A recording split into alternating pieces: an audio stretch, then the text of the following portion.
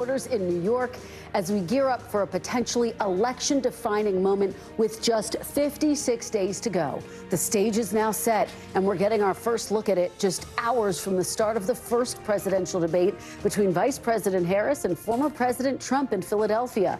The Harris campaign has been hunkered down for days now, preparing for tonight with intensive prep sessions and mock debates complete with a stage and TV lighting, working on strategies to get under Mr. Trump's skin. The campaign also running a new ad in places they hope Trump will see it, mocking him over crowd size. The 78-year-old billionaire who has not stopped whining about his problems. Oh, she had a big crowd. Oh, the crowd. This weird obsession with crowd sizes.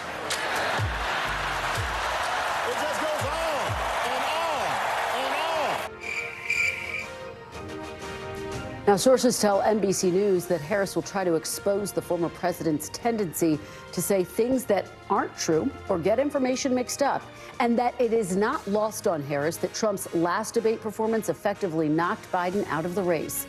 Meanwhile, former President Trump telling NBC's Garrett Haake in a phone call earlier today, quote, "You don't know what to expect with Harris tonight. She's changed all of her policies over the years."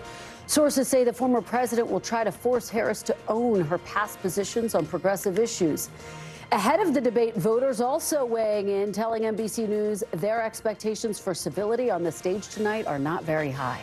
I would just hope that it sticks to a clean debate, like talking about things, not just making fun of the other candidate. It could be chaos. I mean, I didn't think of it as coming front to front with these two issues, and yeah, it'd be very interesting. It'll probably be a little rowdy. I think there's going to be a lot of things said that are unprofessional or unbecoming of a future president. But I mean, this is where we are today, so what can you do? Now, it comes as a new poll shows nearly a third of registered voters say tonight's debate will help determine their vote in November. That number is even higher among key voting blocs for Harris, including 53% of black voters and 45% of Latino voters. For both campaigns, tonight could be one of the last major events in this race and the last chance to shake things up. And we have got every single angle covered this hour with top officials from both campaigns, a supersized panel of political insiders, and of course, our team of NBC reporters on the ground in the spin room and in key battlegrounds. And the great Steve Kornacki is on set with me to dive into the data. So let's start with our NBC team in the spin room. Garrett Haake covered the Trump campaign. Monica Alba is covering the Harris campaign. Garrett, I have to start with you. This extraordinary day of debate phone conversation that you had with former President Donald Trump. Very well done. Tell me what your key takeaways were.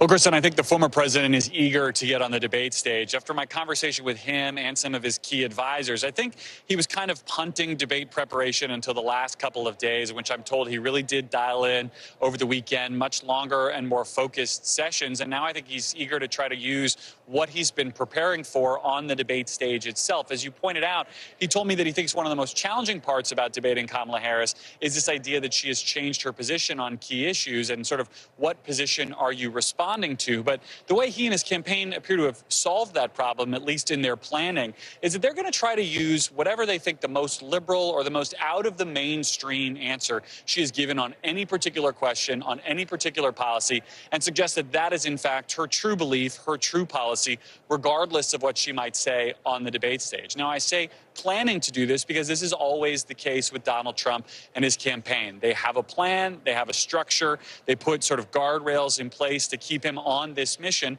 But what Donald Trump decides to do once those lights turn on the debate stage is up only to Donald Trump, and we'll see how he responds in real time. That is just going to be the critical question. And of course, one of the big X factors and one of the really fascinating aspects of tonight's debate is that it is Donald Trump who will suddenly be the candidate whose age and agility is in focus, given that he's about 20 years older than Vice President Kamala Harris. How is he planning to deal with that? How is the campaign dealing with that aspect of the debate, Garrett? Well, it's interesting because the way that the campaign prepares doesn't involve, standing at the podium for 90 minutes. It doesn't involve the kind of structure that the Harris team uses, for example. So I don't know that they've drilled this specifically, but I think what the Trump campaign would say is that this is someone who regularly holds rallies that go 90 minutes or 2 hours, regularly does interviews, and is fairly quick on his feet when it comes to how he approaches answers to tough questions. Now, that said, he's going to get more tough questions potentially from more directions tonight than I think he's used to getting of late. Most of his longer form interviews have been with friendlier outlets or with a podcast, for example. That might be a little bit of a slower burn than what he may get from Harris. Again, how Harris decides, the vice president decides to try to get under Trump's skin. Nobody who interviews him is intentionally trying to get under his skin or upset him in a way that Kamala Harris is likely to try to do tonight. And I just don't know that that's something that they've explicitly aimed for. Well, that takes us perfectly to Monica Alba, who's been all over the reporting about how the vice president has been preparing and her strategy heading into tonight. So, Monica, what are your sources telling you about what her plan is, both to try to get under former President Trump's skin and also to convince voters that she is a candidate of change? They have been trying all day long in the lead up to tonight, Kristen, to try to needle Donald Trump when possible, whether it be with these billboards that we're seeing all over Philadelphia that are trying to poke some fun at the former president and his obsession with crowd size, which is a theme that we also saw today in a new ad that was released where former President Obama talked about that in his Democratic National Convention speech. Those are the kinds of things that they're trying to use, again, to take a page a bit out of Donald Trump's own playbook and try to troll him, perhaps. And you're also going to see that in the form of some of the former Trump administration officials who are going to be coming to the spin room where Garrett and I are here tonight to try to talk about this from the perspective of we're people who signed up to work for the Trump-Pence administration, and here's why we then left and decided to become complete critics of it. So they're going to try to use those kinds of tactics on one hand. On the other, that's because they know there will be maybe a moment that's viral that comes from this crosstalk between Donald Trump and Kamala Harris, where there could be personal attacks, where there could be derogatory comments. But in terms of the larger substance, there is this big question here for the vice president and challenge that her advisors concede. Voters feel like they don't know her as well, even if she's been in the background, in the periphery over these last 3.5 years of the Biden-Harris administration. When it comes to certain issues and policies, they know that she's going to try to lay out her vision for that. So she's been working on getting all of those answers into 2-minute formats as well. But really what so many people are going to be curious about, Kristen, is this idea of how will these two people who have never met interact? What will that look like? How will it play out on stage? And of course, those unscripted moments, we've seen the former president go after people again in those personal ways. So the vice president is ready, has sort of had some pre-planned responses to that, I'm told. But how they play out in the moment is a completely different matter. So we'll be watching for all of that, of course. Well, it is just going to be fascinating, just to underscore that point, Monica, the fact that they've never met before. I also want to make another point, which is that this will be Donald Trump's 7th general election debate, which is just incredible if you think about it. And of course, we're going all the way back to 2016. This is going to be the first for Vice President Kamala Harris, although she's no stranger to the debate stage, Monica, right? Exactly. And that is where you're starting to see the expectation game really playing out here a bit, with the Harris team saying, look, he has so much experience. He's been doing this for almost a decade. They did go and watch basically all the game film on that, and every time he's participated in something like this. So they have a lot to study from, but they're trying to also raise this issue with the debate rules as something that they keep bringing up again when we talk about expectations. They believe that the fact that the microphones are supposed to be muted when the candidate whose turn it isn't to speak is going is something that they continue to raise as a major issue they think is going to disadvantage the vice president. They continue to say that they want Americans to have an unfiltered view of what Donald Trump is like on the debate stage. So that's why they keep raising those kinds of things to also, again, try to convey to Americans, well, she may not have as much experience. He does with this. So if she doesn't perform the way they want, they're going to point back to those things I think you can expect. Well, fantastic reporting to start us off. Garrett and Monica, thank you. you so much. Joining me now from Michigan is NBC's Shaq Brewster, who's been talking to voters about what they are watching for tonight. So, Shaq, you are in Grand Rapids. Of course, this is a key swing county in a key swing state. I've been talking to Michigan officials who say, boy, it is going to be close in Michigan, as it is going to be in the rest of the country. What are these voters telling you about what they're going to be watching for tonight? Well, I'll tell you, a lot of people say they are planning to watch closely. A lot of people are just frankly excited about the prospect of seeing these candidates on stage together. And earlier today, I went to Ada, Michigan, which is in Kent County. And this is a town where, yes, it's a suburban area of Grand Rapids. It's wealthier than the general population, certainly more highly educated than your average American town. But it's an area where back in 2016, Donald Trump won by 14 percentage points. And in 2020, he only won by 2 percentage points. So you see that erosion happening. And I went there to see what people had to say about what they're expecting in tonight's debate. Listen to some of those conversations.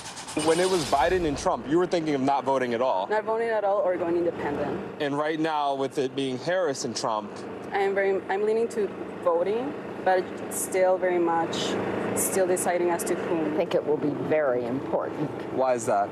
I think some people think she's not very strong for president, and I hope that her performance tonight will show that she's the right candidate. It would be helpful if she would not be as bombastic, but Trump is Trump. Trump will be Trump, and I realize that. But I just realize also that we were in a far better place pre-COVID while Trump was in office than we have been since. And I want to get back to that.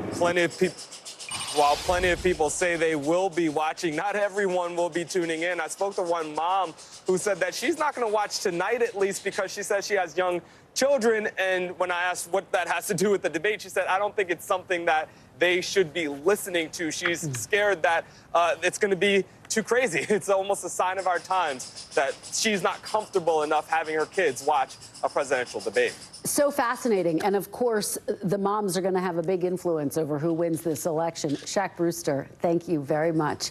Turning now to none other than Steve Kornacki at the big board. Steve, so great to have you to really set the stage for us. Obviously, you and I have been talking for a long time. This is a very close race, whether we're talking nationally or in battleground states. How do you see this race right now? Yeah, I mean, a couple things. Let's start nationally here, Kristen. This is the average of all the major national polls that are out there right now. Harris 47, Trump 45. Now, that's down a tick from where it was before the weekend. Harris had been ahead by 3 in the national average. Some of the more recent national polls, that New York Times one the other day that had Trump ahead, getting some attention here, bringing this average a little bit closer.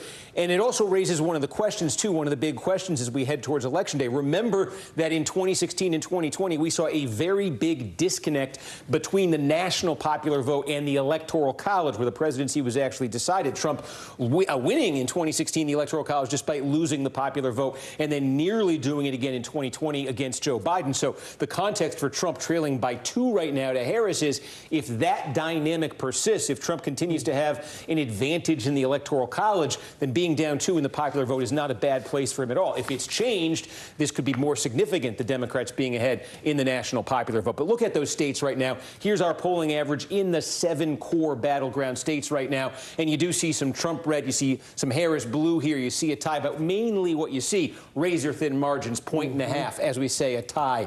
1/2 of 1 percentage point. Just very, very much on a knife's edge here. Draw your attention to this one, though. Wisconsin, Harris with a little bit better than a 4-point lead on average here right now.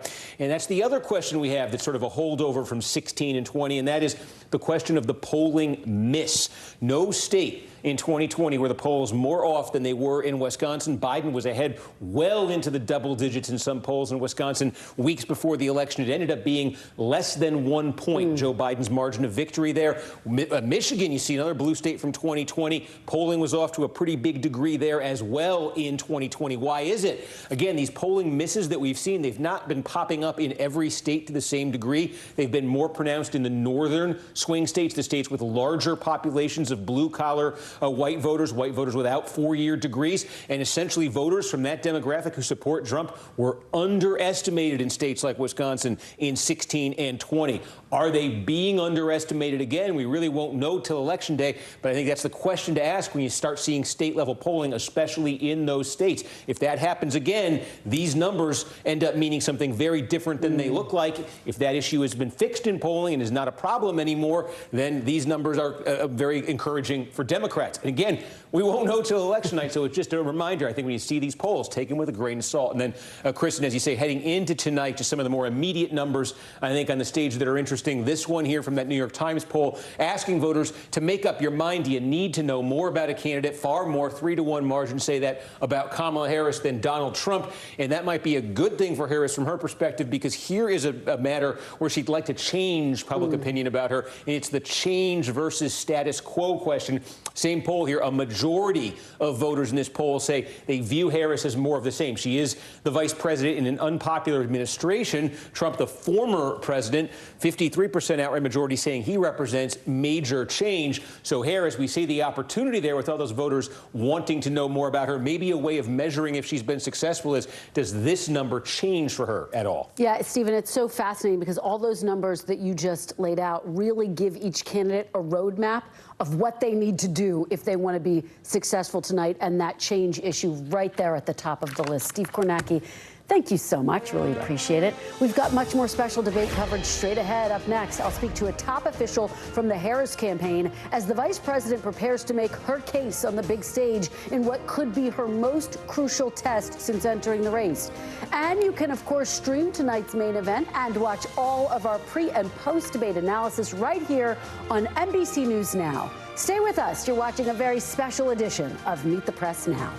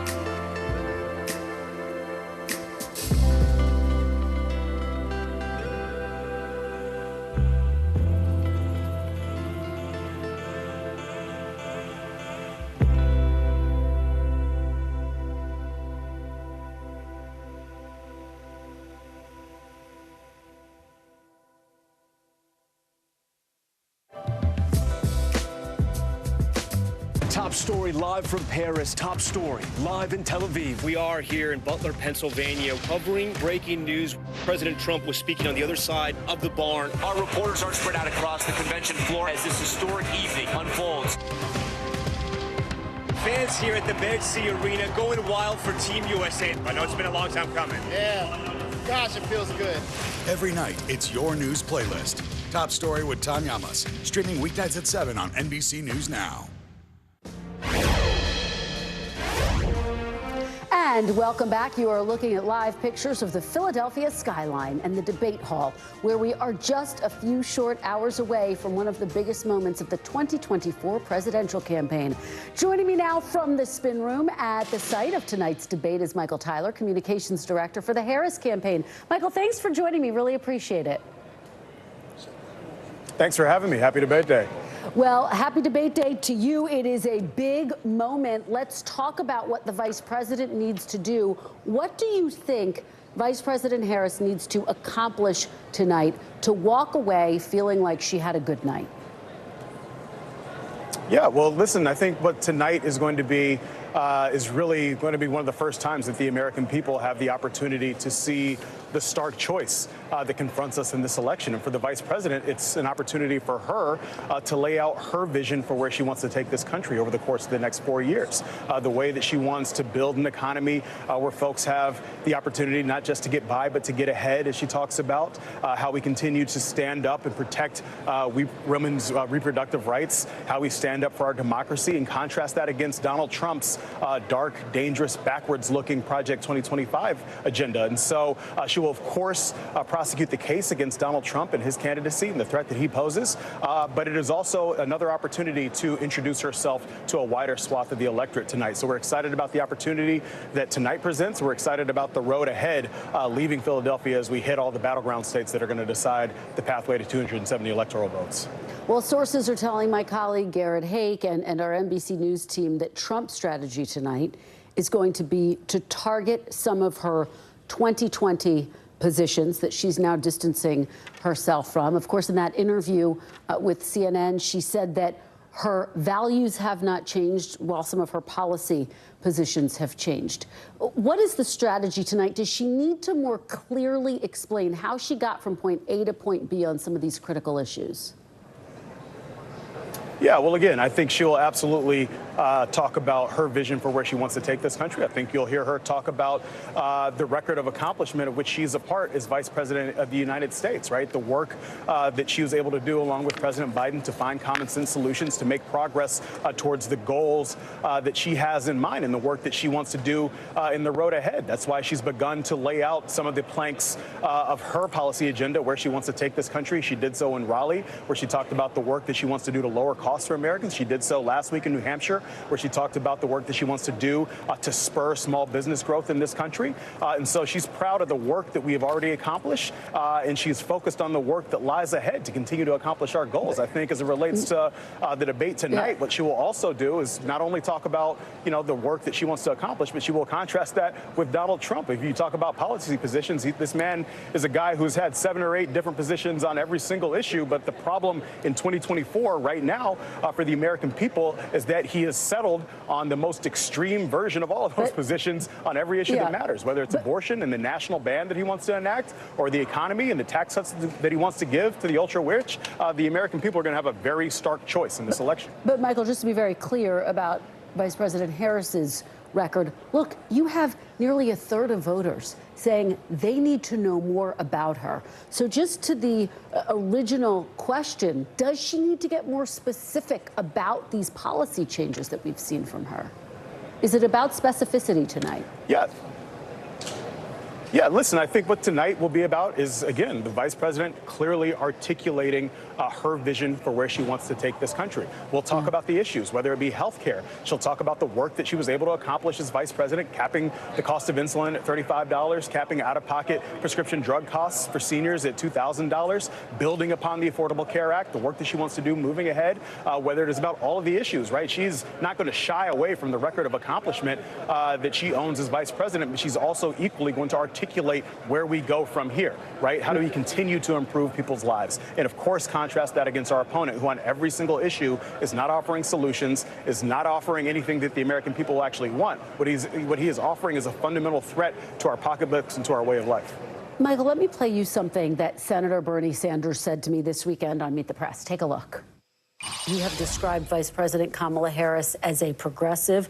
She has previously supported Medicare for all. Now she does not. She's previously supported a ban on fracking. Now she does not.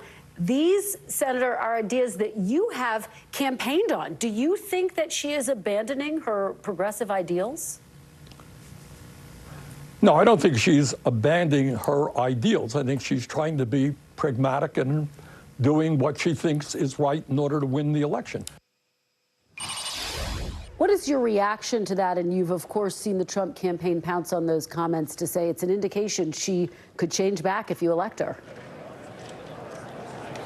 Yeah, listen, I mean, my reaction to those comments are that the vice president is actually focused, as Senator Sanders said, on pragmatic solutions that actually improve people's lives.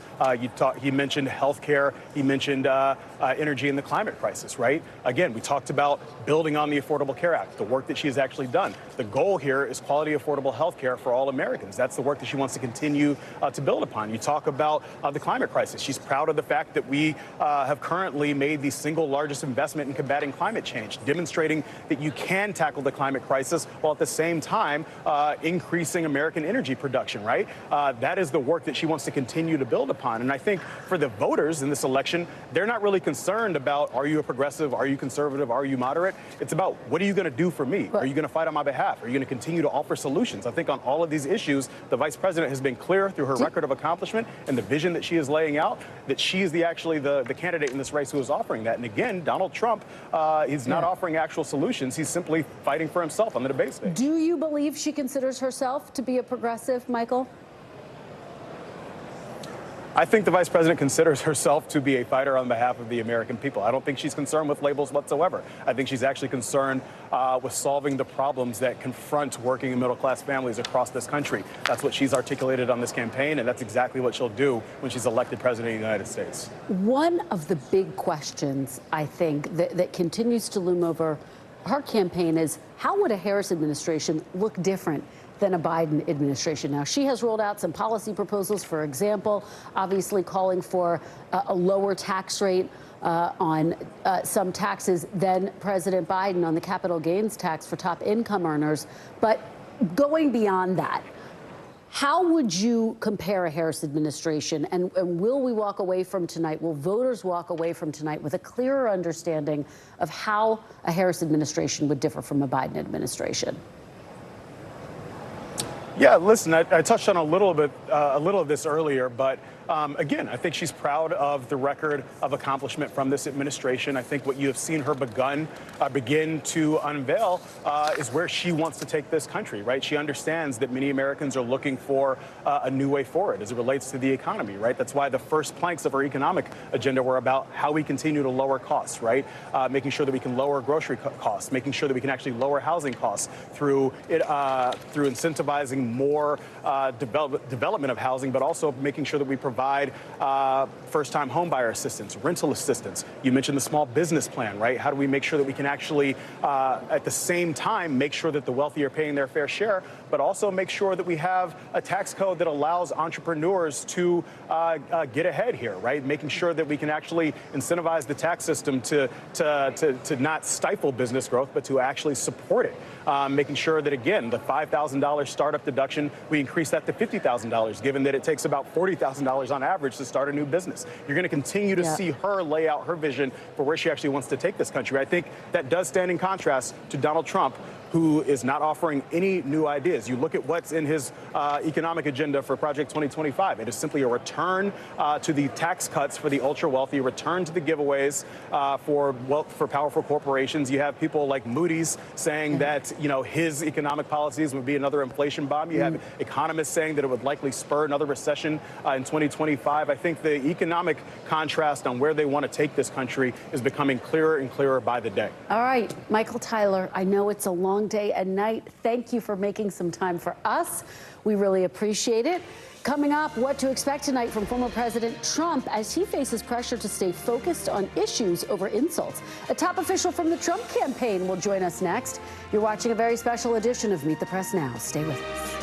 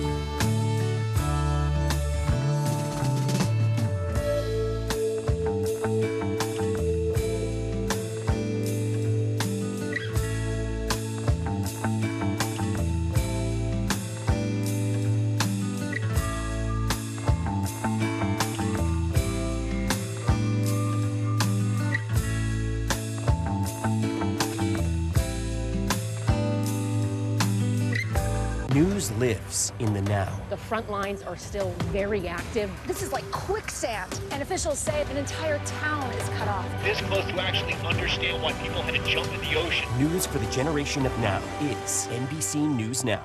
Closer to the Gaza border. A story of resilience and hope.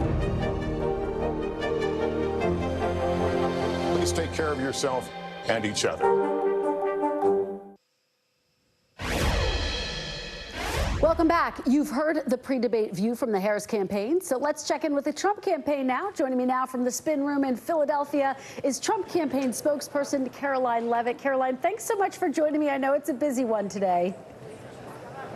It sure is. Thanks for having me, Kristen. Great to see you. Great to see you. Let's start off big picture here. What does a win look like for former President Trump tonight?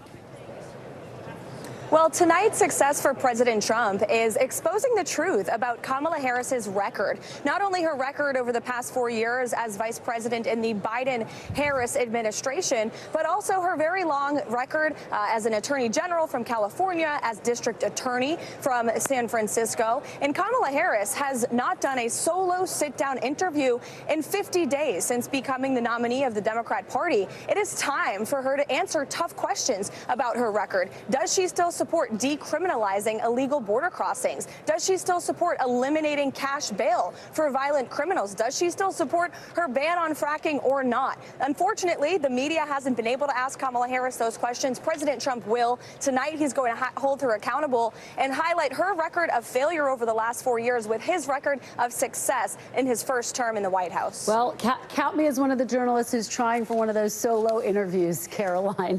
I'm sure you are. Let me play something that we heard yesterday from Trump's former rival turned supporter, Nikki Haley. I want to get your reaction on the other side. Donald Trump and J.D. Vance need to change the way they speak about women. You don't need to call Kamala dumb. She didn't get this far, just by accident. She's here. That's what it is. She's a prosecutor. You don't need to go and talk about intelligence or looks or anything else. Just focus on the policies.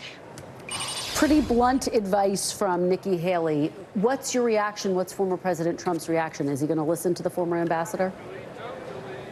Well, I think it's fair to call into question Kamala Harris's competence based on her policies and the policies that she has implemented over the past 4 years alongside Joe Biden that have actually made life in this country for women and for all Americans more expensive, less affordable, and less safe. Kamala Harris has overseen an immigration crisis that the likes of which this country has never seen. We've had more than 11 million illegal people come into this country. Many of them, unfortunately, have turned out to be murderers and rapists who have taken the lives of women in this country. Rachel Morin, Laken Riley, those women should still be with us today if we had a secure border. And President Trump knows those women. He has taken the time to get to know them and their families. Kamala Harris has never said their names. And so, yes, on the debate stage tonight, you're going to hear President Trump talk about how he's going to uplift women and all Americans in this country with his positive vision, with his vision to bring down the cost of living, of childcare, of housing,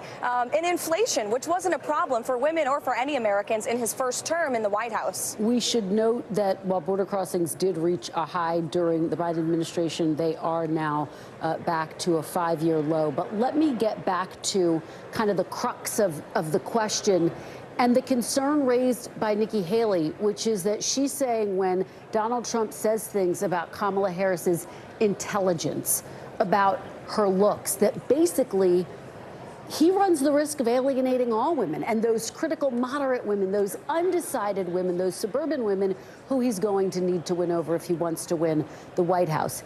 Is he going to shift his rhetoric tonight in that regard, given the fact that Kamala Harris has a double-digit lead over Trump when it comes to women voters? Well, President Trump tonight is going to hold Kamala Harris accountable the same way he holds any opponent accountable. And frankly, I think it's demeaning to Kamala Harris to try and lessen the standard on that debate stage for her simply because she's a woman. She needs to be asked tough questions about her record and, yes, her competence and whether she is fit to serve as commander-in-chief of our military and the leader of the free world. Because guess what? Based on her record over the last 4 years, she has proven that she does not deserve that promotion. She deserves to be elected elected out of office. The policies that she supported are not very intelligent or wise for our country. Allowing an invasion, illegal immigration invasion, supporting billion-dollar boondoggle bills that have created the worst inflation crisis in a generation, and even worse than that, as revealed yesterday by CNN, Kamala Harris has expressed support for the decriminalization of all drugs. That is an insanely stupid policy that would do damage to American communities and increase the fentanyl epidemic, which is already the leading cause of death in this country. So it's fair to question her competence, but President Trump tonight is going to focus on her record and on her failed leadership over the last 4 years. Well, and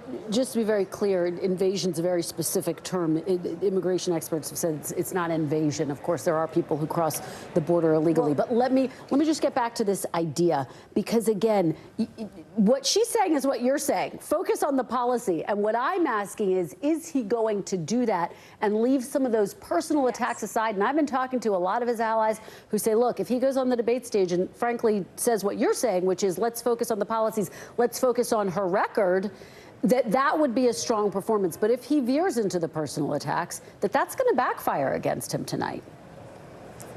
Well, I've answered the question now 3 times. Yes, he is going to focus on the policy, and I've laid out the policies. And another thing he's going to ask Kamala Harris is if she has all these brand new solutions, which aren't her solutions, by the way. We found out that she actually copy and pasted the new solutions on her website from Joe Biden's campaign website, proving that she's just as responsible for all of the policy failures over the last 4 years as Joe Biden is. But if Kamala Harris wants to fix the affordability crisis, the housing market, if she really wants to lower costs for families, why doesn't she go back to the White House with Joe Biden and implement policies and sign executive orders that will do it right now? Or ask Joe Biden to sign those executive orders. As vice president, does she not have enough power and enough leadership ability to be able to change the trajectory of the country? She is the incumbent vice president, and Kamala is trying to run as the candidate of change, the candidate of the future. She is neither of those things. She is in the White House right now. She is responsible for the problems the American people are facing right now, and only President Trump will bring true change to this country. And voters view him as that way, as evidenced by that New York Times Siena latest polling. Caroline, let me ask you about something that we've heard from your campaign. This is in regards to Haitian migrants in Ohio. Despite posts from J.D. Vance and others associated with the campaign, the Springfield Police Department tells NBC News they have no information to support the claim that migrants have, as some in the campaign have said, stolen and eaten pets. The mayor of Springfield just came out and basically reiterated the same, saying that the claims of pets being taken or eaten cannot be verified at all. Do you have any evidence to back up these claims, or are you willing to abandon that talking point, and should others? Residents at a town meeting, a city meeting in Springfield, Ohio, expressed their concern about seeing Haitian illegal migrants in their community eating ducks out of a pond. And it's crazy to say that on television, but those are the words of these residents, of these American citizens who went to their local meeting to express support to their leaders in their state. And the truth is, the reality is that there has been more than 20,000 Haitian migrants who have been in Springfield, Ohio since Kamala Harris was named the border czar and since she has been vice president of the United States. And what we are seeing take place in this country is an unsustainable crisis of illegal immigration that has been allowed to occur. And you mentioned earlier, and I didn't interrupt you to say, but you said that border crossings are at the lowest level in 5 years. There has been nearly 20 million illegal people that have entered this country. It is unsustainable. Is Kamala Harris going to shut down the border? No, she isn't. She supports open borders. She has her entire career. And this election is a choice between President Trump, who had the lowest record of illegal crossings on his watch when he left office, and Kamala Harris, who has overseen the worst immigration crisis. And it's not just at the border. Every state in this country has become a border state. This impact has made its way to states like Ohio, and those residents are expressing their concern. Caroline, a couple things. DHS says the number's closer to 10 million. I understand you have that figure, but just for the record, 10 million is still a lot of people, Kristen. That's still more than the total just to set the record straight, I've talked to DHS officials about it, that they say those are the numbers. But I want to read you what Vance has said about what we're discussing. He says reports now show that people have had their pets abducted and eaten by people who shouldn't be in this country. And then he updated that to basically say, in the last several weeks, my office has received many inquiries from actual residents of Springfield who've said their neighbors' pets or local wildlife were abducted by Haitian migrants. It's possible, of course, that all these rumors could turn out to be false. And I guess my question for you is, should the vice presidential nominee, should officials in the campaign be more disciplined in terms of what they're saying, given that, as you are saying right now, there's no known proof, there's no known evidence. The Springfield mayor has said that, the police have said that. Should the vice presidential nominee be more careful with his words? Do you know what I think should happen? I think the media in this country, and I think local reporters and national reporters should flee to Springfield, Ohio, to investigate these reports that are not coming from our campaign. We didn't manufacture this. This was brought to the attention of us by residents in Ohio who are expressing their concern with the immigration crisis that has been allowed to take place on Kamala Harris's watch. And there have been many reports about this that the media has disregarded that have turned out to be true, and the media should do their jobs and go see if they are true or not. But what we know is this is what residents are telling us, and those residents deserve a voice about how grave of an impact this immigration crisis has had on their community in Ohio, which is very, very far away from the southern border, as you know. And I will just say, reporters who have looked into this have been told by the local police there's no evidence, and now the mayor is coming out and saying the same thing, and even J.D. Vance himself saying this could all be false. They should ask the residents. They should ask the residents. All right. Caroline Levitt, I know it's a very busy day for you. Thank you so much for joining us. Really appreciate it. Coming up after the break, foreign policy in focus, new fallout in the war against Hamas after a deadly Israeli strike in a Gaza humanitarian zone as Republicans zero in on the Biden administration's chaotic withdrawal from Afghanistan. What it could mean for tonight's debate next. You're watching a very special edition of Meet the Press Now.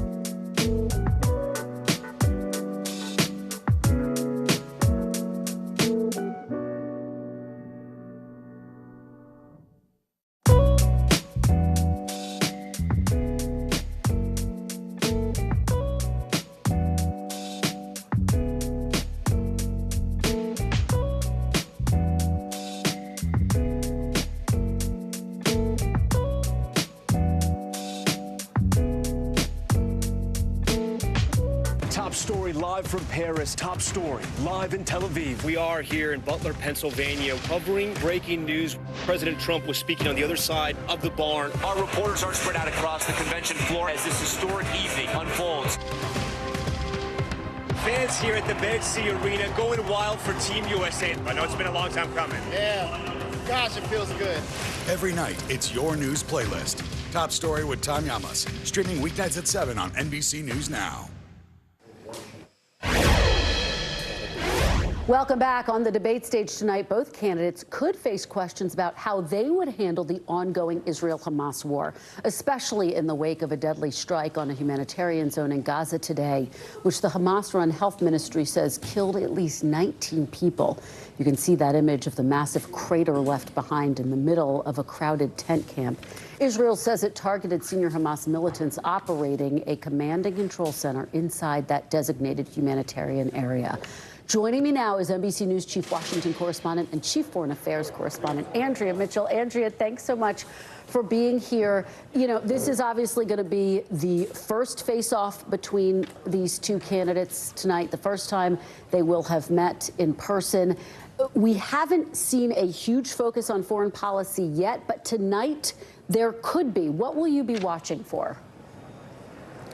Well, first of all, the moderators could bring the issue up, especially because Donald Trump, as he has in the past against women candidates, has been describing Harris as weak, the suggestion that she could not be tough with adversaries, as he claims he could be. Of course, her response to that could be that she argues that he's played up to Vladimir Putin, to Kim Jong-un, to all of these dictators, and so turn it back against him. He could use today's ceremony in the rotunda at the Capitol, the congressional medals presented to the family members of 13 service members of those who died at Abu Ghraib during the disastrous withdrawal from Afghanistan. The report that the White House says was politically timed to come out yesterday from the House Foreign Affairs Committee, Republican-led, just the day before the debate. And it's a report that's really an interim report, not a final report, and it's very different from the report that was issued 2 years ago by the same committee before Kamala Harris was the candidate, and mentioned her only twice 2 years ago and mentioned her more than 200 times this time. So clearly there's some politics involved. They deny that. But that was a bad time for, one of the worst for the Biden administration. Yet the response can be that Donald Trump signed the deal, which was binding the U.S. to that withdrawal when he dealt with the Taliban, so that Joe Biden inherited it. Of course, the State Department arguably did mess up on the way the withdrawal was conducted. So that's the counter-argument. But they could get into that. I think that the big issues, as you know, are going to be the economy, immigration, abortion from the Harris side.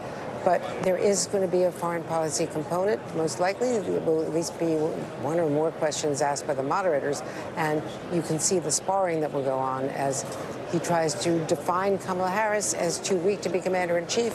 And she probably says he's not serious enough and too tight with Vladimir Putin. Also, of course, the Gaza war, which you mentioned, another horrific hit overnight, the hostage families and record numbers of protesters in Israel. Netanyahu standing firm, the Hamas leader Sinwar standing firm, no deal in sight. Huge disappointment. And also the death of an American in the West Bank, which arguably was the responsibility of the Israeli army. And the U.S., just Tony Blinken, the Secretary of State, said today in London that has to be investigated. Andrea, very quickly, we only have about 30 seconds left, but you have moderated debates, you have covered debates throughout the years. Set the stage. What is at stake tonight, Andrea? Well, obviously, this is the most important debate. You saw what happened when Joe Biden went up against Donald Trump and failed. And everything changed 70-some days ago. So this is a huge test. And she's a smart prosecutor, but the balancing act is how hard to go, and will he be disciplined? And, how disciplined and how restrained will he be? You've heard Nikki Haley and other advisors say that Donald Trump should not attack her, as J.D. Vance and also has, should not be attacking women on their appearance, their intelligence, or anything else, that they should talk about the issues. Will he do that? And that, of course, it could be disastrous for him if he goes after her as a woman, because the women's vote is all important. It's the big X factor tonight. One of them, Andrea. We will all be watching. Andrea, thank you so much from Philadelphia. Really appreciate it. And joining me now for more on what to watch for tonight is my incredible supersized panel. Jay Johnson, former Secretary of Homeland Security in the Obama administration. Simone Sanders Townsend, former chief spokesperson for Vice President Harris and co-host of The Weekend on MSNBC. Mark Short, former chief of staff to Vice President Mike Pence and an NBC News contributor. And Garrett Ventry, former senior advisor to Congresswoman Elise Stefanik and Senator Chuck Grassley and founder of GRV Strategies. Wow, what a panel. I'm just going to not talk and let you guys talk. Mr. Secretary, you outrank everyone. So why don't you start us off? What are you going to be watching for tonight? Well, I think the reality is that Kamala Harris and Donald Trump tonight are going to be judged by two entirely different standards, because that's just the way it is with Donald Trump. Everything she could say over the course of 90 minutes could be fact-based, could be factually accurate, and he could tell a false statement. He could lie 25 times, and there'll be a lot of people who will argue it was a draw. And what I find fascinating, they've never met before, but if you're Kamala Harris, at this point you probably feel like you know Donald Trump because he's been on the national stage for so long. In many respects, he's very predictable. If you poke him a certain way, you're going to get a certain reaction. And I suspect that she's worked hard to anticipate every one of those reactions. Mark, let me have you respond to that. Is the secretary right? They may not have met before, but Donald Trump maxed out her campaign before. I mean, I think the reality in this case is that for Harris, there's a lot more to gain, a lot more to lose. I think Donald Trump is such a known brand after so many years on the national stage that there's more upside for her and more downside for her, and I don't see his numbers moving as much. But, you know, Kristen, I look at it as a unique moment where I think you have two quasi-incumbents who are both running away from their own records. You have Kamala's repudiated pretty much everything she said in 2019, from abolishing ICE, getting rid of detention centers, getting rid of private health insurance, to now saying, I have a plan for how to fix inflation, how to fix the border, when presumably that's what she's been doing for the last 3.5 years. And for Trump, he's running as fast as he can from his pro-life record. He basically, you know, in 2018 would boast that we sent Javelin missiles to Ukraine, Obama sent blankets, and now he applauds Putin for invading Ukraine.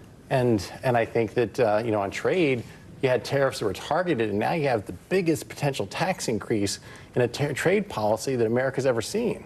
And so you have both candidates basically running away from their previous records. Great. Well, you set me up perfectly to go to Simone and Garrett. Simone, respond to that. I mean, what about that argument that she's going to have to respond to tonight that, hey, you've been in office for 3.5 years? Yeah, I think the Biden-Harris administration does have a record. I mean, I was listening to your previous interviews, and you talked about from both the Harris campaign, Rep. Michael Tyler, and then the press secretary from former President Trump's campaign. And look, I just...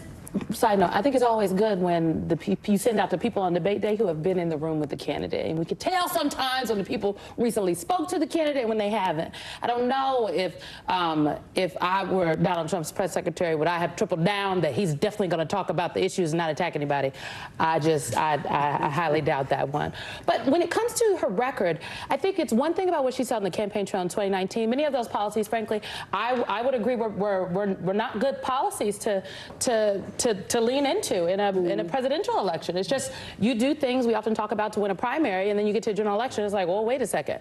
And there's a difference between what folks said on a primary debate stage, but what they have done as they've been elected. And I think the contrast that would be the strongest for Vice President Harris to draw against Donald Trump is what they have done when they were elected, whether what she's done as vice president or what she did in her past jobs as a prosecutor, as a DA, DA, as an attorney general, as senator.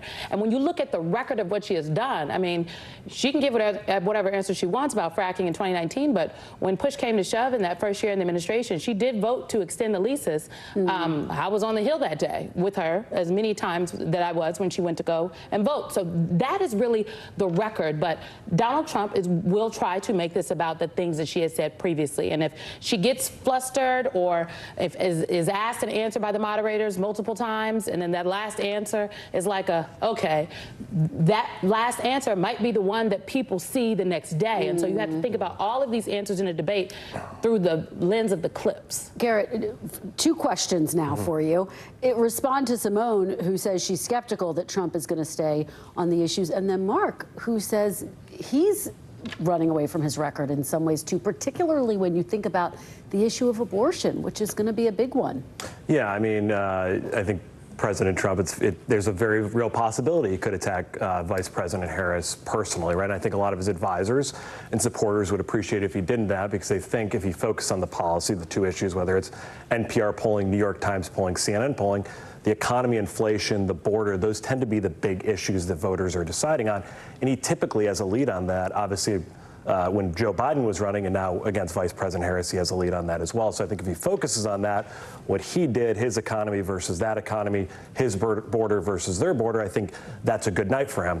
The second thing, I mean, Mark's right. He's obviously, run to the middle. Mark might argue to the left on abortion, and that is, I mean, listen, this is what candidates do. They see polling. It's, the 6-week abortion ban, 15-week abortion ban, even Fox News polling. It's a -10, -11 issue, and so that's not surprising. They're just like Vice President Harris is running away from the fracking comments on ICE, comments on cashless bail. And so I think what it's going to come down to here, this is going to be a very close race. No one thinks anyone here is winning by 5, 10 points. You're going to see polls 1 point here, 2 points here. It's going to come down to, a New York Times had a very interesting stat, and then I'll turn it back over to you, is right now voters think President Trump is closer to the middle than Harris is. They also see him as the change candidate. Whoever I think occupies that lane going into the election is going to win the election. Secretary Johnson, I mean, it's so true. The issue of being the change candidate could really hold the key to this election. And in some ways, if you look at the polling, and I assume the Harris campaign is, they're saying, okay, that's our directive tonight. We need to make the case that she's going to be. How does she do that, though?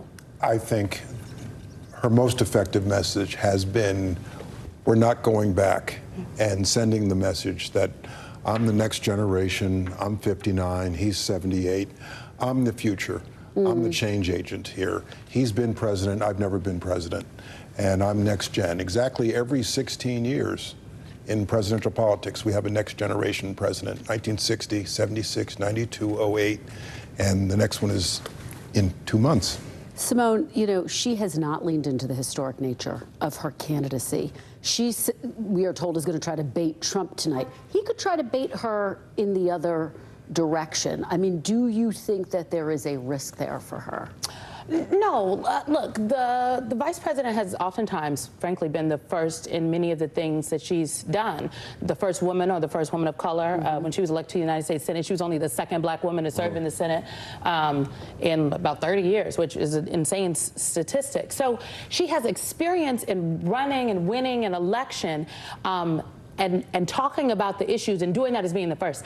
I frankly think that the Trump campaign, maybe not the campaign, Donald Trump himself would love nothing more than for the vice president to stand on the stage tonight and say, elect me because you can make history. And that, in my opinion, plays right into the playbook. Look, the culture wars are the playbook for parts of the Republican Party apparatus right now, but it's also, I think, a distraction. And if you stand on a stage and have that conversation, then the voters then get mired down in something that has nothing to do with who is more fit to sit in the Oval Office. And we only have a couple of seconds left. Garrett, final thoughts for you. Do you think that we are going to see the Donald Trump in June or Donald Trump of 2016?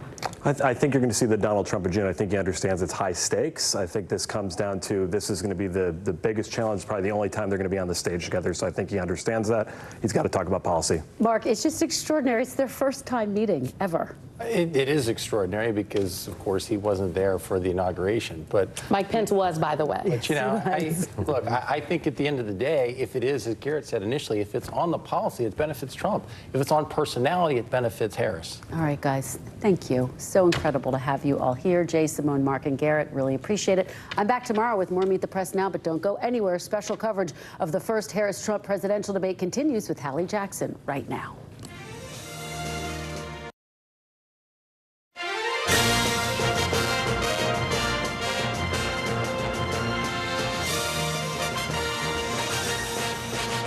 I'm Hallie, and we are coming on the air gearing up for what may be the defining moment of the 2024 presidential race. That first face-off between Vice President Kamala Harris and former President Trump. Not just their first debate, but the first time these two will ever meet in person, with new polling showing this race is a virtual dead heat. It is a jump ball. It's basically deadlocked. Pick your cliche, okay, but this race is real close. And 3 in 10 Americans say what happens tonight could help them make a decision on Election Day. Our team of reporters, analysts, and backers of both candidates will break that down live from the site of that debate happening soon down in Philadelphia. But we're starting with our other top story tonight, a potential hurricane barreling toward Louisiana right now. We are just getting that 5 o'clock Eastern update from the National Hurricane Center. And here's the latest. Francine, that storm, still a storm, a tropical storm for now, but expected to get stronger overnight, possibly turning into a hurricane at some point before morning. I want to get to correspondent Jesse Kirsch, who's on the ground in New Orleans, Louisiana. What are the preps like, Jesse? What are people bracing for? Yeah, so Hallie, we're talking about the possibility of flooding, even tornadoes potentially here in New Orleans. All of this as Francine continues marching toward making U.S. landfall. We're expecting that sometime late tomorrow.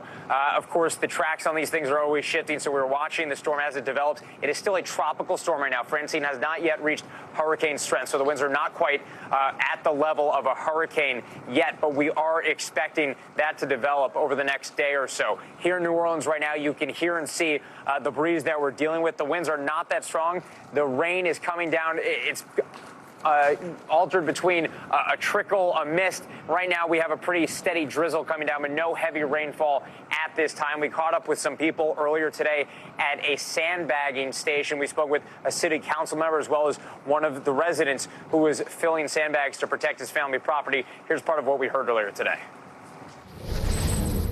We're having the neighbors over for a little hurricane party, just boarding everything up, getting safe, getting all together, and having a good time. We're just a few days from the 19th anniversary of Hurricane Katrina. I think people are just cautious and want to be prepared in whatever way is necessary, and that's why we're having a turnout today. That Katrina anniversary was at the end of August. To be clear, we are not expecting at this point for Hurricane Francine, when it becomes a hurricane, we are not expecting this storm to reach the strength of Hurricane Katrina, which of course caused so much devastation in this community all those years ago. But it just speaks to the fact that it still lingers in people's minds here in New Orleans, Hallie, as we brace for a good amount of rainfall and potential storm surge damage in this community as well, Hallie. Jesse Kirsch bracing for all of it over the course of the next 24, 36 hours. Let me bring in Bill Cairns now. So we just got that hurricane update. What's the latest? Yeah, so we still got some really good news, and we got some news that, still is more concerning for the New Orleans area. So this is where Jesse is located. And all of this rain, by the way, is not even associated with Francine. We are watching just a light shield of rain going there. Now, as far as what the forecast is, this is updated from the Hurricane Center. Still a tropical storm. No one thought it would still be a tropical storm. It is a sucked in dry air off of the coast of Mexico here into the middle of the storm. And that's why it kind of looks like a big donut throughout the day. It hasn't really gotten its act together, and that's fantastic. We don't want it to, because the sooner it does, then it will start developing. Hurricane Center still thinks it'll be a hurricane later on tonight and then strengthening it as it approaches areas of southern Louisiana. We have shifted this a little closer to New Orleans. Now, we're no longer thinking this will likely be a Category 2 or maybe a low-end Category 3. This is most likely going to be a Category 1 hurricane as it moves into southern Louisiana, and with it will come some storm surge issues and other issues like severe weather with tornadoes, obviously some high wind gusts and some minor wind wind damage, and of course the rainfall and the flash flooding potential. Our computer models, this black line is the new forecast from the Hurricane Center, but notice a couple of them, at least 3 of them, are to the right of that, even closer to New Orleans. So that's what we still have to work out, is just how much of the core, the center of the storm, the worst part of it, will be over New Orleans, or will be heading towards Baton Rouge, or somewhere in the middle tomorrow afternoon. We do think this landfall will be approximately 6 to 8 p.m. tomorrow local time in Louisiana. That's why we have these hurricane warnings here from Baton Rouge, the New Iberia, down to home in New Orleans. You're under a tropical storm warning. And here's our latest forecast wind gust, somewhere in the range of 60 to maybe up to 90 miles per hour where that center makes landfall. If it's just away from New Orleans, that would be helpful for all the trees and everything else and the power outages in New Orleans. But that's one of the big things. Someone's going to have a lot of power outages, Hallie. We just don't know yet if it's going to be Baton Rouge, will it be New Orleans, somewhere in between. That's what we'll figure out tomorrow. Bill Cairns, a lot to watch. Thank you for doing that for us and for being there for us. Really appreciate that. Let's get back to our other top story. Tonight's debate set to happen live in Philadelphia in just a couple of hours, not too long from now. So what is at stake here? I don't have to tell you, right? Tens of millions of people could be watching, and Kamala Harris wants to define herself for voters. At the same time, the vice president wants to make the case against somebody who voters say they know well, former President Trump. For his part, he's the one who wants to take the lead on defining the vice president, but he's got his own challenge too. Staying on message, staying away from the personal attacks his allies want him to avoid. That's an instinct he's been unable to resist in the past, even as his most recent debate against President Biden showed he can stand back and let an opponent unravel. So let's get you to Philly with Monica Alba. And Monica, let's talk through what you're hearing from sources about strategy for the vice president moving forward tonight. We understand, I know from some of our team members, that sources are saying she is ready. She's been preparing in Pennsylvania for days now. Talk us through it.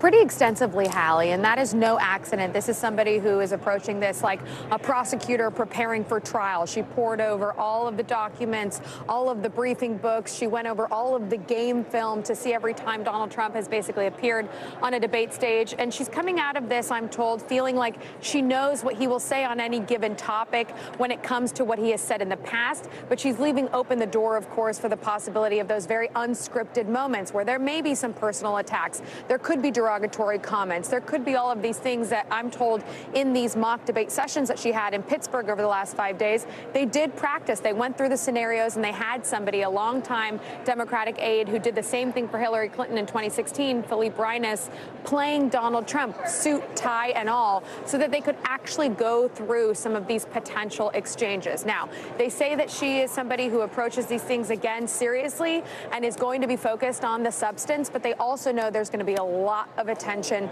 on the style. Are they going to shake hands? These are two people who've never met before or really had any face-to-face time. So tonight, that will be a new angle to all of this. And then on top of all of that, Hallie, the fact that Americans in polls say that they just still really feel like they need to learn more about Vice President Harris to make up their minds about whether they would support her or not, that is something they are completely aware of and know that she has a high bar for meeting in terms of trying to communicate something new about herself to these voters who could be critical, especially in a Commonwealth like this, but all across the country as she's on stage tonight. Excuse you, Monica Alba. Bonus points for correctly using the word Commonwealth. So thank you for that as a Pennsylvania native. You talk about voters, that's what matters, right? That is end game. That's like all of it when early voting starts potentially next week, as soon as then, where you are in PA, obviously in November for most. One voter who backed President Biden but now leans towards Mr. Trump is in Arizona, and one of our embeds, Alex Tabbitt, asked him about what he wants to hear from the candidate that you cover. Let me play that.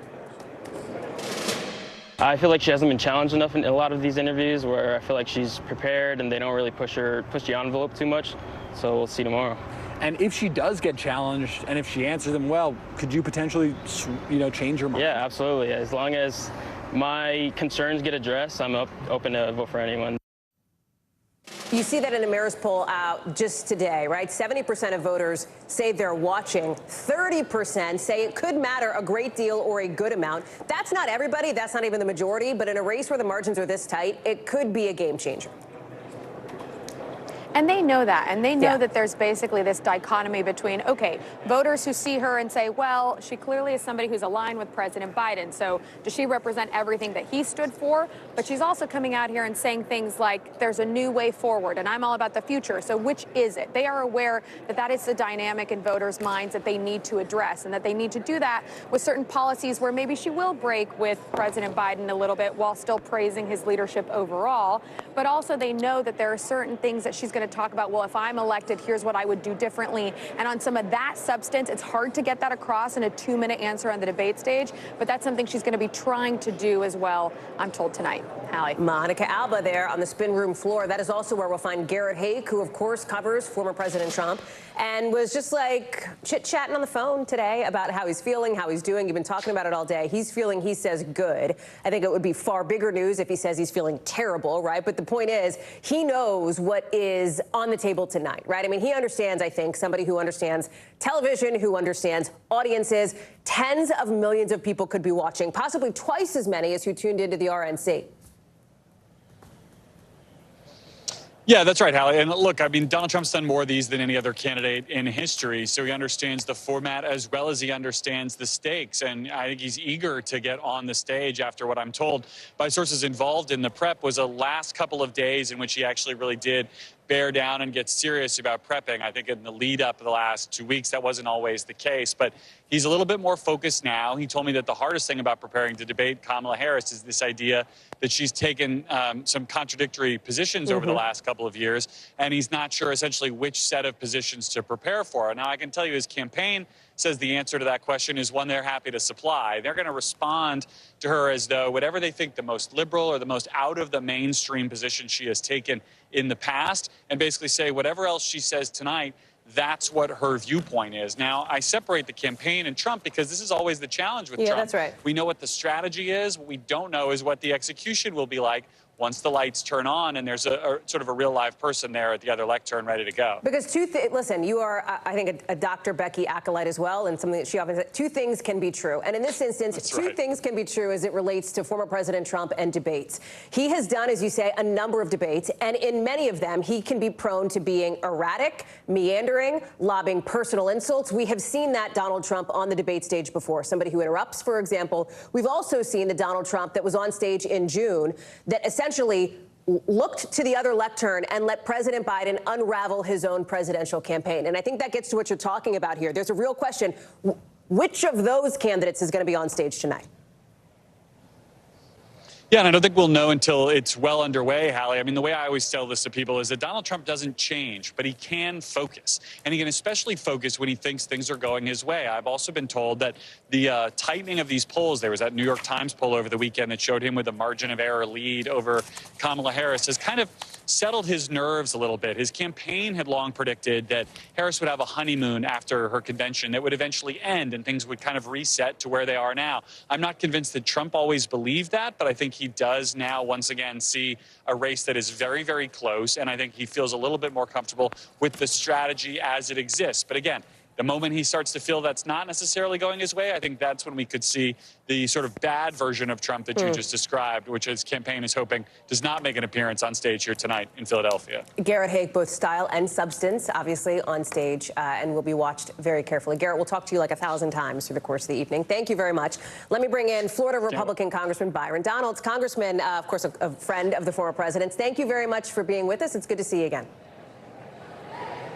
It's good to be with you. You should be here with us, not in New York. Hey, I'm upset that you're not here, but it's good to be with you. Thank you. Thank you. We'll send that up the food chain. So listen, I don't know if you had a chance to listen to my conversation with my colleague Garrett Haake there, but we were talking about, candidly, the different versions of Donald Trump we have seen on the debate stage. One version who is prone to interrupting, who is prone to insults, who is prone to meandering. Another version who, as we saw in June, has the ability to let an opponent essentially unravel, as we saw with President Biden and his campaign. Which Donald Trump is taking the stage tonight, Congressman? I believe you're going to see the same Donald Trump we all saw in Atlanta about 2 months ago, excuse me. He's going to come in, he's going to be calm, he's going to set the contrast of his successes versus Kamala Harris's and Joe Biden's failures. And it's apparent for everybody to see. The polling has told everybody what we already knew, They failed on the economy, they failed on inflation, they failed on the border, and they have failed on foreign policy. Those are things that Donald Trump was very successful with when he was president of the United States. I don't think there's going to be any change from his tone and his demeanor and that focus tonight. Same thing that happened in Atlanta a couple months ago. But the key thing in tonight's debate is what's Kamala Harris going to do? The pressure is on her to perform, not Donald Trump. The American people know exactly who he is and what he's going to do. She has to have a knockout performance tonight. I don't believe that's going to happen. Our team has reported that the former president has gotten more, quote unquote, dialed in recent days after maybe being a little bit nervous, maybe disengaged. I know you talk with him a lot. Have you spoken with him today, recently? What's the vibe check there? Not talked to him today, but I know that he's been focused on really getting out there and seeing the American people. If you've looked at his schedule, they've ramped up the amount of rallies and events, talking public policy. The economic speech the other day in New York City, you couple that with the fact that he has been talking to the media like he always does, but then also adding more into it. All of the podcast interviews that he has done that last 30 minutes, 45 minutes, an hour and a half. Meanwhile, contrast that with Kamala Harris. Nobody's seen her really in about 2 weeks. So I think it's important for everybody to understand that this is a campaign and this is a race where Donald Trump knows where he wants the country to be at. He wants America to be great again. He wants to fix our economy and secure our borders. That's the same thing the American people want. Of course, the vice president was just out in Pittsburgh a couple of days ago. But Congressman, you mentioned the many interviews, the many discussions that former President Trump has. He came under fire just recently for what critics called his word salad answer on child care, for example, meandering, rambling, in the words of some critics here. What is he doing in these quote-unquote prep sessions where he's talking policy with Congressman Gates, with former Congressman Tulsi Gabbard, with others? What is he doing in these policy sessions to try to avoid a moment like that on the debate stage? Well, I think, look, when you're dealing with somebody who has so much experience, not just being commander-in-chief, but also in our economy for the last 60 years in our country, he has a working knowledge of just about every public policy issue anyway. I think these conversations are more about refining those points, which is smart things to do, but he's going to be ready to go. There's no doubt about that. There's the conversations going in and out of these policies, just cleaning up some of that stuff for the debate stage. Every campaign does that. He's doing that as well. But is he like standing in front of a lectern with all the staging? I know that he's Harris not. You don't have to tell me that. I know. He's not doing that. What about the gender dynamic here? Because he is taking the stage now, as he did with, of course, former Secretary of State Hillary Clinton, against a woman who is looking to be the first woman in the White House, as there exists a double-digit gender gap right now. How much is that coming into play in the prep and the discussions? Right. I don't think it's going to come into play that much because at the end of the day, whether you're male or female, whether you're black or white or Hispanic, the border matters to you. The economy matters to you.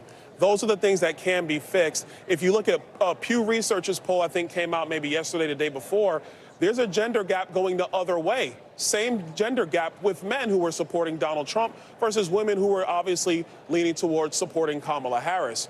But like I said, Hallie, this debate, the pressure's on Kamala Harris. She's the one that has to perform. Right now, her support, what is it, 48%, 47% nationwide? But the strength, the durability of that support is an inch deep. That's her problem. Donald Trump doesn't have that problem. Congressman Byron Donalds. Congressman, thank you so much for being with us from, my hometown of Philly. I appreciate you being there. Thank you. Let's get a sense now. You heard the congressman talk about sort of the numbers, where things are. Who knows the numbers better than this guy? Steve Kornacki. Hi, pal. Hallie. State of play. Let's get into it, right? Because we said it at the top of the show. You can pick your cliche, whatever it is. It's close, and that's just the bottom line right now. Yeah, I mean, look at it here nationally here. This is our running average of all of the major national polls. Harris 47, Trump 45 going into this debate. Now, a couple things.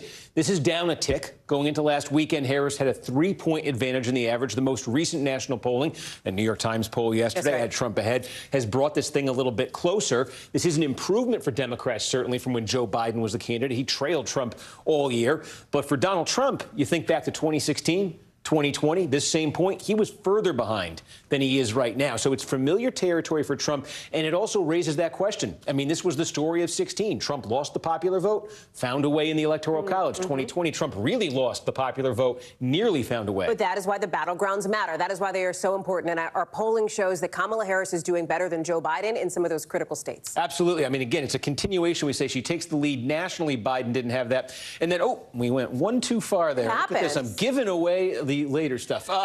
So here we go. This is our running average in the battleground states, 7 core battleground states. And yeah, you do see Harris with small. It doesn't get any smaller than this. 1/10 of 1 point. I mean, that's it. Razor thin. Trump by a half a point here. One thing to flag on this, though, the one state where it's not that tiny is Wisconsin. Harris 4.3. And you may remember 2020, of all the swing states, the biggest polling miss was Wisconsin. Interesting. 2016, too. Overestimated Democratic support both times. Are we seeing that again? It's all happening. I'm looking at this state here, this Commonwealth, of course, of Pennsylvania. Super, super close. You've got, obviously, the debate there today. You've got J.D. Vance heading there this weekend. You've got Kamala Harris doing another event later in this week as the vice president and her running mate get out there to barnstorm after the debate. It's so critical to this race. Where do things stand there? Yeah, and I mean, look at it. You could see Harris by 1.5 points in the average. Not a ton of recent polling, but look at it this way. Pennsylvania has 19 electoral votes. You got 16, you got 10, you got 6, you got 15, you got 16, and you got 11. What does that mean? If you're a campaign and you lose Pennsylvania, you got to win at least 2 others to offset it fully. First among equals in the swing states, Pennsylvania. All right, so what are you watching for tonight?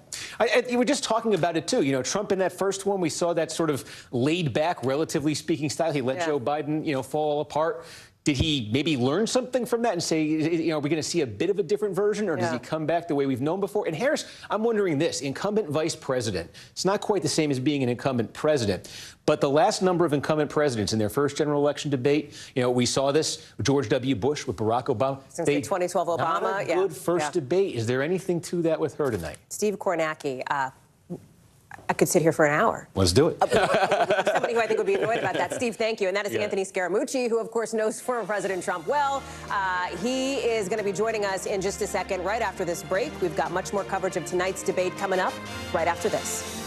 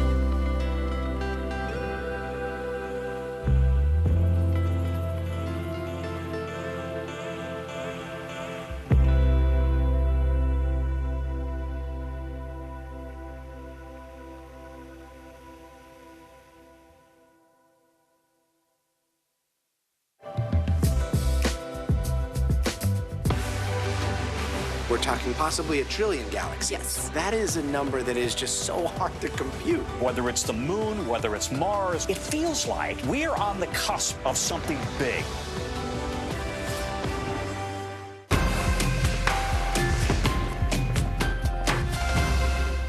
Fire has grown leaps and bounds. What you see behind me is typical. How you doing? Pretty bad.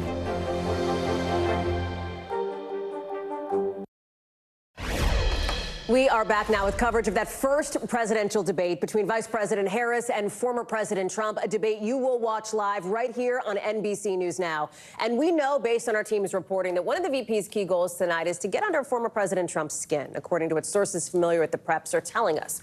Of course, the question is, how exactly is she going to do that? But her team is bringing in some former officials under Donald Trump's administration to the debate tonight, including Anthony Scaramucci, the White House communications director for a brief period under former President Trump. Mr. Scaramucci, thanks for your time. Thanks for being with us. Good to be here, Hal. We've been talking, of course, we've been talking substance, we've been talking style. Let me start with the style piece of things, because as we just reported, there is a sense that perhaps the vice president may try and provoke former President Trump here to get under his skin a little bit. How does she get that right? Well, you've got the mics muted tonight, and that was part of the Joe Biden agreement for those two debates, and so she's got to abide by those rules. So it may be hard to do that. My guess is she's going to be very focused on policy tonight and doing that comparison analysis. Here's my vision for the future. Here's why my policies are better for Americans. And here's how the country looks alongside of our allies as we go forward in the world. I think that's where she's going to go with this. Will she get under her skin? I predict that she will, because she's a very strong, very powerful woman, and we know that's been a big bother for Mr. Trump in the past. You are here. I know that former Donald Trump press secretary Stephanie Grisham is in Philadelphia, also spinning on behalf of the Harris campaign. You've got the Cheneys coming out, Liz Cheney saying that both she and her father will be voting, of course, for Vice President Harris. This idea of Republicans who maybe are considered in the never Trump camp, or at least not Trump now camp, are coming out to back Harris. How critical is that for the coalition she's looking to build? And what else does that campaign need to do to put out an olive branch to others like you who may not be doing a bunch of cable and streaming TV? So it's a good question, and I don't want to overstate my or anybody's importance, but I do think it polls very well for the vice president. So when people say, does it concern you that there are 40 people that once worked for Donald Trump that were in the administration, assistants to the president working alongside him in the West Wing, that don't trust him and don't want him anywhere near the presidency? When you hear somebody like Vice President Pence on the ballot with him twice say, hey, he puts himself above the Constitution, I think that polls very well. And I think what Vice President Harris is looking to do, and she's had success thus far, is to build this very broad-based coalition. So imagine Bernie Sanders, myself, and Dick Cheney voting for the same presidential candidate in 2024. You, Bernie Sanders, and Dick Cheney walk into a bar. I mean, that's a setup to an unexpected punchline, if you've ever heard one. The other piece of this, of course, is the way that, interestingly, Democrats are now looking to make age an issue. You and I flash back to maybe 3 months ago, right, when it was President Biden there getting ready for his debate against former President Trump, with a majority of voters indicating that they had real concerns about his fitness for office there, in part because of his age. Now you've got Democrats looking to turn that issue onto Donald Trump, who, of course, in his late 70s. You've got the Harris camp, Harris herself talking about the quote-unquote tired old playbook, et cetera. Talk through that dynamic here and how she effectively makes the case in the face of somebody who may turn to her and say, well, wait a second, you supported President Biden right up till the end. Well, listen, I mean, it's politics. This is a hard-knuckle process. She's playing hardball. She knows that it bothers him. And so one of the things about getting under his skin, she knows he's self-conscious about being old. She knows that he flubs it a lot on the teleprompters and things like that, and he gets confused as to where he is. I think he was in Pennsylvania. The other night said he was in North Carolina. And so she wants to hammer that home to people. And listen, all is fair in love and politics. And so I don't mind her taking that position. And I think that's one of the ways she can unnerve him. We talk about some of the substantive issues that will come up. You know, it's going to be the economy that will be front and center as one of the issues here, because so many Americans say it is what is driving them to the polls this election season. You recently said on a podcast with Don Lemon, and I'm quoting you here, nobody is fiscally responsible anymore. There's this new Marist poll out showing that a slim majority of voters think that it's former President Trump who is better equipped to handle the economy. We're seeing the numbers here on screen. How does the vice president turn that around? Well, I think she's got to get her narrative out there. I think she has a very good record to run on. Inflation is coming down. Wage growth is up over the last 3 years. Remember, we're onshoring manufacturing now as a result of their legislative agenda. We're building microprocessors. Imagine that here in the United States again. And last but not least, she's rebuilding bridges, roads, and tunnels, which is reducing the cost of transit activity in the United States, which is great for the economy and great for businesses. I think one thing we have to point out about spending, we went from George Washington to George W. Bush and had a $7 trillion deficit. In 4 years, Donald Trump created a $7.8 trillion deficit. He's calling for a reduction in tax and Social Security, which is an additional $4.6 trillion over 10 years, Hallie. So he's a very, very dangerous guy with dangerous policies. Of course, he wants to put tariffs, and tariffs are very regressive on poor people. Not to get into the economic weeds here, and I know I got to let you go, but you talk about deficits. Do you believe that Republicans care about deficits? Because if you look at votes in Congress under former President Trump, I think that's a fair question to ask. Years ago they did. Today they don't. I think it's dangerous. I think the United States is way more prosperous than people give it credit for. But there will come a time, if we don't deal with it, it will lead to a crisis. Anthony Scaramucci live for us there in Philly. Thank you so much for joining us. Good to see you. Hey, good to be here. Thank you. Coming up after a break, we're going to take you right back to Philly, talking to a couple of folks who know the candidates about what they've got to do to win over those undecided voters and how the gender gap may factor into all of this. What a gorgeous skyline right there. Could look at that all day.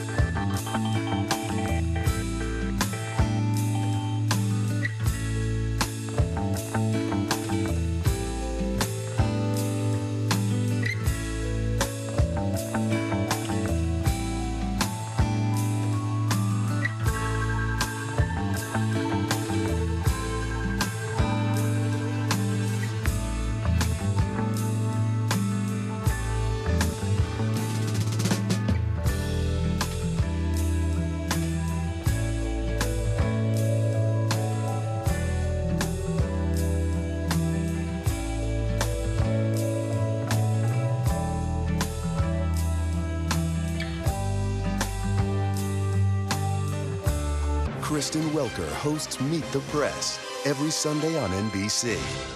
Democracy is happening now.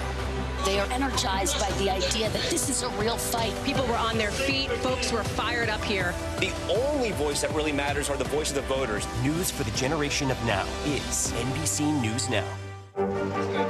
What is going to happen now? Going back and forth because Oh, yeah, this is it, right?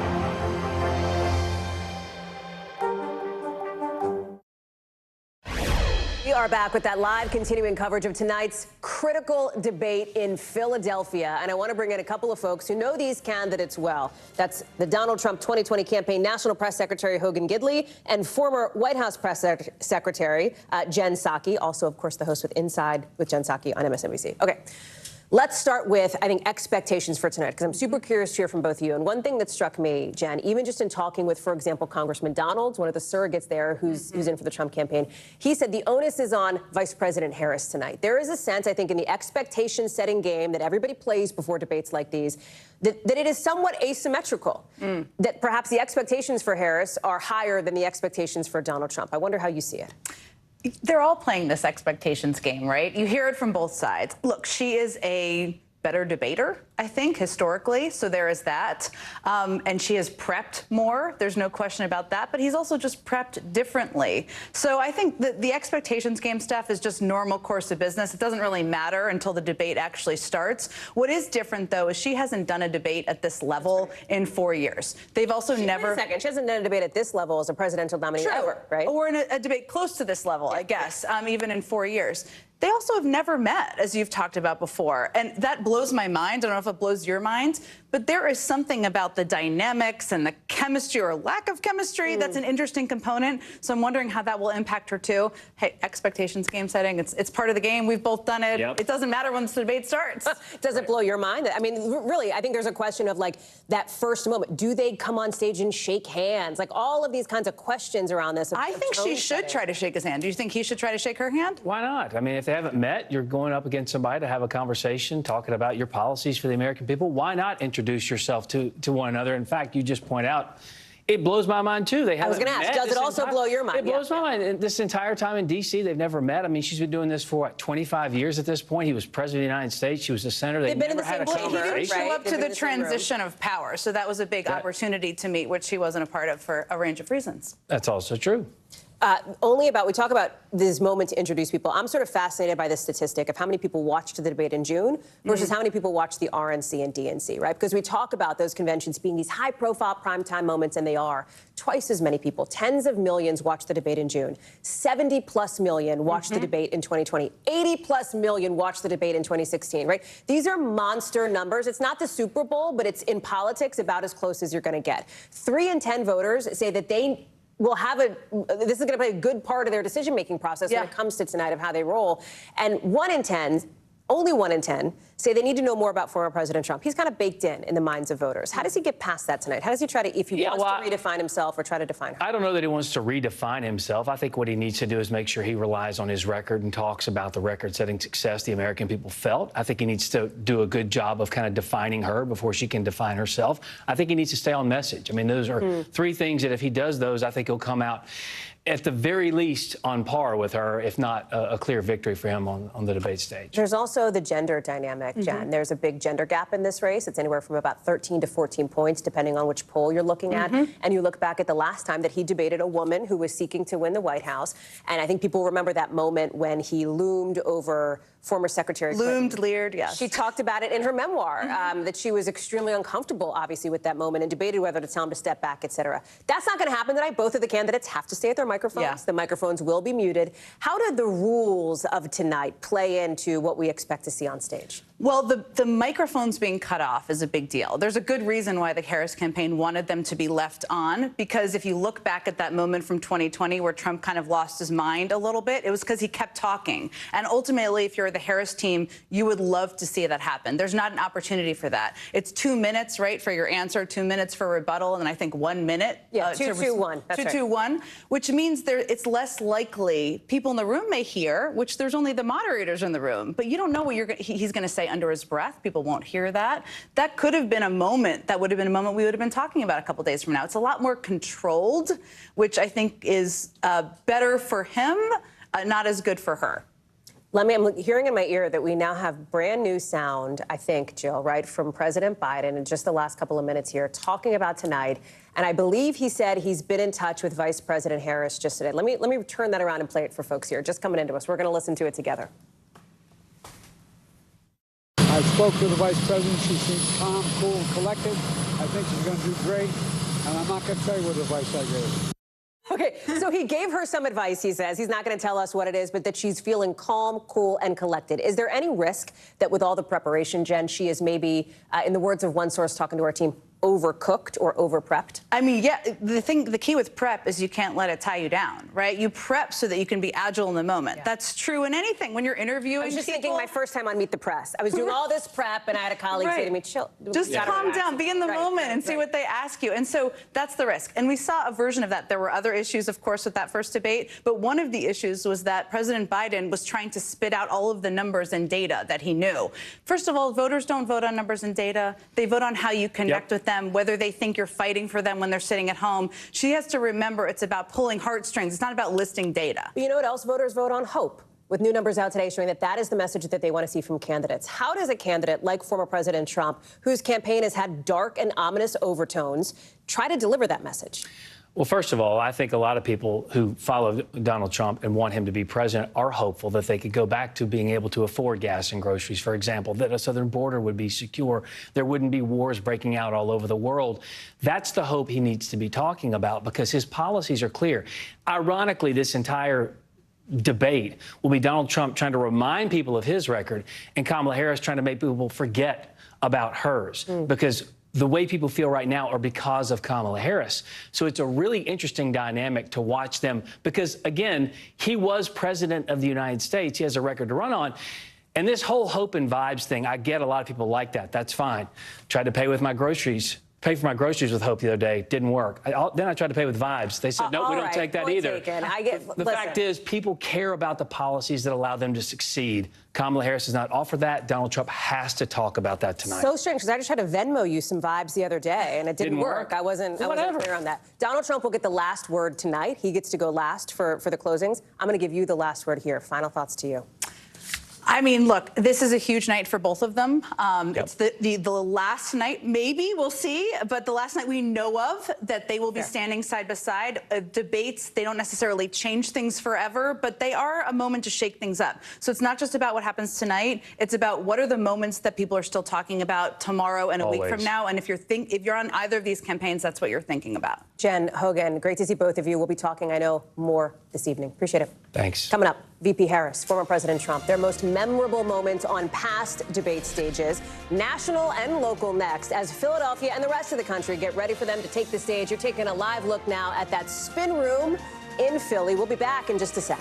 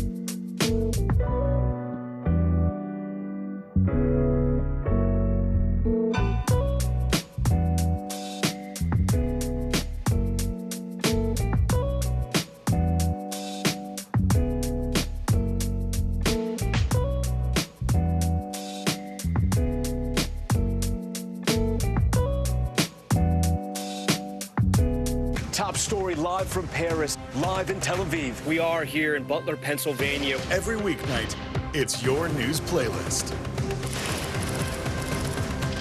Top story with Tom Yamas, streaming weeknights at 7 on NBC News Now. For the very latest on the 2024 election, get the NBC News app, your trusted source for the latest breaking news, analysis, on-the-ground reporting, and newsmaker interviews. Download the NBC News app now. We are laying out expectations for tonight, right? Vice President Harris, the former prosecutor, set to take on Donald Trump. Donald Trump, kind of a showman based on his years in reality television, and perhaps the two of them hoping to avoid going viral for the wrong reasons, because no matter how much you prep, sometimes it's those meme-worthy moments from debate nights, some of them more emotional, others kind of cringe, that tend to live on in people's minds. Their past debates may give us a signal, a clue, as to their strategies tonight, so we took a look at some of those most critical moments. Watch. Tonight, the first face-off between two candidates with different prep, different styles, and different experience. For Vice President Harris, her first time stepping into this kind of general election spotlight after memorable moments in primary and VP debates. Mr. Vice President, I'm speaking. I'm speaking. Harris, no stranger to the stage, from early in her career to her Senate run in 2016, when her opponent awkwardly dabbed. So there's a clear difference between the candidates in this race. And I think the voters will make that decision. Allies point to Harris's past as a prosecutor and arguing her experience helps shape sharp arguments. Whatever the vice president is claiming the administration has done, clearly it hasn't worked. And Harris drawing on her personal background, like in this key exchange in the 2020 primary with her future boss. You also worked with them to oppose busing. And, you know, there was a little girl in California who was part of the second class to integrate her public schools. And she was bused to school every day. And that little girl was me. But Harris has had to play defense, too, like in another debate that cycle, accused of hypocrisy for shifting to a more progressive position in a crowded primary. There are too many examples to cite, but she put over 1,500 people in jail for marijuana violations and then laughed about it when she was asked if she ever smoked marijuana. For his part, Mr. Trump has more debate experience as a presidential nominee, 6 in all, most recently in June, a showdown that ultimately ended President Biden's presidential run. We finally beat Medicare. Well, he's right. He did beat Medicare. He beat it to death. Their first ever debate in 2020, notable just as much for what Mr. Trump didn't say when asked if he'd condemn white supremacists. I'm willing to do anything. I want to see peace. Then do it, sir. Say it. Do it. Say it. Do you want to call him? What do you want to call him? Give me a name. Give me a white name. Supremacists and Who would white you like me to condemn? White supremacists and right Proud Boys. Stand back and stand by. Then candidate Trump's first debate against Hillary Clinton in 2016 still holds the record for the most watched ever, 84 million viewers. At later face-offs, the two sparring over foreign policy and Russia's Vladimir Putin. Well, that's because he'd rather have a puppet as president of the United States. No puppet. And it's pretty clear. You're the puppet. Mr. Trump memorably looming behind his opponent on stage. At other points, delivering personal attacks. Such a nasty woman. And earlier in the Republican primaries, responding to a crass insult about the size of his hands. Look at those hands. Are they small hands? I guarantee you there's no problem. Now, tonight, Vice President Harris hoping to make good on past pledges. I'd wipe the floor with him. But according to the rules of this debate, it's former President Trump who will get the last word. We're going to make it great again. I want to bring in now somebody who was covering, I think, every debate that we showed there, plus many more, and that is, of course, our NBC News chief Washington correspondent, Andrea Mitchell, who is joining us now from the spin room in a place that we both know and love, Andrea, and that's Philadelphia. Listen, we know that tonight's debate in many ways is a first. I wonder how it feels to you, based on your reporting and your analysis of this moment, compared to other debates that you've covered. Well, watching your reel, I was getting a little PTSD, actually, going down memory lane. And some of those moments were just so excruciating for the candidates, one or another of them. But I think this one is the most important. There is just nothing that compares to this, Hallie. You've been there. I mean, you have a former president and a current vice president. The current president, you know, just 70 plus days ago, took himself out under huge pressure to do that. An historic decision to give up power voluntarily to his vice president. She has to prove herself. She's only done one interview. And so people don't know who she is, according to the polling. You know, twice as many people think that Donald Trump would be a change agent than she. She's got to fill in those gaps, do more than a resume, do more than talking about the legacy of Joe Biden, but delicately separate herself and show that she can also be something new and different. Look, she is different. She is a woman. She is much younger, and she is a fresh face to a lot of people who haven't seen her so much. There are opportunities there for her, but she's got to fill in those gaps. She's got to talk about the economy, avoid some pitfalls, and then, of course, he is such an unknown factor. You know, he can be disciplined, but we haven't seen him be that when it comes to a woman candidate. When it comes to females, somehow his response is always, you know, not only unpredictable, but really offensive. As Nikki Haley was saying, and a lot of his own advisors have been telling him, don't talk about appearance, don't call them stupid, you know, talk about policies. Will he do that? You know, there's also the point. Oh, I'm sorry, Andrew, go ahead. I was just going to say, the stakes are so high because of the differences, the contrasts between these two candidates, their principles, the way Trump distorts the truth. Just, you have to say it. The bullying that the New York Times pointed out on remember me today.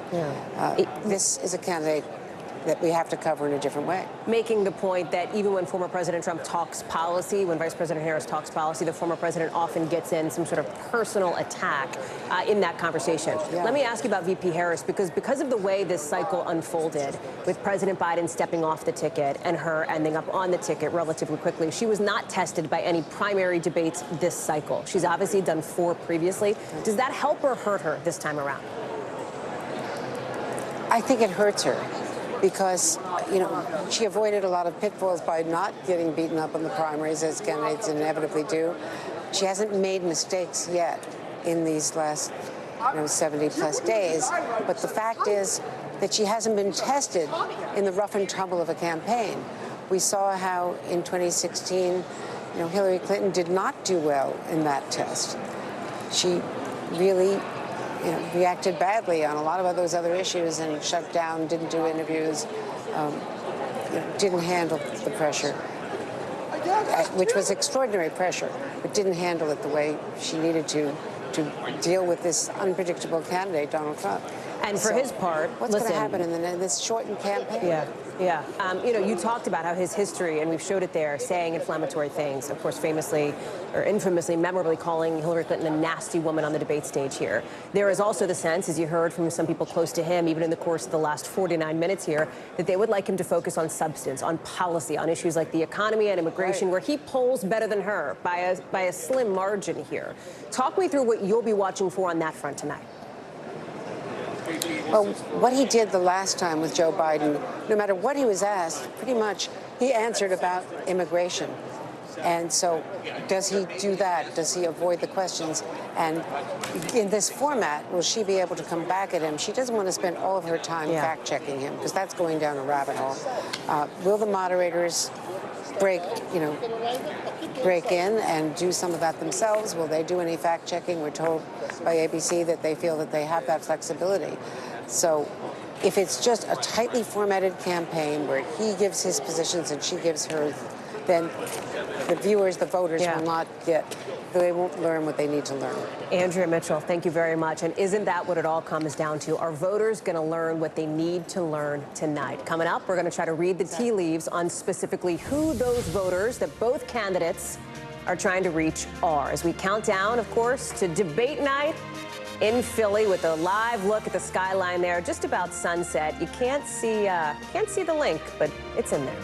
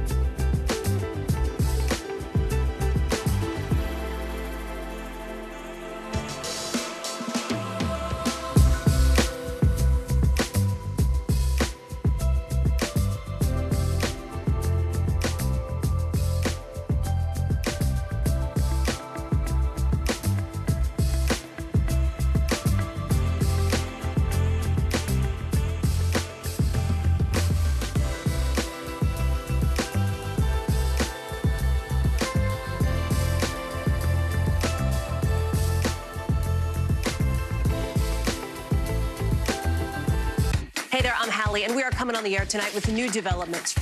Let's talk about the implications on women's health and then the political fallout. Start with what this law actually will and won't do.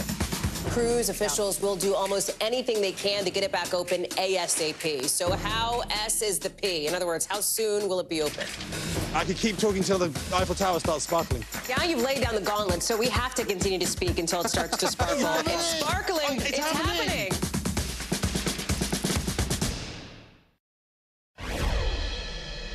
So, this debate happening in the critical battleground Commonwealth of Pennsylvania. And you know from that conversation we just showed you with Steve Kornacki a little bit earlier that it is very close in that state. As we're taking a look here at Donald Trump, speaking of Philly, landing there as we speak. This is the former president's plane. So here he is, now arriving on the ground. Vice President Harris is already there. We know that. She's actually been in the state of Pennsylvania for days now.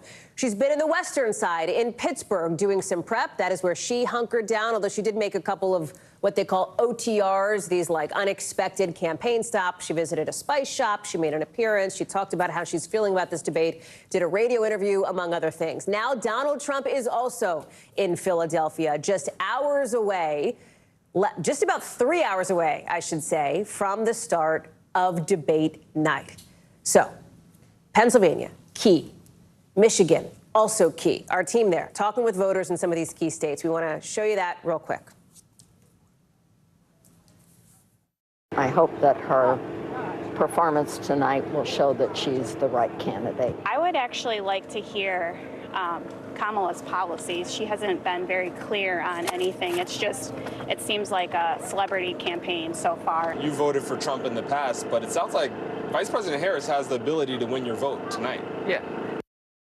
Well, that says it all, right? Yeah, an ability to win a vote. Any candidate presumably would want to hear that. Tara Palmieri is joining us now, senior political correspondent over at Puck News. Hey, Chuck Todd is back home in Washington, our NBC News chief political analyst. So as we keep an eye on that, of course, plane as former President Trump lands, we'll see if potentially he says anything. Chuck, you wrote today you're keeping an eye out for which voters the candidates will try to directly address tonight. We got a signal of that back at the Democratic National Convention based on the vice president's speech, the people that she seemed to be aiming at. Talk us through your sense and expectation for tonight and how important that is.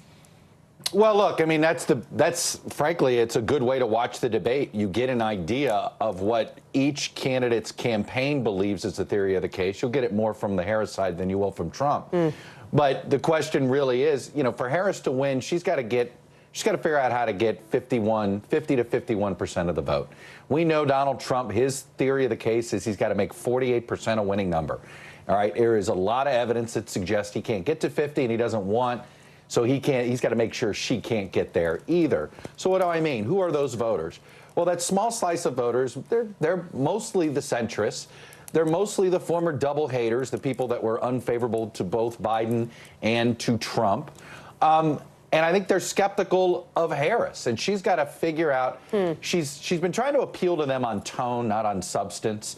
That, hey, you know, she's trying to do the turn the page messaging, which is sort of, are you exhausted from the Trump era? She's trying to turn him into the incumbent of this political era, even though she's part of the technically the incumbent administration. Well, right. But that's the voters she's talking about. And I'm curious, is she going to give them more than just, I'm going to turn the page, right? Is she going to signal, how is she going to virtue signal, I'm not going to be controlled by the progressive left?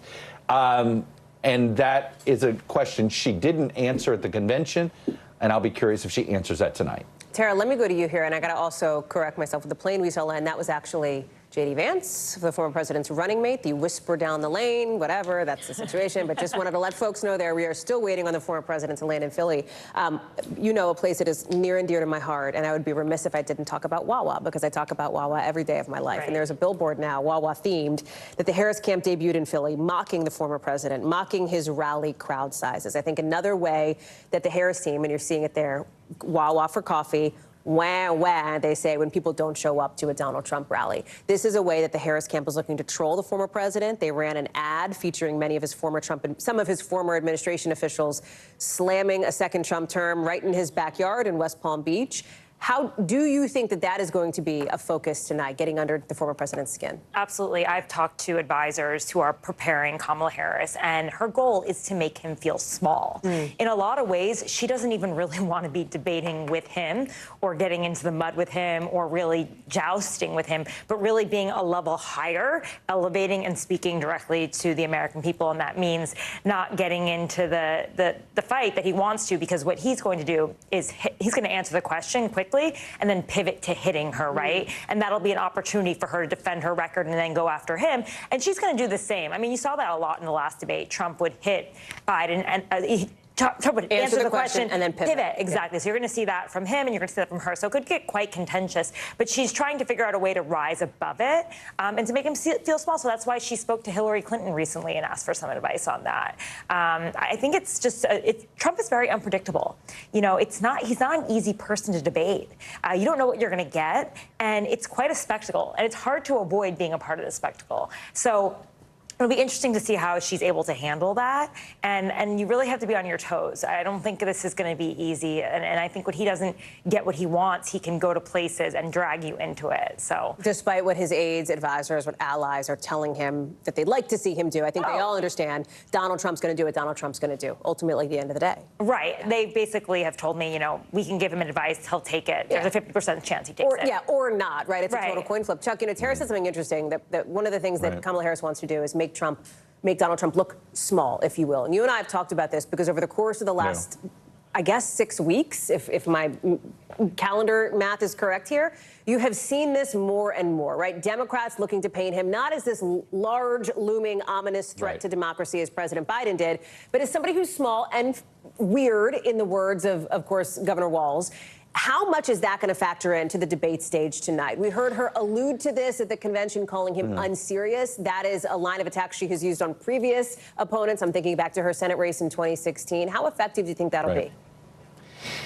Well, it depends on how she does it. If she is the instigator, I think you know, there's that fine line you showed earlier in your program. Some of the debate moments and the Marco Rubio moment, right? When he decided, oh, yeah, I'm going to get down to Trump's level. Well, what happened to Rubio, right? It sort of sullied him, right? It sullied him, and it still kept Trump the front runner. So it all depends, you know, as a jab, as a retort, I think it can be very effective. But she has to constantly bring it back to, look, you know, figuring out how to do a dig and bringing it back to you. He wants to make it about him. I'm going to make it about you. It's not hard to do that, but there are certain things that can get under his skin.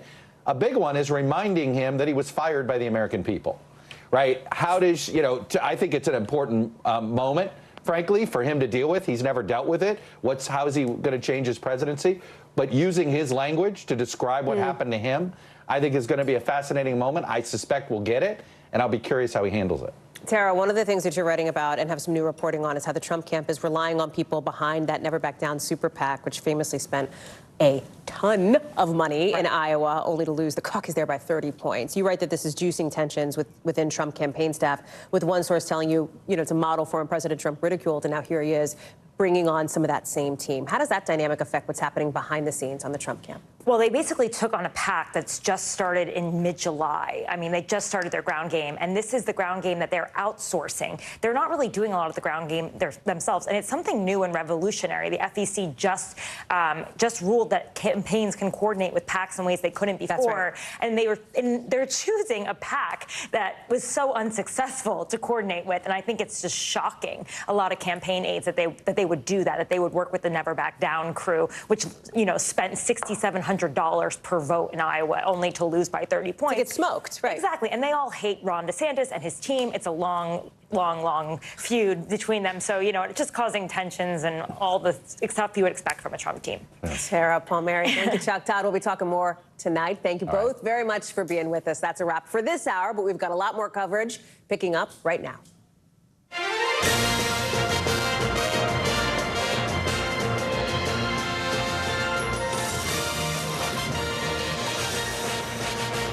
Hey there, I'm Hallie, and tonight we are going to see what may be the most critical moment of this 2024 presidential race, and the most critical moment yet, that first debate between Vice President Harris and former President Trump. Want to show you a live shot now.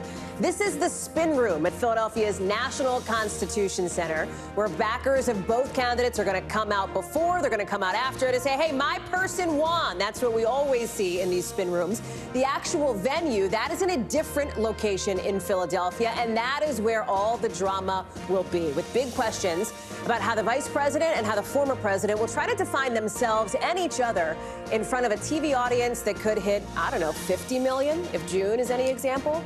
New polling shows this race in a virtual dead heat. It is a jump ball. It is basically deadlocked. Pick your cliche, but the race, it is real close. And 3 in 10 Americans say what happens tonight could help them make a decision on Election Day. I want to bring in our team of reporters covering every angle of it, and they will be doing that all night long. We'll get the Trump view from Dasha Burns in just a second, but I want to start with the perspective from the Harris campaign with Yamiche Alcindor, who is there. Talk about these final hours now before the debate. We just heard President Biden say he gave her some advice, didn't say what the advice was, but that she's feeling calm, cool, and collected. Walk us through what you're hearing from sources. Well, sources familiar with what Vice President Harris is doing in these last few hours tell me that she did a walkthrough here in Philadelphia, coming to the convention center, looking around to see the space where she's going to be debating former President Donald Trump in just a few hours. But she's really focused on sort of refining her message, making sure that she stays focused both on the idea that she really wants to introduce herself to voters, especially undecided voters who may be looking for specific things on what a Harris administration would look like. That means talking about policy, talking about her middle-class background, talking about the fact that she's a child of immigrants and how her worldview was shaped. But she also wants to get under Donald Trump's skin. She wants to bait him and really make him really lash out at her if possible, and maybe even use derogatory language to really show America what she thinks is a true Donald Trump. And she also thinks that he's going to lie profusely, so she wants to make sure that she gets him to stumble and mumble. But she's also focused on just keeping calm and not getting caught up in the personal attacks, Hallie. Mish, thank you very much. Dasha Burns, let me go to you now. And Dasha, what's been interesting here, the Trump campaign has long held that he doesn't really do prep. They're like, he does long rallies, he does these interviews, that's enough. That has not been the case this time around. He's done hours of what they're describing as policy sessions, which is its own form of prep, right? Maybe not a microphone, maybe not a mock lectern, maybe not the mock lighting, but it is still preparation nonetheless. Talk us through that dynamic and your late details here on the strategy for Mr. Trump heading into tonight. Yeah, look, he's long said campaigning is my prep, life is debate prep for me. But the last few days especially, he's been hunkered down at Mar-a-Lago, doing much more extensive prep for hours, going through potential questions. Not mock debates like Harris has been doing, but yeah, he's been focused in and tells our Garrett Haake that he's feeling great. He's happy with how his debate prep has concluded. The thing that his advisors have been pushing him to do across the board is focus more on policy than personal attacks. Try to tie Harris to the Biden administration as much as possible. Try to make the vice president accountable for some of the frustrations that voters are feeling, whether it's about the economy or immigration. The other thing that you're likely to see him try to do here tonight is to remind folks some of what Harris said, some of the positions that she held when she ran for president back in 2020, some views that were farther to the left than what she says she sees herself doing now if she were in the White House, trying to paint her as more liberal than those average down the middle swing voters would like to see. Hallie. Dasha Burns live for us there in the spin room. Dasha, thank you very much. Let's be clear about what's going to happen tonight. You're going to see 90 minutes, right? Both candidates there on stage. Each will get 2 minutes to answer a question, a 2-minute rebuttal, and then a minute to follow up. Gabe Gutierrez is coming in now. And Gabe, let's be honest about also what's going to happen tonight. People will hear things that are not true. Right. I mean, that is the reality. There are, gigantic fact-checking apparatuses spinning up at organizations that cover the news around the country for a reason here. One of the things that may come up tonight, it also may not, is a conspiracy theory that Donald Trump's running mate has been spreading about migrants in Ohio, something police have debunked, something that has roots essentially in a racist stereotype. Walk us through this dynamic, because even late today, we're starting to hear more about this in the state of Ohio. Yeah, that's right, Hallie. Look, immigration will be a huge issue in this debate, whether or not this specific story comes up. But I will walk you through it. So there's this town in Ohio, Springfield, Ohio. It has a population about 58,000, according to the last census. Well, over the past couple of years, according to the governor, it has seen a huge influx of Haitian immigrants, about 15,000 or so. Now, yesterday, Ohio Senator J.D. Vance, he put something on social media that got a lot of attention. If we can put it up there on the screen. He said that reports now show that people have had their pets abducted and eaten by people who should not be in this country. Well, the Springfield police clarified that rather quickly. They put out their own statement saying there have been no credible reports or specific claims of pets being harmed, injured, or abused by individuals within the immigrant community. That prompted J.D. Vance today to post something else on social media, walking it back a bit. He said, it is possible, of course, that all of these rumors will turn out to be false. Now, Hallie, we just heard from city officials just within the past 2 hours or so, and the mayor says that that actual story, it originated in another town entirely. There was a woman who was arrested for animal cruelty, and then over the past couple of months, there has been a lot of talk in city commission meetings about this migrant influx. Just tonight, the governor is saying that he will send more state resources to Springfield and is calling on the federal government to do more, Hallie. Gabe Gutierrez, thank you very much for that. I want to take you back to Philadelphia now because the stage is set. We know Florida Congressman, Republican Mike Waltz, is joining us now. He is in the spin room for the former president tonight. Congressman, thanks for being back with us. Yeah, sure. So you are obviously a longtime supporter of the former president, a supporter of his policies here. What is it that you are looking for from him tonight on what may be the biggest stage, the highest profile moment of this presidential campaign in all?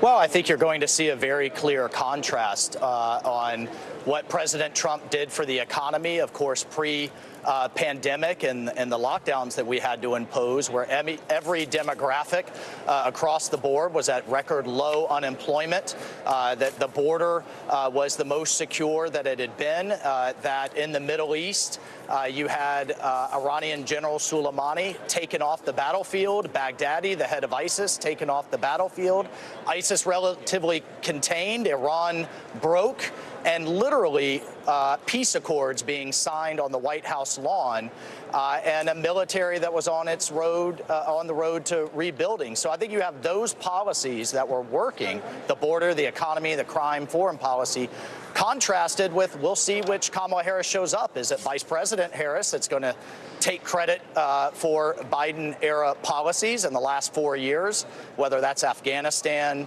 the Middle East, or record inflation, or is she going to try to look forward? And, you know, I kind of like the nickname California Kamala, where you see progressive policies in place. You see rolling blackouts. You see record high taxes.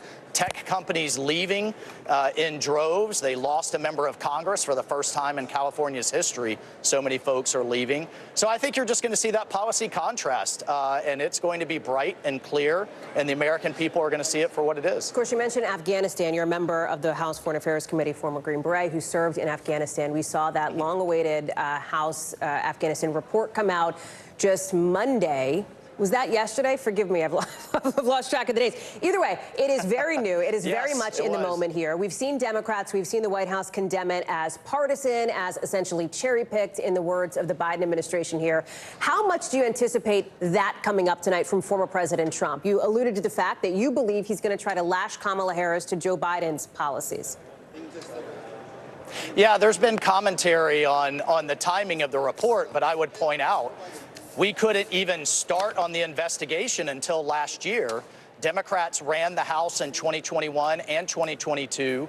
There was no investigation launched. There were no sit-down interviews with those involved. There weren't even a series of hearings.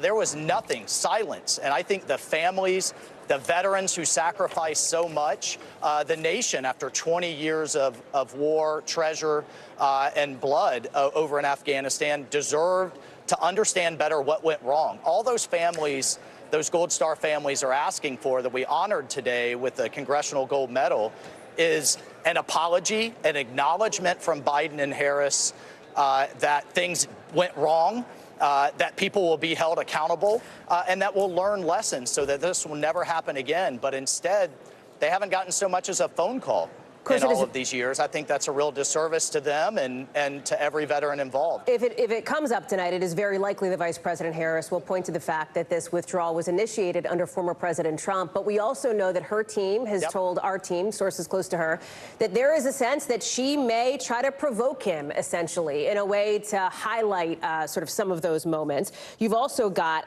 this idea of age being a factor in a very different way that it was when we saw that last debate at the end of June with President Biden. Voters very clearly said they had concerns about the president's age and fitness for office. Now it is Donald Trump who is the generationally older candidate on stage. We know that the vice president is looking to position herself as that opportunity to turn the page. So what do you think the former president's going to do to try to combat that perception?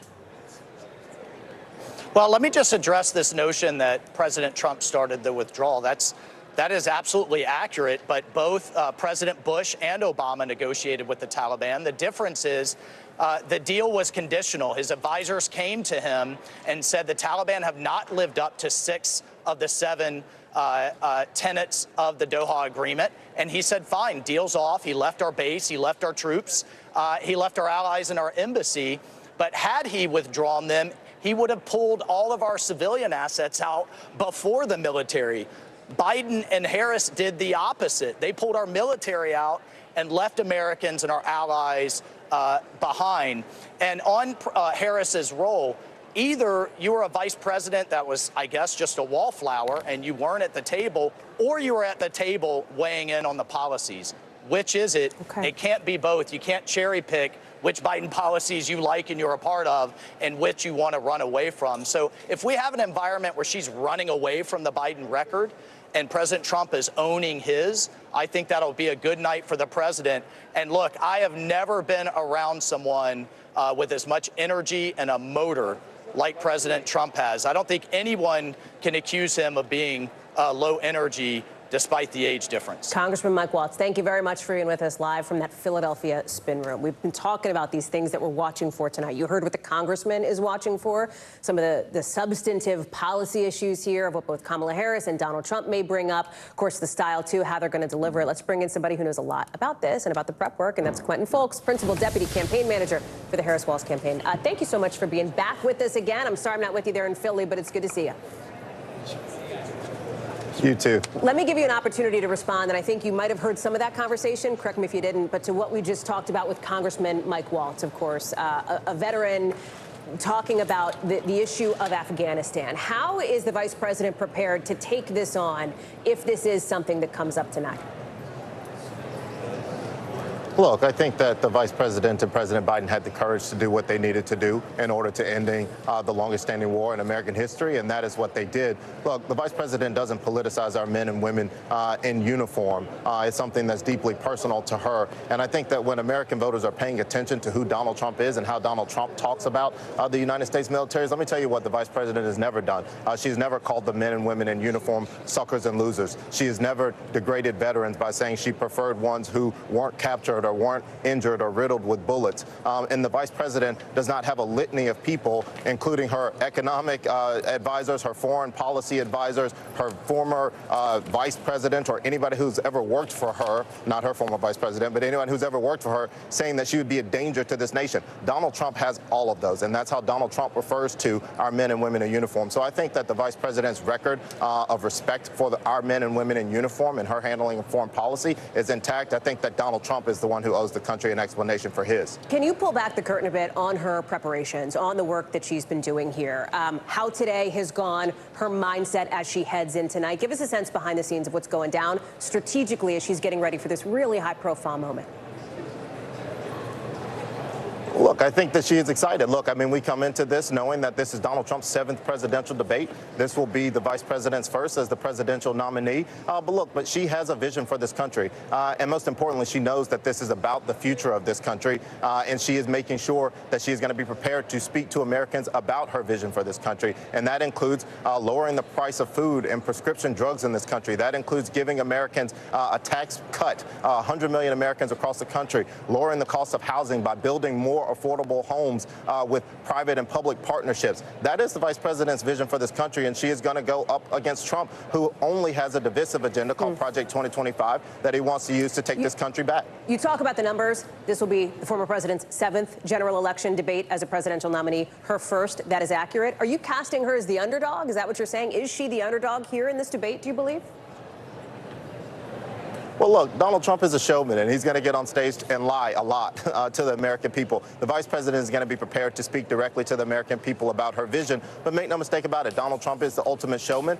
We saw that from his last debate that he did with President Biden. And so we know he's been preparing for this. But as I said, the vice president is going to come prepared. But she's going to win this debate because she knows what this is about. This is about the future of this country and the American people and protecting democracy. And while she's continuing to do that, Donald Trump is going to continue to double down with a dark, extreme, divisive agenda. So then 2 questions. You mentioned that you believe Donald Trump's going to get up there and lie. Is she going to be fact-checking him? Does she see that as her role?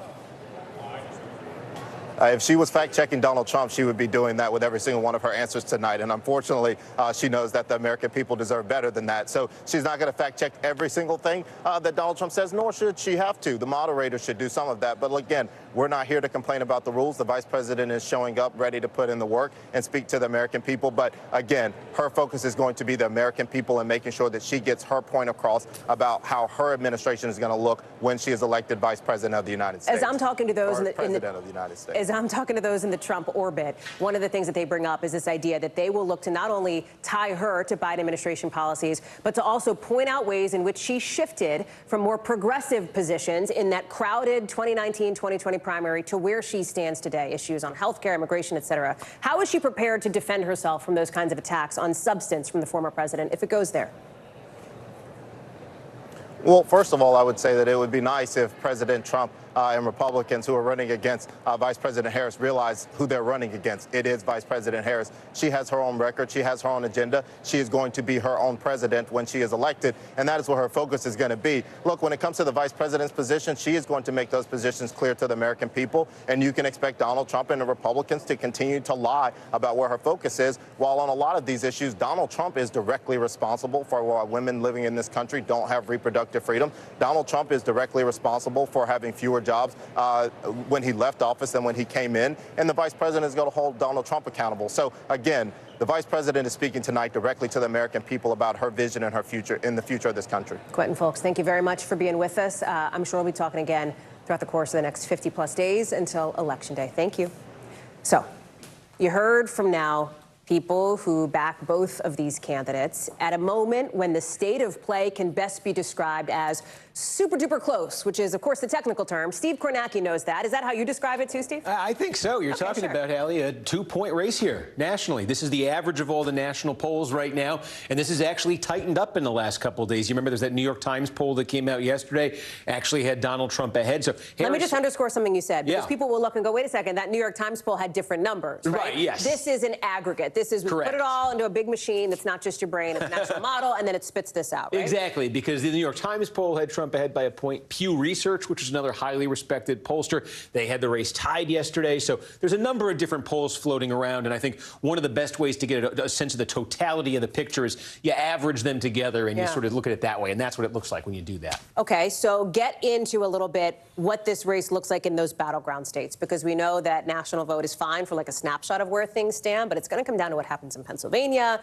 in Michigan, in Georgia, and some of those critical places. That's right. Donald Trump lost the popular vote the last 2 elections, but did win the 2016 election because he had the advantage in the Electoral College. So here we go. 7 core battleground states here. We think the presidency will be decided in these. 6 of these, by the way, were blue states in 2020. Democrats are trying to defend those. The only one that was a red state in 2020, it's right here, North Carolina. Interestingly, just some recent polling there. Again, we're looking at poll averages here. Doesn't get any closer than that, but by 1/10 of 1 point in the polling average right now, you do see Harris there slightly, very slightly above Trump. But the overall picture, Hallie, I mean, you can see, just look at those margins. That's just razor thin in those states. And there's plenty of room.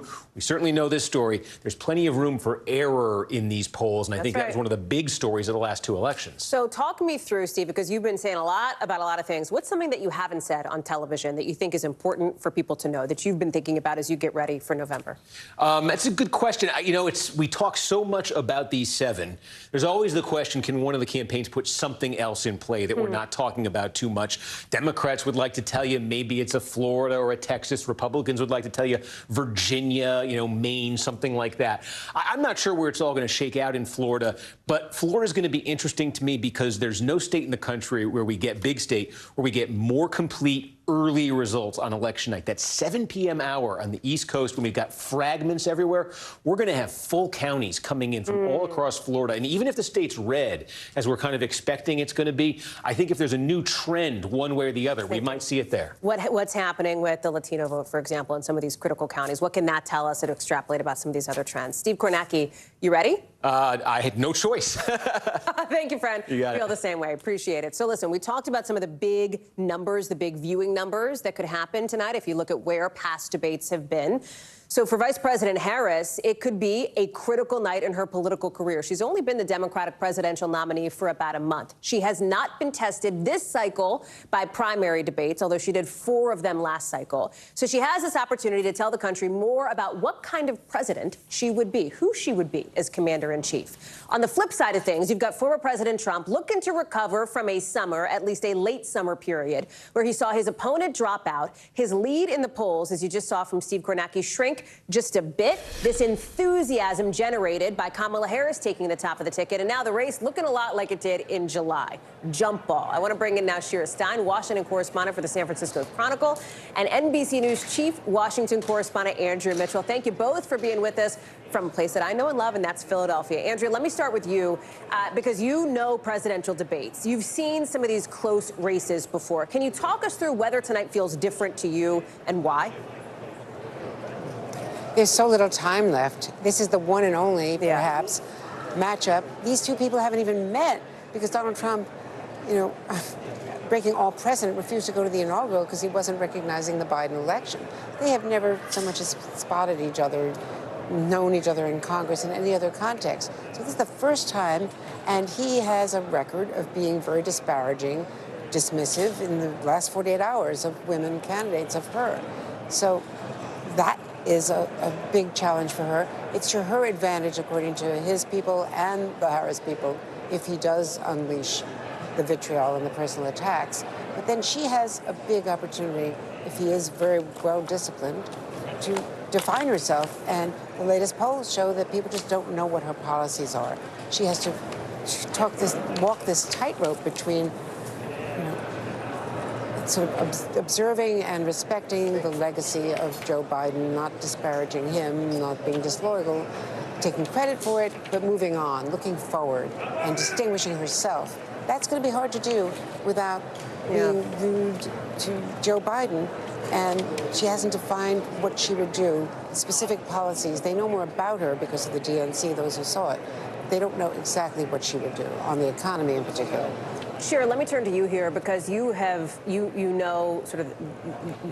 followed, have covered Kamala Harris since she was sort of in these local state races in California. She's done debates. She did one in, of course, 2010. There were some interesting moments there where she let her opponent's awkward moment hang when he was asked if he would double dip, for example, take a salary both in his federal job and his state job and a different job he had. And she said, hey, she let him talk. Happened again in 2016 when her opponent rather awkwardly did like a dab, essentially. She let that moment hang. She has experience on debate stages, on smaller stages, not a national stage here. Talk me through what you're going to be looking for tonight from somebody who has done 4 presidential primary debates, has done 1 vice presidential debate, of course, in the last cycle. What's your sense? Hallie, basically what I'm going to be looking for tonight is for Harris to make her point on policies, not to get caught up in any attacks that Trump might get on her. And for him, the test is really going to be, does he focus on the lines of attacks that work for him on her, that she's too far of a liberal, that her policies are bad, tying her to what Republicans see as this current administration's failed policies. If both of them manage to do that, they'll both come out looking pretty good. Now, I'm not so sure that he'll manage to stick to that.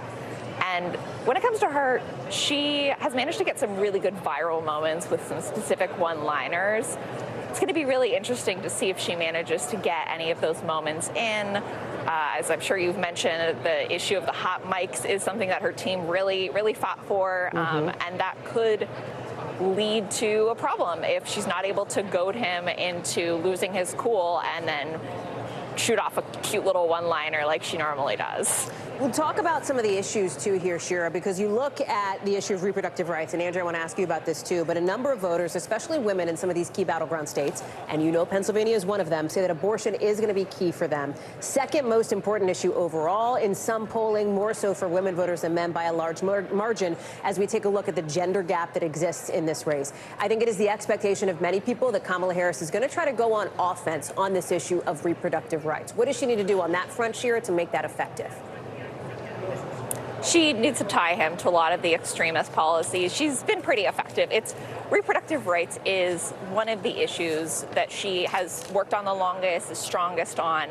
And so as long as she's able to tie him to extremist policies, or what she will say is extremist policies when he talks about abortion, in terms of how many weeks you can get an abortion up until, can you access the abortion pill, mifepristone, can you access contraceptives, those kinds of issues will be really key for her, and I expect her to largely succeed on that point. I'm also going to be curious to see how much she talks about the care economy. That's something that she's talked a lot about. It's something that polls really well with both Republicans, Democrats, and independents. So I'm looking to see if she brings that up tonight as well. Okay, so care economy. Andrew, you talked about economy. We talked about reproductive rights. We know housing costs is something that is likely to come up because Kamala Harris has been talking a lot about that too. Immigration as well, from the perspective of former President Trump. His campaign believes that she has weakness here. They see a political liability in her handling of the Northern Triangle, in her role handling some of the root causes of the migrant crisis here. Andrea, how does she prepare against an attack like that? Well, the best thing she could do, and that is her biggest vulnerability in the polling, and it's immigration, but substantively it's the economy, but substantively it is immigration. Look, the best thing she can do is say that there would have been a border bill from a conservative Oklahoma senator, a bipartisan bill that Donald Trump tanked, and that was a border enforcement bill, as well as reforming a lot of the procedures down there and putting a lot more money down at the border. So I think that's the best she can do, that he obstructed the one chance for bipartisan action on immigration. Andrea Mitchell, Shira Stein, good to see both of you. Thank you very much. Coming up, we're going to have a lot more coverage of this first debate right here on NBC News Now. And by the way, when that debate begins just about 2.5 hours from now, you can watch it exactly how you're watching now, on TV, online, on your phone. It will be right here on NBC News and NBC News Now. We're going to have much more from Philly coming up, but we're also going to take you down south. Why? Because the Gulf Coast, parts of it are under mandatory evacuation orders as a tropical storm is set to hit as a hurricane in the next 24 hours. A story we're also watching closely. Don't go anywhere. We'll be right back.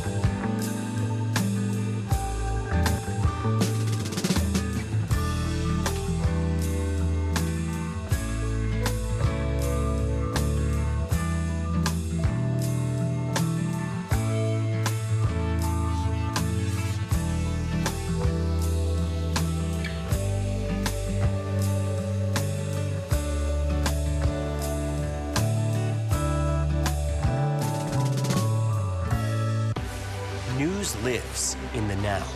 It's coming at us every second. News is more now than ever. Just outside of the Israeli military headquarters. Now is raw. This tunnel just goes on and on. Now is real. We get to see democracy in action for the very first time in the 2024 race. Now is constant. You gotta see this. Future is now. News for the generation of now. is NBC News Now.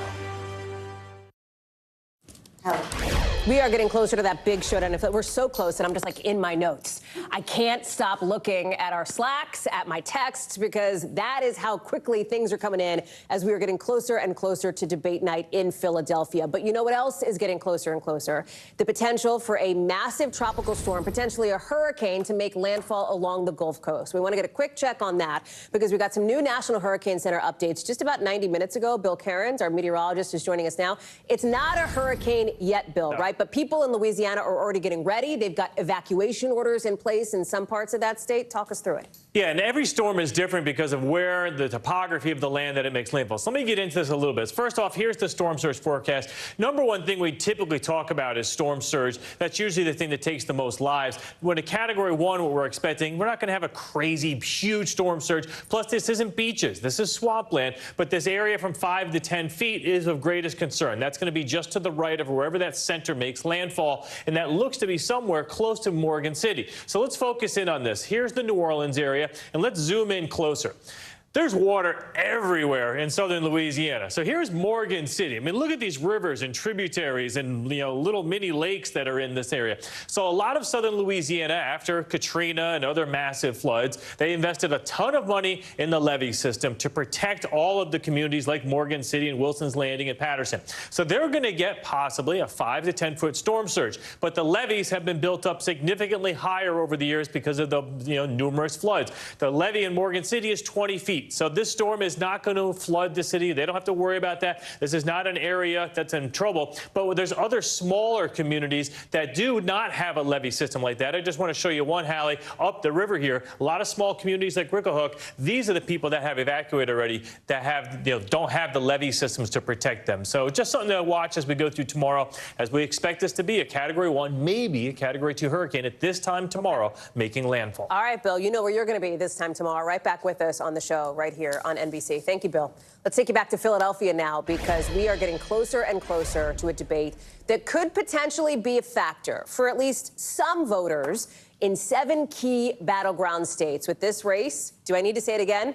It is close, folks. One of those states is Michigan, where polls show VP Harris leading former President Trump by just a percentage point, but that is well inside the margin of error. Shaq Brewster is in Grand Rapids for us tonight, and I'm super curious, Shaq, when you're talking with people out there, are they planning to watch? Do they care? Have they decided on a candidate yet? Walk me through it. Yeah, Hallie, I was actually surprised to hear the amount of voters who told me that they do plan on watching it or at least catching up with the highlights afterwards or when you get to tomorrow. And that's especially the case among those undecided voters or at least people who are torn, struggling to make that decision. This county specifically is one where you saw Donald Trump win it in 2016, but President Biden flipped it in 2020. It's been trending toward the Democrats. So I went to a farmer's market earlier today and just asked people, are you planning to watch the debate and what do you want to hear? Here's some of those conversations. Sounds like you're leaning toward supporting the vice president. What are those issues that you want to hear her emphasize? I want to hear about health care. I want to hear about the economy. And just that she's going to bring a broad perspective.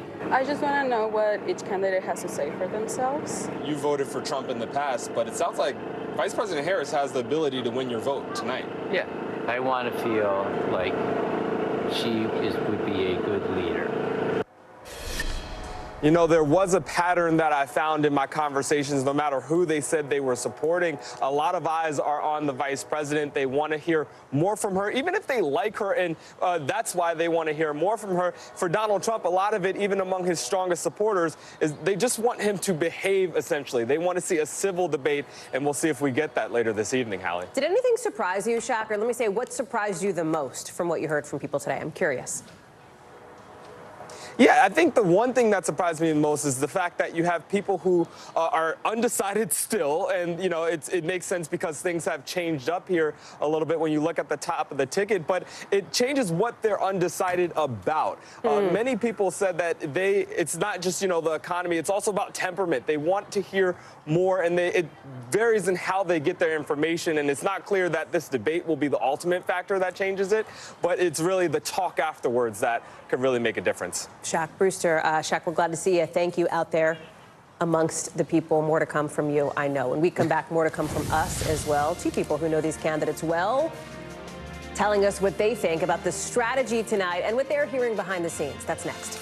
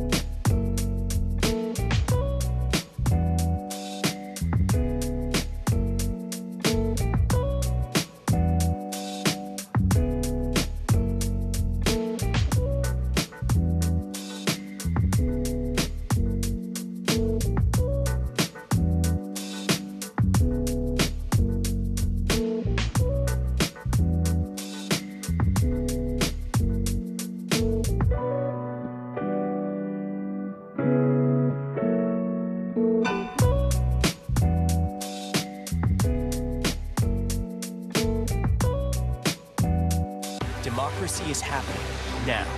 They are energized by the idea that this is a real fight. People were on their feet. Folks were fired up here. The only voice that really matters are the voice of the voters. News for the generation of now is NBC News Now. For the very latest on the 2024 election, get the NBC News app, your trusted source for the latest breaking news, analysis, on-the-ground reporting, and newsmaker interviews. Download the NBC News app now. Former President Donald Trump is now on the ground in Philadelphia. There's his plane coming in for a landing as we're just 2.5 hours away from that debate with Vice President Harris. And that is, of course, where we are in our live coverage tonight in the great city of Philadelphia, in the critical battleground of Pennsylvania. Let me bring in a couple of folks who know these candidates well. Former President Trump's 2020 campaign director of communications, Mark Lotter, and the vice president's former chief spokesperson, Simone Sanders Townsend, also the host of The Weekend on MSNBC. And Simone, you're with me in New York. Let me go to you first. Mark, we'll get to you in a second. But Simone, talk me through some of the VP's biggest challenges, because one of them seems to be people want to know more about her, right? You're looking at this new poll out today saying, or out this weekend, that about 3 in 10 Americans say they need to learn more about who she is. There's this new op-ed out just tonight from former New Jersey Governor Chris Christie, who says, not voting for Donald Trump, who says, I'll be honest, I don't have much of an opinion of Vice President Harris yet because I don't know her well. He says, if she's an unknown quantity to me, you can bet she's one to countless Americans. What does she need to do? Well, first of all, for the elected official, and I love Chris Christie, that's my bestie. It is for folks like Chris Christie not to know who say he doesn't know a lot about her. He knows her name. He knows her name, right, but not a lot about her. That goes to how I think Claire McCaskill has described it as how a number of people within the Beltway and outside underestimated the vice president. I think that some people were actually quite dismissive of her, and now that she is at the top of the ticket and literally could be the difference between not just winning the presidency, but for folks winning back, Democrats winning back keeping the Senate and winning back the House, it's like, oh, well, maybe I should learn more about. Maybe there's something here. Obviously, there's something there. Look, what is happening in the polls is what people are saying out there, real regular folk, okay, are saying out there, the people that are talking to Shaq Brewster. And when they say, oh, I want to know more about her, what they're saying is, I want to understand her values. People, yes, they feel like they know who Donald Trump is, so much so that they declined to reelect him in every election that he has been on the ballot in since he won in 2016. So part of what she needs to do tonight is remind voters of that you know who Donald Trump is, and you know what he comes with. And when people remember that, they're like, oh, yeah, actually, some people who don't like that, they're like, okay, I need to vote against him. But then she needs to also talk about herself, not just, that she was a prosecutor, she took on the cartels. Yes, she has to weave in her professional bio, but her personal bio as well. Okay, so I talked to one Democratic strategist tonight who said to me, and I'm paraphrasing here, basically, maybe it's not that deep. That maybe people are turning on and they're going to make this binary decision. No. Should she be a commander-in-chief or not? Let me tell you, these people who are sitting in the strategist seats, you have to talk to real regular people. They care about the policy. They absolutely, when I'm talking out there talking to voters, they care about the policy for sure. But they also they say, I don't really know much about her. And when that is translated to, I don't know who she is. What are her values? Like Donald Trump is attacking her, saying she's not really black. He is saying all these things about her. What are her values? I understand that she is an accomplished elected official. I understand that she's, strong. The vice president of the United States. Yes, I understand she's a vice president, but I want to know about her. So when she talks about her record and juxtaposes herself between Donald Trump, she also has to talk about her middle-class upbringing. Talk about she took on the big banks because she watched her mom buy her first house and she thought of her mother in that moment when she was faced with what to do for the homeowners in California. So then, Mark, all of this said, what do you believe, as somebody who knows Donald Trump well, as somebody who has obviously been in the orbit of debate prep previously, what is former President Trump's biggest liability, his biggest weakness tonight, in your view? Well, I think the biggest challenge is that he needs to make sure that he also defines Kamala Harris. If there's 1/4 of the people out there who say they don't know enough about her, then they need to know about some of her radical positions like decriminalizing illegal immigration, decriminalizing drugs, defund the police. She's even out there this weekend. We're finding out about a 2019 survey where she talked about taxpayer-funded transition surgeries for inmates and for illegal immigrants. So a lot of these radical positions that she has taken in the past, he needs to take the opportunity to press her on. And then if she tries to walk back, well, I thought you said your values haven't changed. And then on the second side of it, he needs to remind people at home, none of the rest of this stuff matters. Gas and groceries cost more. The border's wide open. Kamala was the tie-breaking vote on the Inflation Reduction Act, the American Rescue Plan. They opened the border. She was the border czar. Things were cheaper, things were safer when he was in the White House. Okay, well, let me ask you a couple of things, because you talk about political liability here, what a political weakness is. You've said a lot about Vice President Harris here. I have to ask you about reproductive rights, because this is an issue that is on the ballot potentially in 10, 12 states coming up in November. And you look at a place like Missouri, where former President Trump has more than half the voters there want to see former President Trump win in that state. And yet, with a ballot initiative there that is going to be on the ballot as of a court ruling today, more than half of the voters want to see protections reinstated for reproductive rights. And I use that example because I think it illustrates the challenge that Donald Trump has here between where most of America is and where some in the base of his party are. How does he handle that tonight? And do you see that as a vulnerability as well? Well, I think he can turn it into an asset if he leans into the fact that this is democracy. He has said that he thought some states went too far and that the voters, either through ballot initiatives or their state elected officials, would have to find some common ground, some middle ground, and we're seeing that play out. And so that, I think, is the thing that he can actually say. For decades, lawyers on both sides of the aisle, including the late Justice Ruth Bader Ginsburg, thought the law, even though she supported the policy, thought that Roe was decided incorrectly on the law. This lets lawmakers, legislators make these decisions. Let the voters have their say. Donald Trump has said where he thinks things are too far and where things are not far enough, and the voters are doing that right now as well. Yeah, I think this is a good example of what Vice President Harris is going to have to do tonight on the stage. Some of the things that Donald Trump will say, you can't respond to every single thing. She cannot fact-check him and walk him down on everything. But on this, he has said, well, I think some of the states went too far. Which ones?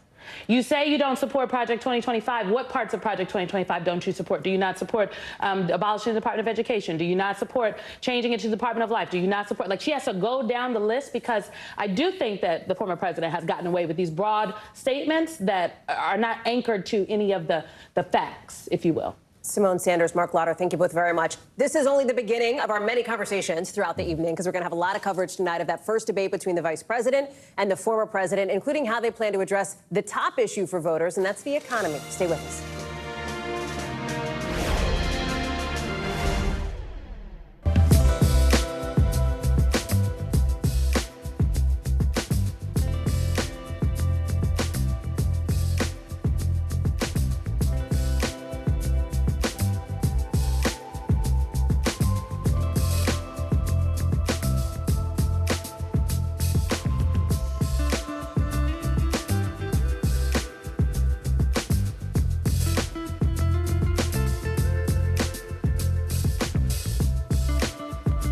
there has grown leaps and bounds. What you see behind me is typical. How you doing?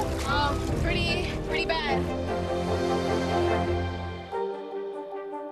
Top story live from Paris, live in Tel Aviv. We are here in Butler, Pennsylvania. Every weeknight, it's your news playlist.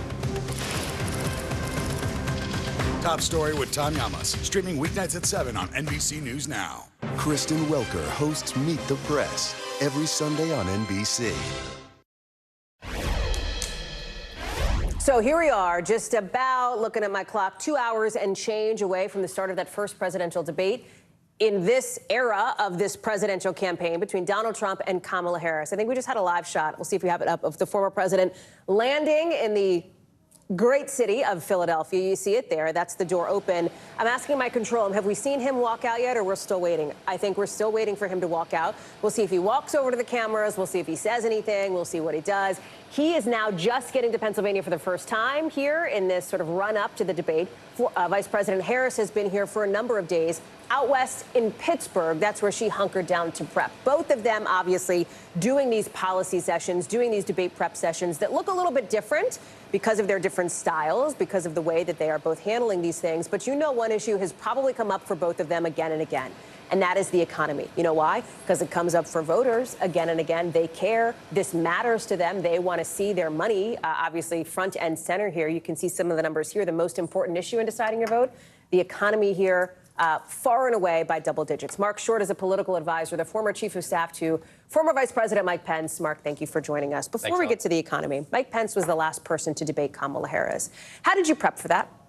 Well, Mike's pretty meticulous in this, and so we did 3 90-minute sessions that were not interrupted with, stand-ins playing the role of Kamala Harris. And I think he's very much deep into the policy, and I think that full preparation prepared him well. We're 4 years past that now. What made him nervous? What made you nervous about going up against, of course, then Senator Harris? Well, look. Be honest. Be real. We're well past it. You can tell me that. You can tell me the real deal. I think that she's obviously an experienced prosecutor. I think you'd seen it as a senator. She'd had plenty of hearings where she put witnesses in difficult positions. But I think also, Hallie, the reality is I think debating a minority female, there's always going to be the position I think she wanted of being able to say, "Hey, I'm talking now," which I think presents a challenge. So I think that optic of how far can you go in being critical of her, I think, was a question too. Do you believe, given your time in and around the White House, that former President Trump is grappling with some of those same issues? I would imagine so. Yeah, I would think so. Okay. I want to look at here who's coming off the plane here. And forgive me, Mark, we're going to pivot to this for a second. Tulsi Gabbard, Matt Gaetz, we know they've been helping with prep. Their senior advisor, Jason Miller, Boris Epstein coming out here as well. These are the folks that have been around him doing the prep, helping him get ready. They like to sort of say, he does interviews, that's his prep. He's been doing like real policy sessions. What do you make of this? I think you know these folks. These are your I think both sides have kind of built up expectations, right? I mean, you hear the Harris campaign say we've been hunkered down in Pittsburgh all week. They also cast her as the underdog, saying, "Hey, this is her first presidential election." Trump team say, "Hey, he's taking it more seriously this time. It's been more intensive debate prep." I kind of doubt it, but I think they've both raised expectations for performance tonight. So what are you looking for tonight? I know the economy is of particular interest to you. Frequent eagle-eyed viewers will notice of NBC News Now that you're often on CNBC talking about this. What are you watching for?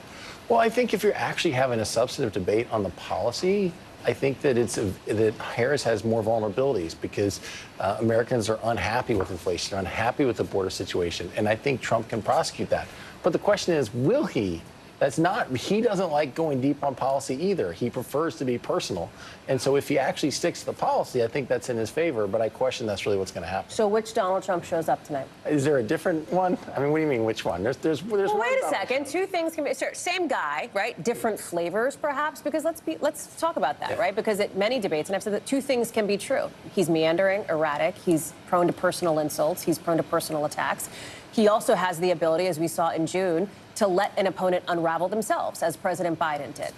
Well, I mean, I think that's a pretty low bar. It would have been pretty foolish. It would have been pretty foolish. I don't disagree. I'm saying we talk about asymmetrical expectations here. Look, I think that he is far smarter than people anticipate. I think he can be disciplined, Hallie, but I think he's also an entertainer. And so I think that he doesn't really get deep into the policy. He likes to be more of the entertainer in the room. And I think having no audience probably helps him in that sense, because I think if there is an audience, that's where he could be playing to the audience as opposed to sticking perhaps to policy issues. Tara Palmieri has joined us as well. And Tara, I want to bring you into the conversation. But before I do, Mark, you look at, would you consider yourself a never Trumper now? No, I would not consider myself a never Trumper. I was proud to serve as administration. I was proud for the things that were accomplished. I do think that the events of You going to vote for him? I think the events of January 6th were tragic, and I think that anybody who puts himself above the Constitution, as conservatives, we should first and foremost believe in the rule of law. I don't want to put you on the spot, but I will ask, as former President Trump walks out now, as he is here in Philadelphia, there he is, suit, red tie, he's getting ready. He is just now 2 hours away from this first presidential debate. Aides, those around him, say he's ready. He told our colleague Garrett Hake this morning that he's feeling good. He's ready to go here as he walks over. We'll see if he comes to the cameras. I ask if you plan to back him because Liz Cheney does not, for example. Dick Cheney does not. You've got this group, this country. We talked to Anthony Scaramucci. We talked to Steph Grisham. I know you're going to maybe roll your eyes on some of this, but they are not backing former President Trump here. I don't put myself in their camp. Okay. What do you think about moderate Republicans, conservatives who may have some beef with the way that the former president obviously handled those issues around January 6th, his repeated claims of election fraud, his lies about election fraud? I think they're up for grabs, especially in Georgia, right? I mean, these are the Republicans that voted for Brian Kemp and don't have interest in voting for Donald Trump.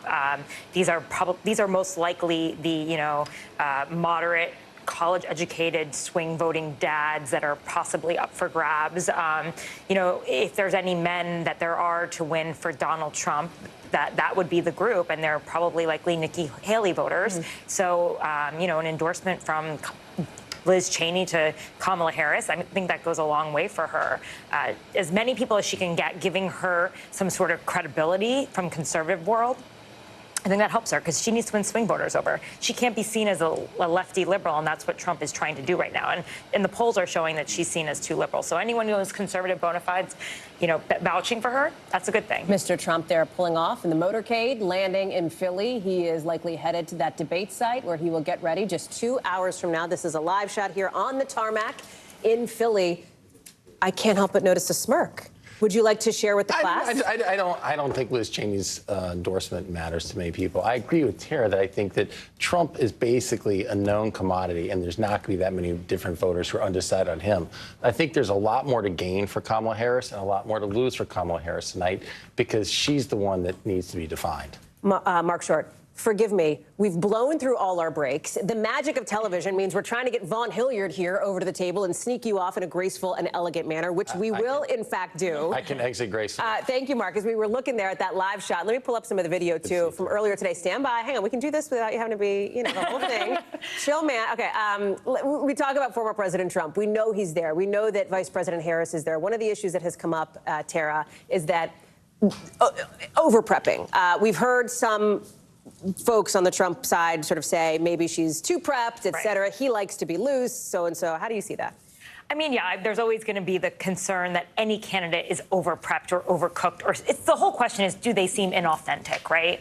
And that is, you want to seem sincere. You don't want to seem like you showed up with a bunch of notes in your head and you're just reading them off. And there's like a nexus to TV, right? What do we say every single day when we come in the air? Be a normal person. Oh, yeah. Like, that's it, right? Well, like, just be normal. But it's hard to do when you're in front of a big audience. Absolutely. For anybody. This is like the biggest moment of her life. I mean, you could look back at the VP debate, and that was so low stakes compared to this. She was sitting. I mean, even just the nature of it all. Yeah, that's right. It's a relaxing pose, and now she's going to be probably in highest heels, which is what I was told from her advisors, because she's 5'4", he's 6'3". That's interesting. The optics, just looking at the two of them, you don't want to seem diminutive compared to a man.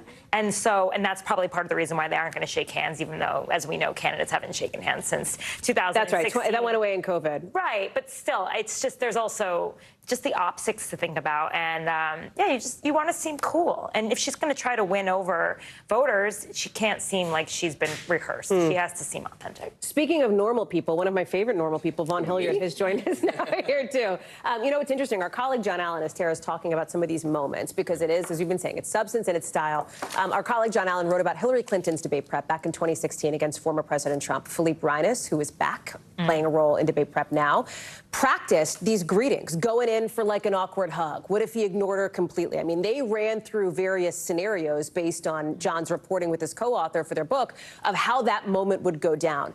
These tone setters could matter for how this debate unfolds. Right. And if I may, what is unique about Kamala Harris, I covered Trump now and have really day-to-day for the last 2 years. But in 2019, I was actually assigned to covering Kamala Harris day-to-day. And I was going around Iowa. Because you were the embed. I mean, we were covering the Trump campaign since 2015, Vaughn. And I covered Democrats for a little portion there. And that was to cover Kamala Harris. Day-to-day, went across Iowa, New Hampshire with her.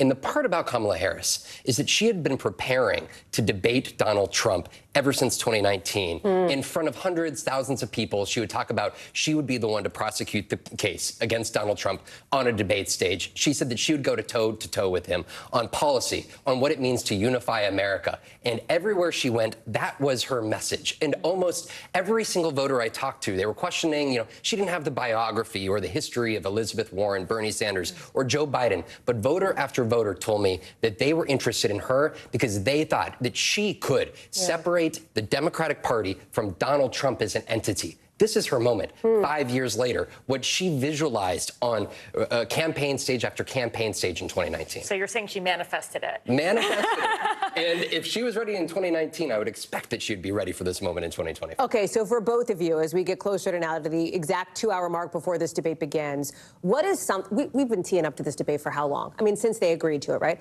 What is something that you haven't said on television that you think we should be thinking about? What haven't you written about that's in your notebook that you're going to... I was thinking about this the other day. So when Kamala Harris had her first, she announced she was running for president, and it was just like such an overwhelming... I mean, the crowd was like overwhelming in California. When she came out in that first... Yeah, she had a great showing, right? It was much like the rollout for this campaign. And I remember one of the Trump advisors... You're talking about in 20... You're talking 19. About, yeah, okay. I remember one of Trump's advisors saying to me, oh my God, we're terrified of that woman. Like that would be their worst fear, would be having Donald Trump up against a black woman who is that charismatic and that persuasive. And at that point, she was not, last in the polls. I mean, she was just coming out, and I think she was really, she was really in her moment, and people were giving her a look. And yeah, they were terrified of how he would react to her.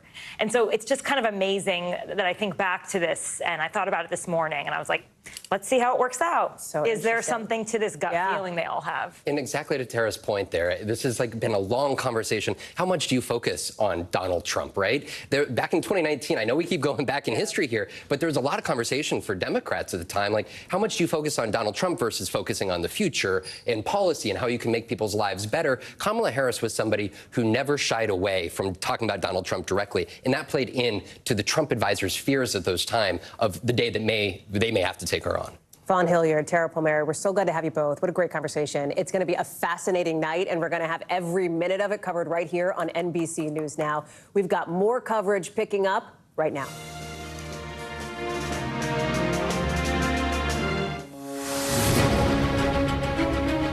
Tonight, a historic and highly anticipated matchup just hours away. She's not a good debater. She's not a smart person. If you got something to say,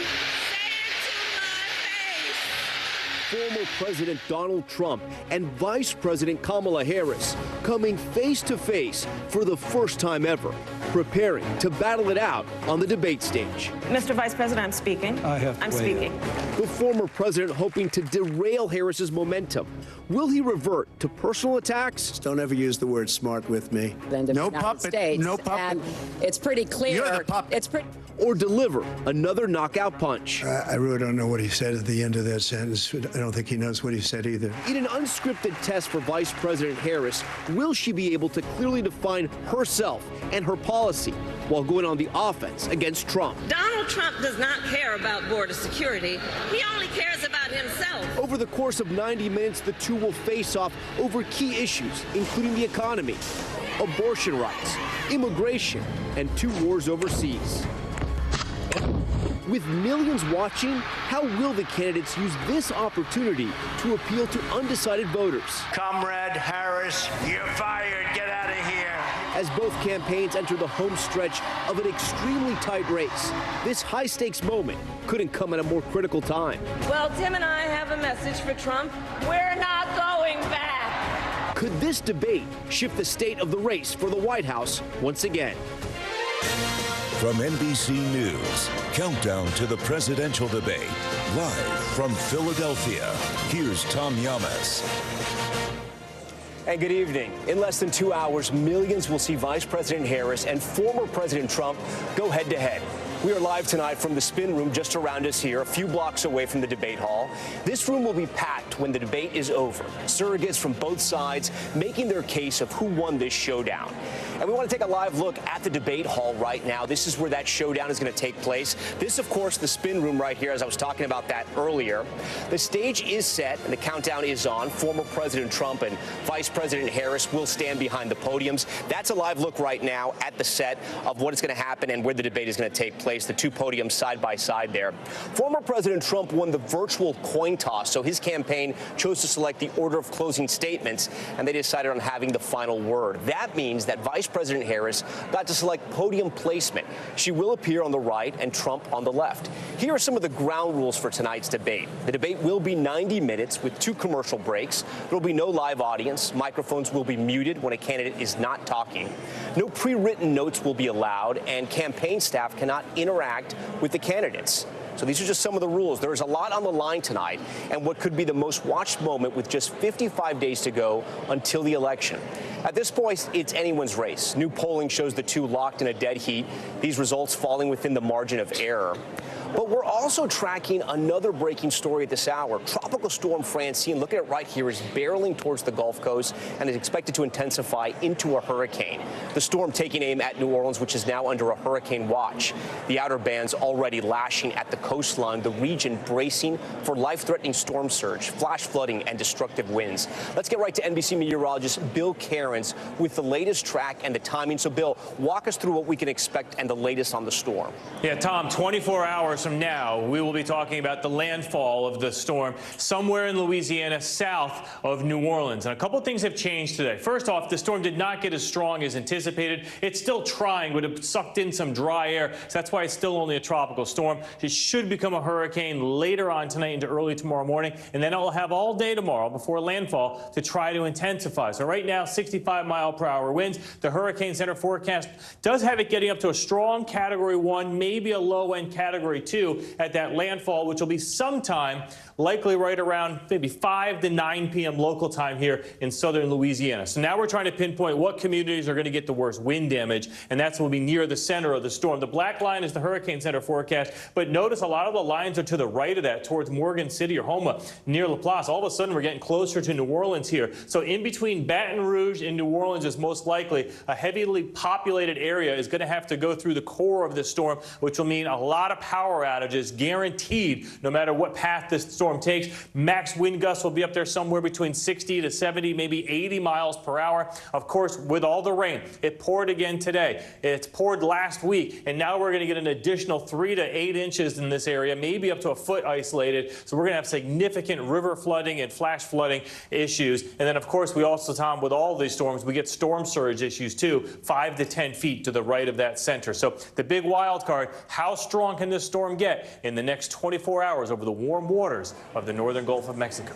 Bill, I was going to ask you about that ground there in southern Louisiana, and as you said, it is saturated right now, which is sort of a worst-case scenario for them. The good news is that this is not one of the most powerful hurricanes to hit New Orleans, at least not in the last decade. I do want to ask you, sometimes people can be taken surprise by these hurricanes. How much time did emergency responders have and meteorologists have to sort of track this hurricane or this tropical storm as it came up the Gulf Coast?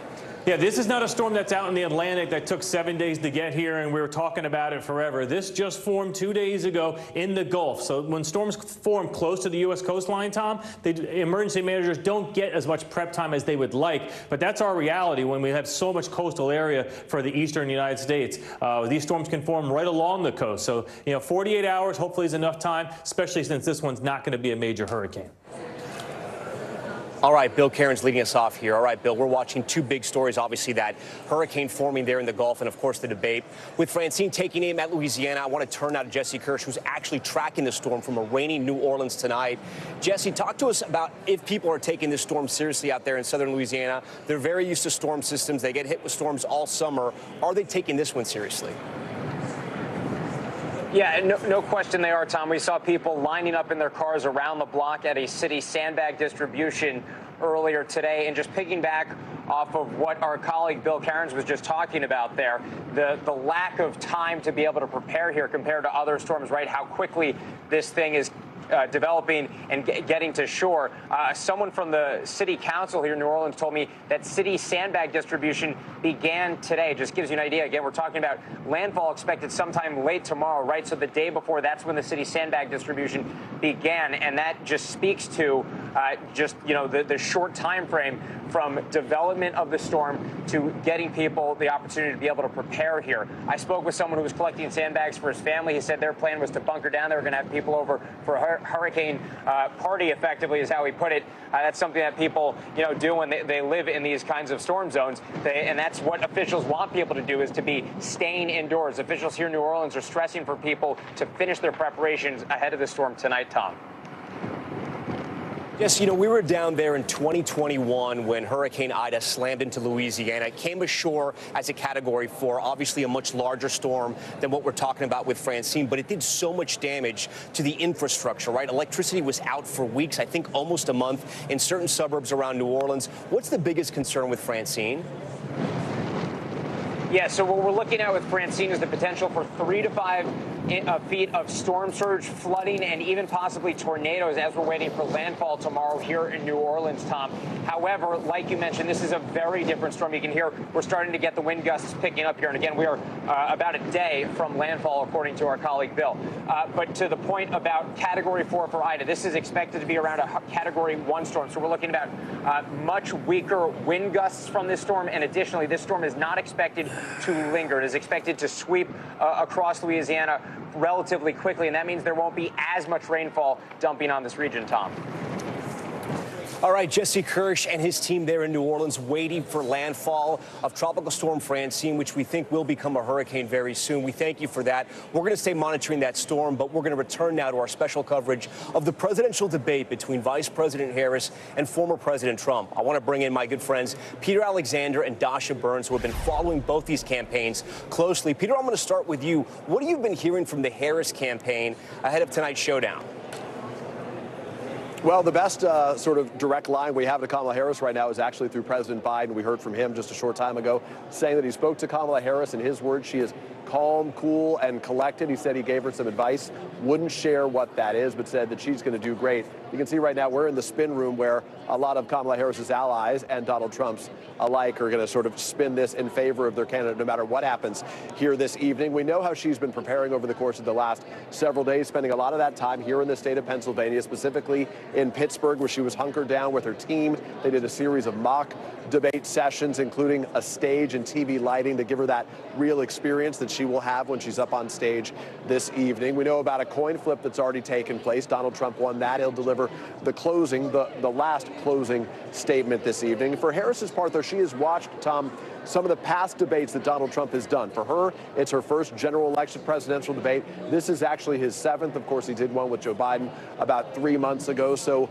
a lot that's gone into this, watching the tapes, preparing for what she's going to say. And really one of the challenges, as we're told, is to sort of shrink your message into those 2-minute increments, Tom, that you get to try to communicate best to the American audience. Yep, so many looking forward to this debate. All right, Peter, we thank you for that. Dasha, anything from the Trump side? Talk to us about his priorities here, right? I got to think that the #1 priority is to try to slow that Harris momentum she's gotten ever since she reached the top of the ticket and coming out of her convention. Well, yeah, that's exactly right, Tom. His campaign is hoping that this marks the end of that honeymoon period that they believe she's been having. And look, the former president is focused on, his campaign's been preparing him to try to tie Harris to the Biden administration, try to feel accountable for the economy, for immigration, for some of the issues that voters have expressed frustration and that they've expressed that they feel that former President Trump is doing better on than Harris. The other thing that we're likely to see him try to do tonight, Tom, is remind voters some of what Harris said back in 2020, some of the positions she held when she was running for president back then that were further to the left than she is now. She's taken a more centrist position. He wants to try to paint her as just too liberal for some of those middle-of-the-road moderate swing voters that both of them are after right now. And the former president hasn't been doing the sort of mock debates, the intensive prep that Harris has been doing. But over the last couple of days, he has been hunkered down at Mar-a-Lago. He has become a little bit more serious about preparing. And he tells our Garrett Hake that he is feeling great. Tom? All right, Dasha Burns and Peter Alexander, we thank you both in the spin room. We're going to be checking in with you throughout the night for an inside look right now at how Kamala Harris is preparing for tonight's high-stakes debate. I'm joined now by one of her close friends and allies, California Senator LaFonza Butler. Butler has known the vice president for 15 years, meeting her for the first time when Harris was district attorney of San Francisco and served as a senior advisor to her 2020 presidential campaign. Senator, we thank you so much for being here tonight. I was watching you looking at the pictures over the years. You smiled. You helped her prepare in 2020. How do you think she's preparing tonight? Look, the vice president is taking this debate so seriously. I think that she is preparing with the kind of intention to speak to the American people directly about the kind of leadership that she wants to offer, the plans that her and Governor Walz would like to implement in response to so much that's going on in American families. And she is probably making sure that she's aware of all of the tactics and methods that former President Trump has debated with before. Is she somebody that researches, that practices? You think she's been watching videos? I mean, does she really get into the prep? She does. Look, she is a trained prosecutor. And so when you have someone's life in your hands, you actually take the time to gather all the facts. And that is what she's been doing. And I think we're going to see a debate that is about the issues important to the American people tonight. So former President Trump likely to try to throw her off her game on issues like immigration, the economy, what's happening in places like Gaza and Ukraine. What are you worried about and what are you confident about when it comes to those issues? Look, I am confident that the vice president is going to be ready tonight to talk to the American people. I am not worried about the former president's intention to throw her off her game. She is a mission-focused public servant, and I think that what I'm looking forward to is the invitation to those Americans who have not yet made up their mind, and her speaking directly to those folks. Senator, you mentioned that she's a former prosecutor, and some have said, some may be smarter than me, have said that she's good at asking questions. She's not great at answering questions. She had this moment in the 2020 debates with Representative Tulsi Gabbard that I want to play for our viewers right now. Let's watch it. It's about a minute from that debate, and I want to get your reaction on the other end. Sure. Now, Senator Harris says she's proud of her record as a prosecutor and that she'll be a prosecutor president, but I'm deeply concerned about this record. There are too many examples to cite, but she put over 1,500 people in jail for marijuana violations and then laughed about it when she was asked if she ever smoked marijuana. She blocked evidence.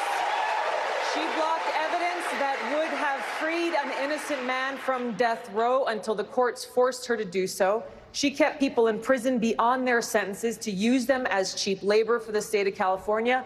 And she fought to keep cash bail system in place that impacts poor people in the worst kind of way. Thank you, Congresswoman. Senator Harris, your response.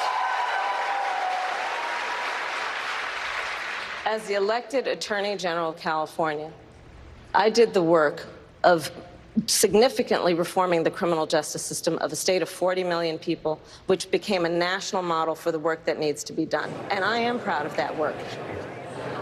So we know that Representative Tulsi Gabbard is working with former President Trump in his debate prep, however he describes that debate prep. How do you think she'll react with a moment like that when it's not Tulsi Gabbard, but when it's somebody maybe even louder, like a former President Trump? I think she's going to respond quite strong. This is a moment where we have seen in every debate that the former president has done, he's deeply experienced at it. There is a series of untruths that just come out at a torrent pace. I think the vice president is going to be very clear about what is the point that she wants to make to the American people. She's not going to be a fact checker. She's going to be a truth teller. And that's what we can expect from the vice president's performance tonight. Some people have pointed out, especially Republicans, that the vice president has evolved on a lot of issues, right? Issues like fracking, issues like the border. And I remember in that 2020 campaign, you know, the progressives had a sort of stranglehold in the primaries on the party. And I don't want to say she ran from her record, but she wasn't leaning into the prosecutor side. She is now in a big way because crime is an issue in some parts of the country. Which Kamala Harris do you think we're going to see tonight? You're going to see the exact same Kamala Harris that I've known for almost 15 years, someone who centers people, everyday people, at the center of her public service. She is, and I think we're going to again see tonight the kind of Kamala Harris and in her vice presidency that has been focused on what she can do for the most good, for the most people, and we are going to see a confident vice president who is prepared to move our country forward beyond the politics of hate and division, that can actually unify us towards a future that our generations deserve. I'm seeing in our research from our great top story team that you spoke to Vice President Harris the day that President Biden stepped aside around that time. What can you tell our viewers about that conversation? Look, I have known the vice president for many years, and what I will say of that conversation is her commitment to the American people in a moment that was unexpected for her, but definitely she was ready to step in to this leadership. She's never backed down from a challenge. She's never backed down from an opportunity to serve the American people. Senator, get your crystal ball out. If your friend Vice President Harris wins, would you accept a position in her cabinet? Is there a position you'd want to work in her cabinet? My focus is on winning this November, and if she came to you, my friend, and asked you to take a position in the cabinet, I'm sure you would consider it. No, I would say I'm very happy at NBC. No, I would not say that. But Senator Butler, we thank you for being here. Appreciate it. Have a good debate, and we'll talk to you after, I'm sure. All right, for more on this debate, Meet the Press moderator Kristen Welker joins our special coverage live now. First things first, Kristen, you have moderated these debates. You know how hard they are, right? The microphones here are going to be muted. Only the moderators are allowed to ask questions. And as far as we know, there's not going to be real-time fact-checking. Does that make this a little easier to moderate? And is that better for the debate? Well, look, the fact that the mics are going to be muted, we saw that during the June debate between former President Trump and President Biden, who was at the top of the ticket at the time. It certainly makes for a debate that is more in line. You, of course, don't have that crosstalk that you typically get. Now, you could argue that's a good thing. You could argue that's not such a good thing. The Harris campaign is arguing, hey, they wanted the mics to be unmuted so that she could engage in real time. What's, of course, notable is that it was the Biden campaign initially that asked for the mics to be muted, asked for there not to be an audience. But look, if you talk to some Democratic strategists, they believe that the mics being muted actually has helped Trump to look more presidential. So what will we see tonight? If there's a whole lot of crosstalk, Tom, I'll be curious to see if they actually unmute those microphones so that we can hear what they're saying. In terms of it being easier, I would not say that moderating any debate is easy. It is an immense amount of preparation. And then the challenge for the moderators, really, Tom, is to make sure that they're getting answers to their questions. So making sure that if they don't hear an answer, there are follow-up questions to try to really pin down and drill down on what they've asked. So I think that's going to be the challenge for the moderators tonight, Tom. Kristen, what do you think a win looks like for both candidates? Great question. Look, I think for former President Trump, I've been talking to a lot of his allies. They say they want him to stay focused on the policies. They want him to stay focused on tying Kamala Harris to the Biden record. They don't want him to engage in personal attacks. You saw former UN Ambassador Nikki Haley very forceful on that over the weekend and saying, look, stop attacking her personally because, in her own words, even Republican women get their backs up when they hear those kinds of personal attacks. I also think a big win for him would be if he can address more directly the issue of reproductive rights. Where does he stand specifically? His stock answer is sort of that this is an issue for the states, but will he give more detail about where exactly he stands? As for Vice President Kamala Harris, look, she's got to explain, I think, in more detail. And if you talk to her allies, some of those flip-flops that she's had from when she was a candidate back in 2019 until becoming the vice presidential nominee with Joe Biden, and now, of course, the sitting vice president. And then the big one, Tom. Will she lay out for voters how a Harris administration would be different from a Biden administration? This may be her biggest challenge because she can't completely distance herself from the Biden agenda. She is a part of the administration, but a win, if you talk to her allies, is for her to make a case, create a vision in which she talks about the ways in which things would look different under a Harris administration, Tom. Kristen Welker, I know we're going to be hearing from you all night long. We appreciate you joining our special coverage. For more on what we can expect from both candidates tonight, I want to bring in our political pros. Senator Claire McCaskill, who represented the great state of Missouri and is now an NBC News political analyst. Tricia McLaughlin, she's a former senior advisor and communications director on the Vivek Ramaswamy campaign. Hogan Gidley, former White House principal deputy press secretary during the Trump administration. And Michael Starr Hopkins, a Democratic strategist and former staffer on the Clinton and Obama campaigns. We thank you all for being here. Senator McCaskill, I'm going to start with you. So we've done one, if you're the Harris team, you've done one big interview with CNN, right, since you got to the top of the ticket. No town halls, a lot of campaigning, but no unscripted moments. I got to think the pressure is on for her because this is the first time that Americans are going to have to see her really full frontal without any script. Yeah, I think she'll do more interviews. I don't think the lack of a script is a problem for her. It was the best training ground for not having a script is a courtroom. Speaking as someone who did exactly what she did for many years, there is no script in the courtroom. You don't know what your witnesses are going to say. You don't know how the judge is going to rule. You don't know when you have to pivot. You don't know when you're going to have to, like, adjust to something on the fly. Yeah. She knows how to do this. I don't think that's going to be the problem. I think the bigger problem is how she can be dismissive of him and make him smaller on the stage and make herself stronger. You know, Tricia, I want to show you the latest national poll we have, which was the New York Times Siena poll, right? I'll put this up for our viewers here. And the survey here, and the Pew Research Center as well, you can see how deadlocked this race is. Both have this race essentially a dead heat, either well within the margin of error. And yet there's a very different debate stage from the one Trump faced in June. Now he's the older candidate. He's facing someone who has more energy, someone he's never debated before. How do you think that throws him off his game?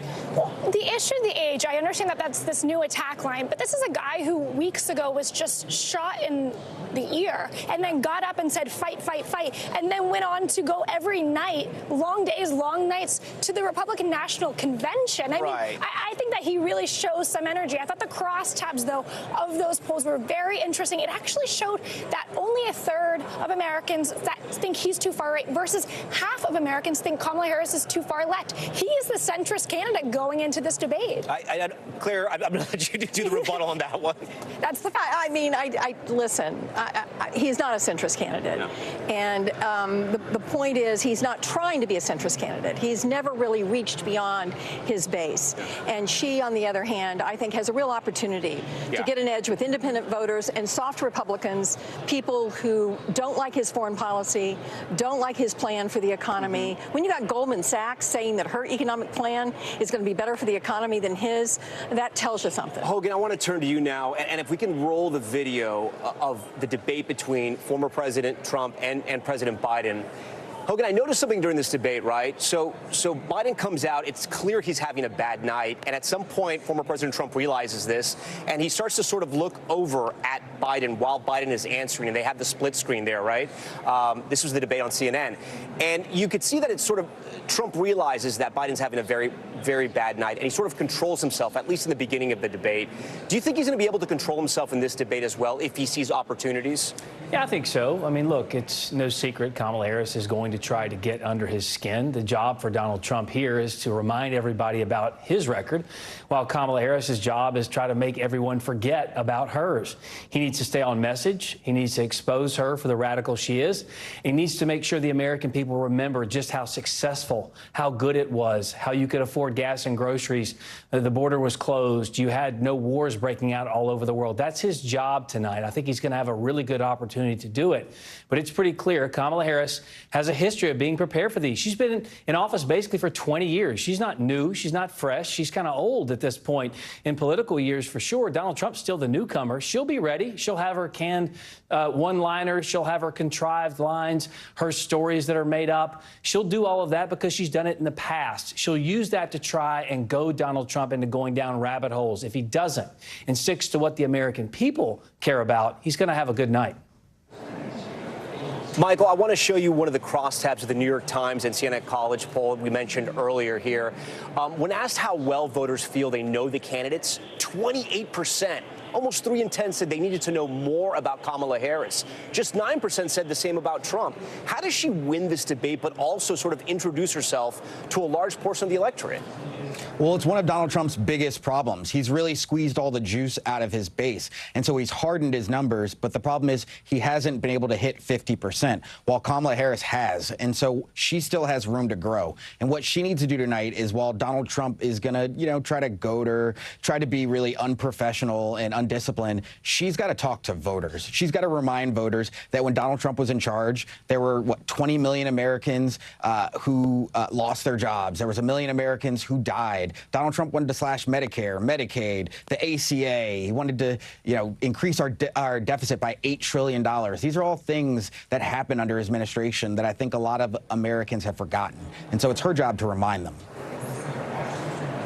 Senator McCaskill, the two campaigns agreed on the rules. These mics are going to be muted. The Harris-Walz campaign tried to change that afterwards. How much of an advantage do you think this does give former President Trump? I'm not sure it's a huge advantage. I think the back and forth that he does gets, especially on women's nerves. We all know guys so that would be an advantage to him because it helps him, doesn't it? Every woman knows a man like Donald Trump who minimizes women, who says horrible things about women, who marginalizes them.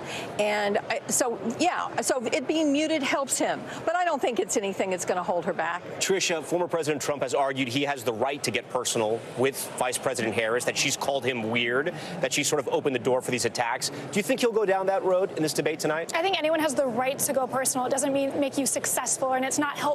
I think that he knows Kamala Harris is going to prosecute Donald Trump, the man, Donald Trump's character. He needs to prosecute her record, what she said in 2019 during the primary debate, what she did throughout the administration, whether it be the economy, inflation, voting for that Inflation Reduction Act, which now we know, because Biden said so, it is actually a climate agenda piece of legislation. Also immigration. That is a big deal that the American people want to know about. And lastly, fracking. Pennsylvania's voters want to know, where does she stand on this issue? Yeah, but that's the big question. Will he be disciplined and focused enough to get her there? He's got to prosecute the case. Put the spotlight on the issues for her. Michael, I do want to ask you, she was able to hold her own during the vice presidential debates 4 years ago with Mike Pence. Mike Pence, as we know, is a much different person than former President Trump. What are you concerned about, right? As a Democrat, what are you concerned about happening at this debate if Trump sort of sees an advantage, if he sees a way forward, and he's able to kind of get either under her skin or get an advantage in this debate? Yeah, I, like Claire, started my career out in the courtroom, and one of the worst things you could do was either ask a question that you didn't know the answer to or allow a witness to really pull you off your script and get you off your game. And so I think the one thing she's really got to focus on is not getting in that back and forth with him, not responding, sticking to the issues like abortion, about democracy, talking about what the impact of a Trump presidency will really look like. She's got to put her vision forward and make sure that she doesn't get engaged in this back and forth that he's been so famous at getting people to do on stage. Hogan, I do want to ask you, how important do you think this debate is? Very. I think this is the first time Donald Trump's really had a debate of this nature. Obviously, they never even met before. Kamala Harris has never been on this stage either. As I said, she's been doing this for 25 years. She's been in debates, too. But it's been a long time for both folks actually sitting down and going toe-to-toe with another person, especially on issues like this, when so much is in the balance. We see these races decided by just tens of thousands of votes across a few states. So it's going to matter to the American people. All eyes will be on this, especially since Kamala Harris hasn't done really anything with the media. No one does know her, as the poll you just put out shows. So it's incumbent upon Donald Trump to explain that, expose it. But at the same time, both candidates understand what is at stake tonight. They have a chance to either grow a lead or sink in the polls based on what happens. Hogan Gidley, Michael Starr Hopkins, Tricia McLaughlin, Senator Claire McCaskill, we thank you all for being here in our special coverage. Still ahead tonight, more coverage of the presidential debate continues live from Philadelphia. With the race neck and neck, both candidates are hoping this debate will help them win over undecided voters. What will they say tonight to help them make up their minds? We all have much more from Philadelphia. Stay with us.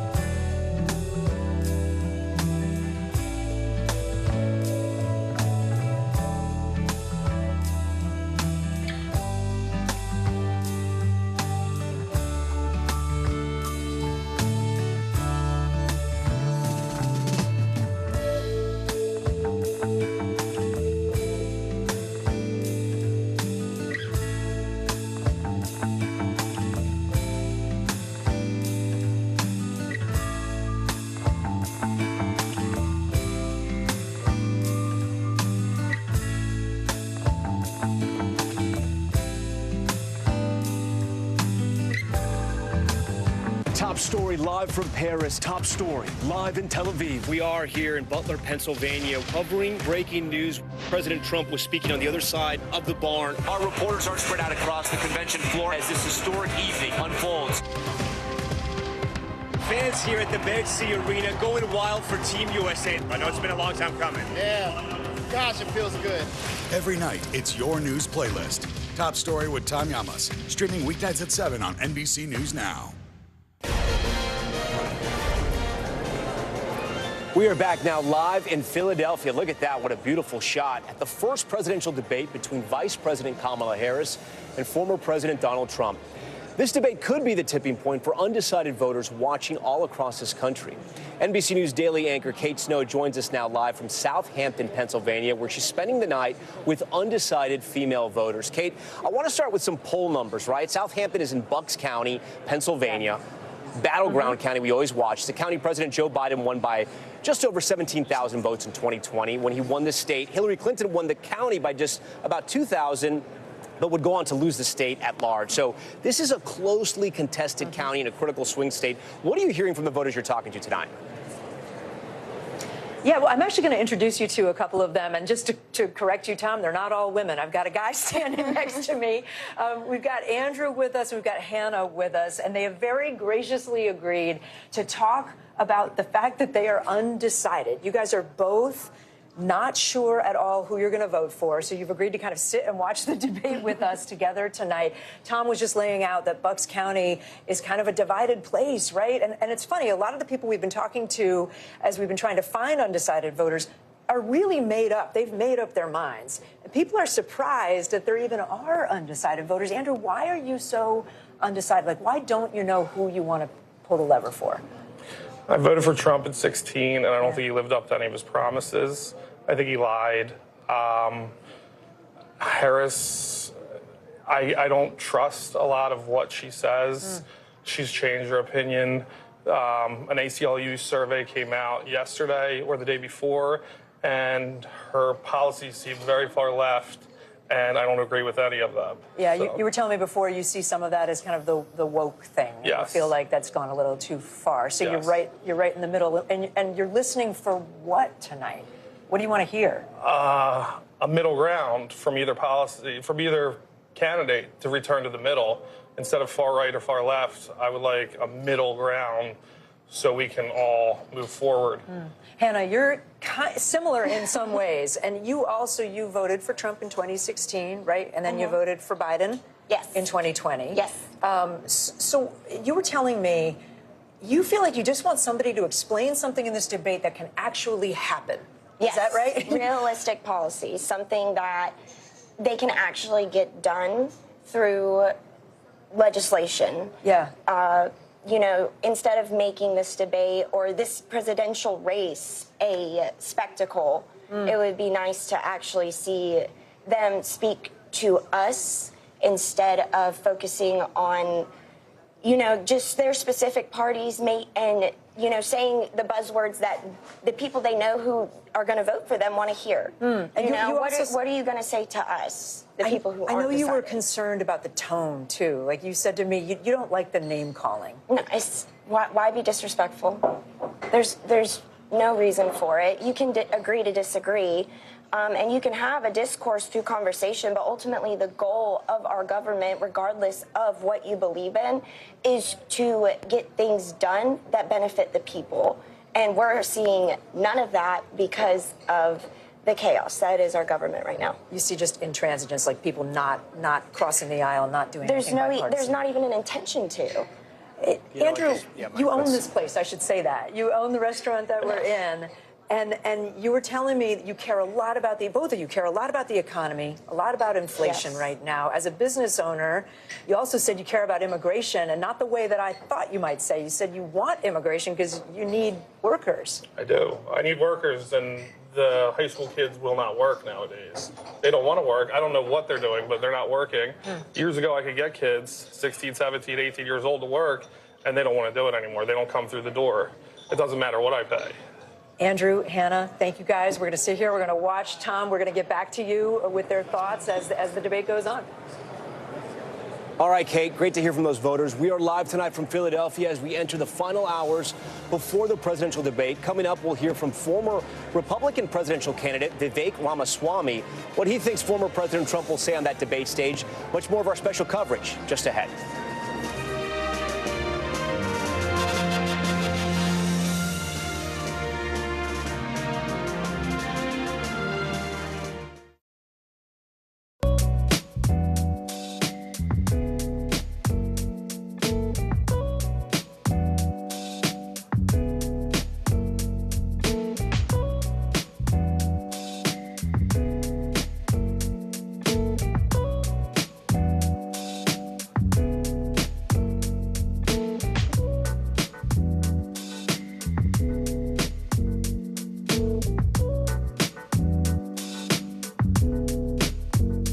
You gotta see this. I'm Gotti Schwartz. We are following some breaking news. Severe storms continue to wreak havoc. The Supreme Court put a pause on a controversial immigration law.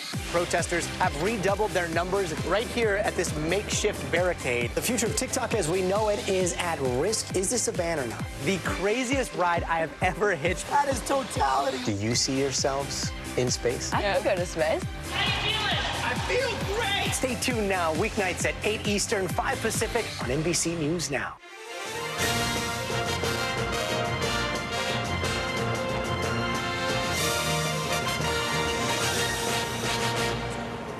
And welcome back. If you're just tuning in, we are live in Philadelphia. Look at that beautiful skyline right there. We are counting down to the first debate between Vice President Kamala Harris and former President Trump. We're going to have much more from the spin room in just a moment, plus a big interview. But we have some breaking news right now. Tropical storm Francine has just strengthened to a hurricane as it takes aim at Louisiana. Here is a live look at the radar.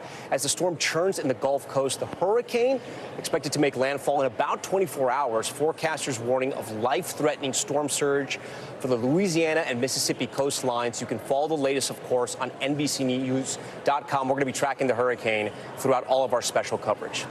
Okay, and ahead of the debate tonight, former President Trump has been reviewing policy positions and preparing with the help of key aides. Joining us now is former Republican presidential candidate Vivek Ramaswamy. Vivek, always great to see you. Thanks for joining our coverage. It's good to see you. I'm going to start with you. The goal right now, if you're a Republican, is to stop the momentum that the Harris-Walz ticket has, right? From getting to the top of the ticket to the convention to this moment right here. She's picked up a couple percentage points on the polls. How does former President Trump do that? So first of all, I'll give you my frank assessment of where things do stand in the race. She did have a lot of momentum coming out of the convention, even coming out of her announcement as the presumptive nominee. I do think a lot of that already has stalled, and it's stalled principally around issues of policy. Kamala Harris has been completely opaque about what her policy positions actually are. She stands in favor of a tax on unrealized capital gains. She hasn't explained exactly how that would function. Why has she changed her position on health care, on Medicare for all, on other areas like bans on fracking? So I hope tonight gives Americans and voters what they deserve, which is a clear picture of both candidates, where they stand on policy. How does your candidate, former President Trump, put the spotlight on that evolution, on the issues, on the flip-flopping, as you guys call them? How does he stay disciplined and put that pressure on her, especially in a debate where you have the mics turned off and it's 2 minutes for you, 2 minutes for them? So the reality is, with the mics turned off, a lot of this is going to fall on the moderators. I hope they do a good job. A lot of conservatives did have skepticism about CNN and their moderators being able to moderate a fair debate. I think they did last time around, and I'm rooting for that in the case of ABC as well. But I do think it's the job of not only the moderators, but also Donald Trump to focus on what his policies actually are. And I think Kamala Harris's own words are the friend of a Republican candidate here. Where Kamala Harris ran for president in the year 2020, she adopted positions that she is trying to run away from now. Those were short 4 years ago. So my best advice would be use her own words. You don't need to put words in her mouth. Just tell the public what she said. And if she's changed her mind, which it looks like she claims to have in many cases, she deserves to explain exactly why and what her new position is. She hasn't done that. The issue of abortion is going to come up in this debate, no doubt. The Democrats definitely want to have that conversation. You're somebody who speaks very frankly, right? You let people know exactly where you stand on issues. But when it comes to abortion rights, the 6-week ban in Florida, if you're a Republican voter, it's been a little confusing. Former President Trump has sort of been a little bit all over the place. Do you think he's been able to sort of telegraph, dictate his policy directly about where he stands on abortion? Because even some conservatives have been confused. So, look, I think that President Trump has been crystal clear about one policy throughout, dating back to the primary. And I say this, I ran against him in the primary. I know he was very clear about this then, as I was as well.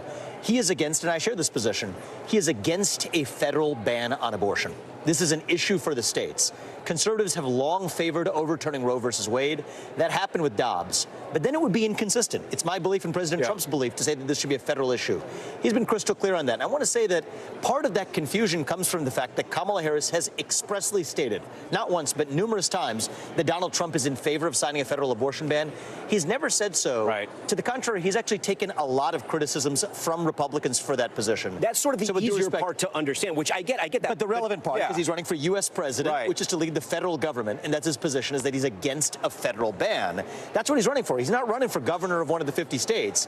His position is that's best an issue left for those 50 states, for local communities to decide what standards are best for them. And that makes a lot of sense. It's been a little confusing on the 6-week ban, right? He's had different positions on that. He suggested to our own Dasha Burns that he was going to vote against the 6-week ban, and then he changed that position. And look, you can change your mind, but voters got to trust you. So I don't think he changed his mind. I do think that was, with due respect, I think it was mischaracterized. Here's why. He was his own words, though. It's a direct question. So he lives and he lives in Florida, and I believe in the media asking tough questions of candidates. They've done that of him here. I wish they would do the same of Kamala, but that's a point for another day. Now, because he lives in Florida, I do think it was a fair question for the media asking him how he was going to vote. He has been consistent. He has been against that 6-week ban all the way back to the time it was signed into law. But here's what he said, and I think it's really important for viewers to understand this. We can't conflate being opposed to a 6-week ban with being in favor of everything this ballot measure would propose, which some legal scholars have said would even in certain cases allow for abortion all the way up to the time of birth. And he's against that as well. So conflating the Florida ballot measure Democrats have with the 6-week ban are two different issues. So you can at once be against that ballot measure and be against a 6-week ban. There's no inconsistency there, and that's been his position. You've gotten to know former President Trump. You built a relationship with him. You never really know what's going to happen on this debate stage with him, right? How do you convince yourself, or are you convinced, you'll get that Donald Trump that will focus on the issues and maybe have a hearty debate like he had with President Biden, at least the first part of the debate, versus the Donald Trump who can be emotional, who can do personal attacks, who can talk about her looks? Well, look, I'll say a few things here. First of all, I think he has done an outstanding job of answering questions of where he lands on policy, from tough questions, from AI to crypto policy, all the way to consistency on the border wall to energy policy. So I think he's well prepared. I spoke to him late last week. I spoke to him this morning. I think that he What did he tell you? Well, he's confident about where he is. And in fact, we didn't end up talking much about the debate. We ended up talking about other issues relating to the future of the country. And I think that tells you the kind of person that Donald Trump is. He doesn't follow anybody else's script. He doesn't show up with a bunch of pre-canned talking points. And I thought one of his best moments in that first debate against Joe Biden was actually towards the end of the debate. It got less attention, where he looked the camera in the eye and said, you know what? I don't have to be doing this. And I think it was true, and I think it landed because it came across as authentic. I think it was that he lived a good life, that he wouldn't be going through these prosecutions, but he's doing it not just because he wants to make America great again, but to make America greater than we've ever been. Yeah. And I want to see that side of him come through tonight. And if he does that, I think that he will win over voters who otherwise may have some questions. Yeah. If he allows the rest of this country to see the motivations that I know of him for why he's in this, for the betterment of the country, I think that'll be a win tonight. Democrats have tried to pin Project 2025 on Republicans. Yeah. Former President Trump's out there saying Vice President Harris is a Marxist. It hasn't seemed to stick like it did in 2020 with the Democrats. Republicans were able successfully to put that label on some of the Democratic candidates, especially Joe Biden, in places like Florida. Why do you think he's having a tougher time putting that Marxist label on Kamala Harris? Well, I think there's a couple of things going on here. The media has been very protective of Kamala Harris. But I've even heard you say that you don't think she's a Marxist. Well, I think personally Kamala Harris, I'll give you my perspective Yeah. here, so I'm speaking for myself here. I believe she's just another cog in the system. The reality is President Biden, Kamala Harris, they're part of the managerial class that in many ways her policy deficits and Biden's cognitive deficits, those were not bugs, they were features for the managerial class that really controls them. So I think if Kamala Harris wants to prove that she really is a candidate with an ideology, I think in some ways it's to give her too much credit to say she's ideological. Bernie Sanders has an ideology, I disagree with it, but at least he's been clear about what that is. Kamala Harris tried to run to the left of Bernie Sanders on single-payer health care, on bans on fracking and offshore drilling, said she favored an end to the filibuster to ram through the Green New Deal. Those aren't her positions now. To me, that's an indicative of a deeper problem of somebody who's just operating in a machine. And I think a good message for President Trump to deliver tonight, I know he believes it and I think it's true, is that we're not just running against a candidate, the one we'll see on stage tonight, which is a different candidate than we saw on stage a few months ago. We're really running against a machine that frankly exists in some element in both parties. But that's part of why you're seeing many Democrats also defect to join the Trump campaign as well. This is bigger than Republicans versus Democrats defecting to join the Trump campaign. You see Tulsi Gabbard, you see RFK, you see a range. But you're also other seeing Democrats. Republicans like Dick Cheney, Liz Cheney on the other side. I mean, it goes both ways. Well, actually, that makes my point, because this is not about Republicans versus Democrats. It's about that managerial class, that machine, the professional politician, the Dick Cheney to Liz Cheney to Kamala Harris to Joe Biden, versus outsiders who really want to come in and shake up the system. Before you go, the last time we talked about potentially if the Trump Vance ticket wins, there'll be a vacancy for the Senate in Ohio. That's where you're from. Are you still interested in that seat? Have those conversations gone anywhere? I know you've had lots of conversations, or a few, about cryptocurrency and the economy with the president as well. Where's your head right now if the Trump Vance ticket does win? So I'm laser focused on what happens between now and November. After November, and after hopefully a successful November 5th, we'll quickly turn to what's next for me. A few possibilities widely speculated on from the cabinet. Is your heart still towards the Senate? Look, I think that there's a lot of ways to impact the country, be it through the cabinet, through the Senate, through the governorship in Ohio. That's going to be what we turn to after November. All right. Vivek Ramaswamy, we thank you as always for talking to us. We appreciate it. Thank you. Yep. Joining us now is someone who has shared a debate stage with Kamala Harris and will have a vastly different opinion than the man we just talked to. Julian Castro faced off with then Senator Kamala Harris in the 2020 primary debates. Before that, he served as the Secretary of Housing and Urban Development under President Obama, as well as the mayor of San Antonio, Texas. He's now an NBC News political analyst. So, Secretary, we thank you, first of all, for joining us and joining our special coverage here. Vice President Harris goes into this debate losing on a couple of critical issues, the economy, immigration. Voters trust Trump more with those. How does she respond, right, when he goes after her on those points? Well, I think that to her credit, in her brief campaign, one of the things that she has done is close the gap with Trump on issues like immigration. If you look at the polling from over the summer when President Biden was the candidate to now, that gap is actually smaller. And she's done that by going on offense, talking about how she would ensure that we have a secure border, that we have order at the border, and then also, on the other hand, ensuring that we have a pathway to citizenship for folks who have earned it. So she's done both of those things, and she's seen her numbers on immigration go up. I think tonight is going to be all about two things. First of all, articulating a strong vision for the future of the country. She has put that out over the last few weeks. She also has a great American dream, personal success story to tell the American people. And then secondly, she needs to remind people about why they didn't like Donald Trump in the first place, why he lost the 2020 election. The good news is, as I've seen personally firsthand on the debate stage, she has a lot of poise, she has a lot of knowledge, she has the wherewithal, I think, to do a great job tonight on the issues, on the personal story, and on taking the case to Donald Trump. So, you know, you've obviously won elections, you've done debates, you've been out there on the campaign trail. Vice President Kamala Harris and the Democrats have had a strategy of doing just one major sit-down. She hasn't done a lot of town halls. She's done, obviously, the convention, and she has big campaign rallies. But my question to you is that, is there a danger in that? Because then when you get to a debate where there's no teleprompter, where there's no scripting, you know, there's really nowhere to go. Do you think she'll be okay on this debate stage tonight? Oh, absolutely. I think she's going to do great. I mean, first of all, she does have plenty of experience. She was the DA of San Francisco. She was the Attorney General of California, Senator from California, candidate for president herself, vice president now. She has plenty of experience in high-pressure environments. She is an excellent debater, somebody who thinks well on her feet and can really resonate with the voters. I think one of the things that you saw very clearly, especially in that very first presidential debate that we witnessed in June of 2019, was that she doesn't get caught up in all of the back and forth and the antics of opponents. She really knows how to stay laser focused on what the voters are thinking about.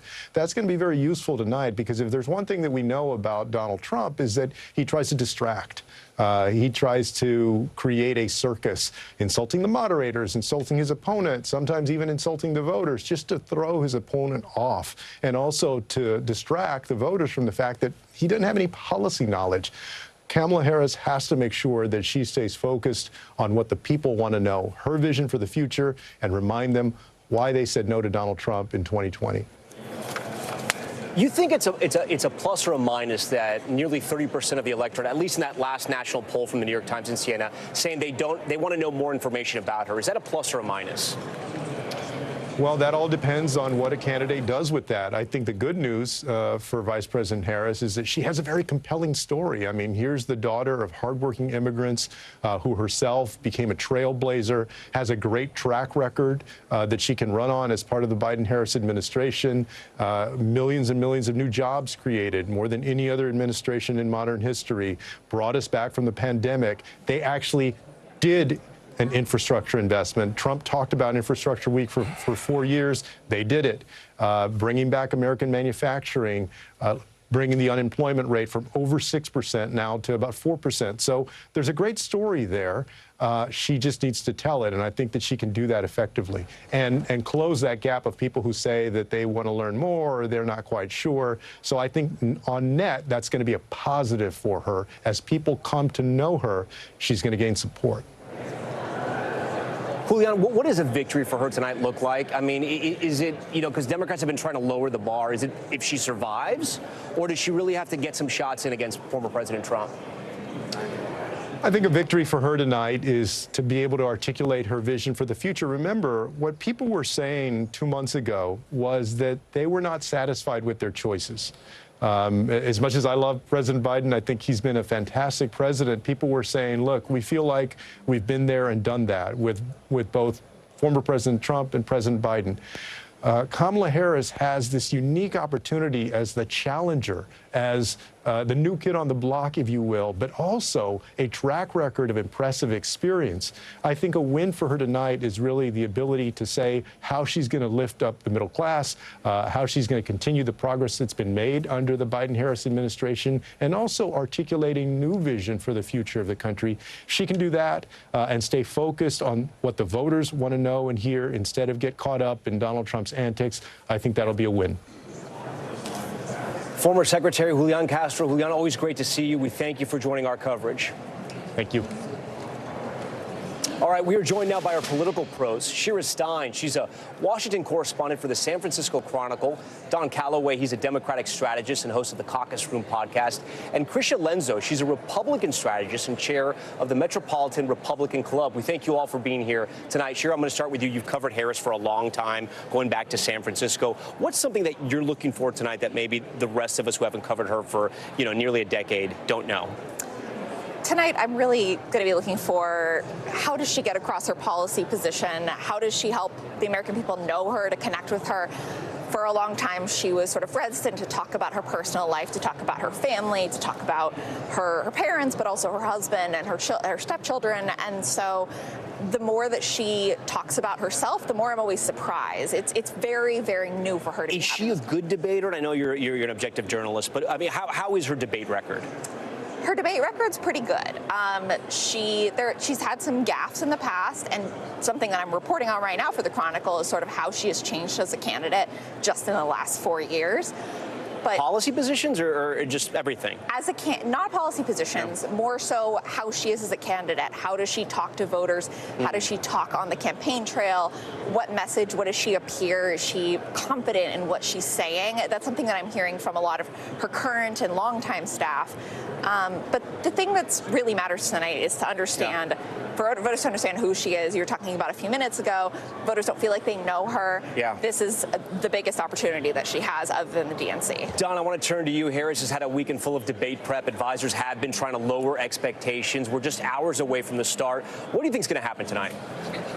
I think Kamala Harris has to make it a show about her and the American people that's somehow facilitated through the moderator. She's got to talk directly to the people to both, number one, introduce herself, because frankly, nobody knows that much about any vice president in American history, but also to talk about her vision under a Kamala Harris administration and what Kamala Harris's America looks like. I think she would be best suited to not wrestle with the alligator that is Donald Trump. We have no idea what behavior he's going to get. Vivek Ramaswamy tried to clean it up, but there's no indication that he will act as a civil human being for the next 90 minutes when we've seen none of that for the last 10 years of his political presence in the States. So she's got to focus on the people and not be concentrating on the pivot back and forth with the chaos that he wants to invite and revel in. I think that's her mission, and it's a very clear one, to tell her story directly to the people and almost make him irrelevant. Krisha, sometimes former President Trump has great debates, right? You can go back to the 2016 primaries where Republicans really loved the way he was debating. He captured some big moments there. I mean, there were some wild moments. And then there were other times when he debated Secretary Clinton, when he debated former President Biden, and then this last debate against President Biden. So what do you think is going to happen tonight, and which Donald Trump do you think we're going to see? I think we will see the same Donald Trump that we have always seen. The first couple of minutes will be incredibly pivotal, but realistically, when it comes to Kamala Harris and the differences we'll see on the debate stage tonight, it will be stark, because unlike Donald Trump, who will be running on his record, Kamala is running on her empty words. Her policies continuously change, even up until a few days ago when she posted them online, stealing from Joe Biden's platform, stealing from Donald Trump's platform. We do not know what she stands for. It's very scary to think that this is one of the first extemporaneous interviews we've seen from her on the campaign trail. And we have to hold her to account on all of her policy positions. And Donald Trump, I believe, will do that. While he's up against ABC News, I think he will come out strong because he is authentic, unlike Kamala, who, again, we have no idea what she stands for, although we do know, based on that ACLU 2019 report, that she is far more progressive than what she claims to be now, especially given Bernie Sanders' words, which he said the quiet part out loud, that she's basically going to be doing whatever she can to win the election. Krisha, we thank you for that. Shira, are you surprised that she hasn't done more town halls, more engagement with voters, more unscripted moments, more interviews? Or do you think this is sort of the strategy that you expected having covered her for so many years? Yeah, I think this is a strategy I would expect. I would also say her campaign would probably argue she's done a lot of unscripted stuff. She does a lot of every city that she travels to go do a rally. She ends up stopping by a local business, having a little interaction, and those interactions are going mega viral for them on social media. And maybe don't get covered enough by the other press, right? Exactly. So I think they think what they're doing is working. I would love to interview. I'm sure plenty of journalists would love to see her talking more about her policies, talking more in depth. The CNN interview was helpful, but there's still a lot left to be talked about. Don, you got the last word here. 30 seconds left. What's the one piece of advice you'd give Vice President Harris? Run your race. It's not about the opponent tonight. You've got one opportunity to introduce yourself and have a direct conversation with the American people, and then you can have all the town halls and interviews you want after this. But this is your night. Go out there and kill it. Make him irrelevant, and that will get under his skin more than anything else she could do. Don, Krisha, and Shira, we thank you all for being here. That's going to do it for this hour of our special coverage of the presidential debate. We are just moments away from that debate starting and our special coverage. I'm Tom Young. Tonight, the presidential race gets up close and personal. Vice President Harris and former President Trump meet in person for the first time ever, and it's on the debate stage. Our special coverage starts right now. A historic showdown just 2 months out from Election Day. Donald Trump and Kamala Harris face to face for the first time, taking on each other in a debate that could reshape the race. We're going to win back the White House. We are not going back. The candidates looking to make their case to voters in a sprint to the finish. We will make America great again. When we fight, we win. With polls showing a tight race, tonight could make the difference on who will become the nation's next president.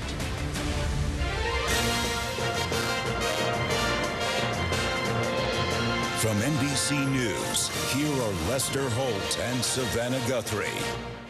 Hi, everybody. Good evening, and welcome to our special coverage of the first and perhaps last debate between Vice President Kamala Harris and former President Donald Trump. Eager to get started here. We're just moments away from that historic moment, the first time these candidates have ever faced each other directly on a debate stage.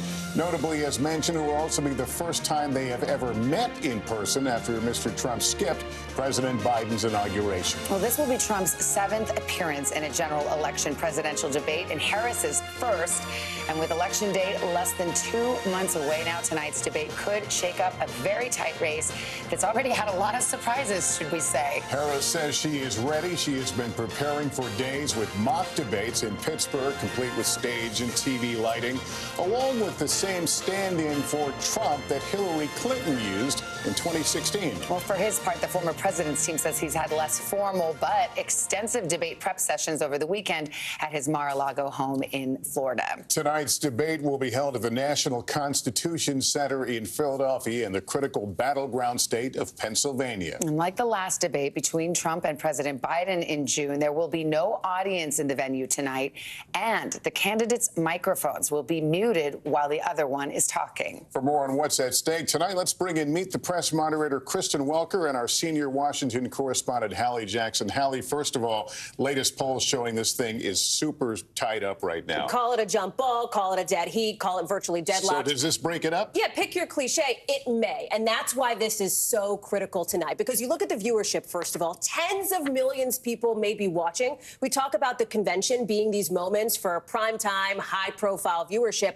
Twice as many people watched that first presidential debate when it was President Biden up against former President Trump back in June. So we are talking maybe upwards of 50 million people coming out and watching this. And about 3 in 10 Americans, according to the most recent polling, say that what happens tonight could make a difference in how their decision-making goes for the vote come November. 3 in 10 Americans also say they need to learn more about Kamala Harris. Only about 1 in 10 feel the same about former President Trump. So especially for the vice president tonight, it is an opportunity to tell those voters who she is, to define herself before Donald Trump does it for her. Yeah. Do debates matter? Ask President Biden. If they matter, think about where we were in late June. It was Biden and Trump in the race. We all know what happened in that debate. Now, the rules that were set for that debate are the rules that will govern this debate, Kristen, which we just mentioned some of the more notable ones. The opponent's mic will be muted when the other person is speaking. No audience. Who wanted these rules and who do they benefit? Here's the irony. President Biden, when he was at the top of the ticket, his campaign argued for these rules, for the mics to be cut, for no audience. Now it is Vice President Kamala Harris who is arguing to actually unmute the mics. Why? Because they say they want her to be able to interject, to fact check if needed. There's also an argument that, boy, having those mics muted allows former President Donald Trump, who sometimes likes to have some crosstalk, say some things under his breath, to look a bit more presidential. So the question tonight, I think, about optics, but also substance. Former President Trump, will he engage in personal attacks? His allies are urging him to stay focused on policy. For her part, Vice President Kamala Harris, for all the reasons that Hallie just mapped out, because so many people still say they want to know more about her. A lot of questions about how a Harris administration would differ from a Biden administration and some of those policy pivots that we saw from when she first ran for president back in 2019. Well, as mentioned, this debate is taking place in Philadelphia at the National Constitution Center. It's being hosted by ABC News. We will simulcast it in its entirety. Tom Yamas is there in the so-called spin room where people can gather and the surrogates gather before and after the debate. Tom, set the scene for us. Hey, good evening, Savannah. Yeah, we are in the spin room right here, where tonight the campaigns will burst in here, declaring their candidate won the debate.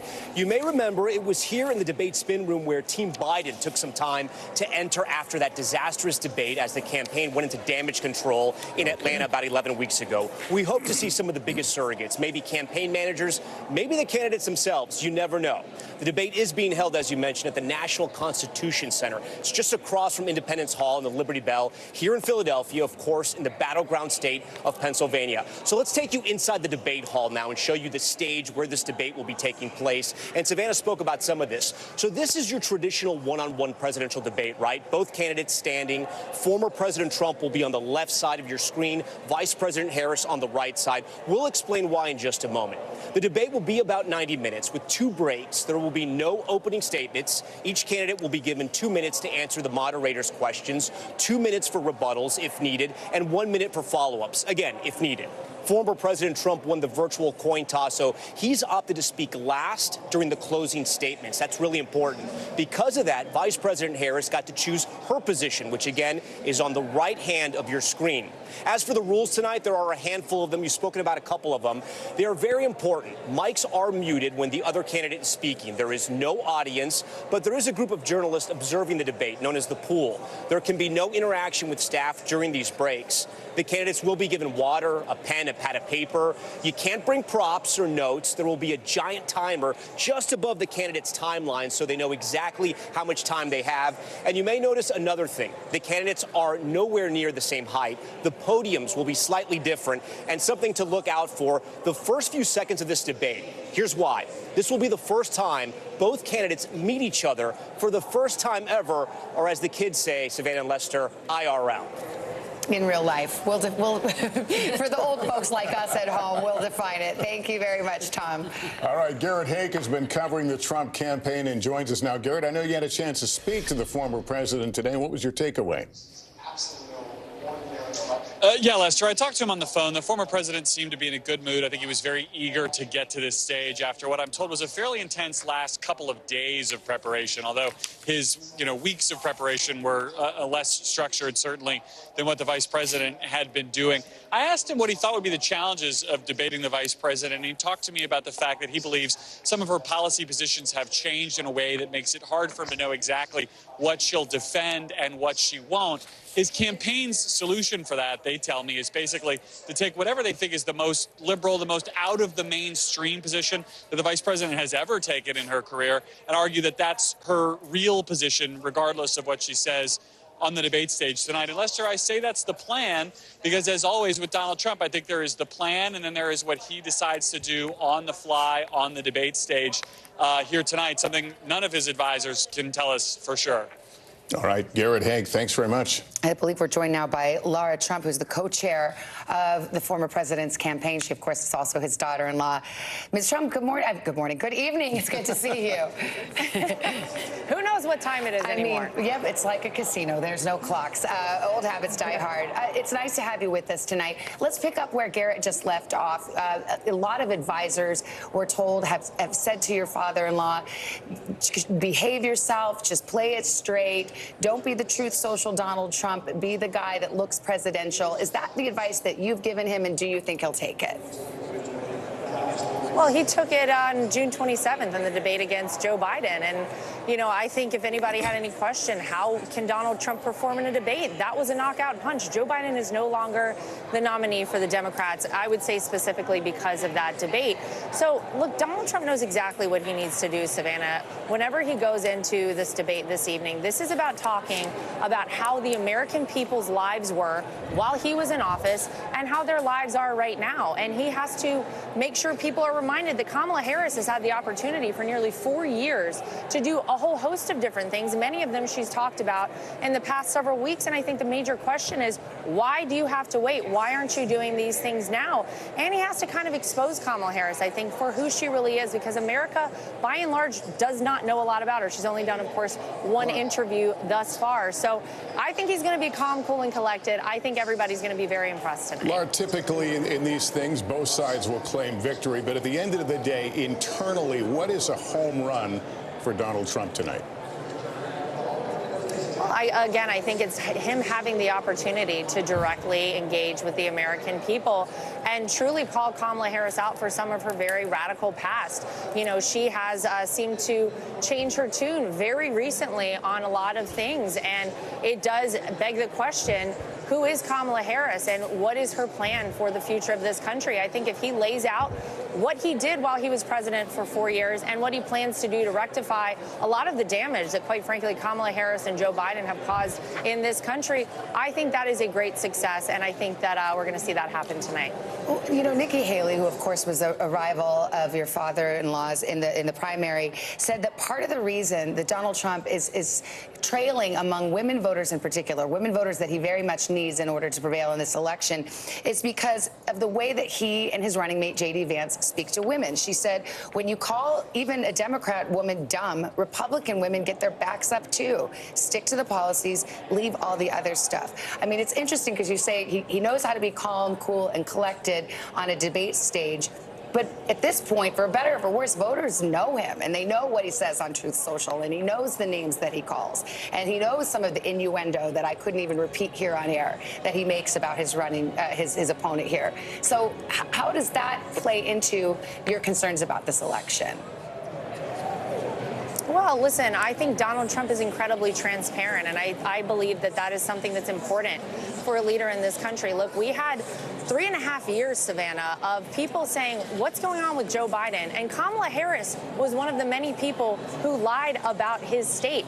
We need transparency in our leaders, and you don't have to love everything about Donald Trump. Quite frankly, he himself said, you don't even have to like me. But when you are talking about someone who is going to have the policies that's going to make your life less expensive, that is going to secure our southern border, that's going to keep us safe, that is going to get us out of wars, not into wars, those are the policies that people need to hear about, and that's what I think people should be basing their vote on. And it's our job at the RNC and the campaign to relay that to people. Just to be clear, I mean, that policy debate absolutely is fair game and should happen. What I'm talking about is stuff he puts on Truth Social where he calls her dumb or not that smart or not as good looking as him, or makes a sexual innuendo about how she attained her position in politics, that kind of thing.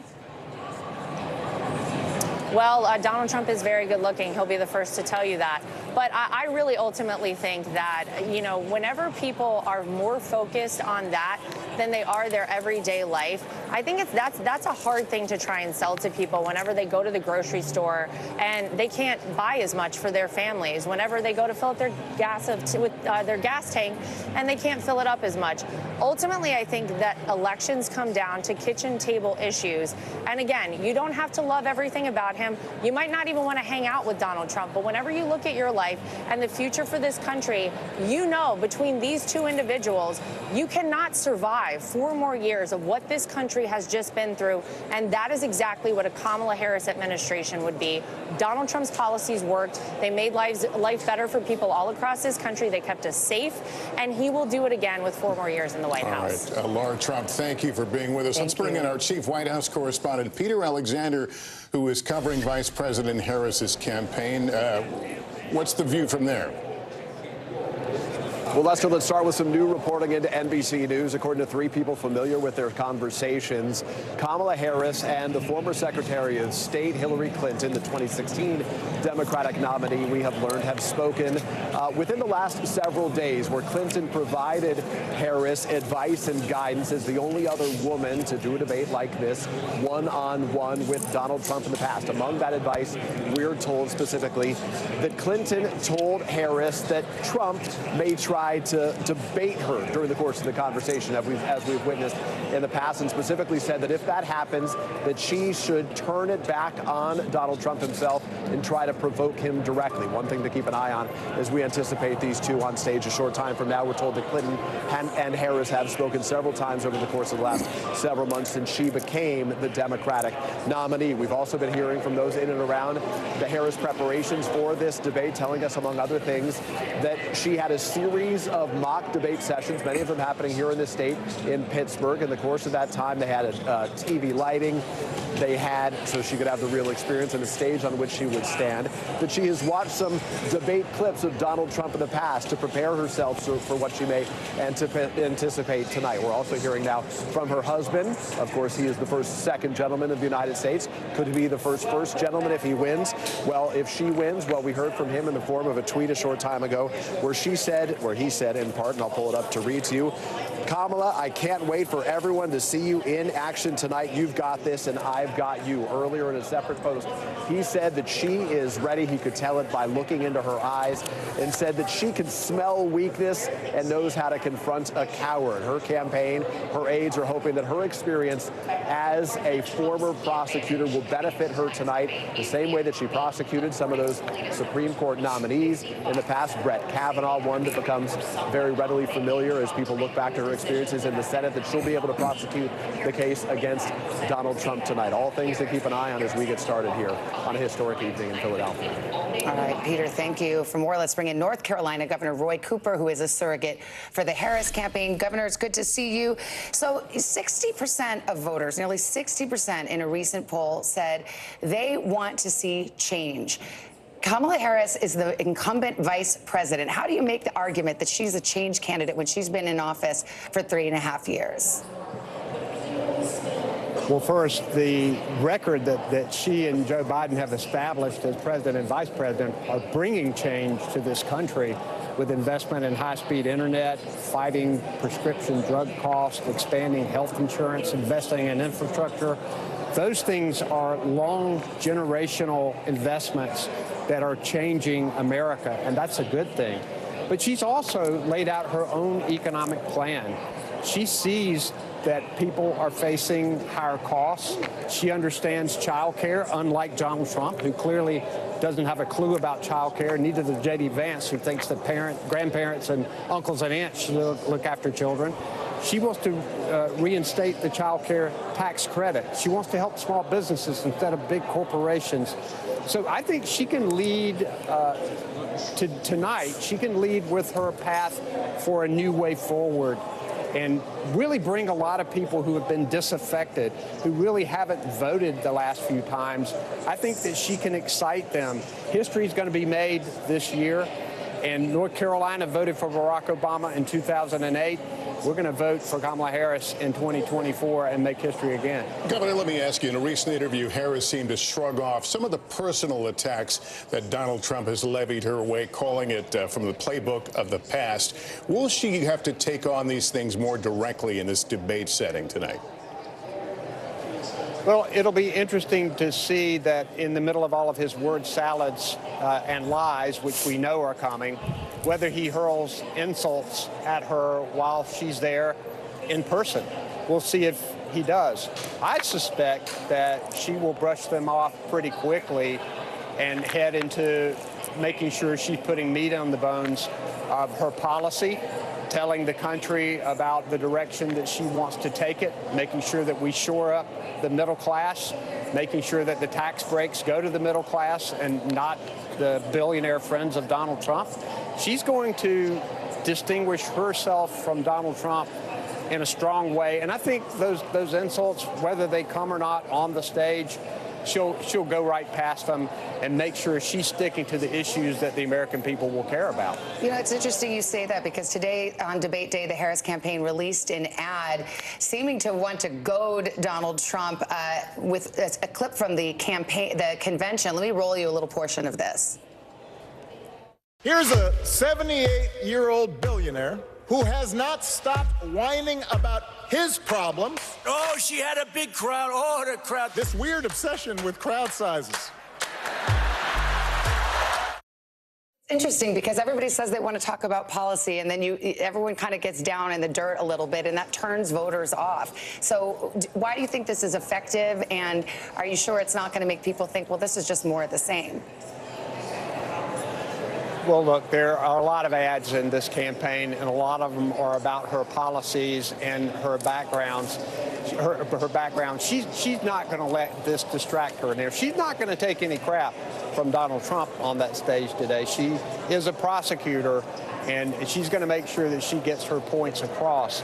But she's not going to be distracted by the name calling. I think it is turning off America, and it may be one of the reasons why the Harris campaign chose to run such an ad, reminding people that this is really what Donald Trump is all about. It's all about him and his narcissism, and every decision that he makes comes back to whether it will advantage him or not. And when Kamala Harris talks about how she gets up every morning wanting to do good things for the American people, I think people will see the real difference. This is a race about character, too. This is a race about the soul of our country, and people are going to be making that decision. This debate will be a time tonight to make some decisions for people. I'm hoping we can bring in people who haven't been involved in the process that much in the past. More than half of our volunteers the first couple of weeks in North Carolina were first-time volunteers. We've got a lot of first-time donors to the campaign. Right. You can go to KamalaHarris.com and contribute to the campaign. So we're excited. We think tonight will be a big night. We'll see what happens. All right. Governor, thanks so much for spending time with us this evening. We appreciate it. We're going to get back to politics in a second, but we do have some breaking news in the South we're following, where Francine just strengthened into a Category 1 hurricane. That storm barreling toward Texas and Louisiana with life-threatening conditions expected along the Gulf Coast. Francine expected to make landfall tomorrow with the New Orleans metro area under a hurricane watch. Al Roker is tracking the storm. Al, what can we expect? Well, we are looking for some really serious weather over the next 48 hours along the Gulf. Right now, it's 350 miles southwest of Morgan City, Louisiana, 75-mile-per-hour wind, so it's just barely a Category 1. But we're not worrying about the categories. We're worrying about the impacts. We're talking about hurricane warnings right now throughout much of Louisiana. New Orleans under a hurricane watch. Tomorrow, sometime around 5, 6 o'clock, we're expecting the worst conditions around 6 till Thursday at 2 a.m. in New Orleans. What we're expecting, 3 to 6 inches of rain or more, 60-mile-per-hour winds, and isolated tornadoes as well. Now, as the system pushes onshore, and this is what we're talking about, don't worry about categories. Impacts. Baton Rouge could see 95-mile-per-hour wind gusts. At these winds, we're looking at power outages, damage to homes, and with that wind, the dangers. This is where the most deadly effect is. The storm surge from central Louisiana to Grand Isle, about 10 feet of surge, 4 to 7 feet as you move further to the east, 3 to 5 feet in New Orleans, and heavy rain. This area has already seen a lot of rain in the last 7 days. Well, they're going to get anywhere from 2 to 4 inches per hour falling. That means more likely we're going to be seeing very severe flooding and storm totals, guys, upwards of 12 inches, especially along the southern Gulf. But as we get into the Mississippi River Valley, 3 to 5 inches as well possible. The only silver lining there is that the water levels for the Mississippi are really down. They're worried about shipping, so this could help. But those folks right along the Gulf are in harm's way. We'll see it bright and early tomorrow, Al. Yes, ma'am. All right, on the Today Show. Thank you. And we're going to take a short break here, but still ahead tonight, we'll show you the biggest debate moments of Kamala Harris and Donald Trump as they gear up to debate each other and meet in person for the very first time. That's coming up right after this.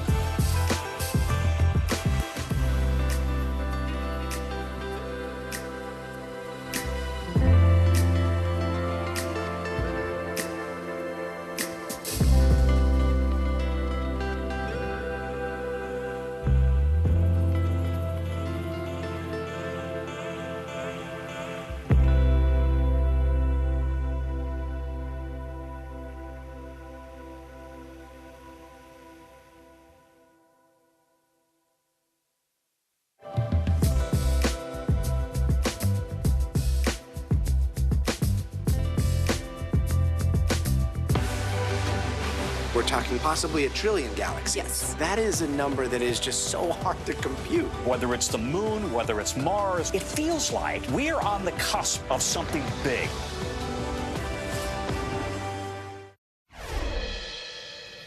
Hi, everybody. Welcome back. This is our special coverage of tonight's presidential debate between Vice President Kamala Harris and former President Donald Trump. We will bring that debate to you live in its entirety once it begins. And a lot has been made of this. This is the first time these two candidates have appeared on the same stage. They have never debated each other before tonight, and they've never even met. So what can we expect?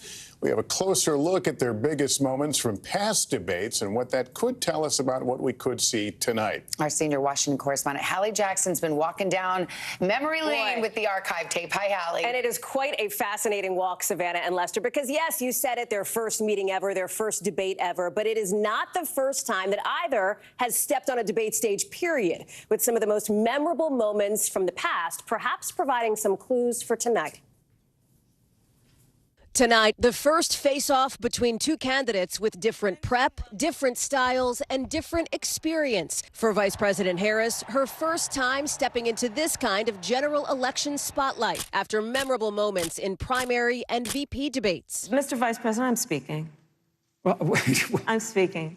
Harris, no stranger to the stage, from early in her career to her Senate run in 2016, when her opponent awkwardly dabbed.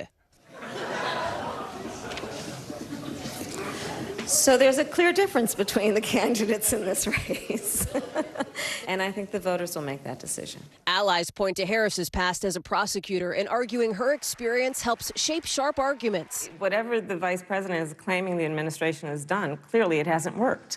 And Harris drawing on her personal background, like in this key exchange in the 2020 primary with her future boss. You also worked with them to oppose busing.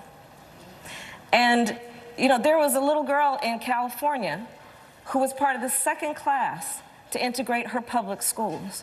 And she was bused to school every day. And that little girl was me. But Harris has had to play defense, too, like in another debate that cycle, accused of hypocrisy for shifting to a more progressive position in a crowded primary. There are too many examples to cite, but she put over 1,500 people in jail for marijuana violations and then laughed about it when she was asked if she ever smoked marijuana. For his part, Mr. Trump has more debate experience as a presidential nominee, 6 in all, most recently in June, a showdown that ultimately ended President Biden's presidential run. We finally beat Medicare. Well, he's right. He did beat Medicare. He beat it to death. Their first ever debate in 2020, notable just as much for what Mr. Trump didn't say when asked if he'd condemn white supremacists. I'm willing to do anything. I want to see peace. Then do it, sir. Say it. Do it. Say it. Do you want to call him? What do you want to call him? Give me a name. Give me a White name. supremacists and who would right you like me to condemn? White supremacists and right Proud Boys. Stand back and stand by. Then candidate Trump's first debate against Hillary Clinton in 2016 still holds the record for the most watched ever, 84 million viewers. At later face-offs, the two sparring over foreign policy and Russia's Vladimir Putin. Well, that's because he'd rather have a puppet as president of the United States. No puppet. And it's pretty clear. You're the puppet. Mr. Trump memorably looming behind his opponent on stage. At other points, delivering personal attacks. Such a nasty woman. And earlier in the Republican primaries, responding to a crass insult about the size of his hands. Look at those hands. Are they small hands?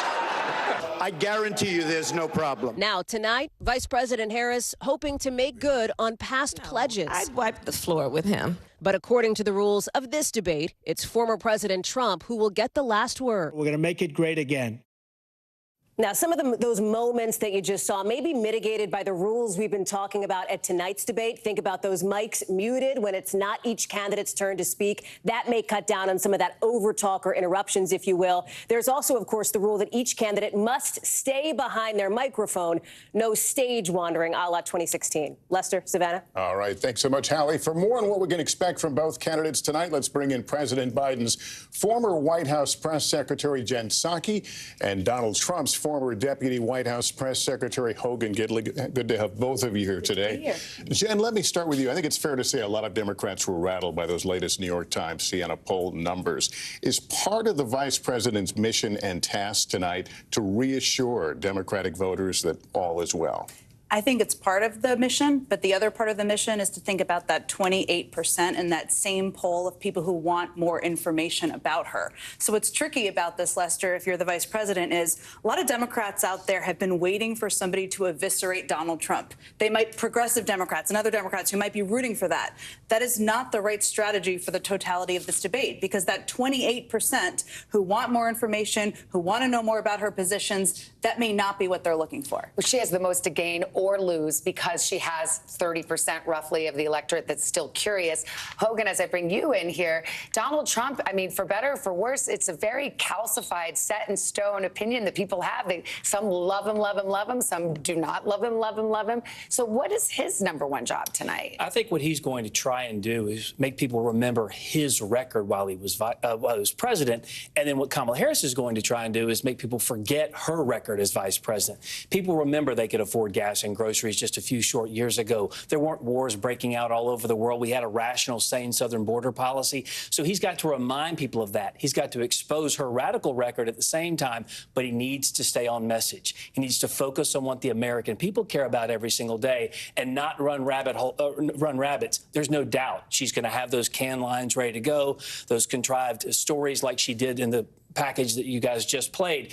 Look, she called Joe Biden a racist and a rapist on a debate stage, had merchandise ready to go, but she couldn't parlay that into anything positive for her campaign. She'll do that to Donald Trump tonight. The question becomes, will he follow her down that trail, or will he stick to the points that the American people care about most? And Jen, does the vice president have to have things that she wants to remind the public about in terms of history? Yes, absolutely. I mean, one of the challenges for her is that every candidate wants to be the change candidate, right? You have a former president and a sitting vice president, so they're not the natural change candidates. She has to figure out on this debate stage how she can both embrace part of her record that people may like and also build on it and tell people that she's going to do something different. That is very tricky. Sounds like you're saying she has a higher bar. She does have a higher bar. I think there's higher expectations for her. I will say, I'm not sure that looking in the past, that's not what the public is really looking for. We know that from every election ever. People want a forward-looking plan and vision. So the other part of what she needs to do is tell people exactly what she's going to do. Do you think she's made it unnecessarily hard on herself in this particular moment? Because she hasn't done very much off the cuff, unscripted. She did one interview since being elevated to the top of the ticket. Now it's this night. Does that just ratchet up the stakes when they don't need to be ratcheted up any higher?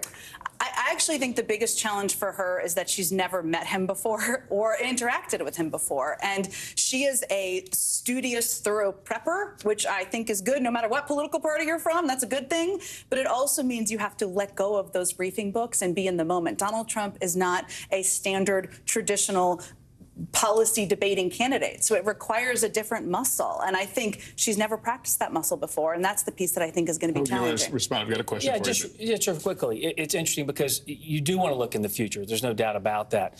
The problem with Kamala Harris is every time she starts to say, I promise you I will, on day one I'm going to, Donald Trump can just say, but you're the sitting vice president right now. Either you can't do those things or you won't. Either way, I don't think the American people are going to buy it. You both know him very well. Lara Trump just told us a few moments ago he's going to be calm, cool, and collected. Raise your hand if you think he will be. Like always. Yeah. What are you talking about? He's always calm. Is that the worst thing that could happen to Kamala Harris? If he is calm, cool, and collected, I'm not sure it's the worst thing, but I think she is going to hopefully not take the bait. I think the Clinton advice is good advice to her. Don't take the bait. Try to bait him a little bit. That would be a win for her. All right. Hogan and Jen, thank you very much. Both veterans of the White House. Coming up, we've got Steve Kornacki here to break down where this race stands. Spoiler alert, it's very, very tight, and how tonight's debate could shake things up. We're back right after this.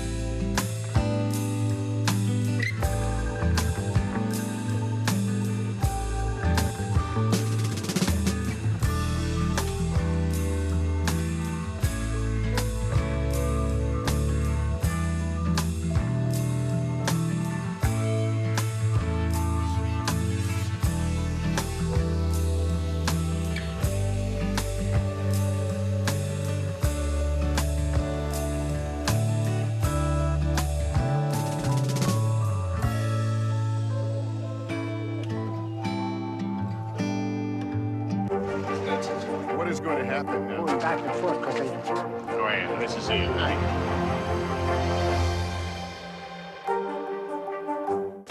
News for the generation of now is NBC News Now.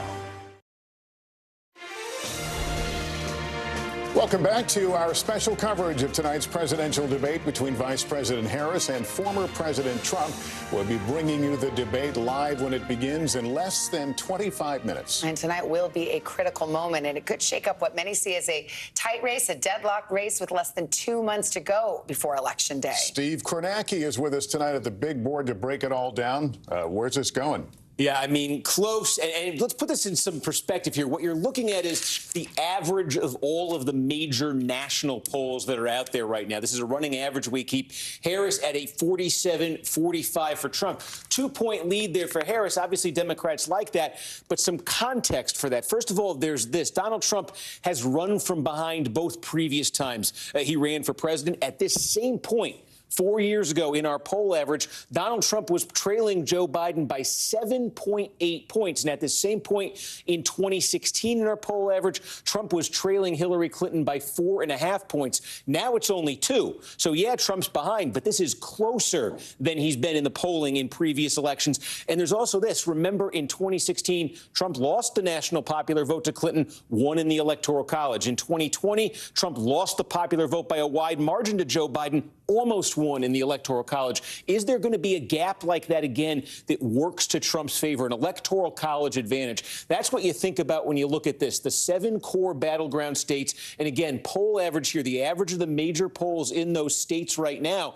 And you see the headline, obviously, these are very close margins. Look, Harris, 1/10 of 1 point in the North Carolina average right now. Trump by 0.5 point in Georgia. These are very, very close, although you take a look and you see one here that's a little different. That's Wisconsin. Harris on average just over 4 points ahead right now. This was, keep in mind, Wisconsin, the source of the single biggest polling miss in 2020. It had Joe Biden well ahead, nearly 10 points on average. He won the state by less than 1 point. The polling here was way off in 2016 as well. There was a pretty big miss in Michigan, too. States with large blue-collar white populations where Trump has run up very big numbers. The polls didn't sufficiently capture that in 16 and 20.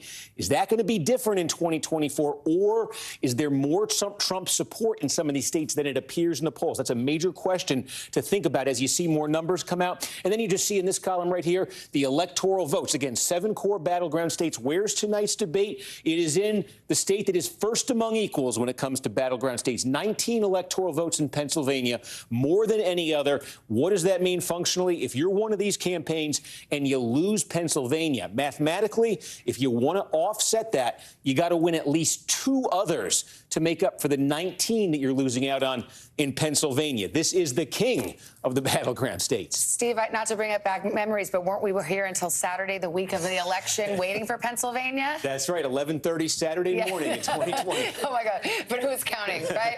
Okay, well, we shall see. Thank you. That sets it up very nicely for our next guest. What do voters want to hear from candidates tonight? These battleground voters, they're the deciders. Kate Snow is in Pennsylvania talking to those undecided swing voters. Hi, Kate. Hi, Savannah. Yeah, we're at the Churchville Inn. It's a restaurant in Bucks County, Pennsylvania. That's right outside of Philadelphia. This is a county that really could be pivotal in the state of Pennsylvania. And as Steve was just saying, it could be pivotal. Pennsylvania, as it goes, could be pivotal for the whole election. So we gathered 3 voters with me. They are all undecided voters. Each one of you is registered differently. We have Lynn Kelleher, who's a registered Republican and a realtor here in town. We have Hannah Reed, an independent, a mom of 3. And then we have Andrew Wallace, who's registered Democrat and owns this place, by the way, the owner of the restaurant. What's interesting, though, is you all cannot decide. And Lynn, you told us that you find Trump, I forget your word, reprehensible. You really don't like the guy. But you find Harris, you said that you don't understand what she stands for. She needs to explain. What are you looking for tonight? For me, the election is a decision between economics and morals. I like some of Trump's economic policies. Yeah. I abhor him, quite frankly. Because of his morals? Because of his morals or lack thereof. But she, I think, is talking a lot of fluff. She hasn't said anything substantive. I don't know that she has the experience or the wherewithal to lead this country out of the economic situation that we're in. I'm going to note, all three of you voted for Trump in 2016 and then changed in 2020. Hannah, let me go to you. You said you're very frustrated going into this debate. Why?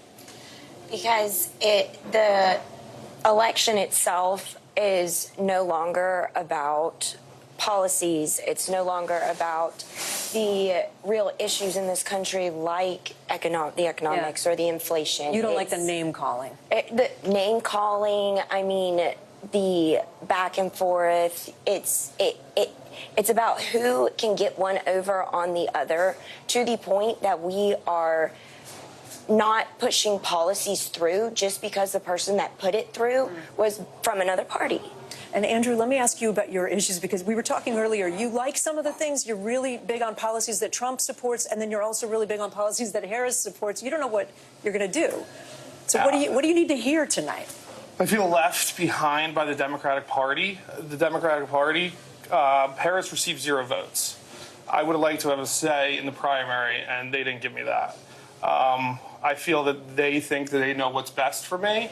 Harris hasn't said anything. Harris's policies, a lot of them, have just been stolen from Trump. Taxes on tips, putting up the border wall. She's had said absolutely nothing of her own with her own ideas. So I'm waiting to see anything from her that is an original idea and not stolen from the other candidate. All right, guys, we're going to watch this debate together. And Savannah and Lester, we will certainly report back on sort of what the reactions are here in the room. It's an instant focus group. Yeah, some important voices to hear. Kate, thanks very much. Let me bring in 2 experts at debate preparation. Greg Craig served as White House counsel in the Obama administration. He prepped John Kerry by playing George W. Bush. And Judd Gregg is a former senator from New Hampshire who prepped George W. Bush by playing John Kerry. And Senator, let me begin with you. You know, the candidates, of We're course, sort of hitting you a with a tongue tire there. Yes, it's not easy. The Harris folks really want to put forth her and introduce her to people who don't know a lot about her right now. Is this a good time for any candidate to change who they are, who the viewers and voters perceive them to be? People can't change themselves. Really, these debates turn on a few things, I think. First is your mannerisms, and especially when you have a split screen. If you'll remember when George Bush the first was in the debate, he looked at his watch, and that affected the campaign significantly. And then Al Gore rolled his eyes and made all sorts of facial disparaging types of movements. And then, of course, in the last debate, it was President Biden just looking like he wasn't there. So the physical activity on the stage is really critical, and you've got to act like you're a serious person in a serious event. Secondly, you've got to be substantive. This is about the presidency of the United States. People expect substance. They don't expect gamesmanship. And third, a little self-deprecating humor doesn't work. That doesn't hurt. It's nice to know that the person can connect with you because they are willing to talk about themselves in a humorous way. And so those 3 elements are really critical to defining an individual and whether they connect with the audience. But you can't change yourself just for a debate. That's impossible. Well, it's fun to talk to both of you because you've had this rare opportunity to actually play the opposing candidate. So we know you from politics, but apparently you have acting chops as well. Greg, as I turn to you, you helped President Obama and I think Senator Kerry as well. So if you were advising Kamala Harris, what would you tell her to do? Because obviously Donald Trump is an opponent unlike any other. I agree with that. I think on the issue of substance and policy, she's just going to be fine. She's disciplined. She's hardworking. Her real challenge, I think, is managing Trump, because whereas Vice President Harris is the captain and quarterback of Team Normal, former President Trump is really the 4-star general of Team Crazy, and you can't really guess or predict exactly what he's going to be saying or doing. It's going to be a stream of consciousness. There's going to be non sequiturs. There's going to be one falsehood after another. So I'm going to be interested in finding out how she manages to deal with him. I think he's likely to get under her skin more than she's likely to get under his skin. And is she going to lose it? She would probably have every right to get angry or emotional or lecture him. But I think if she manages this guy in this debate, she'll be president of the United States. Senator Craig and Greg Craig, good to have both of you with us. Not easy, right? Not easy at all, but nice to have your perspective. Speaking of an interesting perspective, there's only two people sitting at this desk right now who have actually moderated general election debates, which I would like to say seems like the most thankless job in America. But you both survived. We got Krista Welker here. Hallie's done some primary debates. I'm out of my Me league. too. I No, know. but this is next level. Lester, first of all, without triggering you, what do you remember about doing the debate in 2016? I remember how lonely it felt because we were, when both of us did it, was under the auspices of the Presidential Debate Commission. You're a solo out there. You've got your back is to this giant room full of people, and there were estimates of 100 million people watching. At the same time, it's such a privilege to do things like this, but you're getting people are, leading up to it, or is he going to fact check? Every time you turn on cable TV, they're talking about you and what they think you're going to do or what you're thinking.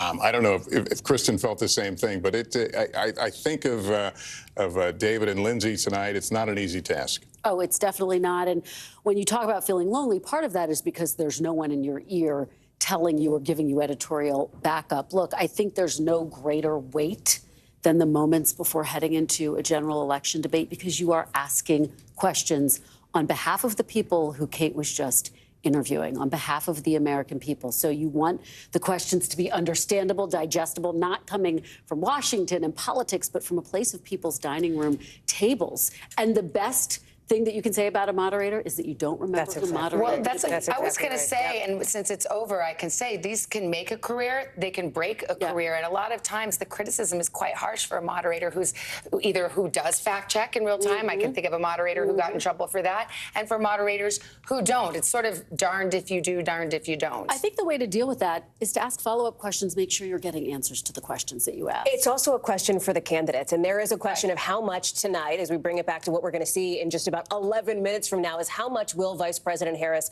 fact check former President Trump and vice versa, although it is clear, we know from past debates, that the former president does say things that are not true on this stage. I've talked to people in her orbit who say if she spent the night fact checking, in their view, she'd never get anything else in. So she's got to pick her moments in that space. We're also seeing, even as we've been on the air tonight, former President Trump already, his campaign, his team, kind of working the refs here already, preemptively going after the moderators. It's always a factor. I was just going to say, I mean, it's not terribly recent, but I remember it's in the last 10, 15 years, it's become a lot more common to attack the moderator. I remember when you would never see the candidates go out and go after the moderator. I remember Newt Gingrich doing it in a Republican primary, I think in 2016 or something like that, and that was different. Well, two things. You've got to feel the room, and it took me several minutes to feel the room, feel the temperature of the candidates. The other thing is, having done a lot of debates, including a presidential debate, I swore a long time ago I would never publicly judge a debate moderator. It is an incredibly difficult job, and my hat's off to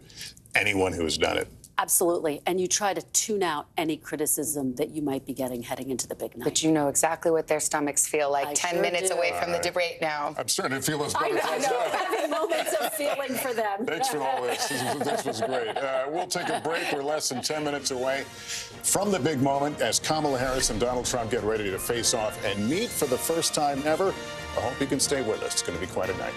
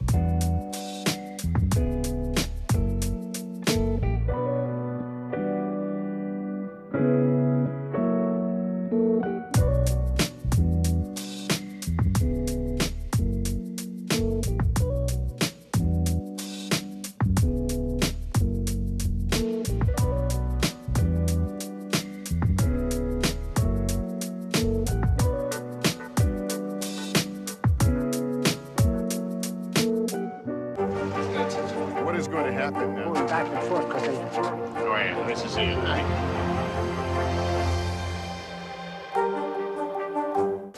News for the generation of now is NBC News Now.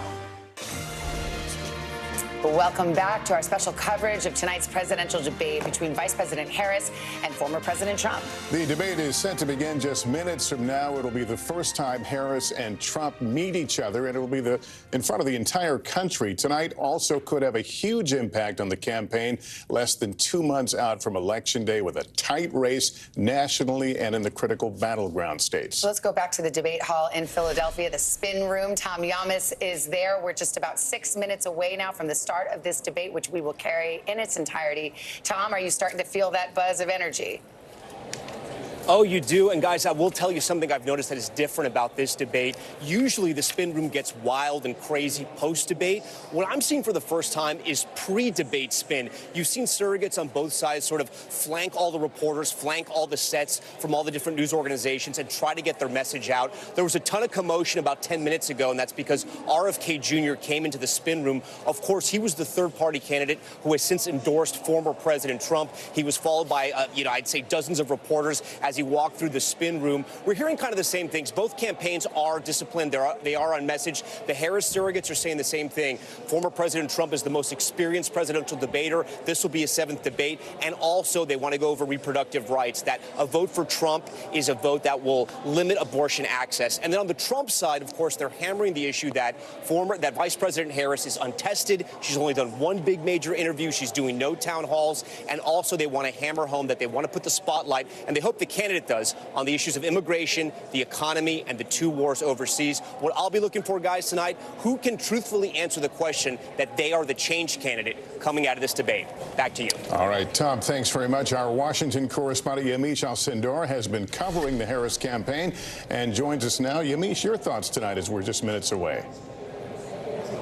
One of the biggest challenges for Vice President Harris, as I've been talking to a lot of sources that are familiar with her debate preparations, are how she's going to differentiate herself from President Biden. Former President Trump is going to try to make her own every single mistake that he believes President Biden made. And there's been a lot of tension among the Harris team about whether or not she should throw President Biden, under the brush figuratively and say, I disagreed with some of the policies, maybe even the withdrawal from Afghanistan, the way that it was carried out, or whether she's going to say, I serve at the pleasure of the president, and I agreed with everything that he did. But she has to, in some ways, really carve out what a Harris administration is going to look like and why it's not going to just be a third term of the Biden administration, or the second term of the Biden administration, rather. And the other thing that she's really going to have to do is not get pulled into personal attacks by former President Trump. They expect him to, at some point, maybe lose it. They're going to try to bait him a bit to try to lash out at her. But she really wants to remain calm, because her biggest thing that she wants to do is really introduce herself to undecided voters and voters who might not be familiar with her background, her middle-class background, that she's a child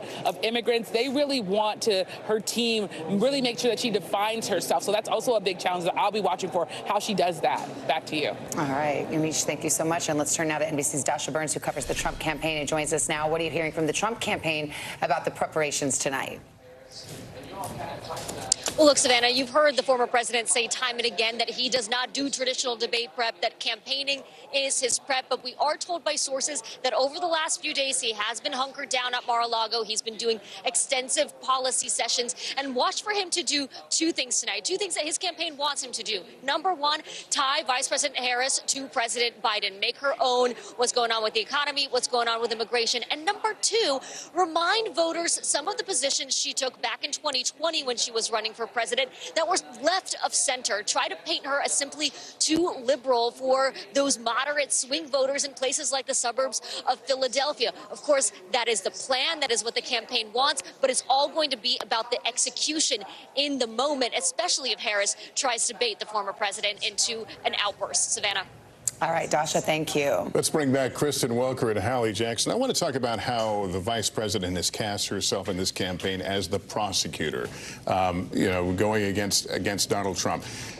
Are there limits to that in this format, do you think, of coming off in a prosecutorial way? Absolutely. When I've spoken to allies who are close to her, they say her biggest challenge tonight is getting specific, but not too specific. She's got to tell the story of how a Harris administration would differ from a Biden administration. That word we keep using, change. How would she change things right now? Does she acknowledge to some extent that the economy is not where she wants it to be, and really lay out in more detail what she wants to see? Yes, she's going to prosecute the case against Donald Trump on a range of different issues. She'll accuse him of switching his opinion, particularly when it comes to the issue of abortion and reproductive rights. But again, she's got to walk that fine line. Yeah, but she also has to answer for some changes in her own positions. Of course, she ran for president in 2020. She came across and positioned herself as a much more progressive type of candidate. Now she's really moving to the middle here in a general election. Crowded primary, right? Back in 2019, 2020, she has moved away from that on issues like,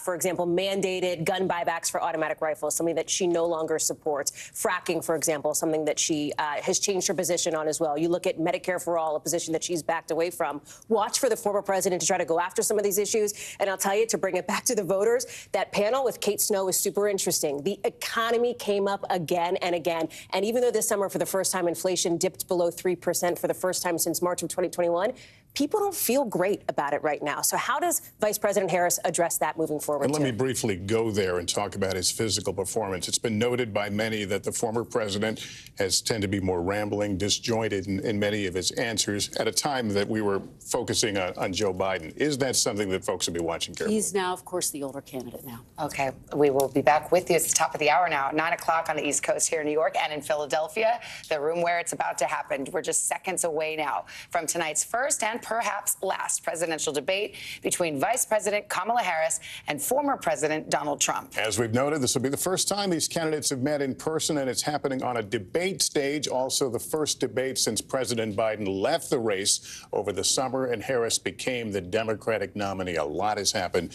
in a very compressed period of time. Yes, it has. And we have a few moments until the debate starts. We will join it. ABC News is broadcasting it, but we will simulcast it right here in its entirety. It's taking place at the National Constitution Center in Philadelphia.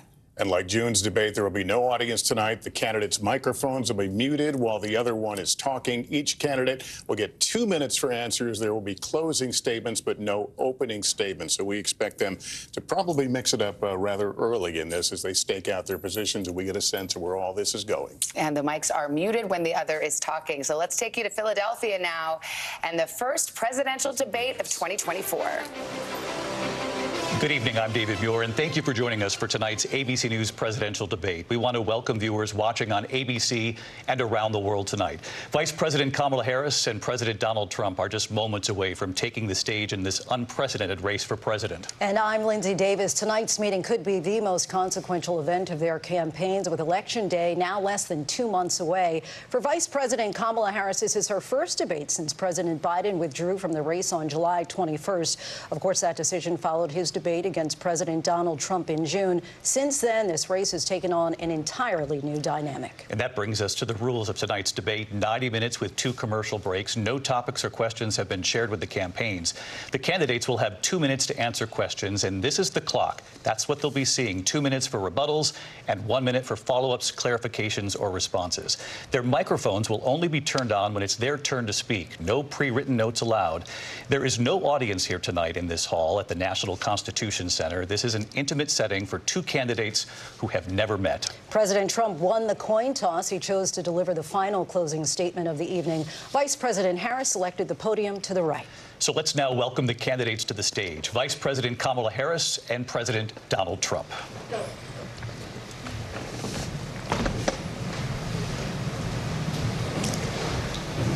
Kamala Harris, let's have a good debate. Nice to see you. Have fun. Thank you. Welcome to you both. It's wonderful to have you. It's an honor to have you both here tonight. Good evening. We are looking forward to a spirited and thoughtful debate. So let's get started. I want to begin tonight with the issue that voters repeatedly say is their #1 issue, and that is the economy and the cost of living in this country. Vice President Harris, you and President Trump were elected 4 years ago, and your opponent on the stage here tonight often asks his supporters, are you better off than you were 4 years ago? When it comes to the economy, do you believe Americans are better off than they were 4 years ago? So I was raised as a middle-class kid. And I am actually the only person on this stage who has a plan that is about lifting up the middle class and working people of America. I believe in the ambition, the aspirations, the dreams of the American people. And that is why I imagine and have actually a plan to build what I call an opportunity economy. Because here's the thing. We know that we have a shortage of homes and housing, and the cost of housing is too expensive for far too many people. We know that young families need support to raise their children, and I intend on extending a tax cut for those families of $6,000, which is the largest child tax credit that we have given in a long time, so that those young families can afford to buy a crib, buy a car seat, buy clothes for their children. My passion, one of them, is small businesses. My mother raised my sister and me, but there was a woman who helped raise us. We call her our second mother. She was a small business owner. I love our small businesses. My plan is to give a $50,000 tax deduction to start up small businesses, knowing they are part of the backbone of America's economy. My opponent, on the other hand, his plan is to do what he has done before, which is to provide a tax cut for billionaires and big corporations, which will result in $5 trillion to America's deficit. My opponent has a plan that I call the Trump's sales tax, which would be a 20% tax on everyday goods that you rely on to get through the month. Economists have said that Trump sales tax would actually result for middle-class families in about $4,000 more a year, because of his policies and his ideas about what should be the backs of middle-class people paying for tax cuts for billionaires. President Trump, I'll give you 2 minutes. First of all, I have no sales tax. That's an incorrect statement. She knows that. We're doing tariffs on other countries. Other countries are going to finally, after 75 years, pay us back for all that we've done for the world. And the tariff will be substantial in some cases. I took in billions and billions of dollars, as you know, from China. In fact, they never took the tariff off because there was so much money they can't. It would totally destroy everything that they've set out to do. They're taking in billions of dollars from China and other places. They've left the tariffs on. When I had it, I had tariffs, and yet I had no inflation. Look, we've had a terrible economy because inflation which is really known as a country buster. It breaks up countries. We have inflation like very few people have ever seen before, probably the worst in our nation's history. We were at 21%, but that's being generous because many things are 50, 60, 70, and 80% higher than they were just a few years ago. This has been a disaster for people, for the middle class, but for every class. On top of that, we have millions of people pouring into our country from prisons and jails, from mental institutions and insane asylums, and they're coming in and they're taking jobs that are occupied right now by African Americans and Hispanics, and also unions. Unions are going to be affected very soon. And you see what's happening. You see what's happening with towns throughout the United States. You look at Springfield, Ohio. You look at Aurora in Colorado. They are taking over the towns. They're taking over buildings. They're going in violently. These are the people that Xi and Biden led into our country, and they're destroying our country. They're dangerous. They're at the highest level of criminality, and we have to get them out. We have to get them out fast. I created one of the greatest economies in the history of our country. I'll do it again, and even better. We are going to get to immigration and border security during this debate, but I would like to let Vice President Harris respond on the economy here. Well, I would love to. Let's talk about what Donald Trump left us. Donald Trump left us the worst unemployment since the Great Depression. Donald Trump left us the worst public health epidemic in a century.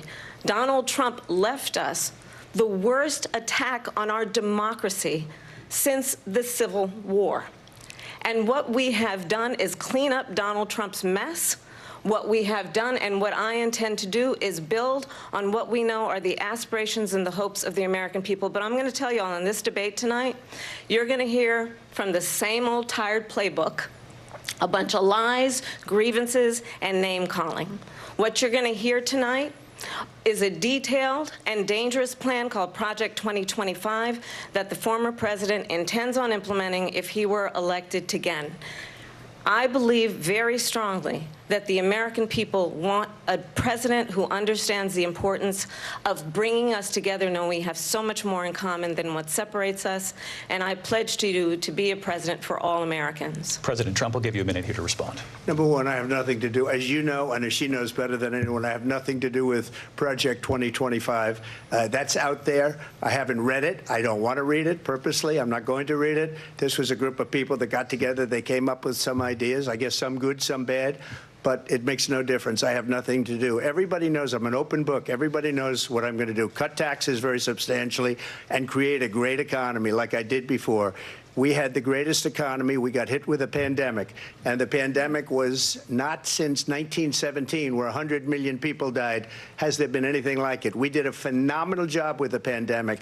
We handed them over a country where the economy and where the stock market was higher than it was before the pandemic came in. Nobody's ever seen anything like it. We made ventilators for the entire world. We got gowns, we got masks, we did things that nobody thought possible. And people give me credit for rebuilding the military. They give me credit for a lot of things, but not enough credit for the great job we did with the pandemic. But the only jobs they got were bounce-back jobs. These were jobs bounce back, and it bounced back, and it went to their benefit. But I was the one that created them. They know it, and so does everybody else. Vice President Harris, I'll let you respond. So Donald Trump has no plan for you. And when you look at his economic plan, it's all about tax breaks for the richest people. I am offering what I describe as an opportunity economy, and the best economists in our country, if not the world, have reviewed our relative plans for the future of America. What Goldman Sachs has said is that Donald Trump's plan would make the economy worse. Mine would strengthen the economy. What the Wharton School has said is Donald Trump's plan would actually explode the deficit. 16 Nobel laureates have described his economic plan as something that would increase inflation and by the middle of next year would invite a recession.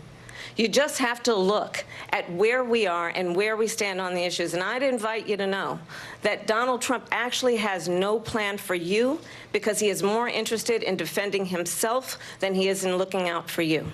That's just a soundbite. They gave her that to say. Look, I went to the Wharton School of Finance, and many of those professors, the top professors, think my plan is a brilliant plan. It's a great plan. It's a plan that's going to bring up our worth, our value as a country. It's going to make people want to be able to go and work and create jobs and create a lot of good, solid money for our country. And just to finish off, she doesn't have a plan. She copied Biden's plan, and it's like 4 sentences, like run, spot, run. 4 sentences that are just, oh, we'll try and lower taxes. She doesn't have a plan. Take a look at her plan. She doesn't have a plan. Mr. President, I do want to drill down on something you both brought up. The Vice President brought up your tariffs. You responded, and let's drill down on this, because your plan is what she calls is essentially a national sales tax. Your proposal calls for tariffs, as you pointed out here, on foreign imports across the board. You recently said that you might double your plan, imposing tariffs up to 20% on goods coming into this country. As you know, many economists say that with tariffs at that level, costs are then passed on to the consumer.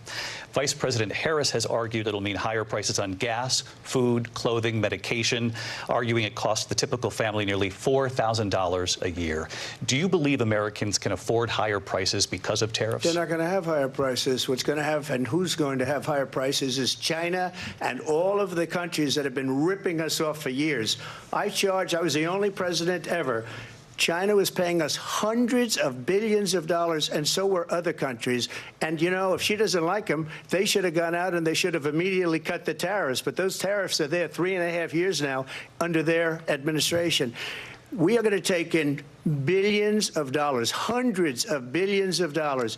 I had no inflation, virtually no inflation. They had the highest inflation perhaps in the history of our country, because I've never seen a worse period of time. People can't go out and buy cereal or bacon or eggs or anything else.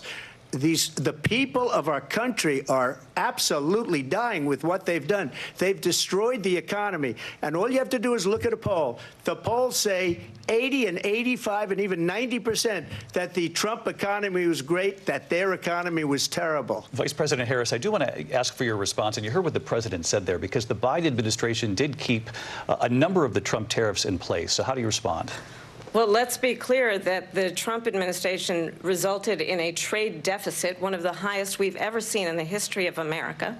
He invited trade wars. You want to talk about his deal with China? What he ended up doing is, under Donald Trump's presidency, he ended up selling American chips to China to help them improve and modernize their military, basically sold us out, when a policy about China should be in making sure the United States of America wins the competition for the 21st century, which means focusing on the details of what that requires, focusing on relationships with our allies, focusing on investing in American-based technology so that we win the race on AI, on quantum computing, focusing on what we need to do to support America's workforce so that we don't end up having on the short end of the stick in terms of workers' rights. But what Donald Trump did, let's talk about this, with COVID, is he actually thanked President Xi for what he did during COVID. Look at his tweet. "Thank you, President Xi!" exclamation point, when we know that Xi was responsible for lacking and not giving us transparency about the origins of COVID.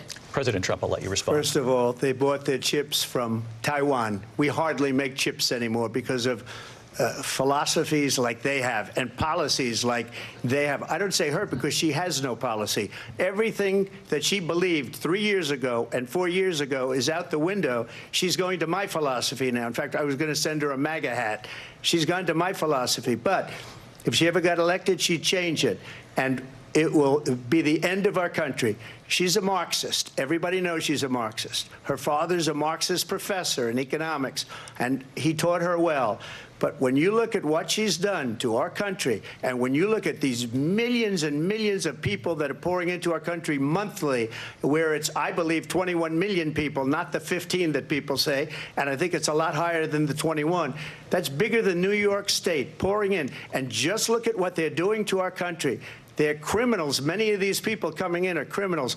And that's bad for our economy, too. You know, you mentioned before, we'll talk about immigration later. Well, bad immigration is the worst thing that can happen to our economy. They have, and she has, destroyed our country with policy that's insane. Almost policy that you'd say they have to hate our country. President Trump, thank you. Lindsay? I want to turn to the issue of abortion. President Trump, you've often touted that you were able to kill Roe v. Wade. Last year, you said that you were proud to be the most pro-life president in American history. Then last month, you said that your administration would be great for women and their reproductive rights. In your home state of Florida, you surprised many with regard to your 6-week abortion ban, because you initially had said that it was too short. And you said, quote, "I'm going to be voting that we need more than 6 weeks." But then the very next day, you reversed course and said you would vote to support the 6-week ban. Vice President Harris says that women shouldn't trust you on the issue of abortion because you've changed your position so many times. Therefore, why should they trust you? Well, the reason I'm doing that vote is because the plan is, as you know, the vote is, they have abortion in the 9th month.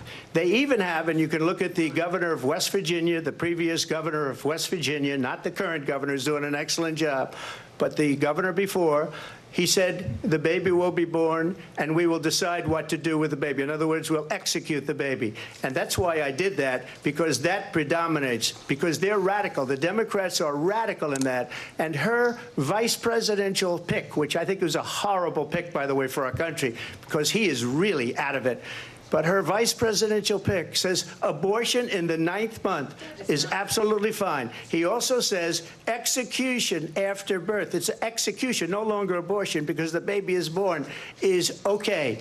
And that's not okay with me, hence the vote. But what I did is something for 52 years. They've been trying to get Roe v. Wade into the states. And through the genius and heart and strength of 6 Supreme Court justices, we were able to do that. Now, I believe in the exceptions for rape, incest, and life of the mother. I believe strongly in it. Ronald Reagan did also. 85% of Republicans do. Exceptions. Very important. But we were able to get it, and now states are voting on it. And for the first time, you're going to see, look, this is an issue that's torn our country apart for 52 years. Every legal scholar, every Democrat, every Republican, liberal, conservative, they all wanted this issue to be brought back to the states where the people could vote. And that's what happened. Now, Ohio, the vote was somewhat liberal. Kansas, the vote was somewhat liberal, much more liberal than people would have thought. But each individual state is voting. It's the vote of the people now. It's not tied up in the federal government. I did a great service in doing it. It took courage to do it. And the Supreme Court had great courage in doing it. And I give tremendous credit to those 6 justices. There is no state in this country where it is legal to kill a baby after it's born. Madam Vice President, I want to get your response to President Trump. Well, as I said, you're going to hear a bunch of lies, and that's not actually a surprising fact. Let's understand how we got here. Donald Trump hand-selected 3 members of the United States Supreme Court with the intention that they would undo the protections of Roe v. Wade. And they did exactly as he intended. And now in over 20 states, there are Trump abortion bans, which make it criminal for a doctor or nurse to provide health care. In one state, it provides prison for life. Trump abortion bans that make no exception even for rape and incest, which understand what that means. A survivor of a crime of violation to their body does not have the right to make a decision about what happens to their body next. That is immoral. And one does not have to abandon their faith or deeply held beliefs to agree. The government, and Donald Trump certainly, should not be telling a woman what to do with her body. I have talked with women around our country. You want to talk about this is what people wanted? Pregnant women who want to carry a pregnancy to term, suffering from a miscarriage, being denied care in an emergency room because the healthcare providers are afraid they might go to jail, and she's bleeding out in a car in the parking lot. She didn't want that. Her husband didn't want that. A 12 or 13-year-old survivor of incest being forced to carry a pregnancy to term. They don't want that. And I pledge to you, when Congress passes a bill to put back in place the protections of Roe v. Wade, as President of the United States, I will proudly sign it into law. But understand, if Donald Trump were to be reelected, he will sign a national abortion ban. Understand, in his Project 2025, there would be a national abortion, a monitor that would be monitoring your pregnancies, your miscarriages. I think the American people believe that certain freedoms, in particular the freedom to make decisions about one's own body, should not be made by the government. Thank you, Vice President Harris. Well, there she goes again. It's a lie. I'm not signing a ban, and there's no reason to sign a ban, because we've gotten what everybody wanted. Democrats, Republicans, and everybody else, and every legal scholar wanted it to be brought back into the states, and the states are voting. And it may take a little time, but for 52 years, this issue has torn our country apart, and they've wanted it back in the states. And I did something that nobody thought was possible. The states are now voting. What she says is an absolute lie. And as far as the abortion ban, no, I'm not in favor of abortion ban, but it doesn't matter, because this issue has now been taken over by the states. Would you veto a national abortion ban if it came to your desk? Well, I won't have to, because, again, 2 things. Number one, she said she'll go back to Congress. She'll never get the vote. It's impossible for her to get the vote, especially now with the 50-50, essentially 50-50 in both Senate and the House. She's not going to get the vote. She can't get the vote. She won't even come close to it. So it's just talk. You know what it reminds me of? When they said they're going to get student loans terminated, and it ended up being a total catastrophe. The student loans, and then her, I think probably her boss, if you call him a boss, he spends all his time on the beach. But look, her boss went out and said, we'll do it again. We'll do it a different way. And he went out, got rejected again by the Supreme Court. So all these students got taunted with this whole thing about this whole idea, and how unfair that would have been, part of the reason they lost, to the millions and millions of people that had to pay off their student loans. They didn't get it for free. But they were saying it's the same way that they talked about that they talk about abortion. But if I could just get a yes or no, because your running mate, J.D. Vance, has said that you would veto it if it did come to your desk. Well, I didn't discuss it with J.D. In all fairness, J.D., and I don't mind if he has a certain view, but I think he was speaking for me, but I really didn't. Look, we don't have to discuss it because she'd never be able to get it, just like she couldn't get student loans. They couldn't get student loans. They didn't even come close to getting student loans. They taunted young people and a lot of other people that had loans. They can never get this approved. So it doesn't matter what she says about going to Congress. Well, wonderful. Let's go to Congress. Do it. But the fact is that for years they wanted to get it out of Congress and out of the federal government. And we did something that everybody said couldn't be done. And now you have a vote of the people on abortion. Vice President Harris, I want to give you your time to respond. But I do want to ask, would you support any restrictions on a woman's right to an abortion? I absolutely support reinstating the protections of Roe v. Wade. And as you rightly mentioned, nowhere in America is a woman carrying a pregnancy to term and asking for an abortion. That is not happening. It's insulting to the women of America. And understand what has been happening under Donald Trump's abortion bans. Couples who pray and dream of having a family are being denied IVF treatments. What is happening in our country? Working people, working women who are working 1 or 2 jobs, who can barely afford childcare as it is, have to travel to another state to get on a plane sitting next to strangers to go and get the health care she needs. Barely can afford to do it, and what you are putting her through is unconscionable. And the people of America have not, the majority of Americans believe in a woman's right to make decisions about her own body. And that is why in every state where this issue has been on the ballot, in red and blue states both, the people of America have voted for freedom. Vice President Harris, excuse me, I have to respond. Another lie. It's another lie. I have been a leader on IVF, which is fertilization. The IVF, I have been a leader. In fact, when they got a very negative decision on IVF from the Alabama courts, I saw the people of Alabama and the legislature 2 days later voted it in. I've been a leader on it. They know that, and everybody else knows it. I have been a leader on fertilization, IVF. And the other thing, you should ask, will she allow abortion in the 8th month, 9th month, 7th month? Come on. Okay, would you do that? Why don't you ask her that question? Why don't you answer the question? Would you because veto? Under Roe v. Answer Wade, the question, would you veto? You could do abortions in the 7th month, the 8th month, the 9th That's month, not true. and probably after birth. Just look at the governor, former governor of Virginia. The governor of Virginia said we put the baby aside and then we determine what we want to do with the baby. President Trump, thank you. We're going to turn now to immigration and border security. We know it's an issue that's important to Republicans, Democrats, voters across the board in this country. Vice President Harris, you were tasked by President Biden with getting to the root causes of migration from Central America. We know that illegal border crossings reached a record high in the Biden administration. This past June, President Biden imposed tough new asylum restrictions. We know the numbers since then have dropped significantly. But my question to you tonight is, why did the administration wait until 6 months before the election to act? And would you have done anything differently from President Biden on this? So I'm the only person on this stage who has prosecuted transnational criminal organizations for the trafficking of guns, drugs, and human beings. And let me say that the United States Congress, including some of the most conservative members of the United States Senate, came up with a border security bill which I supported. And that bill would have put 1,500 more border agents on the border to help those folks who are working there right now overtime trying to do their job. It would have allowed us to stem the flow of fentanyl coming into the United States. I know there are so many families watching tonight who have been personally affected by the surge of fentanyl in our country.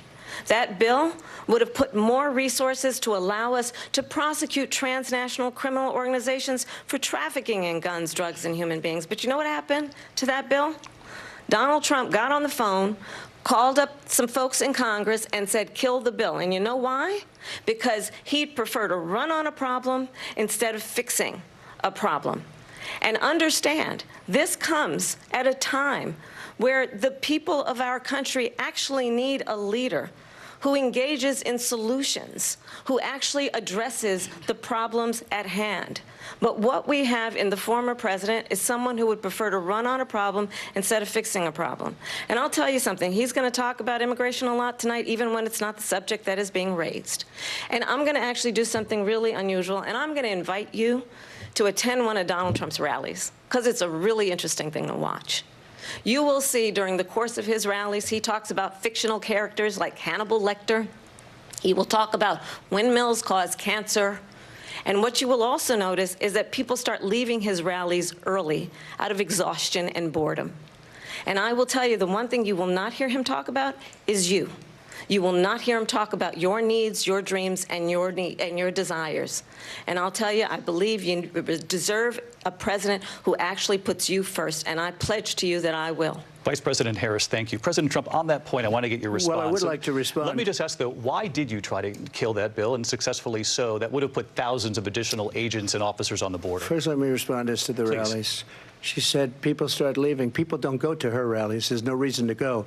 And the people that do go, she's bussing them in and paying them to be there, and then showing them in a different light. So she can't talk about that. People don't leave my rallies. We have the biggest rallies, the most incredible rallies in the history of politics. That's because people want to take their country back. Our country is being lost. We're a failing nation. And it happened 3.5 years ago. And what's going on here, you're going to end up in World War III, just to go into another subject. What they have done to our country by allowing these millions and millions of people to come into our country, and look at what's happening to the towns all over the United States. And a lot of towns don't want to talk. It's not going to be Aurora or Springfield. A lot of towns don't want to talk about it because they're so embarrassed by it. In Springfield, they're eating the dogs, the people that came in. They're eating the cats. They're eating the pets of the people that live there.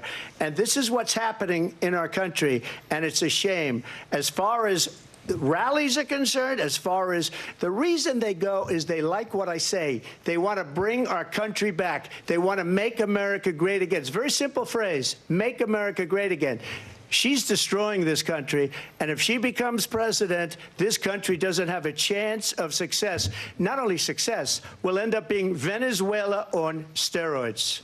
I just want to clarify here. You bring up Springfield, Ohio, and ABC News did reach out to the city manager there. He told us there have been no credible reports of specific claims of pets being harmed, injured, or abused by individuals within the immigrant community. Well, I've seen people on television. Let me just say here, this is the people on television say my dog was taken and used for food. So maybe he said that, and maybe that's a good thing to say for a city manager. I'm not taking this from but television. The people I'm taking it from the city manager. Their dog was eaten by the people that went there.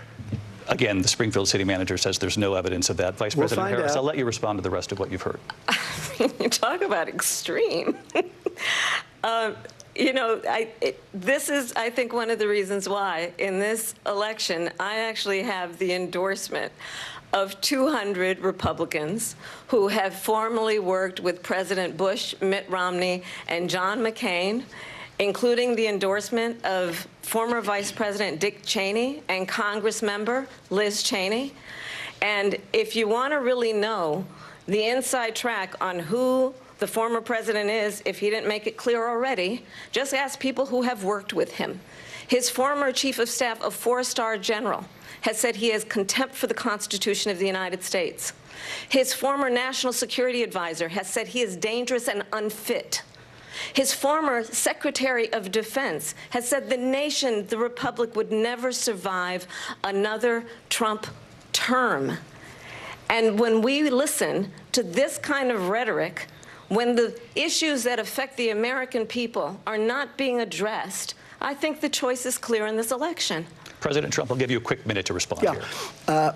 Thank you, because when I hear that, see, I'm a different kind of a person. I fired most of those people. Not so graciously. They did bad things or a bad job, I fired them. They never fired one person.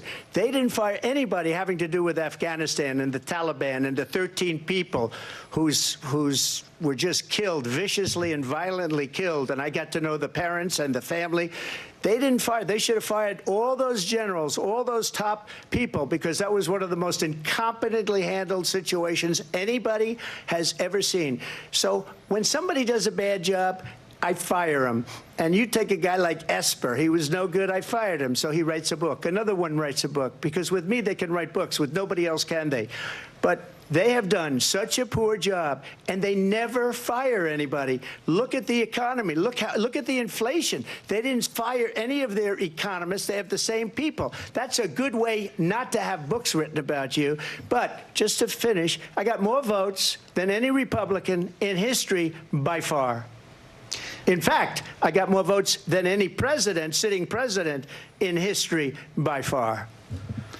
Let me continue on immigration. It was what you wanted to talk about earlier, so let's get back to your deportation proposal that the vice president has reacted to as well. President Trump, you call this the largest domestic deportation operation in the history of our country. You say you would use the National Guard. You say if things get out of control, you'd have no problem using the U.S. military. Police, yes. You also said you would use local police. How would you deport 11 million undocumented immigrants? I know you believe that number is much higher. Take us through this. What does this look like? Will authorities be going door to door in this country? Yeah, it is much higher because of them. They allowed criminals, many, many millions of criminals. They allowed terrorists. They allowed common street criminals. They allowed people to come in, drug dealers, to come into our country, and they're now in the United States and told by their countries like Venezuela, don't ever come back or we're going to kill you. Do you know that crime in Venezuela and crime in countries all over the world is way down? You know why? Because they've taken their criminals off the street and they've given them to her to put into our country. And this will be one of the greatest mistakes in history for them to allow. And I think they probably did it because they think they're going to get votes, but it's not worth it because they're destroying the fabric of our country by what they've done. There's never been anything done like this at all. They've destroyed the fabric of our country. Millions of people let in. And all over the world, crime is down. All over the world except here. Crime here is up and through the roof. Despite their fraudulent statements that they made, crime in this country is through the roof. And we have a new form of crime. It's called migrant crime. And it's happening at levels that nobody thought possible. President Trump, as you know, the FBI says overall violent crime is actually coming down in this country. But Vice excuse me, President the Harris, FBI they were defrauding statements. They didn't include the worst cities. They didn't include the cities with the worst crime. It was a fraud, just like their number of 818,000 jobs that they said they created turned out to be a fraud. President Trump, thank you. I'll let you respond, Vice President Harris. Well, I think this is so rich, coming from someone who has been prosecuted for national security crimes, economic crimes, election interference, has been found liable for sexual assault, and his next big court appearance is in November at his own criminal sentencing.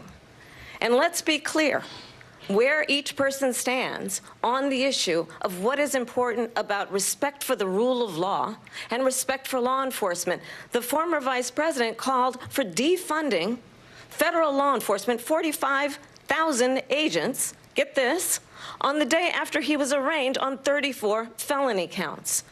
So let's talk about what is important in this race. It is important that we move forward, that we turn the page on this same old tired rhetoric and address the needs of the American people, address what we need to do about the housing shortage, which I have a plan for, address what we must do to support our small businesses, address bringing down the price of groceries. But frankly, the American people are exhausted with this same old tired playbook. Vice President Harris, thank you. Excuse me. Every one of those cases was started by them against their political opponent. And I'm winning most of them, and I will win the rest on appeal. And you saw that with the decision that came down just recently from the Supreme Court. I'm winning most of them. But those are cases, it's called weaponization. Never happened in this country. They weaponized the Justice Department. Every one of those cases was involved with the DOJ, from Atlanta and Fani Willis to the Attorney General of New York and the DA in New York, every one of those cases. And then they say, oh, he's a criminal. They're the ones that made them go after me. By the way, Joe Biden was found essentially guilty on the documents case. And what happened in my documents case? They said, oh, that's the toughest of them all. A complete and total victory. 2 months ago, it was thrown out. It's weaponization, and they used it, and it's never happened in this country. They used it to try and win an election. They're fake cases. President Trump, thank you. A really quick response here, Vice President Harris, on this notion of weaponization of the Justice Department. Well, let's talk about extreme and understand the context in which this election in 2024 is taking place. The United States Supreme Court recently ruled that the former president would essentially be immune from any misconduct if he were to enter the White House again. Understand, this is someone who has openly said he would terminate, I'm quoting, terminate the Constitution of the United States, that he would weaponize the Department of Justice against his political enemies. Someone who has openly expressed disdain for members of our military. Understand what it would mean if Donald Trump were back in the White House with no guardrails, because certainly we know now the court won't stop him. We know J.D. Vance is not going to stop him. It's up to the American people Vice President to stop Harris. him. Thank you. Lindsay? Vice President Harris, in your last run for president. Weaponized, please. This is the one that weaponized, not me. She weaponized. I probably took a bullet to the head because of the things that they say about me. They talk about democracy. I'm a threat to democracy. They're the threat to democracy with a fake Russia investigation We do have a lot that went nowhere. We have a lot to get to. Lindsay? Vice President Harris, in your last run for president, you said you wanted to ban fracking. Now you don't. You wanted mandatory government buyback programs for assault weapons. Now your campaign says you don't. You supported decriminalizing border crossings. Now you're taking a harder line. I know you say that your values have not changed. So then why have so many of your policy positions changed? So my values have not changed, and I'm going to discuss every one of the, at least every point that you've made. But in particular, let's talk about fracking, because we're here in Pennsylvania. I made that very clear in 2020. I will not ban fracking. I have not banned fracking as Vice President of the United States. And in fact, I was the tie-breaking vote on the Inflation Reduction Act, which opened new leases for fracking. My position is that we have got to invest in diverse sources of energy so we reduce our reliance on foreign oil. We have had the largest increase in domestic oil production in history because of an approach that recognizes that we cannot over-rely on foreign oil. As it relates to my values, let me tell you, I grew up a middle-class kid raised by a hardworking mother who worked and saved and was able to buy our first home when I was a teenager. The values I bring to the importance of home ownership, knowing not everybody got handed $400 million on a silver platter and then filed bankruptcy 6 times, is a value that I bring to my work to say we are going to work with the private sector and home builders to increase 3 million homes, increase by 3 million homes by the end of my first term. My work that is related to having a friend when I was in high school who was sexually assaulted by her stepfather. And my focus then on protecting women and children from violent crime is based on a value that is deeply grounded in the importance of standing up for those who are most vulnerable. My work that is about protecting Social Security and Medicare is based on long-standing work that I have done. Protecting seniors from abuse have not changed. And what is important is that there is a president who actually brings values and a perspective that is about lifting people up and not beating people down and name-calling. The true measure of the leader is the leader who actually understands the strength is not in beating people down, it's in lifting people up. I intend to be that president. President Trump, your response? First of all, I wasn't given $400 million. I wish I was. My father was a Brooklyn builder, Brooklyn, Queens, and a great father, and I learned a lot from him. But I was given a fraction of that, a tiny fraction, and I built it into many, many billions of dollars, many, many billions. And when people see it, they are even surprised. So we don't have to talk about that.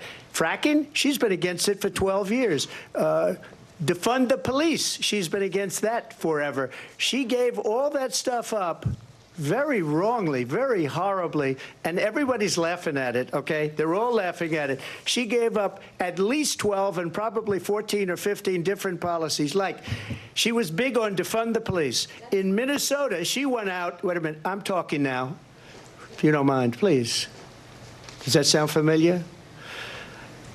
Don't lie. She went out in Minnesota and wanted to let criminals that killed people, that burned down Minneapolis, she went out and raised money to get them out of jail. She did things that nobody would ever think of. Now she wants to do transgender operations on illegal aliens that are in prison. This is a radical left liberal that would do this. She wants to confiscate your guns, and she will never allow fracking in Pennsylvania. If she won the election, fracking in Pennsylvania will end on day one. Just to finish one thing, so important in my opinion. So I got the oil business going like nobody has ever done before. When they took over, they got rid of it, started getting rid of it, and the prices were going up the roof. They immediately let these guys go to where they were. I would have been 5 times, 4 times, 5 times higher, because you're talking about 3.5 years ago. They got it up to where I was because they had no choice, because the prices of energy were quadrupling and doubling. You saw what happened to gasoline. So they said, let's go back to Trump.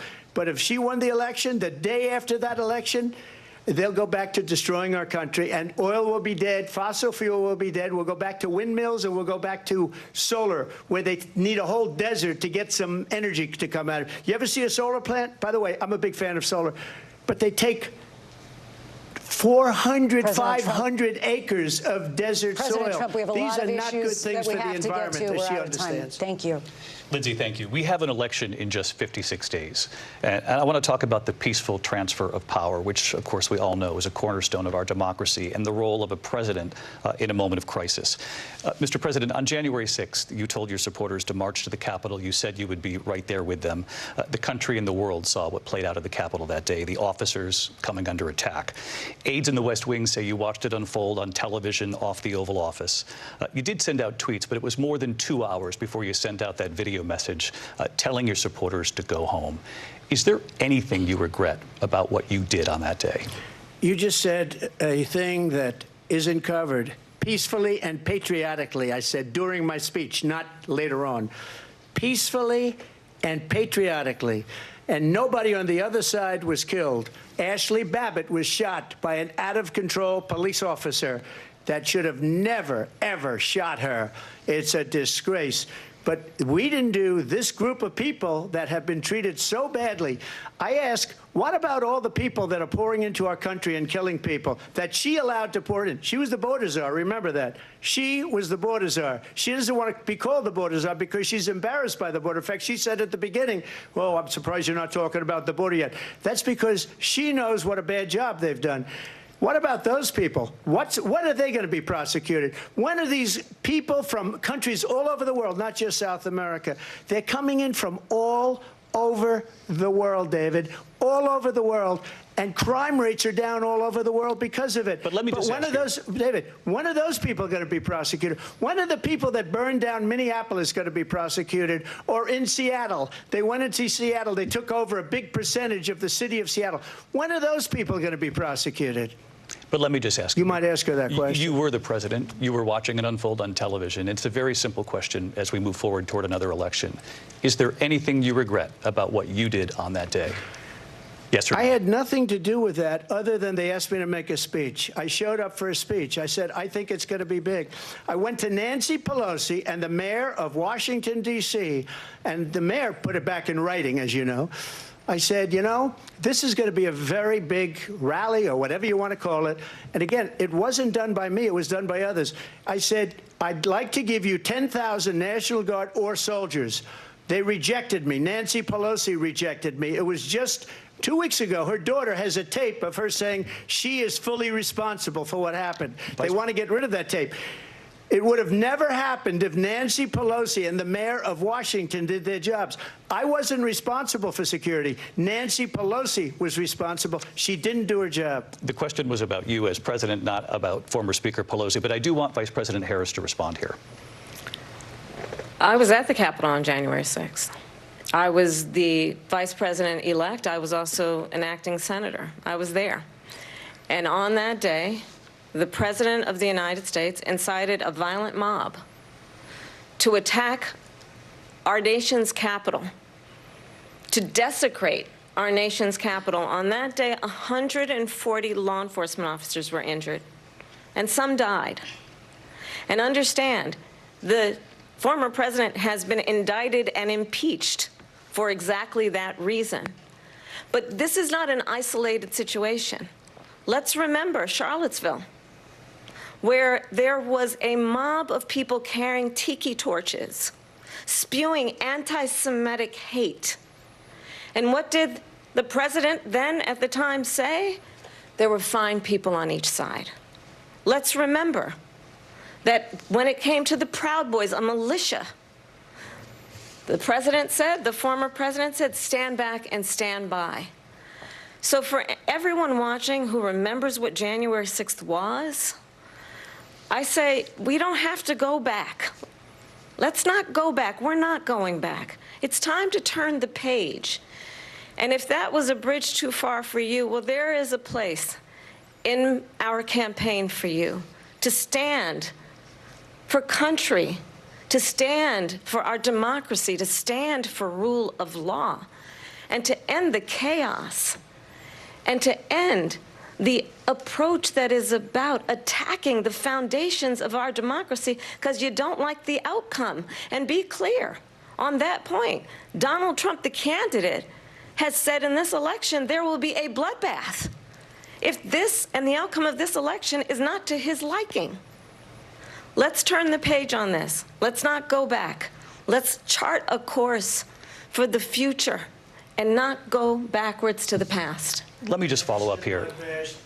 It was a different term, and it was a term that related to energy because they have destroyed our energy business. That was where bloodbath was. Also, on Charlottesville, that story has been, as you would say, debunked.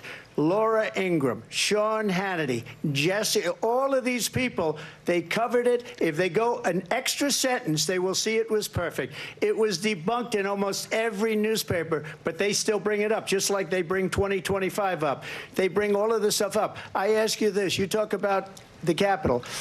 Why are we allowing these millions of people to come through on the southern border? How come she's not doing anything? And I'll tell you what I would do, and I would be very proud to do it. I would say we would both leave this debate right now. I'd like to see her go down to Washington, D.C. during this debate because we're wasting a lot of time. Go down to, because she's been so bad, it's so ridiculous.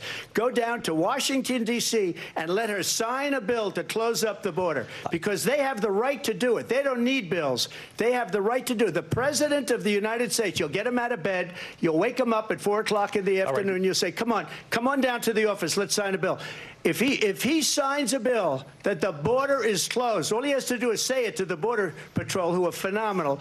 If they do that, the border is closed. Mr. Those President, people are killing many people, unlike J6. We talked immigration here tonight. I do want to focus on this next issue to both of you because it really brings us this into focus, truth in these times that we're living in. Mr. President, for 3.5 years after you lost the 2020 election, you repeatedly falsely claimed that you won, many times saying you won in a landslide. In the past couple of weeks leading up to this debate, you have said, quote, you lost by a whisker, that you, quote, didn't quite make it, that you came up a little bit short. I said that? Are you now acknowledging that you lost in 2020? No, I don't acknowledge that at all. But I said that sarcastically. You know that. It was said, oh, we lost by a whisker. That was said sarcastically. Look. There's so much proof. All you have to do is look at it. And they should have sent it back to the legislatures for approval. I got almost 75 million votes, the most votes any sitting president has ever gotten. I was told if I got 63, which was what I got in 2016, you can't be beaten. The election, people should never be thinking about an election as fraudulent. We need two things. We need walls. And we have to have it. We have to have borders. and we have to have good elections. Our elections are bad. And a lot of these illegal immigrants coming in, they're trying to get them to vote. They can't even speak English. They don't even know what country they're in practically. And these people are trying to get them to vote. And that's why they're allowing them to come into our country. I did watch all of these pieces of video.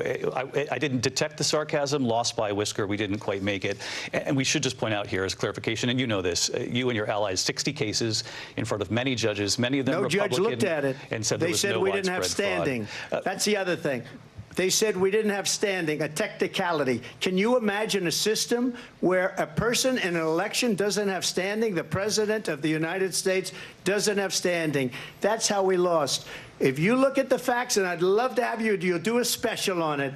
I'll show you Georgia, and I'll show you Wisconsin, and I'll show you Pennsylvania, and I'll show you. We have so many facts and statistics, but you know what? That doesn't matter, because we have to solve the problem that we have right now. That's old news. And the problem that we have right now is we have a nation in decline, and they have put it into decline. We have a nation that is dying, David. Mr. President, thank you. Vice President Harris, you heard the president there tonight. He said he didn't say that he lost by a whisker, so he still believes he did not lose the election that was won by President Biden and yourself.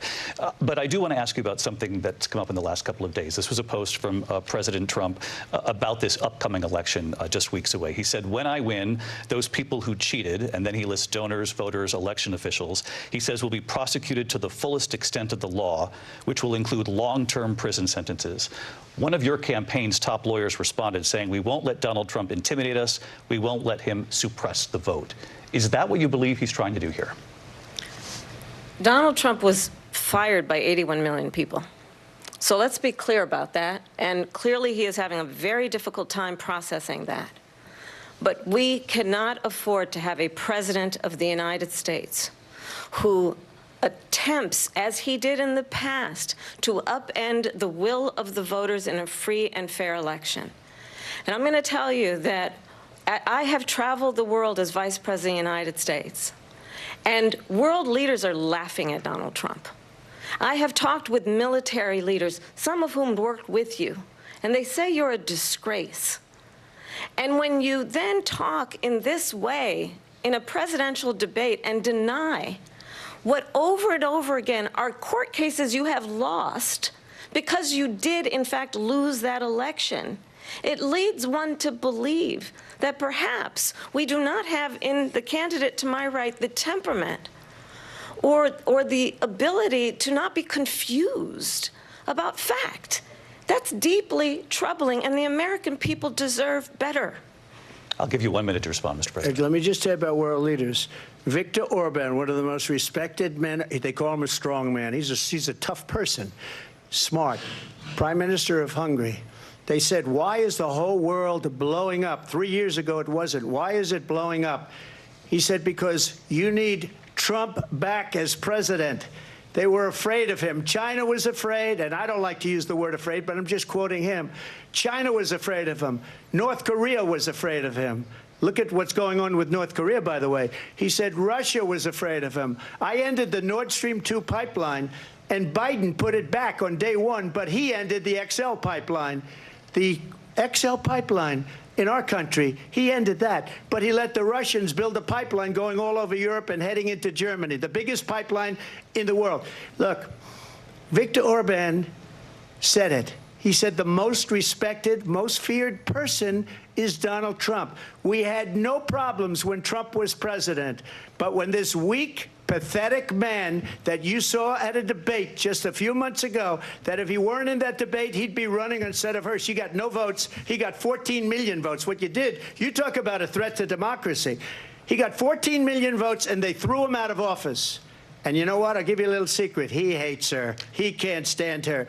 But he got 14 million votes. They threw him out. She got 0 votes. And when she ran, She was the first one to leave because she failed, and now she's running. I don't understand it, but Mr. I'm President, okay with it Mr. because President, your time is I think up. we're Thank going to you. do very well. We've got a lot more to get to. Turning now Yes. to the Israel-Hamas war and the hostages who are still being held, Americans among them. Vice President Harris, in December, you said, quote, Israel has a right to defend itself, but you added, quote, it matters how, saying international humanitarian law must be respected. Israel must do more to protect innocent civilians. You said that 9 months ago. Now an estimated 40,000 Palestinians are dead. Nearly 100 hostages remain. Just last week, Prime Minister Benjamin Netanyahu said there's not a deal in the making. President Biden has not been able to break through the stalemate. How would you do it? Well, let's understand how we got here. On October 7, Hamas, a terrorist organization, slaughtered 1,200 Israelis. Many of them young people who were simply attending a concert. Women were horribly raped. And so absolutely, I said then, I say now, Israel has a right to defend itself. We would. And how it does so matters. Because it is also true, far too many innocent Palestinians have been killed. Children, mothers. What we know is that this war must end.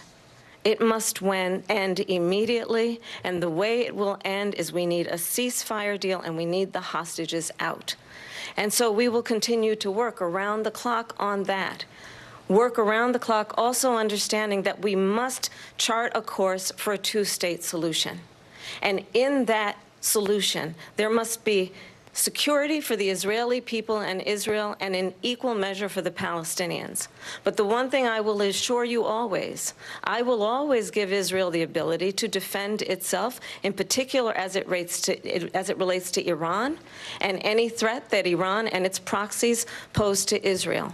But we must have a two-state solution where we can rebuild Gaza, where the Palestinians have security, self-determination, and the dignity they so rightly deserve. President Trump, how would you negotiate with Netanyahu and also Hamas in order to get the hostages out and prevent the killing of more innocent civilians in Gaza? If I were president, it would have never started. If I were president, Russia would have never, ever, I know Putin very well, he would have never, and there was no threat of it either, by the way, for 4 years, have gone into Ukraine and killed millions of people when you add it up, far worse than people understand what's going on over there. But when she mentions about Israel, all of a sudden, she hates Israel. She wouldn't even meet with Netanyahu when he went to Congress to make a very important speech. She refused to be there because she was at a sorority party of hers. She wanted to go to the sorority party. She hates Israel. If she's president, I believe that Israel will not exist within 2 years from now. And I've been pretty good at predictions, and I hope I'm wrong about that one. She hates Israel. At the same time, in her own way, she hates the Arab population because the whole place is going to get blown up. Arabs, Jewish people, Israel. Israel will be gone. It would have never happened. Iran was broke under Donald Trump. Now Iran has $300 billion because they took off all the sanctions that I had. Iran had no money for Hamas or Hezbollah or any of the 28 different spheres of terror. And they are spheres of terror, horrible terror. They had no money. It was a big story, and you know it. You covered it very well, actually. They had no money for terror. They were broke. Now they're a rich nation, and now what they're doing is they're spreading that money around. Look at what's happening with the Houthis and Yemen. Look at what's going on in the Middle East. This would have never happened. I will get that settled and fast, and I'll get the war with Ukraine and Russia ended. If I'm president-elect, I'll get it done before even becoming president. Vice President Harris, he says you hate Israel. That's absolutely not true. I have my entire career and life supported Israel and the Israeli people. He knows that. He's trying to, again, divide and distract from the reality, which is it is very well known that Donald Trump is weak and wrong on national security and foreign policy. It is well known that he admires dictators, wants to be a dictator on day one, according to himself. It is well known that he said of Putin that he can do whatever the hell he wants and go into Ukraine. It is well known that he said when Russia went into Ukraine, it was brilliant. It is well known he exchanged love letters with Kim Jong-un. And it is absolutely well known that these dictators and autocrats are rooting for you to be president again because they're so clear they can manipulate you with flattery and favors. And that is why so many military leaders who you have worked with have told me you are a disgrace. That is why we understand that we have to have a president who is not consistently weak and wrong on Vice national President security, Harris. including the importance of upholding and respecting in highest regard our military. Vice President Harris, thank you. They're the ones, and she's the one that caused it, that's weak on national security by allowing every nation last month for the year, 168 different countries sending people into our country. Their crime rates are way down. Putin endorsed her last week, said, I hope she wins. And I think he meant it, because what he's gotten away with is absolutely incredible. It wouldn't have happened with me. The leaders of other countries think that they're weak and incompetent, and they are. They're grossly incompetent. And I just ask one question. Why does Biden go in and kill the Keystone Pipeline and approve the single biggest deal that Russia's ever made, Nord Stream 2, the biggest pipeline anywhere in the world going to Germany and all over Europe? Because they're weak and they're ineffective. And Biden, by the way, President gets paid Trump, a lot of money. Thank you. We have a lot of issues to get to. We'll be right back with much more of this historic ABC News presidential debate from the National Constitution Center right here in Philadelphia. Back in a moment.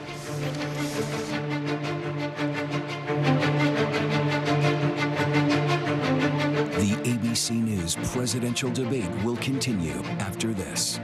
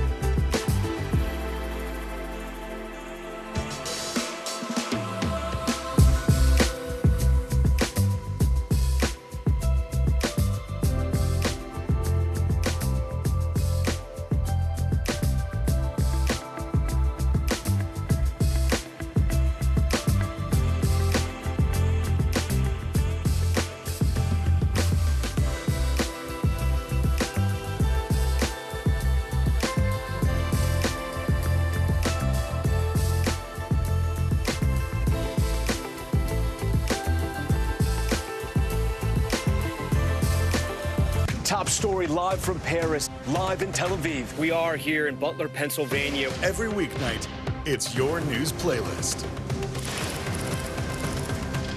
Top Story with Tom Llamas, streaming weeknights at 7 on NBC News Now.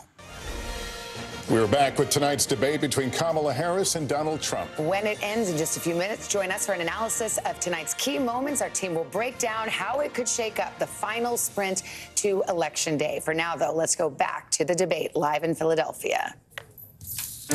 Live from the National Constitution Center in Philadelphia, Pennsylvania. Here again, David Muir and Lindsay Davis. Welcome back to this historic ABC News presidential debate tonight. We're going to continue here, and I want to turn to the war in Ukraine. We're now 2.5 years into this conflict. Mr. President, it has been the position of the Biden administration that we must defend Ukraine from Russia, from Vladimir Putin, to defend their sovereignty, their democracy, that it's in America's best interest to do so, arguing that if Putin wins, he may be emboldened to move even further into other countries. You have said you would solve this war in 24 hours. You said so just before the break tonight. How exactly would you do that? And I want to ask you a very simple question tonight. Do you want Ukraine to win this war? I want the war to stop. I want to save lives that are being uselessly, people being killed by the millions. It's the millions. It's so much worse than the numbers that you're getting, which are fake numbers. Look, we're in for $250 billion or more because they don't ask Europe, which is a much bigger beneficiary to getting this thing done than we are. They're in for $150 billion less because Biden and you don't have the courage to ask Europe like I did with NATO. They paid billions and billions, hundreds of billions of dollars when I said, either you pay up or we're not going to protect you anymore. So that's maybe one of the reasons they don't like me as much as they like weak people. But you take a look at what's happening. We're in for 250 to 275 billion. They're into 100 to 150. They should be forced to equalize. With that being said, I want to get the war settled. I know Zelensky very well, and I know Putin very well. I have a good relationship, and they respect your president, okay? They respect me. They don't respect Biden. How would you respect him? Why? For what reason? He hasn't even made a phone call in 2 years to Putin, hasn't spoken to anybody. They don't even try and get it. That is a war that's dying to be settled. I will get it settled before I even become president. If I win, when I'm president-elect, and what I'll do is I'll speak to one, I'll speak to the other, I'll get them together. That war would have never happened. And in fact, when I saw Putin after I left, unfortunately left because our country has gone to hell. But after I left, when I saw him building up soldiers, he did it after I left, I said, oh, he must be negotiating. It must be a good, strong point of negotiation. Well, it wasn't, because Biden had no idea how to talk to him. He had no idea how to stop it. And now you have millions of people dead, and it's only getting worse, and it could lead to World War III. Don't kid yourself, David. We're playing with World War III, and we have a president that we don't even know if he's... Where is our president? We don't even know if he's a president. And just to clarify they here... They threw him out of a campaign like a dog. We don't even know. Is he our president? But we have a president, Mr. President, that doesn't know he's alive. Your time is up. Just to clarify in the question, do you believe it's in the U.S. best interest for Ukraine to win this war, yes or no? I think it's the U.S. best interest to get this war finished and just get it done. All right. Negotiate a deal, because we have to stop all of these human lives from being destroyed. I want to take this to Vice President Harris. I want to get your thoughts on support for Ukraine in this moment, but also, as Commander-in-Chief, if elected, how would you deal with Vladimir Putin, and would it be any different from what we're seeing from President Biden? Well, first of all, it's important to remind the former president you're not running against Joe Biden, you're running against me. I believe the reason that Donald Trump says that this war would be over within 24 hours is because he would just give it up. And that's not who we are as Americans. Let's understand what happened here. I actually met with Zelensky a few days before Russia invaded, tried through force to change territorial boundaries, to defy one of the most important international rules and norms, which is the importance of sovereignty and territorial integrity. And I met with President Zelensky. I shared with him American intelligence about how he could defend himself. Days later, I went to NATO's eastern flank, to Poland and Romania. And through the work that I and others did, we brought 50 countries together to support Ukraine in its righteous defense. And because of our support, because of the air defense, the ammunition, the artillery, the javelins, the Abrams tanks that we have provided, Ukraine stands as an independent and free country. If Donald Trump were president, Putin would be sitting in Kyiv right now. And understand what that would mean, because Putin's agenda is not just about Ukraine. Understand why the European allies and our NATO allies are so thankful that you are no longer president, and that we understand the importance of the greatest military alliance the world has ever known, which is NATO, and what we have done to preserve the ability of Zelensky and the Ukrainians to fight for their independence. Otherwise, Putin would be sitting in Kyiv with his eyes on the rest of Europe, starting with Poland. And why don't you tell the 800,000 Polish Americans right here in Pennsylvania how quickly you would give up for the sake of favor and what you think is a friendship with what is known to be a dictator who would eat you for lunch. Vice President Harris, thank you. We've heard from both of you on Ukraine tonight. Afghanistan came up in the last hour. I wanted her to respond to something you said earlier, and please, I'll give you a minute here. Putin would be sitting in Moscow, and he wouldn't have lost 300,000 men and women, but he would have been sitting in Moscow. Quiet, please. He would have been sitting in Moscow much happier than he is right now. But eventually, you know, he's got a thing that other people don't have. He's got nuclear weapons. They don't ever talk about that. He's got nuclear weapons. Nobody ever thinks about that. And eventually, maybe he'll use them, and maybe he hasn't been that threatening. But he does have that, something we don't even like to talk about. Nobody likes to talk about it. But just so you understand, they sent her to negotiate peace before this war started. 3 days later, he went in and he started the war because everything they said was weak and stupid. They said the wrong things. That war should have never started. She was the emissary. They sent her in to negotiate with Zelensky and Putin, and she did.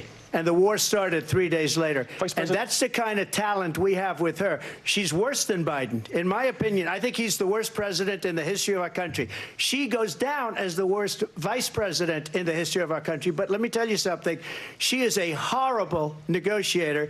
They sent her in to negotiate. As soon as they left, Putin did the invasion. President Trump, thank you. You did bring up something. You said she went to negotiate with Vladimir Putin. Vice President Harris, have you ever met Vladimir Putin? Can you clarify tonight? Yet again, I said it at the beginning of this debate, you're going to hear a bunch of lies coming from this fellow. And that is another one. When I went to meet with President Zelensky, I've now met with him over 5 times. The reality is it has been about standing as America always should, as a leader upholding international rules and norms, as a leader who shows strength, understanding that the alliances we have around the world are dependent on our ability to look out for our friends and not favor our enemies because you adore strongmen instead of caring about democracy. And that is very much what is at stake here. The President of the United States is commander-in-chief. And the American people have a right to rely on a president who understands the significance of America's role and responsibility in terms of ensuring that there is stability and ensuring we stand up for our principles and not sell them for the benefit of personal flattery.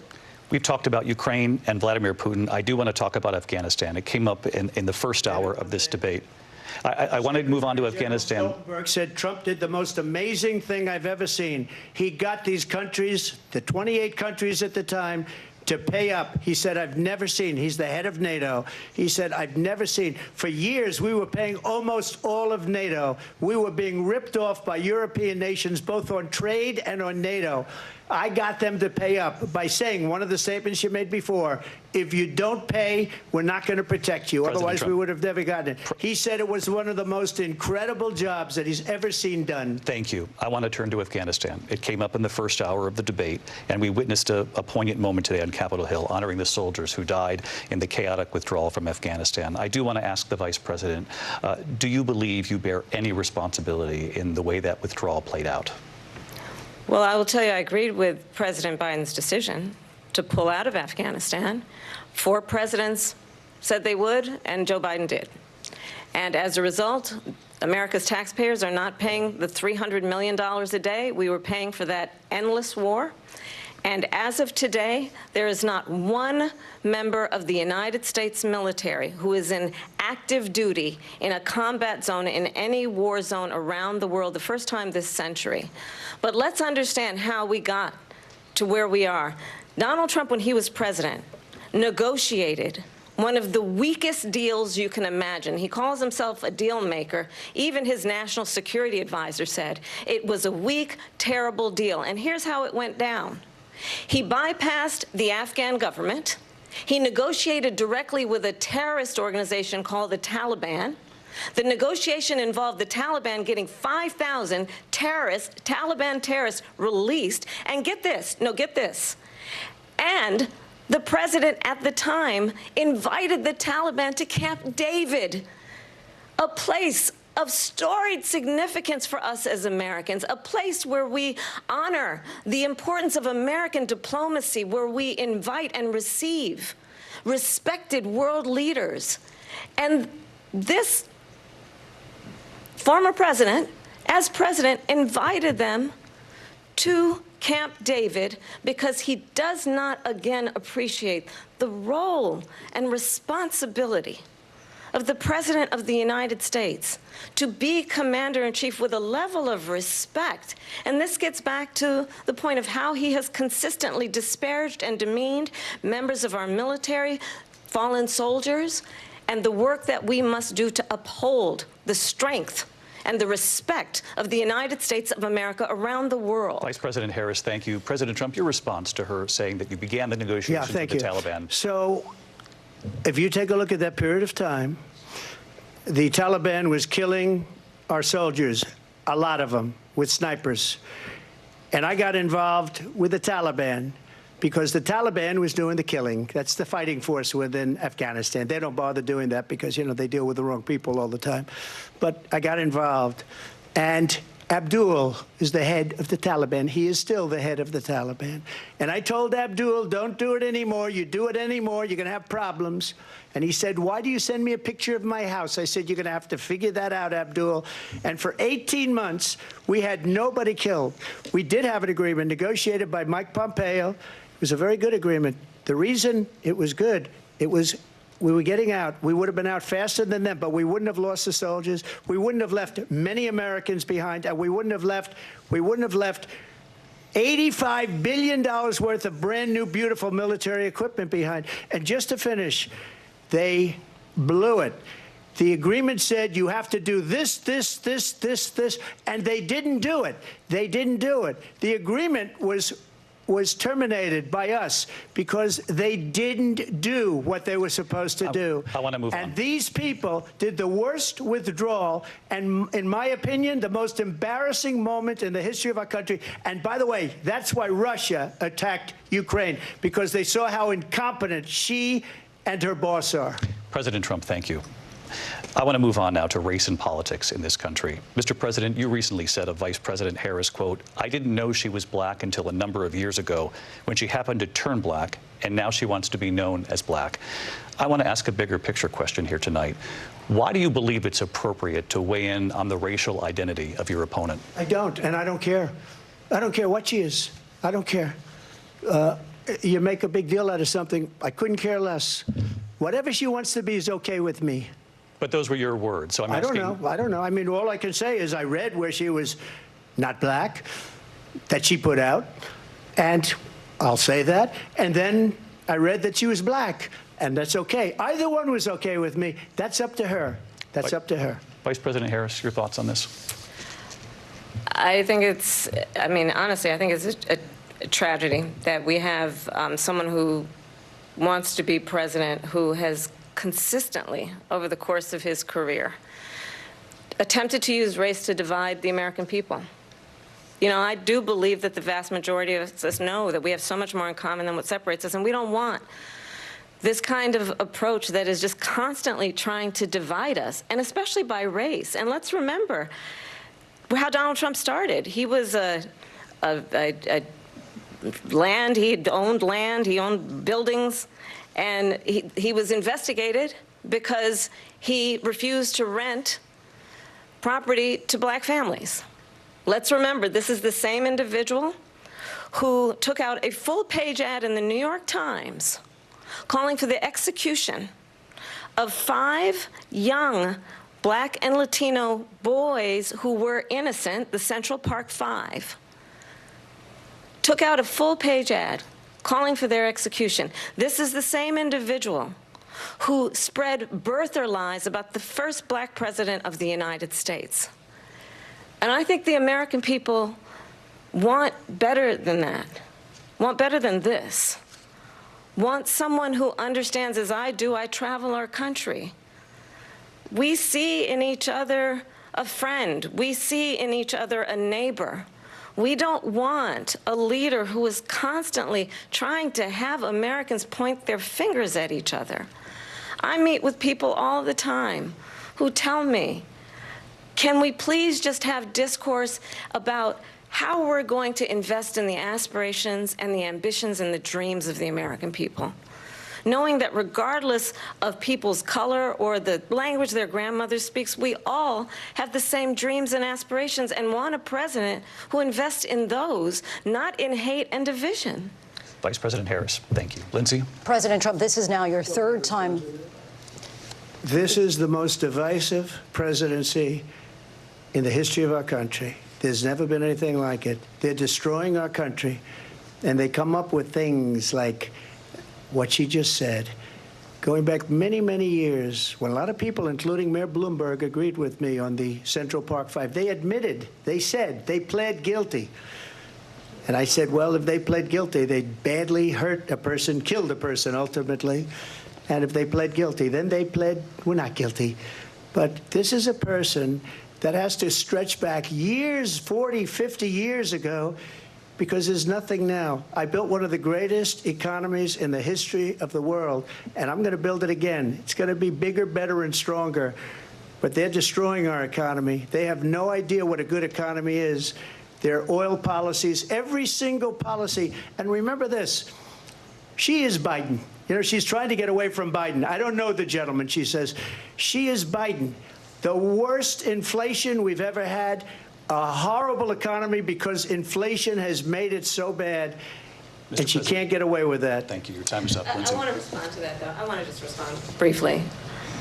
Clearly, I am not Joe Biden, and I am certainly not Donald Trump.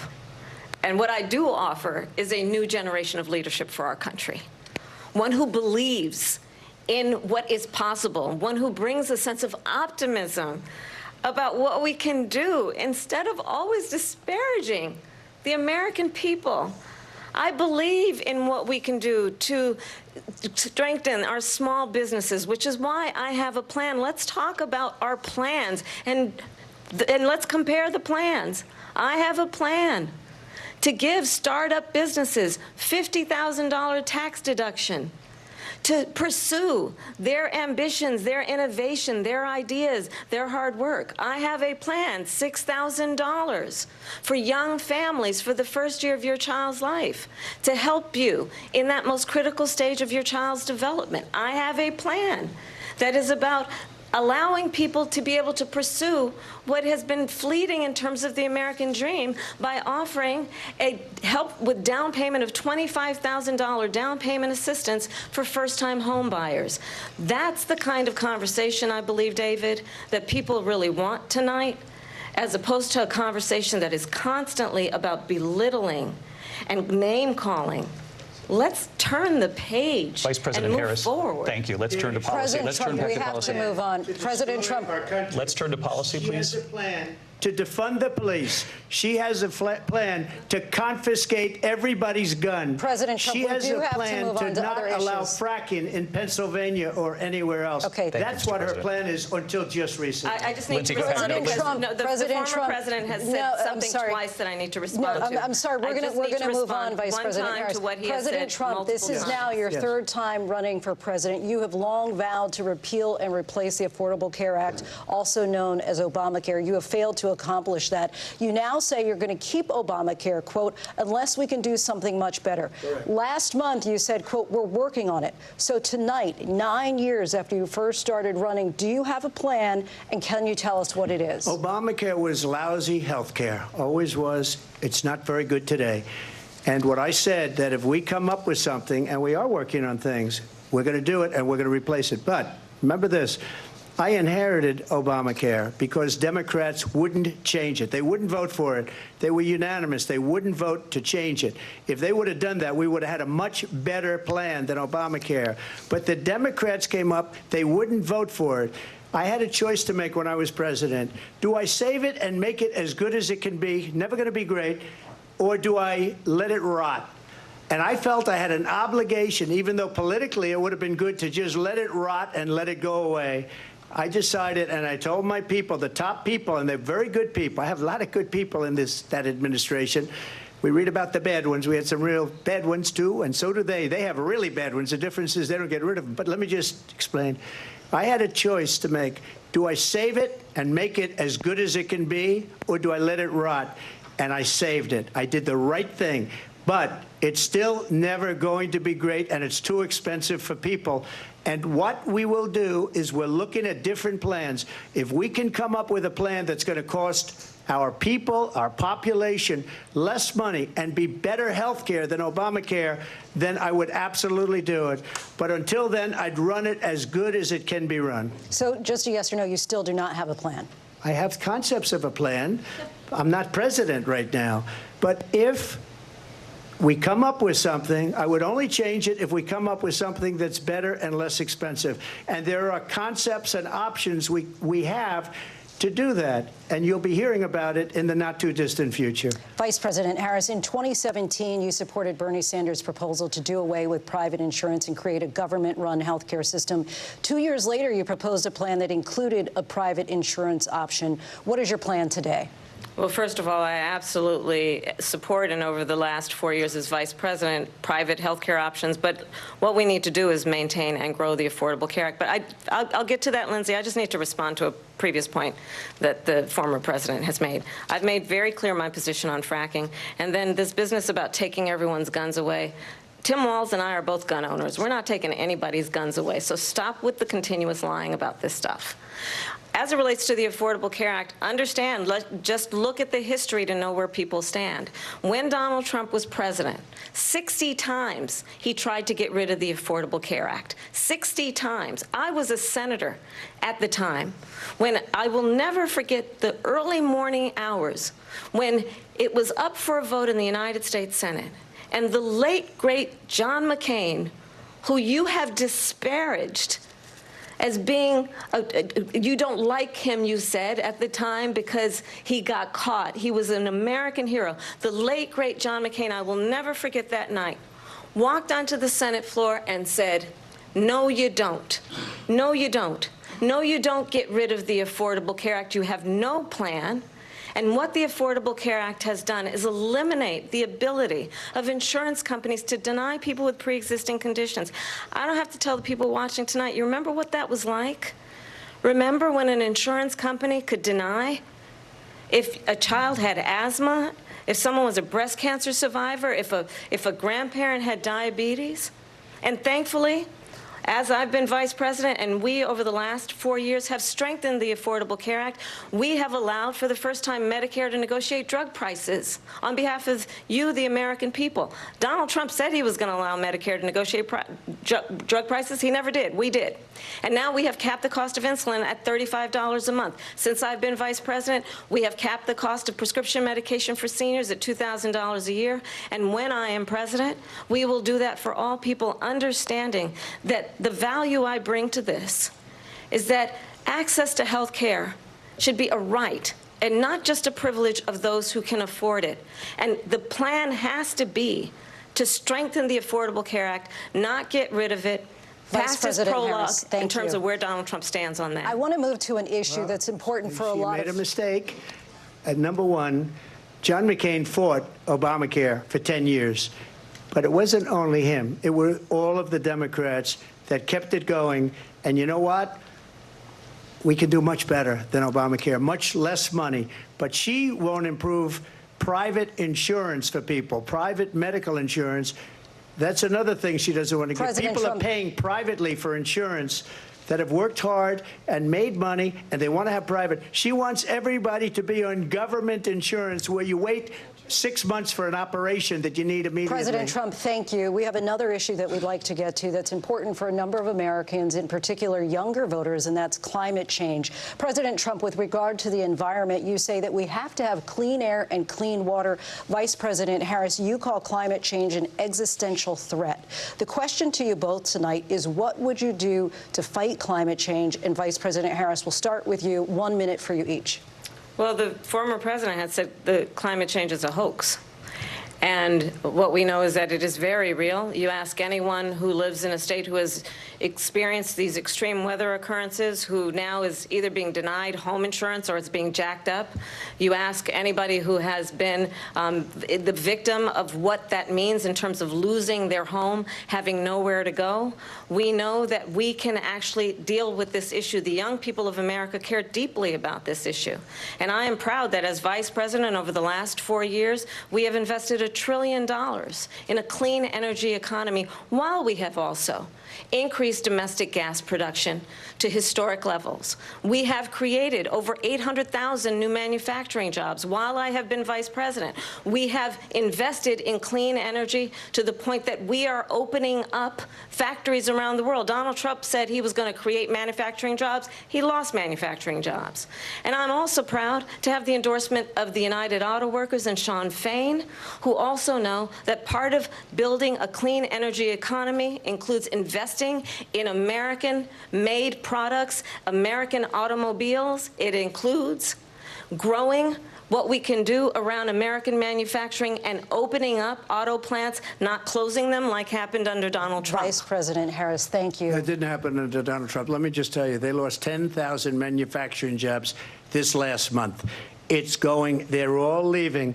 They're building big auto plants in Mexico, in many cases owned by China. They're building these massive plants, and they think they're going to sell their cars into the United States because of these people. What they have given to China is unbelievable. But we're not going to let that. We'll put tariffs on those cars so they can't come into our country, because they will kill the United Auto Workers and any auto worker, whether it's in Detroit or South Carolina or any other place. What they've done to business and manufacturing in this country is horrible. We have nothing because they refuse. You know, Biden doesn't go after people because supposedly China paid him millions of dollars. He's afraid to do it. Between him and his son, they get all this money from Ukraine. They get all this money from all of these different countries. And then you wonder, why is he so loyal to this one, that one, Ukraine, China? Why is he? Why did he get $3.5 million from the mayor of Moscow's wife? Why did she pay him $3.5 million? This is a crooked administration, and they're selling our country down the tubes. President Trump, thank you. Thank you. We'll be right back with closing statements from both of our candidates. An historic night, this ABC News presidential debate from Philadelphia. Back in a moment.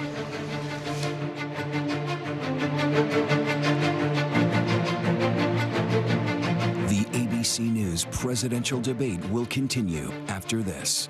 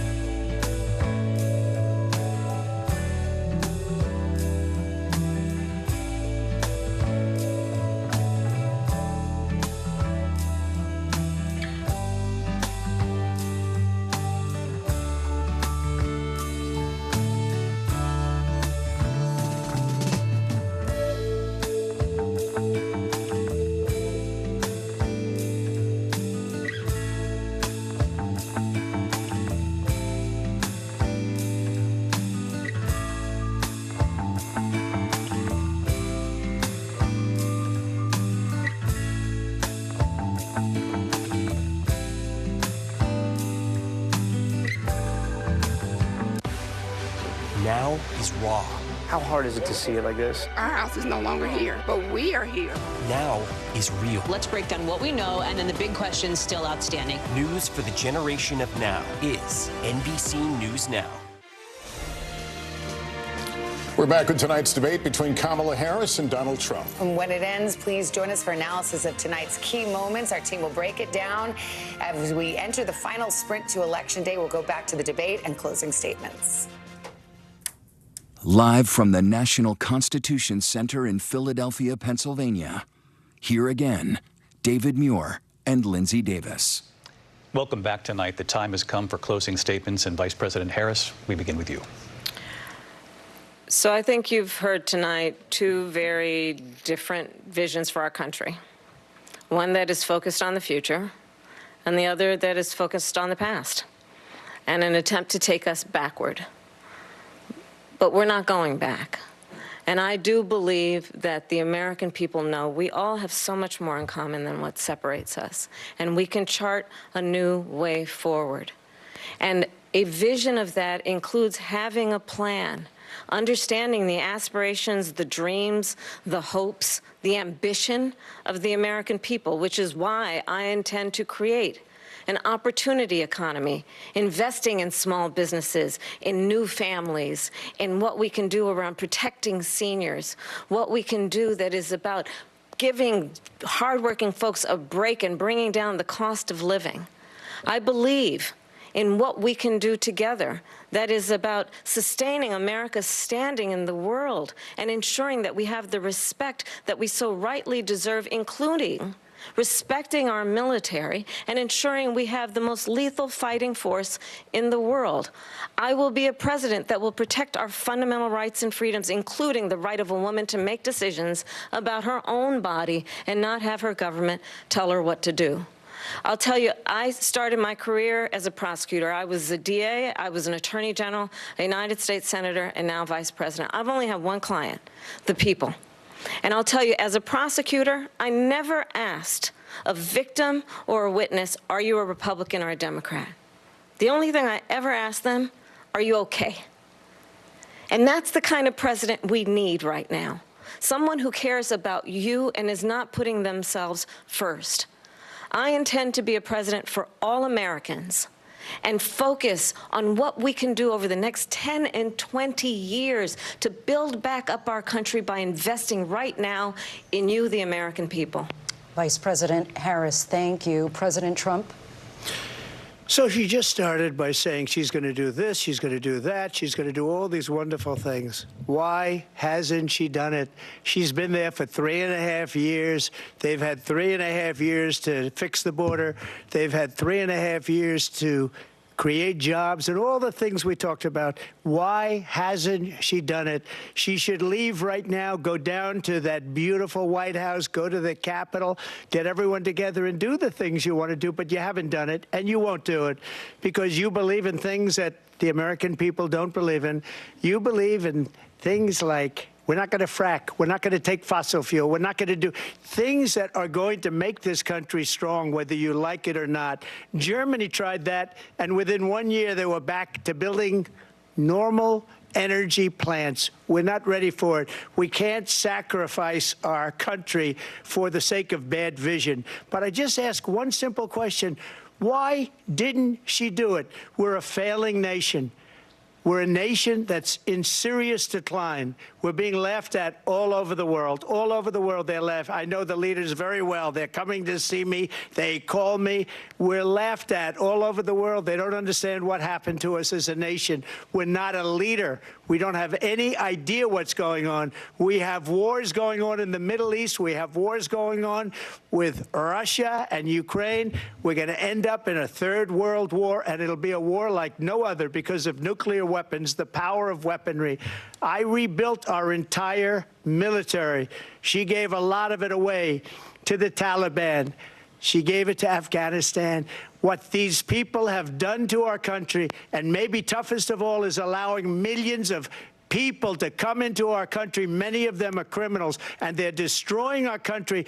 The worst president, the worst vice president in the history of our country. President Trump, thank you. And that is our ABC News presidential debate from here in Philadelphia at the National Constitution Center.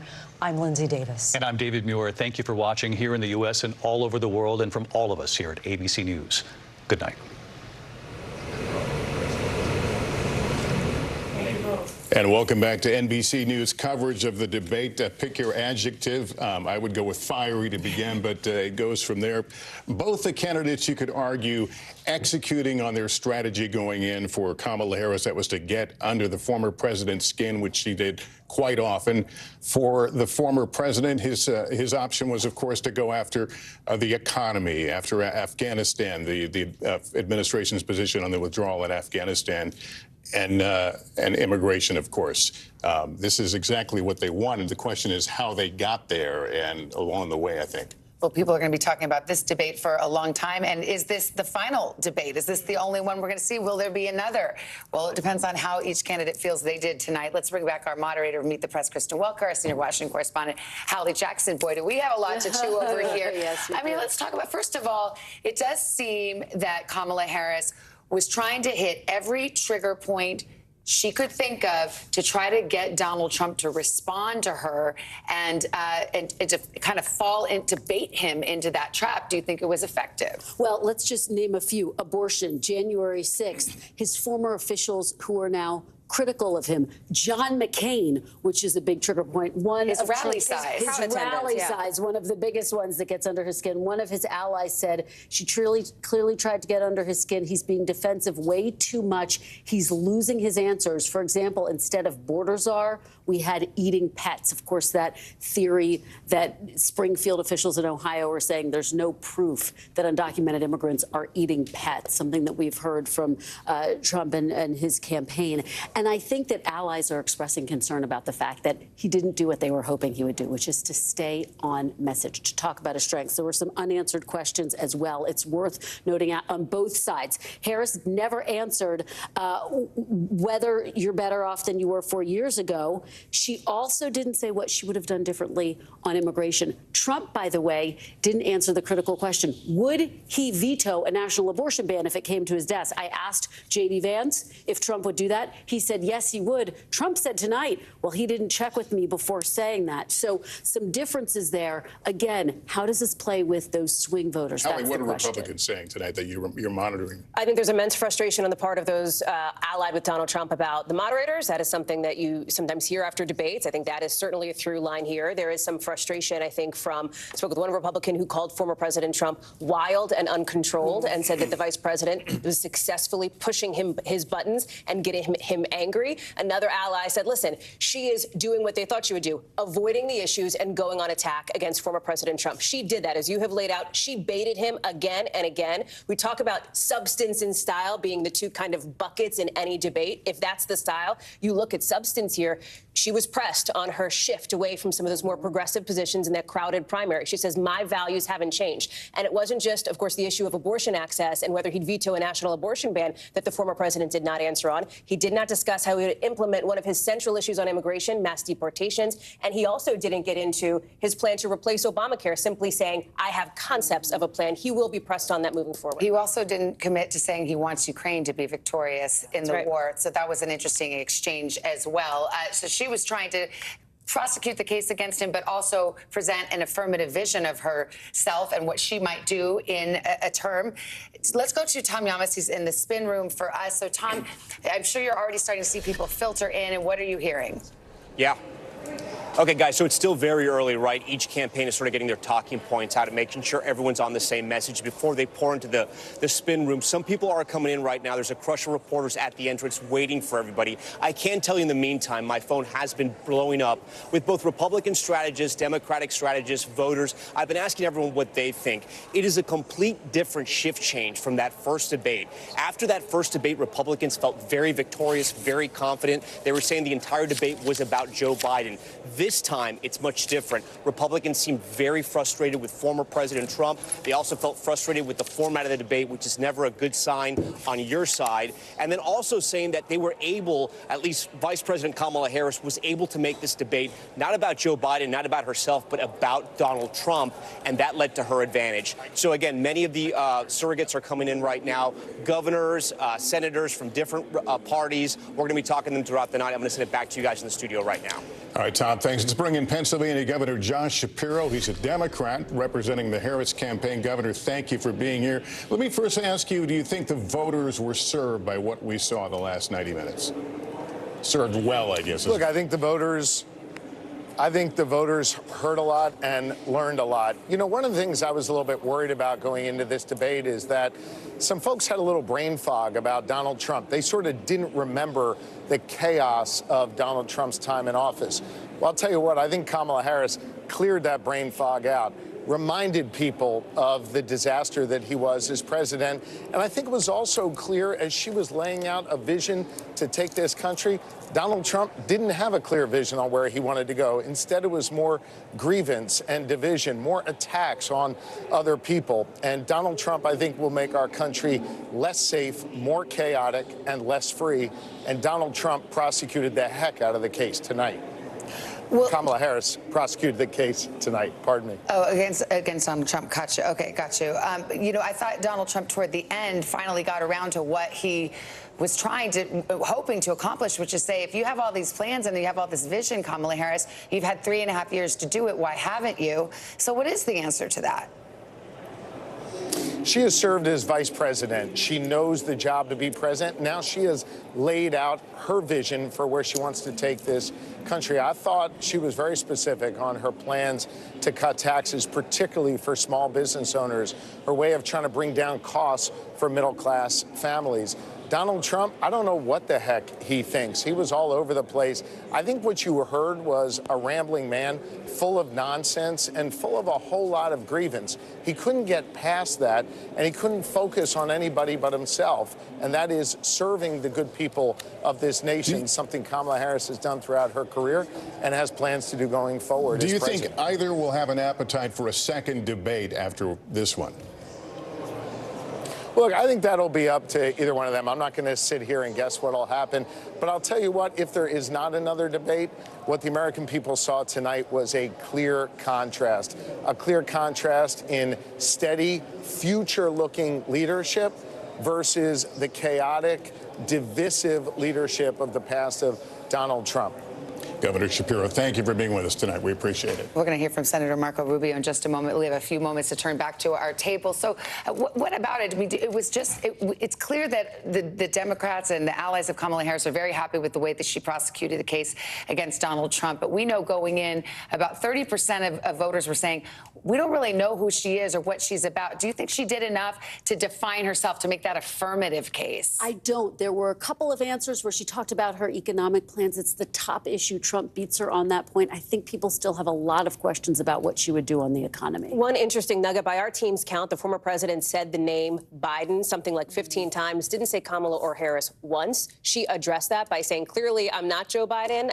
But I think that's an interesting point, is where the former president's head is at this point. All right, let's bring in Florida Senator Marco Rubio. He's a surrogate for the Trump campaign. Senator, thanks for coming on with us. Did we see the best version of Donald Trump, in your opinion, tonight?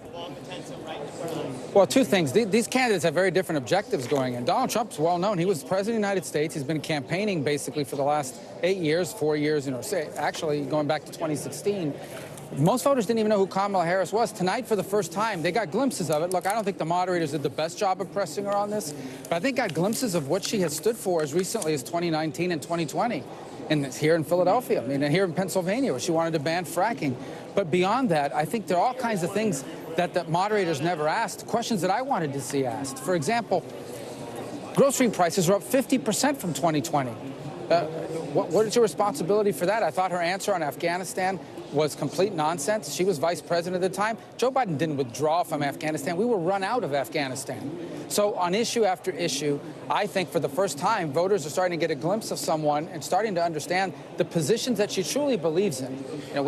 She's basically cut and paste literally cut and paste out of the Biden agenda. People don't want the Biden agenda, but what she really believes in are the radical ideas that she ran on in 2019 and 2020. I think for a lot of Americans who don't know a lot about her, tonight they were introduced to those facts. I think that's going to have an impact on this race. Senator, you just laid out the case against her pretty clearly. Do you wish that Donald Trump had done so more clearly? Well, I think he did. Unfortunately, like I said, look, I'm not one of these guys that likes to complain about moderators. This one was tough not to. I think it was really one-sided, and some of the fact-checking was wrong. There are, in fact, states in this country, the state of Minnesota, where a child born in a botched abortion is allowed to die, provided palliative care and allowed to die. So some of the fact-checking I thought was truly unfair, but on balance, as people heard things about you wanted to take away guns from people in the past, you wanted the Bernie Sanders health care plan, you wanted to ban fracking, you bailed out, tried to raise money to bail out rioters in 2020 in the summer. These are new facts that a lot of people don't know about Kamala Harris that they learned tonight for the first time. And I think, as you've seen in the polling, a lot of it, 25% of Americans wanted to learn more about him. They learned more about her tonight. All right, Senator Rubio, thank you for your time. We want to go to Kate Snow. She's been talking with a group of undecided voters in where else? Battleground, Pennsylvania. Kate, we've all been dying to hear what they thought and how they reacted to what they heard tonight. Yeah, Savannah, it's been really interesting watching with you all because I could see your reactions in real time. There were a lot of visceral reactions. In one word, if I can ask, how would you headline this debate? One word to describe what you saw, Lynn. Well, it's 4 words. Same old, same old. Hannah. Manipulative. And Andrew. Lies on both sides. Okay. Lies. Well, you came in all undecided. Has anything changed your mind tonight? Is there anything you heard here that you thought, oh, yeah, I could go for that policy. I could stand with that candidate? Not really. For me, I think Kamala had a good debate. I'm feel more favorably towards her than to Donald, but I'm still not sure. Not 100%. The two of you women reacted very strongly when Harris was talking about abortion, when both candidates were talking about abortion rights. You reacted strongly to Donald Trump and his positions. You seemed emotional about it, Hannah. Yes. What was your thought on that? What was it about that part of the debate that struck you? His misinformation. He sensationalized just so much facts or not things that are not facts that have been disproven. When he was talking about, he does it because that is what his supporters want to hear, and it really impacts who people like us if we choose to vote for him or not, because we know you are lying, but you're still saying it, and it's disgusting. You all said it was the economy going in. Andrew, anything you heard that changes how you're thinking about their economic policies? No, because at the end of the day, December and November is going to roll around, and they're going to pass. They're going to say we're going to shut down the government, and they're going to pass an omnibus, and they're going to spend trillions of dollars, and nothing else is going to change. They're just going to keep spending money uncontrollably. Donald Trump spent $6 trillion in 2019 and added that to our deficit. So absolutely not. They're spending money, and then it's coming back into the government, into the congressmen, into the Senate, through funds, through PACs, through all the disgustingness. Andrew, thank you so much. Hannah, Lynn, it's great to be with you. I'll send it back to you guys. All right, Kate, thanks very much. Kristen Welker, Hallie Jackson back for some final thoughts. Kristen, first to you. Will we know who won this debate in days or weeks or months? Well, a couple of weeks, I would say, once we look at the new poll numbers, Lester. As we've been saying, the Harris campaign feels emboldened. They just put out a statement saying Vice President Harris is ready for a second debate. Is Donald Trump? The big question, will that actually happen? And again, it's just fascinating to hear the voters who are sitting there with Kate Snow, to hear that one of them at least feels a little bit more favorably toward Harris. As we start to close our coverage, I always like to say Election Day is XX days away. But in fact, Election Day is, well, it starts tomorrow in one state, but is 6 days away in Pennsylvania. That's right. Early voting is a huge factor. Those mail-in ballots going out in Pennsylvania. You've got it in other battleground states as well coming up soon, including Michigan just this month. So that is for real, right? What's happening tonight matters when people go to make their decision about who they want in the White House. So will there be a second debate? That's an open question. You look at what's next. All 4 of these leaders, Kamala Harris and her running mate, former President Trump and his running mate, will be in 9/11 ceremonies tomorrow. All right, Hallie, thanks. Hallie, that concludes concludes our coverage of tonight's debate between Vice President Harris and former President Trump. More coverage tomorrow morning on Today. We'll see you bright and early. I'm Savannah Guthrie, Lester Holt, Hallie Jackson, Kristen Welker. We're all here. Thanks for being with us. Good night.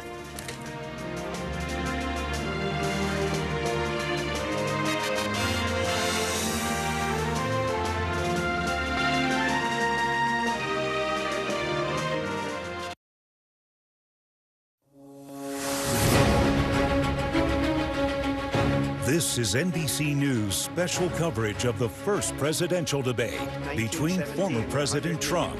Look, we've had a terrible economy. And Vice President Kamala Harris. What we have done is clean up Donald Trump's mess. The two candidates meeting in person for the first time ever. So for everyone watching who remembers what January 6th was, I say we don't have to go back. I created one of the greatest economies in the history of our country. A historic face-off. What she says is an absolute lie. You're going to hear from the same old tired playbook. The former president battling to win back the White House. I had no inflation. They had the highest inflation perhaps in the history of our country. The vice president running to be the nation's first female president. It's insulting to the women of America. Each arguing the other is unfit to lead the country. Donald Trump actually has no plan for you because he is more interested in defending himself than he is in looking out for you. Everything that she believed 3 years ago and 4 years ago is out the window. It is the biggest event yet of the 2024 election. I probably took a bullet to the head because of the things that they say about me. Donald Trump was fired by 81 million people. And it could determine who wins the White House in November. People want to take their country back. I think the choice is clear in this election. Reporting tonight from the spin room at the presidential debate in Philadelphia, Tom Yamas. And from NBC News Studios in New York, Hallie Jackson. Hey, good evening. I'm Tom Yamas. Hallie will be joining us in just a moment as you're watching NBC News Now's live coverage of what could be the most consequential night of the 2024 presidential election. You see right there the historic handshake between Vice President Kamala Harris, here it is, and former President Trump. This is actually the first time the two of them ever met, not just on a debate stage, but in person, period. And tempers ran hot tonight with personal attacks just minutes into the hour-and-a-half-long debate. Both sides trying to play to their strengths, like Vice President Harris hammering Mr. Trump on reproductive rights, his defense of Supreme Court justices who overturned Roe v. Wade, and what she called lies about abortion. Nowhere in America is a woman carrying a pregnancy to term and asking for an abortion. That is not happening. It's insulting to the women of America. The former president preferring to talk more about immigration, pushing debunked claims about Haitian migrants in Ohio, and accusing the vice president of allowing undocumented immigrants into the country. And a lot of these illegal immigrants coming in, they're trying to get them to vote. They can't even speak English. They don't even know what country they're in practically. And these people are trying to get them to vote. And that's why they're allowing them to come into our country. Fact-checking also becoming a big part of the night, with the moderators stepping in to correct the record repeatedly, including one instance when the former president refused to back down from the false claim that he won the 2020 election. In the past couple of weeks leading up to this debate, you have said, quote, you lost by a whisker, that you, quote, didn't quite make it, that you came up a little bit short. I said that? Are you now acknowledging that you lost in 2020? No, I don't acknowledge that at all. But I you said did that say sarcastically. That. You know that. It was said, oh, we lost by a whisker. That was said sarcastically. Look, there's so much proof. Let's get right to my NBC News colleagues, Peter Alexander and Garrett Hake, out there in the spin room. Peter covers the Harris campaign, Garrett, the Trump campaign. And Garrett, I want to start with you. Tell me what you're hearing from inside the Trump campaign. Inside the Trump campaign, they're very confident in how he performed tonight. They think this foreign policy segment was the strongest part of his performance tonight. If you go one layer out, though, the Republicans who advised this campaign, who are rooting for this campaign, they are frustrated. I've been talking to Republican operatives, including some folks who are involved involved in the debate preparation for this president who don't feel like he took advantage of the opportunities that were presented to him. Now, granted, some of them were frustrated about the moderators. They were frustrated about the topics. They're frustrated that Kamala Harris, for example, didn't get asked a direct question about inflation, an issue that they think is one of their strongest issues. But they realized that their guy didn't take advantage of what he was trying to do. All day I was talking to these Trump folks who told me they wanted to make Kamala Harris own the most liberal past positions that she's taken. And really only on the issue of fracking do they feel like they were successful. They just wasn't able to tie her to the things they felt like they needed to tie her to have a clear win tonight. Are you getting the sense, because I'm getting the sense from the Republicans I'm talking to, it was a shift change when you compare it to the Atlanta debate? Coming out of the Atlanta debate, I mean, they were victorious, they were happy, they were congratulating each other. Here it's much different. There's frustration, there's anger, they're blaming moderators. And I think you're right, with that outside layer, they're frustrated a little bit with the former president. Has the former president spoken out yet? Has he posted yet anything on Truth Social? He's posted two things. One, suggesting that it was a strong debate performance because it was 3-on-1, so his own complaint about the moderators. I expect we'll hear more of that. And he posted a meme of him with AI-generated cats, a nod to that line where he was arguing with the moderator about immigrants eating pets, which I think, just as my own view, feels like somebody who's much more online than millions of viewers here tonight who are probably going to have no idea what he's even referencing. Right. I think that is not the turf that a campaign that wants to be fighting for the middle of the country perhaps wants to be fighting We on. should mention Senator J.D. Vance, the running mate, is somewhere here in the spin room. He's gaggling with reporters. We'll bring you that sound as soon as we have it. I do want to ask you about that moment, though, when the moderators asked former President Trump about something J.D. Vance had said about vetoing a national abortion bill. Talk to me about that moment, because it seemed like the ticket wasn't on the same page. No, this is really striking. I mean, Donald Trump has had, over the course of his career, every conceivable position on abortion. Where he has landed now is that he believes it's an issue for the states, and he has used that to avoid taking direct questions about what, if any, federal policy he would take. He has not answered directly about whether he would veto a national abortion ban. But when J.D. Vance was on Meet the Press, I guess 2 weeks ago now, Kristen Welker asked him about this, and he kind of took Trump's position to what a lot of people thought was the logical conclusion. If he doesn't support a ban, yes, I suppose he would veto it. Trump wouldn't go that far tonight. And, Tom, that's the second time I can think of off the top of my head where Trump has distanced himself from a sort of Vance projection of a Trump position. Now on abortion, also on the child tax credit, where Vance has proposed a much more generous expansion of the child tax credit than Trump has. When you and your, ticket mate are not on the same page, that is a problem for a ticket. If J.D. Vance can't credibly speak for Donald Trump, what's he out there talking about? Right. Garrett Hake, stand by for us. I know when you have new reporting, we'll come back to you during this broadcast. I want to go to my friend Peter Alexander, who's out there in the middle of the spin room somewhere. Peter, give me a sense of what's happening inside the Harris-Walz campaign right now, what they're telling you. Yeah, Tom, let's walk through a series of items that have been breaking and developing as you two have been speaking right now. We'll start in order. First, we've heard from the communications director from Kamala Harris, a man by the name of Brian Fallon, who immediately after this debate wrapped up, posted on social media, "That was fun. Let's do it again in October." Clearly a message being sent by the Harris campaign for the first time publicly that they would like there to be a second Harris-Trump debate. We're waiting for any response from the Trump campaign. We'll try to bring that to you as soon as we hear about it. Separately, we are hearing from a senior Harris campaign official who is describing this in their words as just a plethora of, how do they say it specifically? They said basically that they had more to work with than they could have possibly imagined, that they had so much that they were hoping to amplify over the course of this night, and most notably, they focus on the topic of abortion. Specifically, it's on that issue where, according to the Harris campaign's dial groups, they say they saw a dramatic gap, one of the biggest gaps they've ever seen, particularly from the voters, women in particular, who were focused on this, saying that they were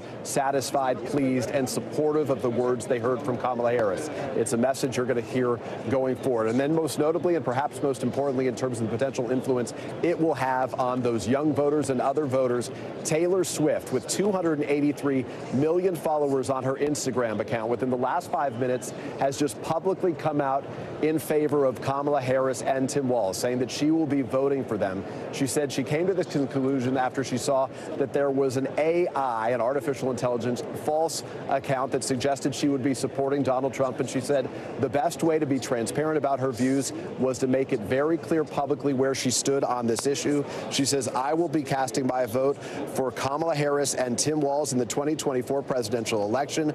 I'm voting for Kamala Harris, she added, because she fights for the rights and causes I believe need a warrior to champion them. Just to put that in some context here, remember only a matter of months ago when Joe Biden was the presidential nominee for the Democrats, there was a real concern among Democrats that they weren't getting the support within the young voter community, those first-time voters in many cases, that they weren't energized by a man who was already 81 and would be 86 at the end of a second term if he was to serve. Obviously, Kamala Harris tonight, as you heard, casting herself as a generational candidate.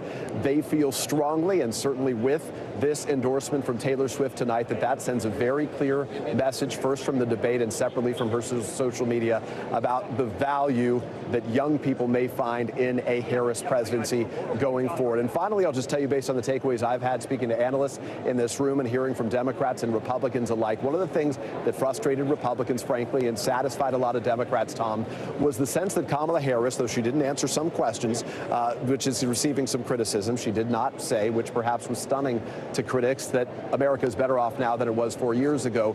They do believe she succeeded in making this a referendum not so much about the Biden-Harris administration, but about Donald Trump himself. It's one place that we're hearing from a lot of Democrats so far tonight. Back to you. I'm hearing that as well. Before you go, Peter, I do want to ask you, can you get a sense yet if there will be a second debate, if Democrats will even want that, or is it one and done? Yeah, Tom, no, just to the first point I was making, Brian Fallon, of course, the communications director, as we just indicated, he came out publicly immediately after this. He said, that was fun. Let's do it again in October. He is the communications director for the Harris campaign. So it appears pretty clear that their message is, we're glad to do this again. We're waiting for any reaction from the Trump campaign. They had said in the past, he had said publicly, anytime, anywhere. That was focused on a Joe Biden debate. He has said publicly that he'd be glad to do other debates as well. He was pushing for a Fox News debate. But again, to be clear, at least to the best of my reporting right now, and I defer to colleagues if they've heard anything in the last 3 minutes, we have not yet heard from the Trump campaign in response to that. All right, Peter Alexander, we appreciate all your reporting. Joining our special coverage now is Republican Senator Tom Cotton from Arkansas in the spin room here as a surrogate for the Trump campaign. Senator Cotton, thank you so much for joining us. Your thoughts first coming out of this debate. Well, I thought this was a very good debate for President Trump. It laid out a clear contrast between not empty promises or slogans or predictions about what these candidates would do, but their clear records. It's a very unusual presidential election. President Trump has been in office before, first time in 100 years it's happened. We know what a president, what kind of president President Trump would be. He brought peace, prosperity, and stability around the world. Under Kamala Harris and Joe Biden, we have record high inflation, wages are stagnant, the border is wide open, and we've had war and conflict all around the world. So no matter what you heard from Kamala Harris tonight, there's a clear record here to compare with President Trump's record. And former President Trump said that. The problem was it was in the last 2 minutes of this debate. Do you think the vice president was successful in making this debate about Donald Trump and not about Biden-Harris?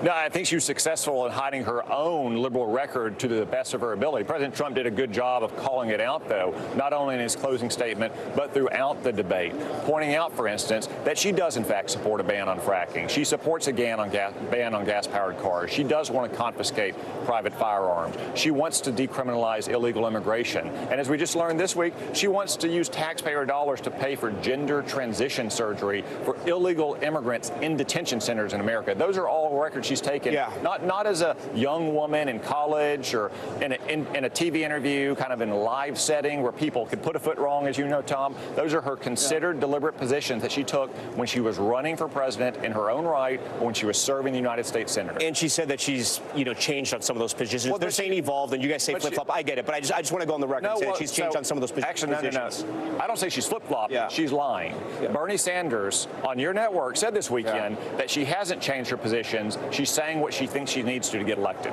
Right, that she's still a progressive. I do want to ask you, why do you think Republicans, at least the ones that I'm talking to that are strategists, voters, were frustrated with this debate? It was a much different vibe coming out of that Atlanta debate. What was different about this one? Why are you guys frustrated? A lot of you. I mean, come on. The Atlanta debate was historic. I mean, President Trump ended his opponent's presidential campaign. I don't think you could expect that to happen again. Right. But I think there's real frustration with some Republicans. He did a great job tonight. I thought in some ways it was 3-on-1. You know, all the fact checks that President Trump got, and they never fact checked Kamala Harris. You know, she claimed that she doesn't support abortion in months 7, 8, or even 9 of a pregnancy, when in fact she voted to do that in the U.S. Senate. They didn't put. But I got to say, but if you're going to be commander-in-chief, you know this. You can stand up to 2 journalists, right? I mean, even though you guys may thought that moderators weren't fair. And he did. I thought he did a good job in what was in effect a 3-on-1 debate. But Kamala Harris. You think she was better prepared? No, not at all. Because you can't. I mean, how can you be prepared to defend a ban on fracking, especially in Pennsylvania, to defend a ban on the sale of new gas-powered cars? These are her positions. This is what she supported as vice president and as a senator and as a soft-on-crime attorney general. Before we go, do you think there's another presidential debate? I don't know. I mean, President Trump proposed several other debates. Kamala Harris refused to take him up on it. I think if we had another debate, you'd see more of what you saw tonight, which is a clear contrast in these records. But I'll leave that to President Trump. We spoke to a bunch of undecided voters that were watching this debate. They say after this debate, they're still undecided. So we'll have to wait and see if we have another debate. Senator, we thank you for your time. We appreciate that. I want to send it back to Hallie Jackson in New York, who's going to pick up some of our coverage right now. Tom Llamas there in the very busy, very active spin room. Tom, thank you very much. Let me bring it back to the folks here at the table for us. Moderator of Meet the Press, Kristen Welker, our national political reporter, and big board icon Steve Kornacki. Our chief political analyst, Chuck Todd, is with us as well. Kristen, let me go to you. You've heard now from the folks that Tom is talking to, from our reporters on the ground there. We've seen that Taylor Swift endorsement. Give us a sense of what things look like tomorrow morning, right? We're going to wake up. There's going to be a news cycle that unfolds. What does that look like? Look, I think that Vice President Kamala Harris is going to feel emboldened after tonight. We've reported a lot about all of her preparations, her strategy to get under former President Trump's skin. She clearly did that on a range of issues, on abortion, January 6th, his crowd sizes. She brought up John McCain at the end. At the same time, while you have Trump allies saying, look, he was on the defensive way too much tonight. You also have some Harris allies saying she needs to now flesh out her economic proposals and answer that question that was left unanswered at the top of the debate about why people should feel better now than they did 4 years ago, and what she's going to do in the future to make people feel better about the high price of groceries, for example, how she's going to bring that down. You did hear her lay out some of her policies. I don't want to say that she didn't at all, but that is the number one issue for voters. Right now, Trump beats her. She's catching up to him on that issue, but her allies believe she should be hammering those points over and over again, that basically today and this evening and the debate was the start to what now she should take the momentum and move forward. Okay, so Kristen, you're talking economy. Chuck, let me come to you because reproductive rights is an issue where Kamala Harris sees a political vulnerability and a potential liability with Donald Trump here. That came up tonight. It is an issue where she outpolls him. I'm curious how you see that framing, considering that is something that campaign officials, as you heard from the conversation just a moment ago, on the Harris side, see as one of her strongest moments. And I got to tell you, Chuck, on this issue of sort of baiting, well, let me start there. Let me start on reproductive rights, and I'll come back to you on something else. Okay, well, let me just stick to that issue for a second. Here's all I kept thinking about when she was talking very specifically about a woman sitting in the parking lot, potentially bleeding out because she wasn't going to get care because there was concern about the law. You know who wouldn't have made that rebuttal on that issue? Joe Biden. And it was so striking to me. Joe Biden could barely talk about the issue. It was really one of the biggest weaknesses of the campaign he was running, is his inability, whatever it is, his own, I think he was caught up in his own political positions, his own religious beliefs on this. Frankly, 40 years of talking about abortion one way, and then suddenly the conversation had changed and he didn't really evolve or modernize with it. That is what sort of struck me. Like, here was an issue that is suddenly, I think the contrast is much clearer between Kamala Harris and Donald Trump than it was between Joe Biden and Donald Trump. Everything else, you wouldn't have had that kind of clear contrast. But on that issue, more than any other, That was something you never would have seen from Joe Biden, no matter which version of Joe Biden you got, 2016, 2020, or the one we saw last June. I'm going to call a quick timeout for just a second, because as we all know, spin rooms move fast, things go quickly. I know that somebody has just sat down, I think, next to Tom back in Philadelphia. So, Tom, let me turn it over to you for just a second, and then we'll come back and chat. All right, Hallie, thank you for that. Yeah, joining us now, California Governor Gavin Newsom, a surrogate, of course, for the Harris-Walz team. So, Governor, your thoughts on this debate coming out of it? I mean, if this was a prize fight, they would have done a TKO against Trump in the second round. It was an extraordinary performance from the get-go. She had the decency to go up and shake his hand, introduce herself as Kamala Harris, and she commanded the stage from the moment that debate began. I thought she did an exceptional job. Let's talk about debate strategy, because she made the debate about Donald Trump, not about the Biden-Harris administration. Why was that a positive? Well, I thought she not only made the case against Donald Trump, she also prosecuted the case for the future. She kept looking in the camera, talking about you, talking about me, talking about the issues that matter to the American people, on affordability, on housing, on child care. She was consistent in painting not only a picture of the current administration in the context of the accomplishments of Biden-Harris, but the pivot to a framework of a compelling future about the next 4 years, which, at the end of the day, is what this election is all about. Right, but she was so, discipline's the word, every time she was asked a question, she'd almost answer it first about Trump and then maybe go into her response.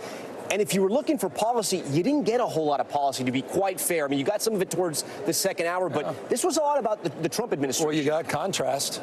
I mean, Chuck was absolutely right. It wasn't a criticism Chuck, I think, was making about President Biden on their issue of abortion. It was a compliment to Vice President Harris, her ability to bring you into the story, to tell a story, to humanize an issue. She did it across the spectrum of issues. He was on the defensive from day one. She won the debate. If the purpose of tonight was to win the debate, to show she's a commander-in-chief, to show she has character and temperance, to show that she can take on a bully like Donald Trump and put him on the defense so she can take on the dictators around the rest of the globe and lead this nation, I think she did it. And she also did this. She talked about all of us, not just some of us. I thought the best parts of the debate were at the end when she was talking about the issues of race and talking about moving away from divisiveness and talking down to people and past people, and the fact that we're all in this together and we're all better off, we're all better off. It was a fantastic night. Do you think there's another debate if you were advising the Harris campaign? Would you say that? Would you tell them to have another debate, or do you think it's one and done? You think that you? Well, absolutely. We talked about a couple debates. He said anytime, anywhere. Tough guy. Anytime, anywhere. By the way, that was weakness. Weakness, not even masquerading as a strength. I usually compliment him. Weakness masquerading as strength. He was weak across the board. I would love to see a debate. You think it'd be good for the Harris campaign? It'd obviously be good for the American people, but you think it'd be good for Harris? But what you just said, I don't want to be flippant about that. Good for the American people, good for democracy, good for freedom, good for the rule of law, good for not only this country, but the world we're trying to build. Absolutely good for Kamala Harris. Do you think the Democratic Party and her handlers, her campaign, maybe loosen the reins a little bit in the sense that maybe she does town halls where she's actually talking to voters? Maybe she does some more sit-down interviews. Yeah. I mean, were Democrats nervous about her? And now, has she set the expectations? Well, maybe somewhere, not me. Yeah. That's a comment. See, forgive me, that's a reveal to the extent people are surprised of something we've known about for decades in California. I've watched that Kamala Harris for years and years and years. So in so many ways, past was reflected in the present. And the good news, I know this about her, she keeps getting better and better and better. So to your question about getting out there even more, absolutely, you're going to see it. And I'm absolutely confident she'll provide more opportunities in that respect as well. You know a lot about politics. How impactful, or will it not matter at all, is the Taylor Swift endorsement tonight? No, I mean, very significant. For no other reason, there's an energy and pride that comes with that. There's an energy of youth, a quality of imagination. Trust me, it's reflected in my 4 children, all of them under the age of 14. They seem to know more about everything going on in Taylor Swift's life than anything else. I guarantee it. Within the next 24 hours, they're less likely to be talking about this interview, respectfully, with us, with their dad, and more about Taylor Swift's endorsement. So, in the way she did it, around this cat lady thing and the pejoratives and the way women have been treated in this country, the way women have been treated in this country, that, I think, also is profoundly significant. California Governor Gavin Newsom. Governor, we thank you for your time. Hallie, you can kind of see and feel the vibe there from the California governor of how the Democrats feel tonight after this debate. I mean, he's happy. Yeah, to say the least. Yeah. I watched that interview, Tom. I'm texting with folks in and around the Democratic orbit. Obviously, they are nearly jubilant from that, although I think people understand there's still a long way to go before Election Day. Let me bring back Chuck, Kristen, and Steve Kornacki here. Kornacki, let me get to you, because the macro question, the meta question, do debates matter? Do they move the needle? In a race this close, and we've been saying it, competitive as heck right now, how does this play out with the electorate? Yeah, see, and this is what I find myself thinking about here. You see how jazzed Democrats are right now. You certainly some things tonight I think Trump's going to take some heat for in the coming days. I want to see what the polls look like just in terms of who won the debate, but I am reminded that in 4 of his previous general election debates, Donald Trump was clobbered in the public opinion polls after those debates. I'm just looking here. These are some of the post-debate margins. He lost by 35 points the first debate in one of the polls in 2016, 23 points, 21 points, 25 points to Joe Biden in the first debate in 2020. And you look at those 2016 numbers, and of course you remember that he won the election. You remember one of the dynamics of that election was he'd have those moments where he would take a hit in the polls. Access Hollywood is one of the ultimate examples here, and it would take about a week's time for everything to cycle back to baseline. So as we absorb the debate, see what those polls say, see what the coverage looks like in the next few days, but I keep that in mind as a possibility that if this is rough for Trump, are we looking up in a week and saying, well, the polls haven't changed that much? Now, the way of turning that around and saying, could it be different this time, would simply be, think back to 2016, Hillary Clinton, Donald Trump's opponent, was an extremely familiar political commodity to people. She'd been on the center stage of American politics for a generation. Joe Biden had been the vice president when he's running a 2-term vice president in 2020. Here's Kamala Harris. We talked about this. More than a quarter of voters in that New York Times poll the other day said they needed to know more about her. So is there room for her if, again, the post-debate polls break in her favor, if Trump's taking some here, is there room for her to capitalize in ways there weren't necessary for Clinton or even Biden? That's what I'm looking to see. Kristen, I want to go to you here as we talk numbers. I don't want to be flip about this, but I also don't want to be like too above the thing that is going to be the pop culture moment coming out of tonight, which is, of course, Taylor Swift. You know, I like to talk about Listen, pop what culture. is her impact when she posted to Instagram for people to get involved, to register to vote? 35,000 registrations on vote.org after that. I mean, she's got a platform, she's got an audience, she's got a loyal audience who often listens to what she has to say. I don't want to, again, we're not too, like, you know, we're of the people here. We can talk about it. But it's a really important point, because young voters were a key part of I'm sorry to interrupt you. Donald Trump is walking into the spin room here, which is a very interesting moment, very unusual. You know the adage, you see a candidate in spin when they feel like they need to be spinning. Let's listen in for just a second here. I think Garrett Hake is there. I'm not sure if his camera is plugged in and ready to go yet, but let's listen in this impromptu news conference. Just done. So come right up here to this mic. Right up here to this mic. How about we do it this way? Ready? Did you lose that debate? Come on, guys. Walked into the spin room here. He's walking here. Mr. Trump, we're live on ABC News here, sir. Mr. Trump. Mr. Trump. I think he's at the top. Here we go. We thought it was our best debate ever. It was my best debate ever, I think. And we had it was very interesting. It showed how weak they are, how pathetic they are, and what they're doing to destroy our country and the border with foreign trade, with everything. And I think it was the best debate I've ever personally that I've had. We're getting polls that show 92 to 6, 88 to 11. We're having a lot of great polls that just came out. They're polls, I guess, phone polls and lots of other polls, but you see the polls. A very important debate. Now, she wants to do another one because she got beaten tonight, but I don't know if we're going to do another one. So did you lose that when you started talking about eating dogs? The polls are indicating that we got 90%, 60%, 72%, 71%, and 89%. So the polls are very good, but beyond the polls, I felt very good. I had a good time doing it. I hate to speak about our country so negatively, but that's what happened. They've ruined our country. They've destroyed our country. So I hope you're all having a good time. But it was a very interesting evening. Yes. Mr. President, if you're so confident you won tonight, why are you here? Why not let the performance speak for itself? Well, I think it did, but people said, would I come here? And I made an obligation to a couple of people that I'm going to do their show. But it was I thought it was a great night. Mr. President, yeah, go ahead. what's your reaction to Taylor Swift's endorsement of Kamala Harris? I have no idea. Mr. President, Mr. President, when Republicans are complaining about moderators, does that mean that it wasn't a good night? Were you not prepared? No, I thought the moderators were very unfair, but it basically was 3-on-1. But I thought they were very unfair, the moderators. Everybody did.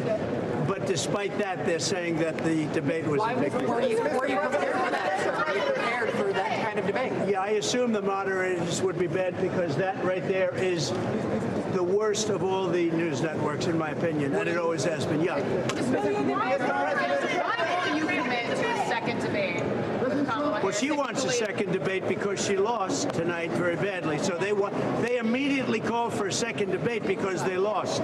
So we'll, think about that. But she immediately called for a second. Look, we're looking at polls. We're looking at polls. The worst poll that we've had was 71 that I see, 71% to like 24 or 25. Well, we'll look at it, but they want a second debate because they lost. I mean, every poll shows they lost, and they lost. Now, with all of that, it was obviously 3-on-1, but I think we did great. Thank you. Who are you with? I love this guy, whoever he is. You said you did great. Yeah, Lebanon.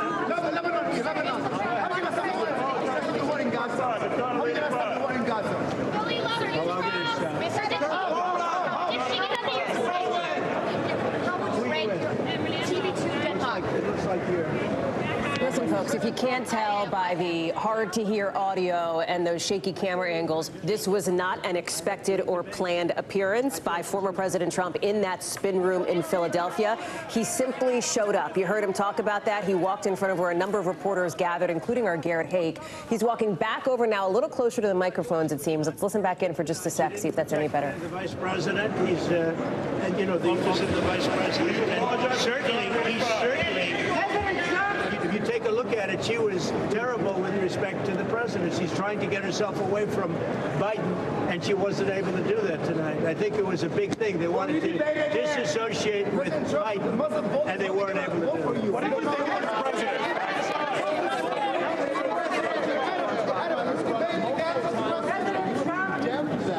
Multiple times. What am I doing? Project 2025. Yeah, I have nothing to do with Project 2025. What do you think of the moderators? I think the moderators were very unfair. I actually thought they were just average.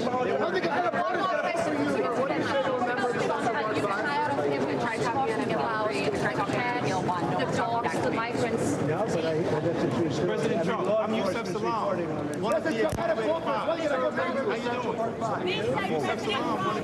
want to be super transparent with you here. Tough to get our camera closer into this gaggle, into this scrum. Obviously, he travels with Secret Service, the former president. There's a bubble, a bit of a bubble, at least around him. He's walking around talking to people. Tom Yamas, while we're watching this, and I want to keep this up in case we get it better. And there's Andrea Mitchell. Let's listen in for a sec.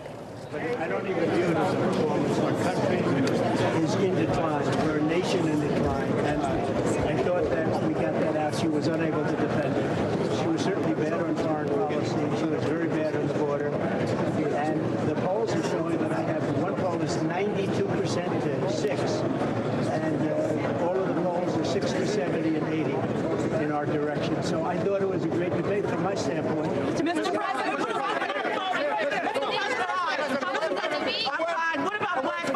what about black voters, Mr. President? What do you think black voters? I love black voters. I love them, and they love me too.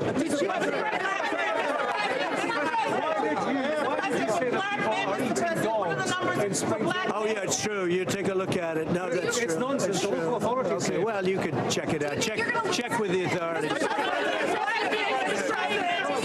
Going to use the Haitian vote with these claims about. really don't know. I mean, I really don't know. I just say, all I do is say the truth. I say the truth. If I lose votes or gain votes, I don't care. But this was my best debate. I thought it was very good. I thought she was very weak on foreign policy. She was very weak on the border, and I'm very happy with it. So former President Trump here holding court in the spin room there in Philly. Tom Yamas is there, and the former president repeatedly describing this as his best debate in his view, despite the fact that, of course, just a couple of months ago, it was the former president's opponent who dropped out of the presidential race altogether because of that debate. And there has been some news made here as former President Trump is declining to commit to a second debate. Tom, I think I have you, as we're taking a look here, former President Trump walking around spin. Give us a sense of the vibe. Where are you in relation to this? I saw Andrea there. I saw Garrett there. This note about the second debate. Kamala Harris's campaign dangled that it seemed as bait. Sure, we want him to do it. We're down to do it. He's declining to take it, it sounds like. So, Hallie, I'm about 50 feet from where the former president just walked in. It's interesting. This debate might have been 90 minutes, and I think Donald Trump has turned it into like 100, maybe 110-minute debate, but it's all in favor of him those last 10, 15 minutes. We were watching to see where he goes. He says he's made some promises to get on some shows just beyond us are Fox News, and there's obviously other news organizations here. We're going to keep an eye out to see where he's headed. If he pops around here, we're ready to go. We have a microphone ready to talk to him. But he was there taking questions, and as you said, trying to spin the results of this debate. Republicans in a much different mood after this debate than they were in Atlanta. That has been clear from all the reporting we've done, all the conversations I have. I know you've had similar conversations as well. I'm sort of following the crowd and the noise. It sounds like former President Trump is somehow backstage right now. I can actually see through the curtains here.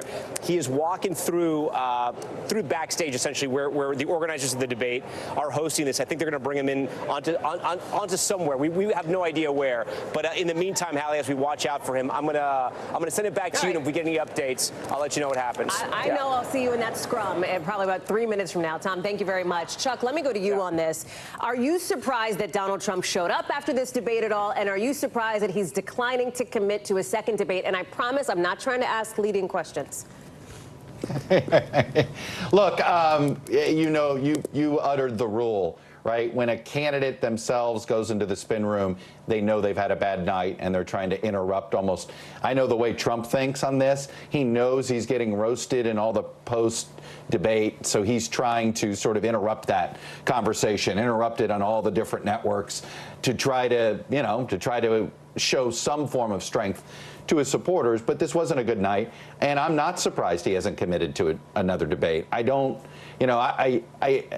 think these debates aren't good for him. Steve made the point. He's never been seen as winning any of these debates, be him against Hillary Clinton or Joe Biden. He's not a likable person during these debates, and that comes through in public opinion. But guess what? He seems to survive these moments because he does have a strong base of support. I don't think he persuaded anybody new to his side. The question is did Kamala Harris persuade anybody to her side? I think she did a great job tonight making this debate about Donald Trump. But I also understand why Kamala Harris wants another debate. I don't think she did enough to explain to voters what she would do as president. I think their strategy was pretty clear. Do whatever you can to goad Trump and showcase his chaos and his crazy. Well, and that's what she did. Yeah. And in that sense, she did a great job of that. It was all counterpunching, right, to borrow the Gavin Newsom boxer metaphors that he was doing. And it was constant. I mean, to the point he even took the inheritance bait that she threw at him, right? Like, made a little shot about the fact that he inherited his wealth, and he had to talk about that, right? Whatever she said about him, Wharton Business School, Charlottesville, John McCain, your crowd, these things that we know get under his skin. My dog doesn't chase after that many squirrels, okay? That's how many squirrels he started chasing after. Well, it's interesting. You told me 4 hours ago, you predicted that she would use the sort of phrase, "you're fired." You got fired by the American people. She sure did, right? And another sort of idea of way that she was baited. Stand by for 1 second. I want to sneak in one more question, but then I want to get to some voters who are standing by for us while they're getting ready. Steve and Kristen, quickly to you here. Steve, you heard the former president talk about sort of how polling has taken a turn for the better for him recently. While he seems to be citing polls that do not meet our NBC News standards, it is accurate to say that this race looks a lot like it did in July. Extremely close. The enthusiasm generated by Kamala Harris taking the top of the ticket for Democrats didn't magically turn into a 17-point lead in the polls. Far from it. Yeah, and again, it's sort of that pattern we were talking about a few minutes ago, where when he takes a hit in these polls, we've seen this going back to 2016, things do tend to, sort of cycle back to baseline at some point, and that's roughly where it seems to be in the polling right now. I thought one of the interesting things here, just in terms of would the standing of the two candidates change, there was that New York Times Siena poll that asked, do you see the candidates as agents of change, or do you see them, really as the status quo? And it's an outright majority, 55%, who say that Kamala Harris represents more of the same. And one thing that was striking to me, I think it was clearly the Trump campaign's hope and their strategy preferred going into this debate that Trump hammer the point that she's part of an administration right now that's not very popular. And it was 103 minutes into the debate, I noted, when he said that line, why hasn't she done it? And it kind of made me wonder if he had been repeating that all night, thinking about that to reinforce that perception that she's just the status quo. Yeah, and she also, towards the end of the debate, gave her big line, which is that I represent the next generation. That's I right, the represent case for change. turning the page. And to Chuck's point, you have to ask if she wants a second debate so that she can hammer that point over and over again and really lay out that case. What will that change look like? And again, I keep going back to this, Hallie. How would a Harris administration be different than a Biden administration if she does represent change? So it will be really fascinating to see whether the Trump campaign decides to actually move forward with this second debate. But again, Trump in the spin room, talking to Andrea, by the way. Andrea and Garrett heard that first question Garrett, in. Yep. Always getting to the front. Good for them. It just speaks to the fact that, yes, he clearly came off that stage and his allies, his advisors, knew he had been on defense all night We long. can sit here and talk about it all day. Doesn't matter. What matters is what the voters say, right? And that's the most important thing, especially in the critical battleground of Pennsylvania, a great Commonwealth that I know well, and a great county that I know well, which is Bucks County. That's where we find Kate Snow, a place I grew up, Kate, and I know it's one of the swingiest counties in the Philadelphia suburb. I've been fascinated to listen to your conversation with these undecided voters here, given that, as we've been talking about, a small number of them, about 30% nationally, say this debate was going to matter as far as their decision-making process. Tell me everything you're hearing from them.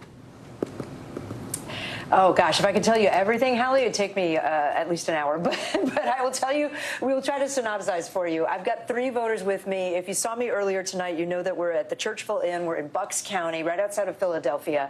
And I have with me Lynn Kelleher, who's a registered Republican, Hannah Reid, who's a registered Independent, and Andrew Wallace, who's a registered Democrat, all of whom came into the night saying, you're undecided. You don't know what to do. Even though you're all registered different parties, you're sort of equally undecided. I guess the big question is what changed for you tonight, if anything at all.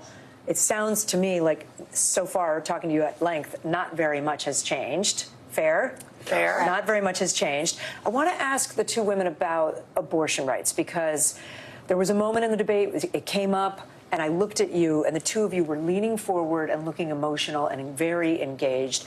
Hannah, you seemed angry at some of what you heard Donald Trump say about abortion rights. Absolutely, because he was intentionally sensationalizing and giving false information, essentially disinformation. You're talking about when he talked about how long states will allow abortions to happen? Yes, absolutely. There is absolutely no woman who is 9 months pregnant that is walking into a doctor's office and asking for an abortion unless there is a medical unless it's out of medical necessity. Is that an issue that motivates the 2 of you? Like, is that going to make you want to vote for perhaps Kamala Harris, Vice President Harris? It's an important factor. There's just so many other things that concern me more that I can't say that that's my top. That's not my top. Andrew, you said earlier you don't want to weigh in much on this because you feel like as a man it's not your place. But you did say that you wished that Harris had actually defined her views more. She was asked by the moderators where she would draw the line. Draw the line on what week she would allow an abortion, and she wouldn't answer the question. So I think once a child can live outside the womb, the line starts to turn to something else. Did you all think, I think in our conversations off camera, you've been saying Harris had a pretty good night, Lynn, you thought? I thought she had a very good night. A lot of what she said resonated with you. Yeah, I thought she was in command. I thought she countered what he had to say without getting too sucked in down the rabbit hole with him. I thought she had a good night. And yet you told me you're still not 100% sure you would vote for her. I'm not 100% sure I would vote for her. Do I wish that there was another candidate between these two? I do. I'm not happy with either candidate. That's why this is so hard for me. And you were vocally, saying, "Oh, come on," when former President Trump would say some things tonight, like when he brought up immigration again and again. Well, he just talks in extremes. Everything's, everybody knows this. He just talks in such extremes, and I don't believe a lot of what he says. Andrew, we've been talking about this now for the last hour. You told me you're about 51% Trump, 49% Harris right now after the debate tonight. Yeah. Moved a tiny bit for you. Some of the things that former President Trump said tonight seemed, you were nodding along when he talked about the Afghanistan withdrawal, when he talked about crime linked to immigration, I believe, parts of that. And when he talked about paying for surgery for people who are transgender, that was something. No, not paying for people who are transgender. You don't. Immigrants. Okay, that was the part, the piece that you. There was an ACLU survey that came out 2 days ago. Was there anything in there that now leads you to think, well, maybe I will pull the lever for Donald Trump? Because you did vote for him in 2016. You all did. I did. Right? I think Trump is trying to change his tactic. Trump is the best when he plays to his base, and I don't know if I don't like it, but when he is off the cusp, when he insults people, I mean, the big thing for him in 2016, it was what he said to Hillary Clinton: "You'd be in jail." And he's trying to play more mellow. I think he's trying to get the moderate vote, which I think is turning his base off. And I think that's why he did worse tonight, because I think he was more presidential than he was in any debate in the past. And the moderates don't believe him. And the moderates don't believe him, exactly. That's you guys. Yes. But I think Trump is trying to. You don't hear America first. You don't hear any talk about nationalism will be our credo, and that's what drove him to his election victory in 2016. Not globalism. He doesn't talk about globalism. He doesn't talk about anything like that. I think Donald Trump is trying to become a mainstream, middle-of-the-road Republican, which is what Republicans don't. Which is what his base doesn't want. Tonight. No, I think it's been the theme of his campaign. Okay. Hannah, I want to go back to you. So you came into tonight saying you were sick and tired of the lack of bipartisanship, and you wanted to hear policies that could actually get done. Did you hear any? So I took notes, and one of my notes says that, one thing that Kamala did was she attempted to address her policies to an extent with housing, abortion, climate change, and race. A lot of the time, Trump addressed Kamala. He wasn't talking about policies. He was calling her a liar. So that kind of turned me off a little bit. However, with Kamala's policies, some of them don't seem realistic, and she has a lot of questions she needs to answer before I can confidently say, this is my vote for you. I was just going to say, you're still undecided as we sit here tonight. Thank you guys for staying up so late with us. Really appreciate it. Hallie, I'm not sure if you're having trouble hearing my microphone, or you hear me okay. Okay. We're hearing you. I'll send it back to you. We got you. Okay. It's been fascinating. Please with these folks. give our deep thanks to those voters who watched that debate with you, who are sharing their insights here live on NBC News. Kate, thank you very much. I think we're heading back to Tom Yamas now in the spin room live in Philadelphia. Hey, Tom. Hey, Hallie. Yeah, I want to let our viewers know we still have eyes on former President Trump, who we think this is the first time he's entered a spin room since 2016 when he was up first candidate for the first time in his life. He's doing an interview right now. We're going to have our cameras on him and the microphones. As soon as he wraps that, we're going to try to talk to him as well. For now, I want to bring in NBC News political analyst and former senator from Missouri, Claire McCaskill, and Jennifer Stefano. She's a Republican political strategist who knows this area very well. We thank you both for joining us here. Senator, I'm going to start with you. You hear those undecided voters, and they're still undecided after this debate. You've won a lot of elections. You know what it's like to campaign and try to win over those undecided voters. What do you think it's going to take in these last few weeks? Well, first of all, those were three people. And it's very hard to make any conclusions with talking to three people.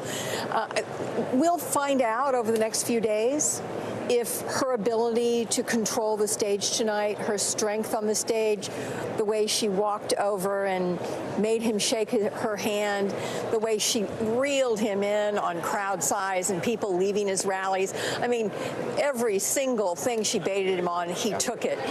I don't know how effective that's going to be, Tom, with the undecided voters. I know that she seemed presidential tonight, and for a lot of swing voters and undecided voters that didn't know her well, I think that's what they were looking for. Can she go toe-to-toe with Kim Jong-un? Well, she sure went toe-to-toe with Donald Trump tonight. Jennifer, we were talking throughout the debate. You were sitting next to me. We were watching it together. There were times when you were frustrated. Why? Well, I think the president did, in fact, take the bait when he shouldn't have, because hands down, he won this debate on policy. And he was able to answer the question that Vice President Harris would not. And that is whether or not people are better off than they were 4 years ago. And unfortunately, they're not. Okay, most Americans do not believe they are better off now. So I think, but what President Trump did by coming here into the spin room is to really overcome what I think a lot of his supporters are going to see as a bias on the part of ABC News. They fact-checked the former president numerous times. They never fact-checked the vice president, not once. And I think the president's here tonight to overcome that bias and speak directly to the American people. But I'll say for that, and that is your opinion. That's fine. Right. I know a lot of Republicans have that opinion. But if you're the commander-in-chief, shouldn't you be able to take on two journalists or the moderators of the debate if that were the case? And that's what he's doing tonight, right? I mean, who comes into a spin room like this? The former president does, because he is best when he speaks directly to the American people, whether he's going to come on here tonight or whether he's going to go on other stations. He wants to get his message directly to the American people. And I think he was excellent and substantive on policy when he talked about it. But, it was too much, some ad hominem attacks and personal attacks. Yeah, we're gonna pause for a second. This is former President Trump right now, live in the spin room right now. I think he might be speaking to, it looks like Senator Lindsey Graham from the back, maybe. I think I'm pretty right. Yeah, I can spot the back of Lindsey Graham's head. Well done. Former President Trump on the move now. Let me just see where he's going. Is he going behind the curtains again? All right, he's going backstage. Senator Claire McCaskill, why is former President Trump here? Why is he in the spin room? Because he lost the debate. I think honestly, I think there's a little bit of panic. And me talking to people that are involved in the campaigns on both sides, the Harris campaign feels pretty good tonight. I've never seen a presidential candidate come in the spin room unless they lost the debate. We're going to go get Garrett Haight live in the spin room just next to me by former President Trump. Garrett, what are you hearing? What can you see? Tom, the former president just finished a hit on Sean Hannity's show here, appearing in the spin room. And I think, as the senator was saying correctly, I think he's here because he knows he did not perform as well as he wanted to. I mean, you just don't show up in here to make your case after the fact if you made your case on the debate stage. I asked Donald Trump exactly that question when he first came out of the room. I'm looking to see if he's going to come back out here behind me. He's pinned down against the wall here, essentially taking more questions. And he cited all these, perhaps non-existent poll numbers suggesting that he had won tonight and that he needed to make that point. And not only did he not commit to participating in another debate, he actively walked back his long-standing commitment to debate Kamala Harris and before her Joe Biden anytime, any place, anywhere. He had been on paper committed to 3 debates with sort of 1 remaining on the calendar, now saying he doesn't think it needs to happen. He doesn't necessarily want to do it after winning. He just said tonight he thinks the loser of this debate were Kamala Harris and ABC, clearly frustrated at the moderation and the format, which presented him with more fact-checking, I think, on some of his claims that he was expecting tonight. And Tom, I'll just say, since I know it's top of mind for a lot of people, he had no comment on that Taylor Swift endorsement, which I think was news to him when the question was asked. All right, Garrett Haig with that update as we track the former president's movements throughout this spin room. If we see him again, we're definitely going to bring him live. A lot of action happening out here in the spin room and in Philadelphia, but we're going to go back to New York right now and Hallie. Listen, we're going to talk about it all, Tom. Everything from Donald Trump to Taylor Swift. You get it all here on NBC News. Tom, thank you very much. We'll check back in with you as you keep an eye on the former president. Hogan Gidley is with us, somebody who knows Donald Trump well. Okay, we've seen candidates in spin rooms in primary debates. We've seen that at moments. All the time. Sure. And it is also, I think, just demonstrably, verifiably a thing that often happens. It happens when they don't do well, right? I guess it could in some instances. Okay, why do you think Donald Trump? I just think it's always funny when members of the media always start a sentence with, you know, normally in politics, and then it's Donald Trump. Right? That's not the way he sees things. He sees a group of cameras, a group of journalists, and he says, you know what? I want to go right there. I want to go right in the middle of it. I'm sorry? Why didn't you spin at the last debate? Sometimes he does, sometimes he doesn't. Okay. I mean, look, you can't just ascribe he thought he lost the debate. That's why he went in there. I'm not ascribing. I'm asking you the question. I'm saying you, the royal you, the people out there, because that's not Donald Trump. You can't pigeonhole him like that. I bet what he did was he went back there, he talked to the folks, and they said, how do you think I did? He said, you did great. And she wouldn't answer any of these questions. Well, should I go tell them that? Sure, go hammer it some more. And so he just went out there to swing the axe a few more times. If you were still advising him right now, would you tell him to do a second debate? With the caveat that he may or may not listen to you, but how would you advise him? That's always a good caveat. Look, I don't know, because it's interesting. Maybe I want to wait some time and see. He did say he would debate her anytime, anywhere. I think Chuck Todd made a really good point in the previous segment when he was saying, you know, Kamala wants another debate now because she doesn't know if she really brought it home for those independents out there. If she really, was able to pull some of those folks onto her side. So she wants another bite at that apple because obviously her polling may show that she's down more than a lot of people think. She may be concerned. She may be worried because typically if you were Kamala Harris and you thought you really did wipe the floor with them, you'd want a mic drop moment. You'd say, you know what? Nope, that's it. The American people saw all they needed to see. So guess what? I'm out. You don't think this is another instance of the Harris campaign baiting former President Trump as she did multiple times in this debate? No, I don't. Okay. I think she wants to get up there again and have a conversation with the American people and Donald Trump. Let's talk policy and substance for just a second here, because there were unanswered questions, and I'm asking you about former President Trump because you work for him and you know him and you were part of his campaign orbit. He didn't specify how he'd actually implement mass deportations. This is critical to his immigration policy. He did not specify his plan to replace Obamacare. He did not rule out vetoing a national abortion ban if that were to happen. And in fact, he threw his running mate to some degree under the bus, saying that J.D. Vance, he hadn't talked about it with J.D. Vance, who went on with Kristen Welker on Meet the Press and said that he would. Well, he also is that something that he'll need to clean up and clarify? No, I mean, 3 weeks ago, he said he wasn't going to overturn Obamacare. He said clearly on the stage tonight that he didn't think there was a need to talk about a hypothetical veto because he sent it back to the states. It's up to the American people to decide now, not courts. So he's been very clear on these issues.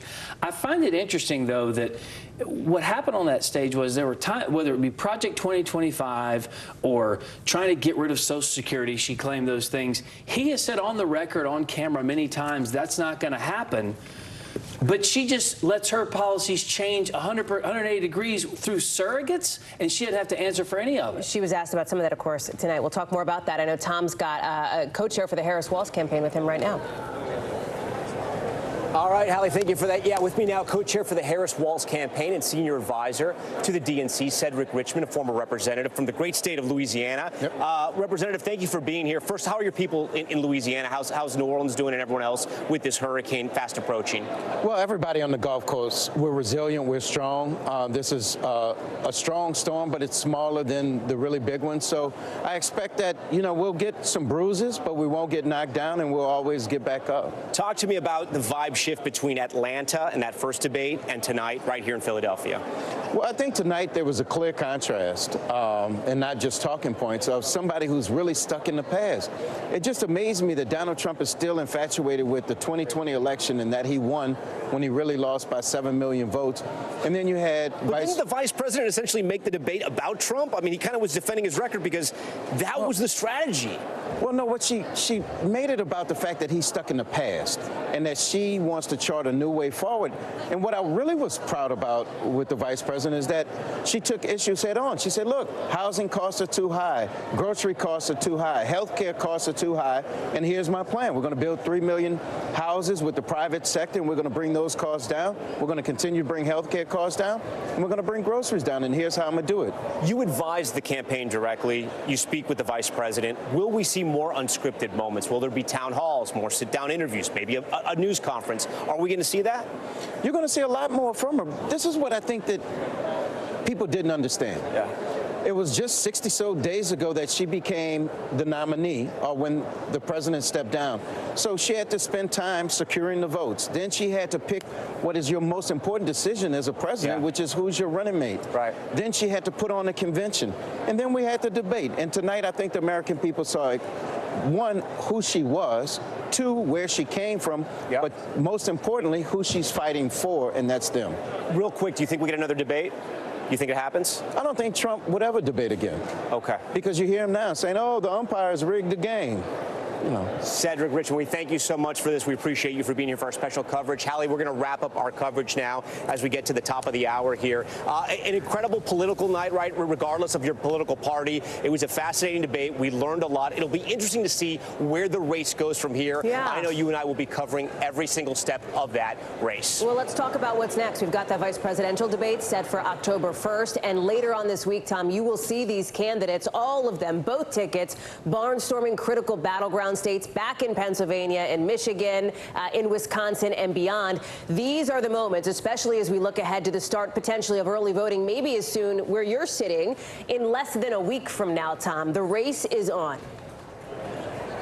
Yeah, it'll be interesting to see what happens with the momentum behind the Harris-Walz ticket right now, and how former President Trump, the experienced debater here, the experienced politician here, now after his third time running for president, how he tries to turn this race around, and what happens with the polls. We heard those undecided voters who said, we're still undecided, so we're going to have to wait and see. That's going to do it for our post-debate coverage tonight. In Philadelphia, I'm Tom Yamas. And in New York, I'm Hallie Jackson. On behalf of all of us here at NBC News, thank you so much for watching. We will have continuing coverage, of course, tomorrow morning. The news continues right now.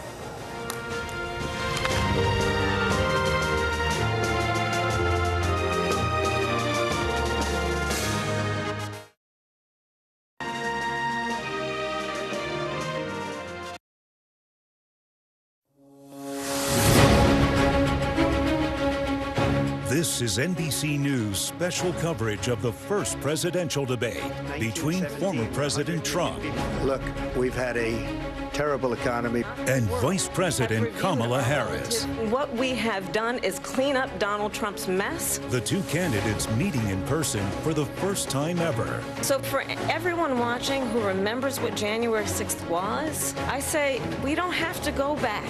I created one of the greatest economies in the history of our country. A historic face-off.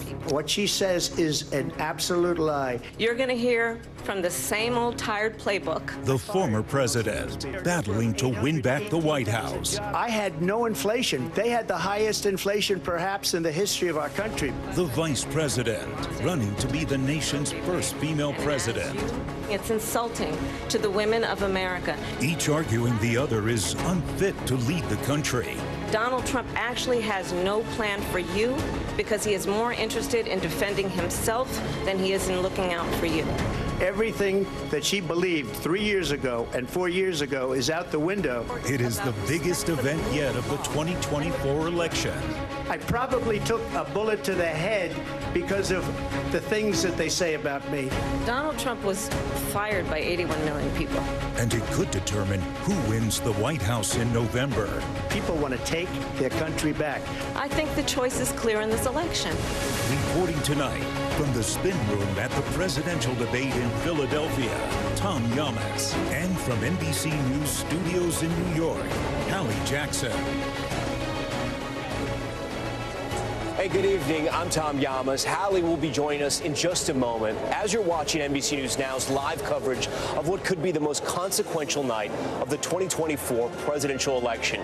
You see right there the historic handshake between Vice President Kamala Harris, here it is, and former President Trump. This is actually the first time the two of them ever met, not just on a debate stage, but in person, period. And tempers ran hot tonight with personal attacks just minutes into the hour-and-a-half-long debate. Both sides trying to play to their strengths, like Vice President Harris hammering Mr. Trump on reproductive rights, his defense of Supreme Court justices who overturned Roe v. Wade, and what she called lies about abortion. Nowhere in America is a woman carrying a pregnancy to term and asking for an abortion. That is not happening. It's insulting to the women of America. The former president preferring to talk more about immigration, pushing debunked claims about Haitian migrants in Ohio, and accusing the vice president of allowing undocumented immigrants into the country. And a lot of these illegal immigrants coming in, they're trying to get them to vote. They can't even speak English. They don't even know what country they're in practically. And these people are trying to get them to vote. And that's why they're allowing them to come into our country. Fact-checking also becoming a big part of the night, with the moderators stepping in to correct the record repeatedly, including one instance when the former president refused to back down from the false claim that he won the 2020 election. In the past couple of weeks leading up to this debate, you have said, quote, you lost by a whisker, that you, quote, didn't quite make it, that you came up a little bit short. I said that? Are you now acknowledging that you lost in 2020? No, I don't acknowledge that at all. But I you said did that say sarcastically. That. You know that. It was said, oh, we lost by a whisker. That was said sarcastically. Look, there's so much proof. Let's get right to my NBC News colleagues, Peter Alexander and Garrett Hake, out there in the spin room. Peter covers the Harris campaign, Garrett, the Trump campaign. And Garrett, I want to start with you. Tell me what you're hearing from inside the Trump campaign. Inside the Trump campaign, they're very confident in how he performed tonight. They think this foreign policy segment was the strongest part of his performance tonight. If you go one layer out, though, the Republicans who advised this campaign, who are rooting for this campaign, they are frustrated. I've been talking to Republican operatives, including some folks who are involved in the debate preparation for this president, who don't feel like he took advantage of the opportunities that were presented to him. Now, granted, some of them were frustrated about the moderators. They were frustrated about the topics. They're frustrated that Kamala Harris, for example, didn't get asked a direct question about inflation, an issue that they think is one of their strongest issues. But they realized that their guy didn't take advantage of what he was trying to do. All day I was talking to these Trump folks who told me they wanted to make Kamala Harris own the most liberal past positions that she's taken. And really only on the issue of fracking do they feel like they were successful. They just wasn't able to tie her to the things they felt like they needed to tie her to have a clear win tonight. Are you getting the sense, because I'm getting the sense from the Republicans I'm talking to, it was a shift change when you compare it to the Atlanta debate? Coming out of the Atlanta debate, I mean, they were victorious, they were happy, they were congratulating each other. Here it's much different. There's frustration, there's anger, they're blaming moderators. And I think you're right, with that outside layer, they're frustrated a little bit with the former president. Has the former president spoken out yet? Has he posted yet anything on Truth Social? He's posted two things. One, suggesting that it was a strong debate performance because it was 3-on-1, so his own complaint about the moderators. I expect we'll hear more of that. And he posted a meme of him with AI-generated cats, a nod to that line where he was arguing with the moderator about immigrants eating pets, which I think, you know, just as my own view, feels like somebody who's much more online than millions of viewers here tonight who are probably going to have no idea what he's even referencing. Right. I think that is not the turf that a campaign that wants to be fighting for the middle of the country perhaps wants to be fighting. We should mention Senator J.D. Vance, the running mate, is somewhere here in the spin room. He's gaggling with reporters. We'll bring you that sound as soon as we have it. I do want to ask you about that moment, though, when the moderators asked former President Trump about something J.D. Vance had said about vetoing a national abortion bill. Talk to me about that moment, because it seemed like the ticket wasn't on the same page. No, this is really striking. I mean, Donald Trump has had, over the course of his career, every conceivable position on abortion. Where he has landed now is that he believes it's an issue for the states, and he has used that to avoid taking direct questions about what, if any, federal policy he would take. He has not answered directly about whether he would veto a national abortion ban. But when J.D. Vance was on Meet the Press, I guess 2 weeks ago now, Kristen Welker asked him about this, and he kind of took Trump's position to what a lot of people thought was the logical conclusion. If he doesn't support a ban, yes, I suppose he would veto it. Trump wouldn't go that far tonight. And Tom, that's the second time I could think of off the top of my head where Trump has distanced himself from a sort of Vance projection of a Trump position. Now on abortion, also on the child tax credit, where Vance has proposed a much more generous expansion of the child tax credit than Trump has. When you and your, ticket mate are not on the same page, that is a problem for a ticket. If J.D. Vance can't credibly speak for Donald Trump, what's he out there talking about? Right. Garrett Hake, stand by for us. I know when you have new reporting, we'll come back to you during this broadcast. I want to go to my friend Peter Alexander, who's out there in the middle of the spin room somewhere. Peter, give me a sense of what's happening inside the Harris-Walz campaign right now, what they're telling you. Yeah, Tom, let's walk through a series of items that have been breaking and developing as you two have been speaking right now. We'll start in order. First, we've heard from the communications director from Kamala Harris, a man by the name of Brian Fallon, who immediately after this debate wrapped up, posted on social media, "That was fun. Let's do it again in October." Clearly a message being sent by the Harris campaign for the first time publicly that they would like there to be a second Harris-Trump debate. We're waiting for any response from the Trump campaign. We'll try to bring that to you as soon as we hear about it. Separately, we are hearing from a senior Harris campaign official who is describing this, in their words, as just a plethora of, how do they say it specifically? They said basically that they had more to work with than they could have possibly imagined, that they had so much that they were hoping to amplify over the course of this night, and most notably, they focus on the topic of abortion. Specifically, it's on that issue where, according to the Harris campaign's dial groups, they say they saw a dramatic gap, one of the biggest gaps they've ever seen, particularly from the voters, women in particular, who were focused on this, saying that they were satisfied, pleased, and supportive of the words they heard from Kamala Harris. It's a message you're going to hear going forward. And then most notably, and perhaps most importantly in terms of the potential influence it will have on those young voters and other voters, Taylor Swift, with 283 million followers on her Instagram account, within the last 5 minutes, has just publicly come out in favor of Kamala Harris and Tim Walz, saying that she will be voting for them. She said she came to this conclusion after she saw that there was an AI, an artificial intelligence, false account that suggested she would be supporting Donald Trump. And she said the best way to be transparent about her views was to make it very clear publicly where she stood on this issue. She says, "I will be casting my vote for Kamala Harris and Tim Walz in the 2024 presidential election. I'm voting for Kamala Harris," she added, "because she fights for the rights and causes I believe need a warrior to champion them." Just to put that in some context here, remember only a matter of months ago when Joe Biden was the presidential nominee for the Democrats, there was a real concern among Democrats that they weren't getting the support within the young voter community, those first-time voters in many cases, that they weren't energized by a man who was already 81 and would be 86 at the end of a second term if he was to serve. Obviously, Kamala Harris tonight, as you heard, casting herself as a generational candidate.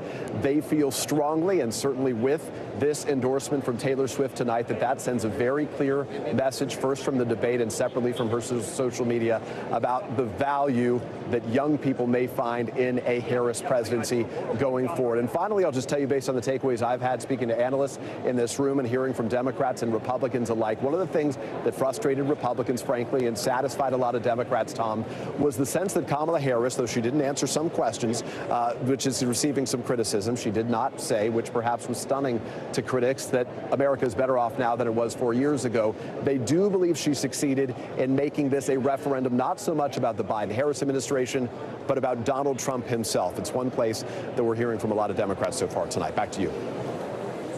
I'm hearing that as well. Before you go, Peter, I do want to ask you, can you get a sense yet if there will be a second debate, if Democrats will even want that, or is it one and done? Yeah, Tom, no, just to the first point I was making, Brian Fallon, of course, the communications director, as we just indicated, he came out publicly immediately after this. He said, "That was fun. Let's do it again in October." He is the communications director for the Harris campaign. So it appears pretty clear that their message is, we're glad to do this again. We're waiting for any reaction from the Trump campaign. They had said in the past, he had said publicly, anytime, anywhere. That was focused on a Joe Biden debate. He has said publicly that he'd be glad to do other debates as well. He was pushing for a Fox News debate. But again, to be clear, at least to the best of my reporting right now, and I defer to colleagues if they've heard anything in the last 3 minutes, we have not yet heard from the Trump campaign in response to that. All right, Peter Alexander, we appreciate all your reporting. Joining our special coverage now is Republican Senator Tom Cotton from Arkansas in the spin room here as a surrogate for the Trump campaign. Senator Cotton, thank you so much for joining us. Your thoughts first coming out of this debate. Well, I thought this was a very good debate for President Trump. It laid out a clear contrast between not empty promises or slogans or predictions about what these candidates would do, but their clear records. It's a very unusual presidential election. President Trump has been in office before, first time in 100 years it's happened. We know what a president, what kind of president President Trump would be. He brought peace, prosperity, and stability around the world. Under Kamala Harris and Joe Biden, we have record high inflation, wages are stagnant, the border is wide open, and we've had war and conflict all around the world. So no matter what you heard from Kamala Harris tonight, there's a clear record here to compare with President Trump's record. And former President Trump said that. The problem was it was in the last 2 minutes of this debate. Do you think the vice president was successful in making this debate about Donald Trump and not about Biden-Harris?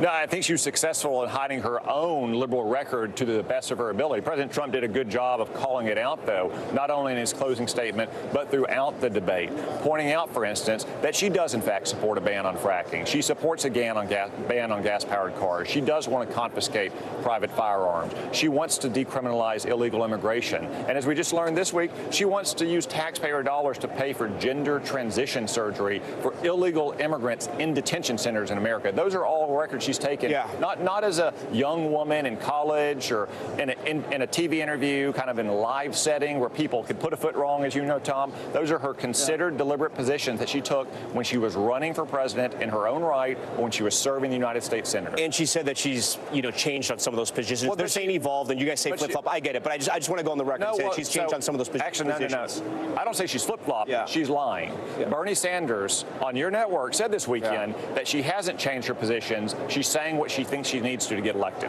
Right, that she's still a progressive. I do want to ask you, why do you think Republicans, at least the ones that I'm talking to that are strategists, voters, were frustrated with this debate? It was a much different vibe coming out of that Atlanta debate. What was different about this one? Why are you guys frustrated? A lot of you. I mean, come on. The Atlanta debate was historic. I mean, President Trump ended his opponent's presidential campaign. I don't think you could expect that to happen again. Right. But I think there's real frustration with some Republicans. He did a great job tonight. I thought in some ways it was 3-on-1. All the fact checks that President Trump got, and they never fact checked Kamala Harris. She claimed that she doesn't support abortion in months 7, 8, or even 9 of a pregnancy, when in fact she voted to do that in the U.S. Senate. They didn't put. I got to say, but if you're going to be commander-in-chief, you know this. You can stand up to 2 journalists, right? I mean, even though you guys may thought that moderators weren't fair. And he did. I thought he did a good job in what was in effect a 3-on-1 debate. But Kamala Harris. You think she was better prepared? No, not at all. Because you can't. I mean, how can you be prepared to defend a ban on fracking, especially in Pennsylvania, to defend a ban on the sale of new gas-powered cars? These are her positions. This is what she supported as vice president and as a senator and as a soft-on-crime attorney general. Before we go, do you think there's another presidential debate? I don't know. I mean, President Trump proposed several other debates. Kamala Harris refused to take him up on it. I think if we had another debate, you'd see more of what you saw tonight, which is a clear contrast in these records, but I'll leave that to President Trump. We spoke to a bunch of undecided voters that were watching this debate. They say after this debate, they're still undecided. So we'll have to wait and see. We have another debate. Senator, we thank you for your time. We appreciate that. I want to send it back to Hallie Jackson in New York, who's going to pick up some of our coverage right now. Tom Llamas there in the very busy, very active spin room. Tom, thank you very much. Let me bring it back to the folks here at the table for us. Moderator of Meet the Press, Kristen Welker, our national political reporter, and big board icon Steve Kornacki. Our chief political analyst, Chuck Todd, is with us as well. Kristen, let me go to you. You've heard now from the folks that Tom is talking to, from our reporters on the ground there. We've seen that Taylor Swift endorsement. Give us a sense of what things look like tomorrow morning, right? We're going to wake up. There's going to be a news cycle that unfolds. What does that look like? Look, I think that Vice President Kamala Harris is going to feel emboldened after tonight. We've reported a lot about all of her preparations, her strategy to get under former President Trump's skin. She clearly did that on a range of issues, on abortion, January 6th, his crowd sizes. She brought up John McCain at the end. At the same time, while you have Trump allies saying, look, he was on the defensive way too much tonight. You also have some Harris allies saying she needs to now flesh out her economic proposals and answer that question that was left unanswered at the top of the debate about why people should feel better now than they did 4 years ago, and what she's going to do in the future to make people feel better about the high price of groceries, for example, how she's going to bring that down. You did hear her lay out some of her policies. I don't want to say that she didn't at all, but that is the #1 issue for voters. Right now, Trump beats her. She's catching up to him on that issue, but her allies believe she should be hammering those points over and over again, that basically today and this evening and the debate was the start to what now she should take the momentum and move forward. Okay, so Kristen, you're talking economy. Chuck, let me come to you, because reproductive rights is an issue where Kamala Harris sees a political vulnerability and a potential liability with Donald Trump here. That came up tonight. It is an issue where she outpolls him. I'm curious how you see that framing, considering that is something that campaign officials, as you heard from the conversation just a moment ago, on the Harris side, see as one of her strongest moments. And I got to tell you, Chuck, on this issue of sort of baiting, well, let me start there. Let me start on reproductive rights, and I'll come back to you on something else. Okay, well, let me just stick to that issue for a second. Here's all I kept thinking about when she was talking very specifically about a woman sitting in the parking lot, potentially bleeding out because she wasn't going to get care because there was concern about the law. You know who wouldn't have made that rebuttal on that issue? Joe Biden. And it was so striking to me. Joe Biden could barely talk about the issue. It was really one of the biggest weaknesses of the campaign he was running, is his inability, whatever it is, his own, I think he was caught up in his own political positions, his own religious beliefs on this. Frankly, 40 years of talking about abortion one way, and then suddenly the conversation had changed and he didn't really evolve or modernize with it. That is what sort of struck me. Like, here was an issue that is suddenly, I think the contrast is much clearer between Kamala Harris and Donald Trump than it was between Joe Biden and Donald Trump. Everything else, you wouldn't have had that kind of clear contrast. But on that issue, more than any other, that was something you never would have seen from Joe Biden, no matter which version of Joe Biden you got, 2016, 2020, or the one we saw last June. I'm going to call a quick timeout for just a second, because as we all know, spin rooms move fast, things go quickly. I know that somebody has just sat down, I think, next to Tom back in Philadelphia. So, Tom, let me turn it over to you for just a second, and then we'll come back and chat. All right, Hallie, thank you for that. Yeah, joining us now, California Governor Gavin Newsom, a surrogate, of course, for the Harris-Walz team. So, Governor, your thoughts on this debate coming out of it? I mean, if this was a prize fight, they would have done a TKO against Trump in the second round. It was an extraordinary performance from the get-go. She had the decency to go up and shake his hand, introduce herself as Kamala Harris, and she commanded the stage from the moment that debate began. I thought she did an exceptional job. Let's talk about debate strategy, because she made the debate about Donald Trump, not about the Biden-Harris administration. Why was that a positive? Well, I thought she not only made the case against Donald Trump, she also prosecuted the case for the future.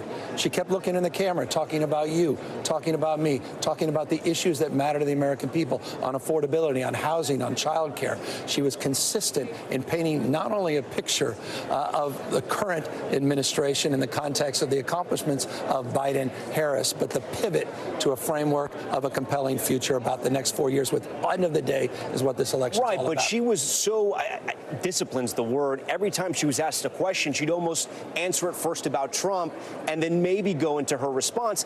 And if you were looking for policy, you didn't get a whole lot of policy, to be quite fair. I mean, you got some of it towards the second hour, but this was a lot about the Trump administration. Well, you got contrast.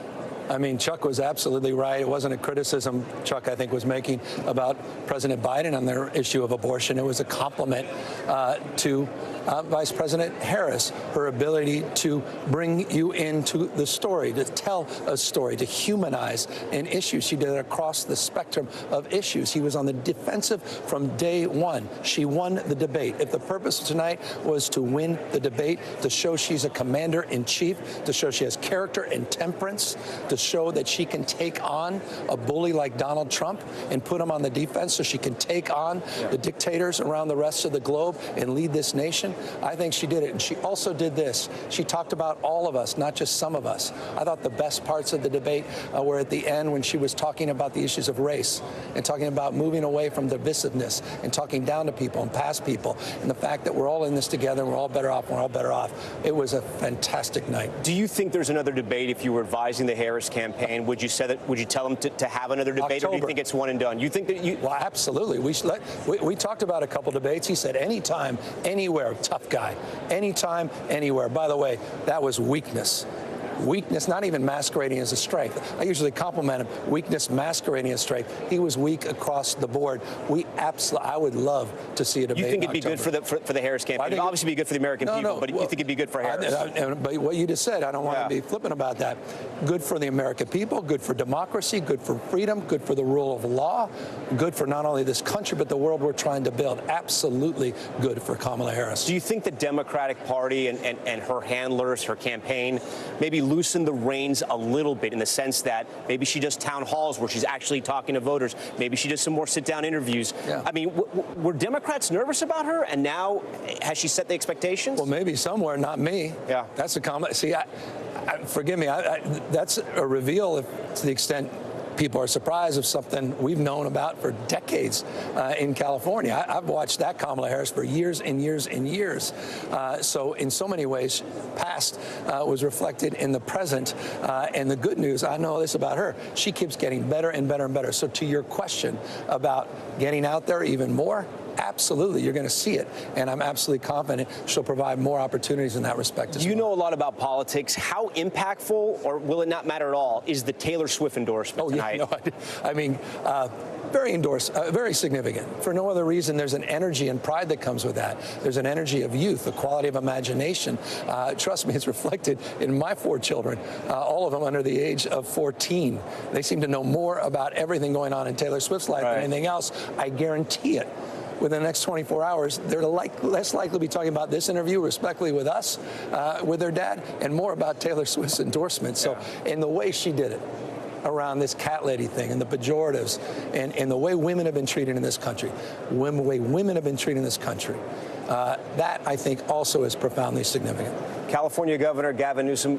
Governor, we thank you for your time. Hallie, you can kind of see and feel the vibe there from the California governor of how the Democrats feel tonight after this debate. I mean, he's happy. Yeah, to say the least. Yeah. I watched that interview, Tom. I'm texting with folks in and around the Democratic orbit. Obviously, they are nearly jubilant from that, although I think people understand there's still a long way to go before Election Day. Let me bring back Chuck, Kristen, and Steve Kornacki here. Kornacki, let me get to you, because the macro question, the meta question, do debates matter? Do they move the needle? In a race this close, and we've been saying it, competitive as heck right now, how does this play out with the electorate? Yeah, see, and this is what I find myself thinking about here. You see how jazzed Democrats are right now. You certainly some things tonight I think Trump's going to take some heat for in the coming days. I want to see what the polls look like just in terms of who won the debate, but I am reminded that in 4 of his previous general election debates, Donald Trump was clobbered in the public opinion polls after those debates. I'm just looking here. These are some of the post-debate margins. He lost by 35 points the first debate in one of the polls in 2016, 23 points.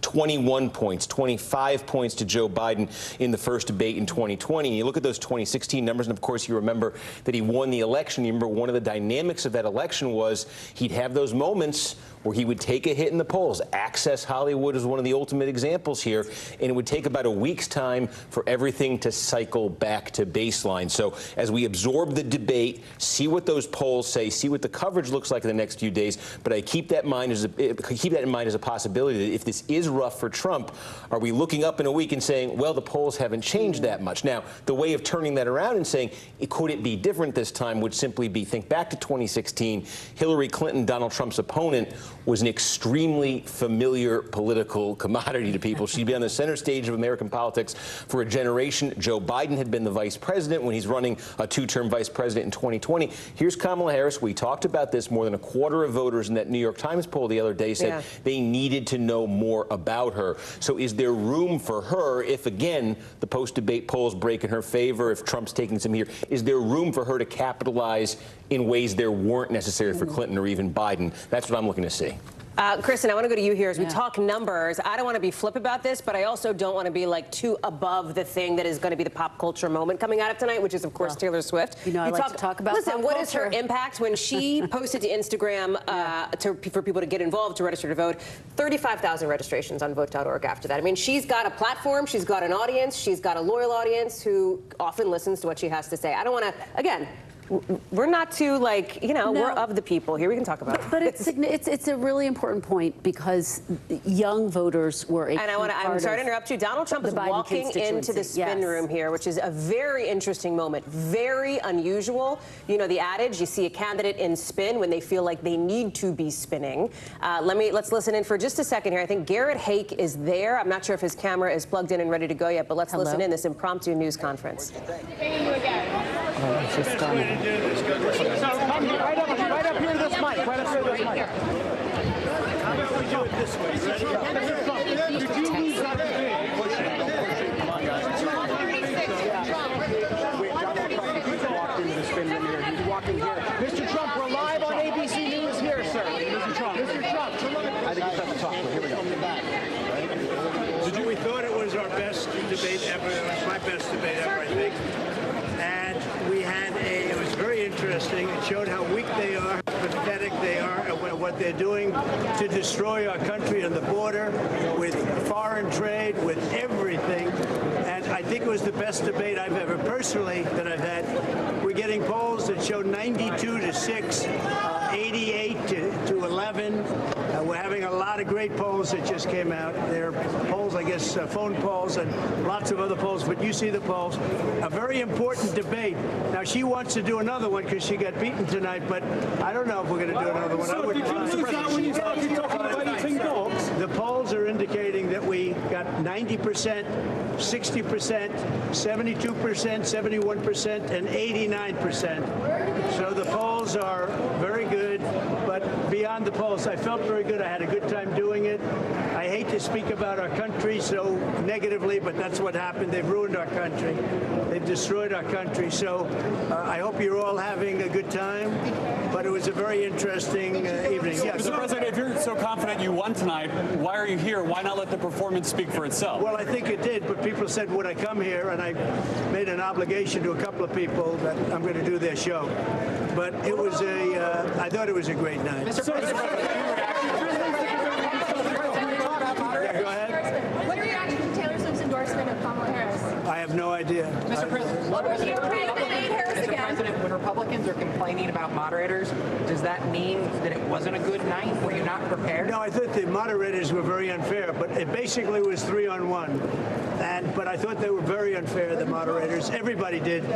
But despite that, they're saying that the debate was a big deal. Were you prepared for that, sir? Were you prepared for that kind of debate? Yeah, I assume the moderators would be bad because that right there is the worst of all the news networks, in my opinion, and it always has been. Yeah. Why will you commit to a second debate with Kamala Harris? Well, she wants a second debate because she lost tonight very badly. So they immediately called for a second debate because they lost. So we'll, think about that. But she immediately called for a second. Look, we're looking at polls. We're looking at polls. The worst poll that we've had was 71 that I see, 71% to like 24 or 25. Well, we'll look at it, but they want a second debate because they lost. I mean, every poll shows they lost, and they lost. Now, with all of that, it was obviously 3-on-1, but I think we did great. She get under your skin, sir. Thank you. Who are you with? I love this guy, whoever he is. He said you did great. Yeah, Lebanon.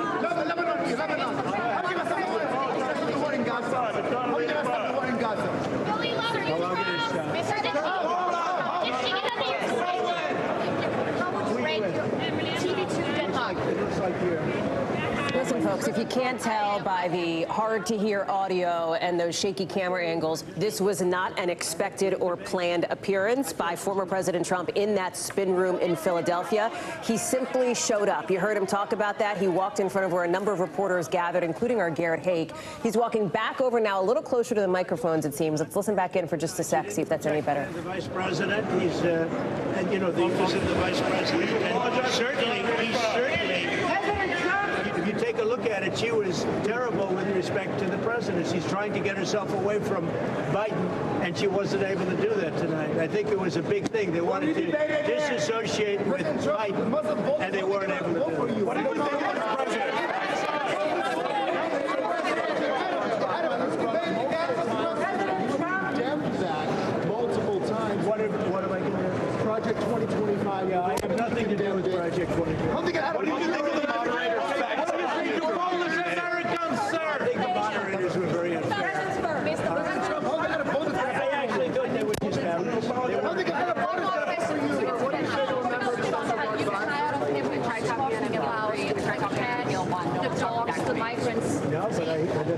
President Trump, I'm Yusef Salaam, one of the Want to be super transparent with you here. Tough to get our camera closer into this gaggle, into this scrum. Obviously, he travels with Secret Service, the former president. There's a bubble, a bit of a bubble, at least around him. He's walking around talking to people. Tom Yamas, while we're watching this, and I want to keep this up in case we get it better. And there's Andrea Mitchell. Let's listen in for a sec. I don't even view it as a performance. Our country is in decline. We're a nation in decline. And I thought that we got that out. She was unable to defend it. She was certainly bad on foreign policy. She was very bad on the border. And the polls are showing that I have one poll is 92% to 6. And all of the polls are 60, 70, and 80 in our direction. So I thought it was a great debate from my standpoint. Mr. President, what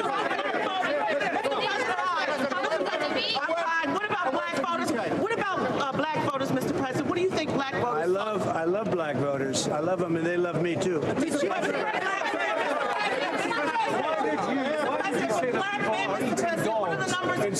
Oh yeah, it's true. You take a look at it. No, that's true. It's nonsense. Okay, well, you could check it out. Check with the authorities.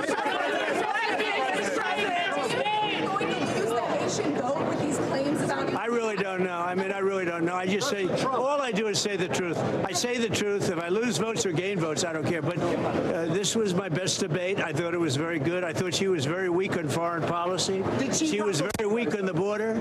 And I'm very happy with it. So former President Trump here holding court in the spin room there in Philly. Tom Yamas is there, and the former president repeatedly describing this as his best debate in his view, despite the fact that, of course, just a couple of months ago, it was the former president's opponent who dropped out of the presidential race altogether because of that debate. And there has been some news made here as former President Trump is declining to commit to a second debate. Tom, I think I have you, as we're taking a look here, former President Trump walking around spin. Give us a sense of the vibe. Where are you in relation to this? I saw Andrea there. I saw Garrett there. This note about the second debate, Kamala Harris's campaign dangled that it seemed as bait. Sure, we want him to do it. We're down to do it. He's declining to take it sounds like. So, Hallie, I'm about 50 feet from where the former president just walked in. It's interesting. This debate might have been 90 minutes, and I think Donald Trump has turned it into like 100, maybe 110-minute debate, but it's all in favor of him those last 10, 15 minutes. We were watching to see where he goes. He says he's made some promises to get on some shows just beyond us are Fox News, and there's obviously other news organizations here. We're going to keep an eye out to see where he's headed. If he pops around here, we're ready to go. We have a microphone ready to talk to him. But he was there taking questions, and as you said, trying to spin the results of this debate. Republicans in a much different mood after this debate than they were in Atlanta. That has been clear from all the reporting we've done, all the conversations I have. I know you've had similar conversations as well. I'm sort of following the crowd and the noise. It sounds like former President Trump is somehow backstage right now. I can actually see through the curtains here. He is walking through backstage, essentially, where the organizers of the debate are hosting this. I think they're going to bring him in onto somewhere. We have no idea where. But in the meantime, Hallie, as we watch out for him, I'm gonna send it back to you, and if we get any updates, I'll let you know what happens. I know I'll see you in that scrum in probably about 3 minutes from now. Tom, thank you very much. Chuck, let me go to you on this. Are you surprised that Donald Trump showed up after this debate at all? And are you surprised that he's declining to commit to a second debate? And I promise I'm not trying to ask leading questions.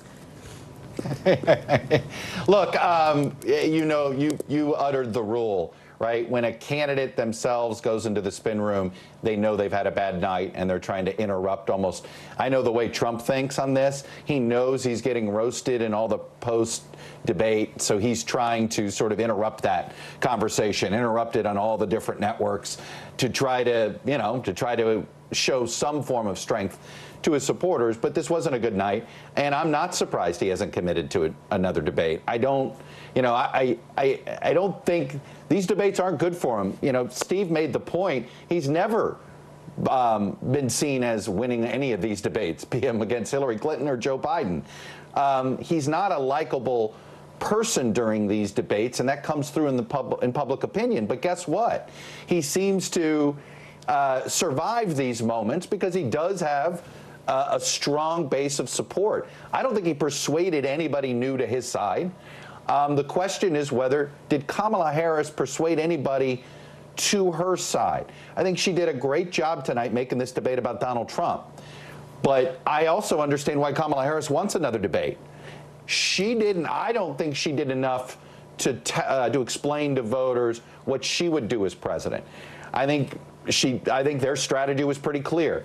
Do whatever you can to goad Trump and showcase his chaos and his crazy. Well, and that's what she did. Yeah. And in that sense, she did a great job of that. It was all counterpunching, right, to borrow the Gavin Newsom boxer metaphors that he was doing. And it was constant. I mean, to the point he even took the inheritance bait that she threw at him, right? Like, made a little shot about the fact that he inherited his wealth, and he had to talk about that, right? Whatever she said about him, Wharton Business School, Charlottesville, right. John McCain, you're crowded at these things that we know get under his skin. My dog doesn't chase after that many squirrels, okay? That's how many squirrels he started chasing after. Well, you know, it's interesting. You told me 4 hours ago, you predicted that she would use the sort of phrase, "you're fired." You got fired by the American people. She sure did, right? And another sort of idea of way that she was baited. Stand by for 1 second. I want to sneak in one more question, but then I want to get to some voters who are standing by for us while they're getting ready. Steve and Kristen, quickly to you here. You know, Steve, you heard the former president talk about sort of how polling has taken a turn for the better for him recently. While he seems to be citing polls that do not meet our NBC News standards, it is accurate to say that this race looks a lot like it did in July. Extremely close. The enthusiasm generated by Kamala Harris taking the top of the ticket for Democrats didn't magically turn into a 17-point lead in the polls. Far from it. Yeah, and again, it's sort of that pattern we were talking about a few minutes ago, where when he takes a hit in these polls, we've seen this going back to 2016, things do tend to, sort of cycle back to baseline at some point, and that's roughly where it seems to be in the polling right now. I thought one of the interesting things here, just in terms of would the standing of the two candidates change, there was that New York Times Siena poll that asked, do you see the candidates as agents of change, or do you see them, really as the status quo? And it's an outright majority, 55%, who say that Kamala Harris represents more of the same. And one thing that was striking to me, I think it was clearly the Trump campaign's hope and their strategy prior to going into this debate that Trump hammer the point that she's part of an administration right now that's not very popular. And it was 103 minutes into the debate, I noted, when he said that line, "Why hasn't she done it?" And it kind of made me wonder if he had been repeating that all night, thinking about that earlier, to reinforce that perception that she's just the status quo. Yeah, and she also, towards the end of the debate, gave her big line, which is that I represent the next generation. That's I right, represent the case for change. Turning the page. And to Chuck's point, you have to ask if she wants a second debate so that she can hammer that point over and over again and really lay out that case. What will that change look like? And again, I keep going back to this, Hallie. How would a Harris administration be different than a Biden administration if she does represent change? So it will be really fascinating to see whether the Trump campaign decides to actually move forward with this second debate. But again, Trump in the spin room, talking to Andrea, by the way. Andrea and Garrett heard that first question Garrett, in. Yep. Always getting to the front. Good for them. It just speaks to the fact that, yes, he clearly came off that stage and his allies, his advisors, knew he had been on defense all night We long. can sit here and talk about it all day. Doesn't matter. What matters is what the voters say, right? And that's the most important thing, especially in the critical battleground of Pennsylvania, a great Commonwealth that I know well, and a great county that I know well, which is Bucks County. That's where we find Kate Snow, a place I grew up, Kate, and I know it's one of the swingiest counties in the Philadelphia suburb. I've been fascinated to listen to your conversation with these undecided voters here, given that, as we've been talking about, a small number of them, about 30% nationally, say this debate was going to matter as far as their decision-making process. Tell me everything you're hearing from them. Oh, gosh, if I could tell you everything, Hallie, it'd take me at least an hour. But I will tell you, we will try to synopsize for you. I've got 3 voters with me. If you saw me earlier tonight, you know that we're at the Churchville Inn. We're in Bucks County, right outside of Philadelphia. And I have with me Lynn Kelleher, who's a registered Republican, Hannah Reid, who's a registered Independent, and Andrew Wallace, who's a registered Democrat, all of whom came into the night saying, you're undecided. You don't know what to do. Even though you're all registered different parties, you're sort of equally undecided. I guess the big question is what changed for you tonight, if anything at all. It sounds to me like, so far, talking to you at length, not very much has changed. Fair? Fair. Not very much has changed. I want to ask the 2 women about abortion rights, because there was a moment in the debate, it came up, and I looked at you, and the two of you were leaning forward and looking emotional and very engaged. Hannah, you seemed angry at some of what you heard Donald Trump say about abortion rights. Absolutely, because he was intentionally sensationalizing and giving false information, essentially disinformation. You're talking about when he talked about how long states will allow abortions to happen? Yes, absolutely. There is absolutely no woman who is 9 months pregnant that is walking into a doctor's office and asking for an abortion unless there is a medical unless it's out of medical necessity. Is that an issue that motivates the two of you? Like, is that going to make you want to vote for perhaps Kamala Harris, Vice President Harris? It's an important factor. There's just so many other things that concern me more that I can't say that that's my top. That's not my top. Andrew, you said earlier you don't want to weigh in much on this because you feel like as a man it's not your place. But you did say that you wished that Harris had actually defined her views more. She was asked by the moderators where she would draw the line. Draw the line on what week she would allow an abortion, and she wouldn't answer the question. So I think once a child can live outside the womb, the line starts to turn to something else. Did you all think, I think in our conversations off camera, you've been saying Harris had a pretty good night, Lynn, you thought? I thought she had a very good night. A lot of what she said resonated with you. Yeah, I thought she was in command. I thought she countered what he had to say without getting too sucked in down the rabbit hole with him. I thought she had a good night. And yet you told me you're still not 100% sure you would vote for her. I'm not 100% sure I would vote for her.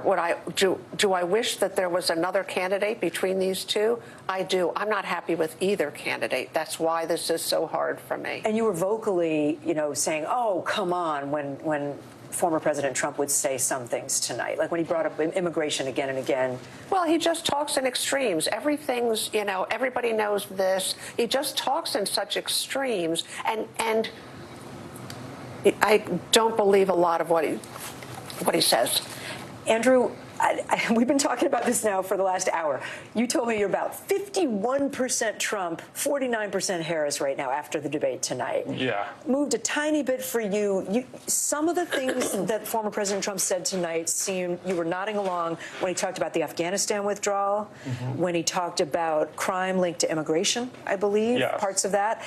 And when he talked about paying for surgery for people who are transgender, that was something. No, not paying for people who are transgender. You don't. Immigrants. Okay, that was the part, the piece that you. There was an ACLU survey that came out 2 days ago. Was there anything in there that now leads you to think, well, maybe I will pull the lever for Donald Trump?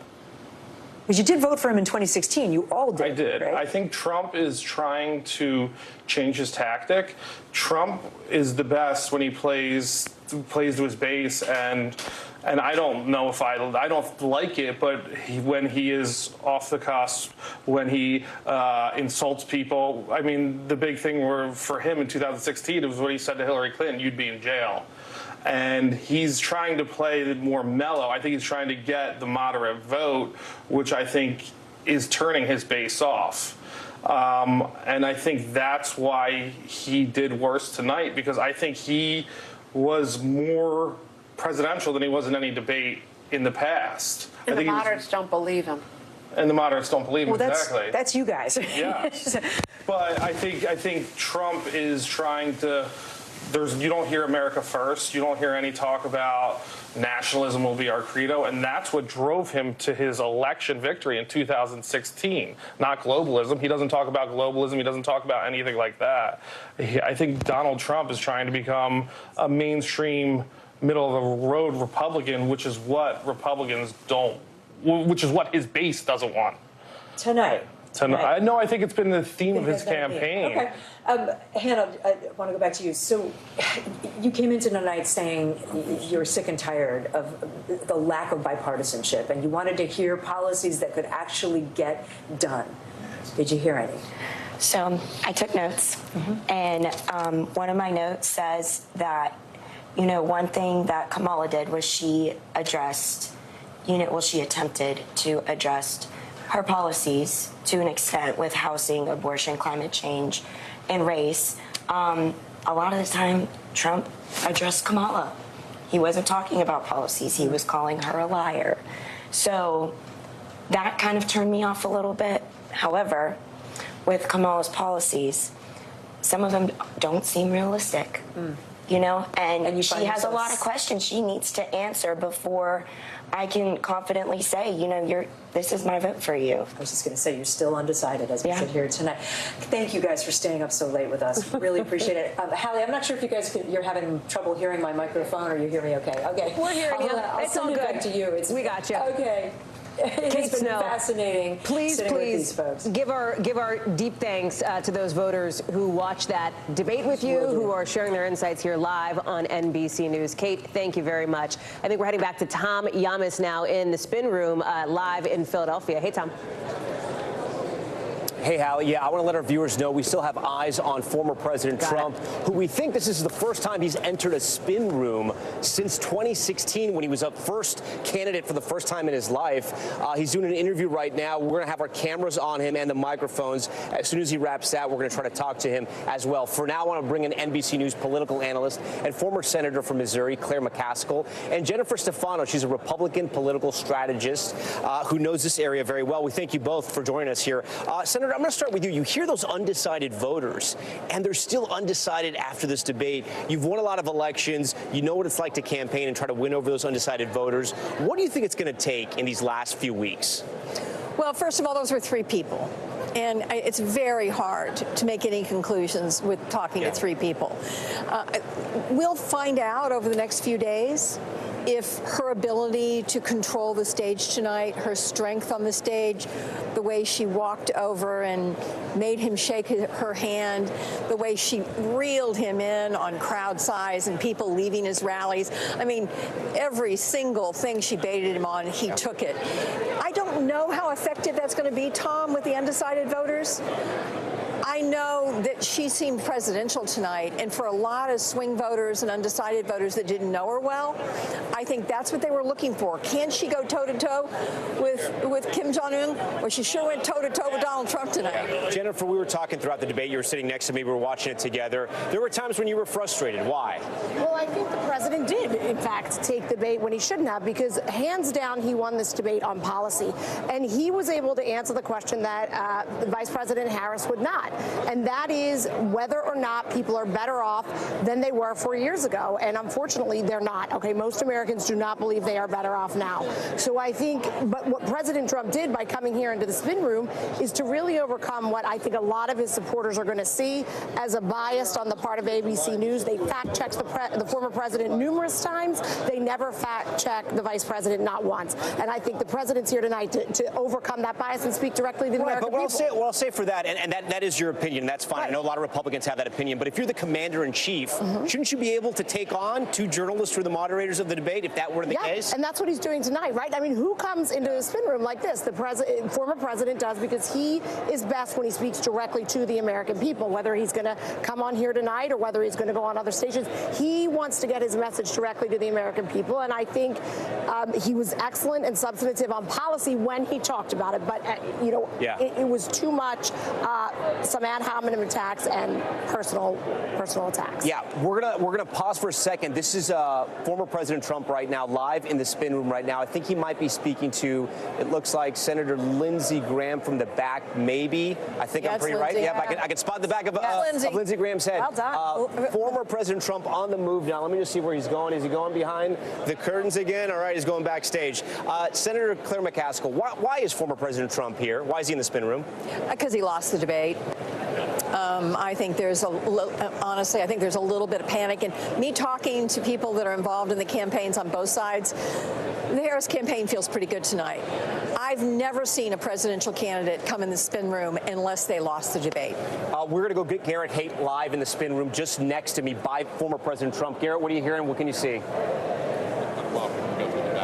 Tom, the former president just finished a hit on Sean Hannity's show here, appearing in the spin room. And I think, as the senator was saying correctly, I think he's here because he knows he did not perform as well as he wanted to. I mean, you just don't show up in here to make your case after the fact if you made your case on the debate stage. I asked Donald Trump exactly that question when he first came out of the room. I'm looking to see if he's going to come back out here behind me. He's pinned down against the wall here, essentially taking more questions. And he cited all these, perhaps non-existent poll numbers suggesting that he had won tonight and that he needed to make that point. And not only did he not commit to participating in another debate, he actively walked back his longstanding commitment to debate Kamala Harris and before her Joe Biden anytime, any place, anywhere. He had been on paper committed to 3 debates with sort of 1 remaining on the calendar, now saying he doesn't think it needs to happen. He doesn't necessarily want to do it after winning. He just said tonight he thinks the loser of this debate were Kamala Harris and ABC, clearly frustrated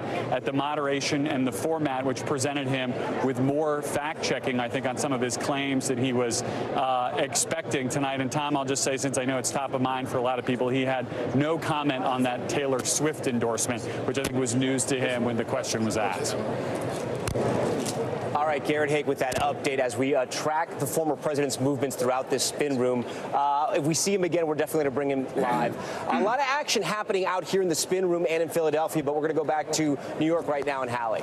Listen, we're going to talk about it all, Tom. Everything from Donald Trump to Taylor Swift. You get it all here on NBC News. Tom, thank you very much. We'll check back in with you as you keep an eye on the former president. Hogan Gidley is with us, somebody who knows Donald Trump well. Okay, we've seen candidates in spin rooms in primary debates. We've seen that at moments. All the time. Sure. And it is also, I think, just demonstrably, verifiably a thing that often happens. It happens when they don't do well, right? I guess it could in some instances. Okay, why do you think Donald Trump? I just think it's always funny when members of the media always start a sentence with, normally in politics, and then it's Donald Trump. That's not the way he sees things. He sees a group of cameras, a group of journalists, and he says, you know what? I want to go right there. I want to go right in the middle of it. I'm sorry? Why didn't you spin at the last debate? Sometimes he does, sometimes he doesn't. Okay. I mean, look, you can't just ascribe he thought he lost the debate. That's why he went in there. I'm not ascribing. I'm asking you the question. I'm saying you, the royal you, the people out there, because that's not Donald Trump. You can't pigeonhole him like that. I bet what he did was he went back there, he talked to the folks, and they said, how do you think I did? He said, you did great. And she wouldn't answer any of these questions. Well, should I go tell them that? Sure, go hammer it some more. And so he just went out there to swing the axe a few more times. If you were still advising him right now, would you tell him to do a second debate? With the caveat that he may or may not listen to you, but how would you advise? That's always a good caveat.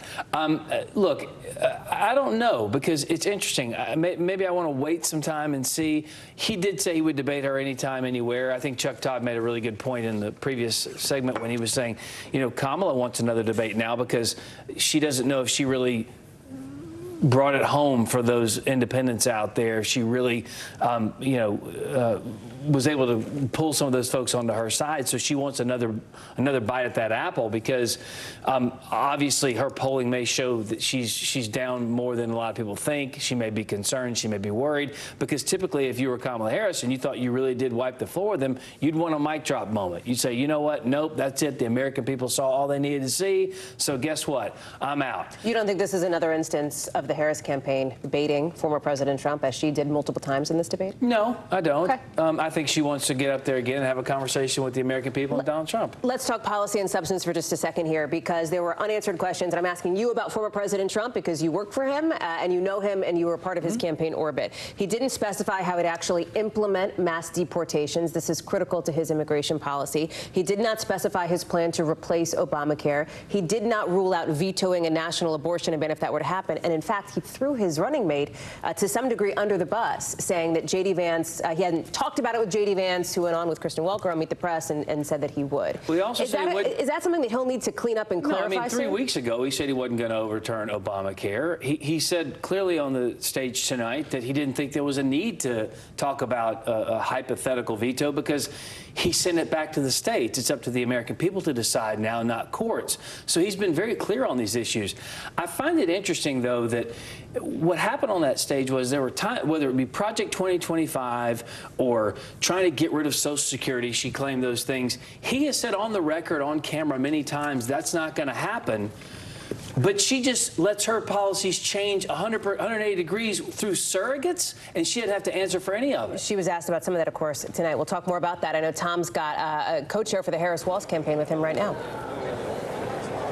All right, Hallie, thank you for that. Yeah, with me now, co-chair for the Harris-Walz campaign and senior advisor to the DNC, Cedric Richmond, a former representative from the great state of Louisiana. Yep. Representative, thank you for being here. First, how are your people in Louisiana? How's New Orleans doing and everyone else with this hurricane fast approaching? Well, everybody on the Gulf Coast, we're resilient, we're strong. This is a strong storm, but it's smaller than the really big one. So I expect that, we'll get some bruises, but we won't get knocked down, and we'll always get back up. Talk to me about the vibe shift between Atlanta and that first debate and tonight right here in Philadelphia. Well, I think tonight there was a clear contrast and not just talking points of somebody who's really stuck in the past.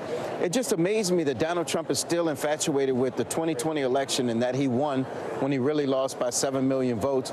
And then you had didn't the vice president essentially make the debate about Trump? I mean, he kind of was defending his record because that was the strategy. Well, no, what she made it about the fact that he's stuck in the past and that she wants to chart a new way forward.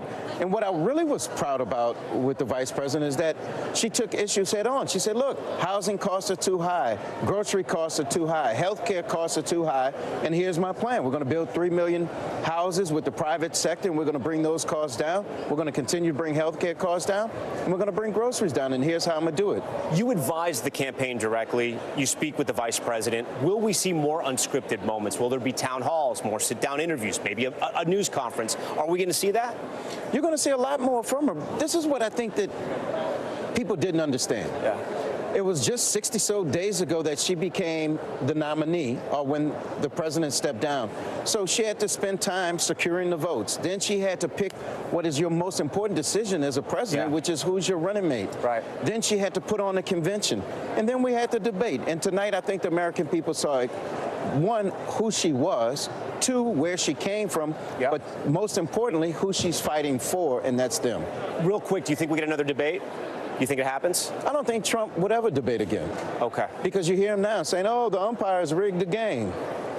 Cedric Richmond, we thank you so much for this. We appreciate you for being here for our special coverage. Hallie, we're going to wrap up our coverage now as we get to the top of the hour here. An incredible political night, right? Regardless of your political party. It was a fascinating debate. We learned a lot. It'll be interesting to see where the race goes from here. Yeah. I know you and I will be covering every single step of that race. Well, let's talk about what's next. We've got that vice presidential debate set for October 1st. And later on this week, Tom, you will see these candidates, all of them, both tickets, barnstorming critical battleground states back in Pennsylvania and Michigan, in Wisconsin and beyond.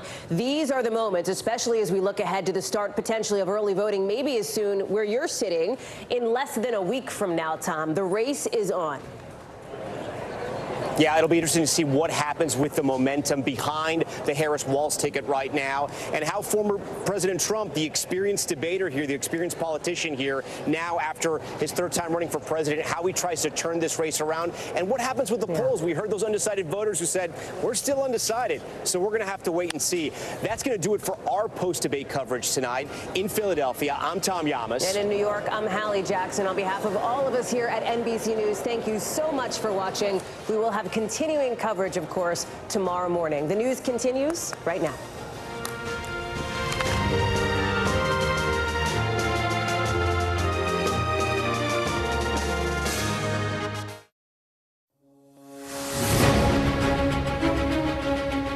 This is NBC News special coverage of the first presidential debate between former President Trump.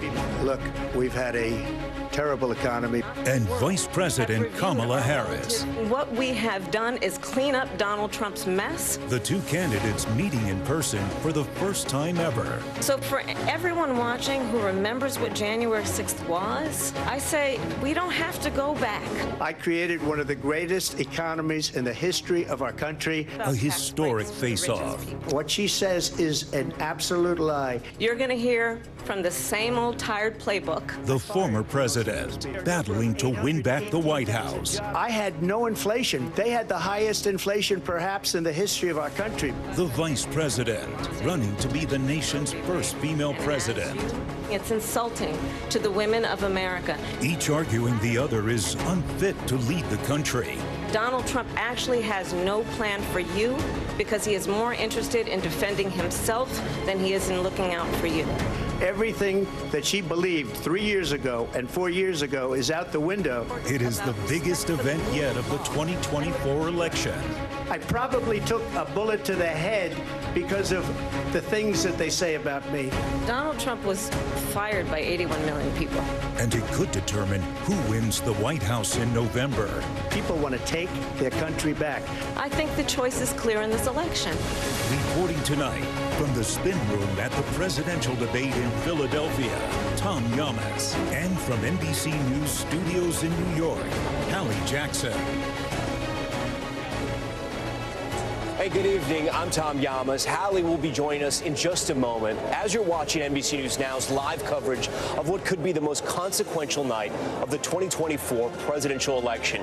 You see right there the historic handshake between Vice President Kamala Harris, here it is, and former President Trump. This is actually the first time the two of them ever met, not just on a debate stage, but in person, period. And tempers ran hot tonight with personal attacks just minutes into the hour-and-a-half-long debate. Both sides trying to play to their strengths, like Vice President Harris hammering Mr. Trump on reproductive rights, his defense of Supreme Court justices who overturned Roe v. Wade, and what she called lies about abortion. Nowhere in America is a woman carrying a pregnancy to term and asking for an abortion. That is not happening. It's insulting to the women of America. The former president preferring to talk more about immigration, pushing debunked claims about Haitian migrants in Ohio, and accusing the vice president of allowing undocumented immigrants into the country. And a lot of these illegal immigrants coming in, they're trying to get them to vote. They can't even speak English. They don't even know what country they're in practically. And these people are trying to get them to vote. And that's why they're allowing them to come into our country. Fact-checking also becoming a big part of the night, with the moderators stepping in to correct the record repeatedly, including one instance when the former president refused to back down from the false claim that he won the 2020 election.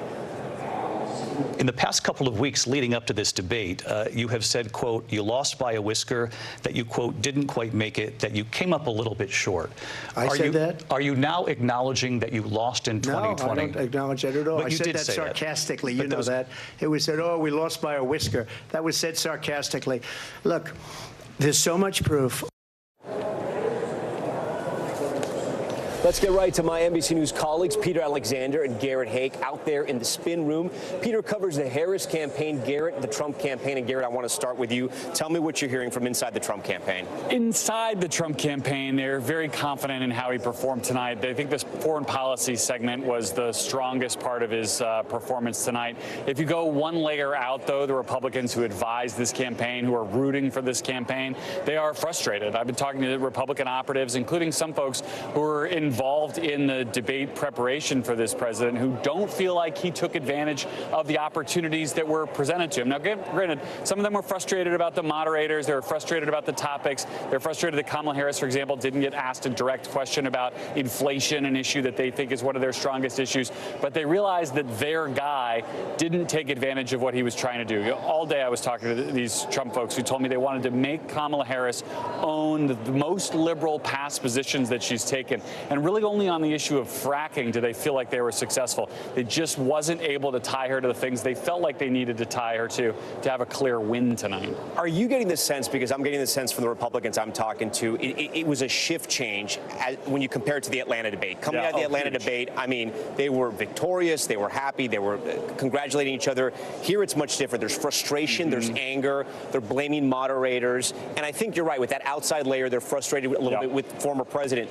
Has the former president spoken out yet? Has he posted yet anything on Truth Social? He's posted two things. One, suggesting that it was a strong debate performance because it was 3-on-1, so his own complaint about the moderators. I expect we'll hear more of that. And he posted a meme of him with AI-generated cats. pets, a nod to that line where he was arguing with the moderator about immigrants eating pets, which I think, just as my own view, feels like somebody who's much more online than millions of viewers here tonight who are probably going to have no idea what he's even referencing. Right. I think that is not the turf that a campaign that wants to be fighting for the middle of the country perhaps wants to be fighting. We should mention Senator J.D. Vance, the running mate, is somewhere here in the spin room. He's gaggling with reporters. We'll bring you that sound as soon as we have it. I do want to ask you about that moment, though, when the moderators asked former President Trump about something J.D. Vance had said about vetoing a national abortion bill.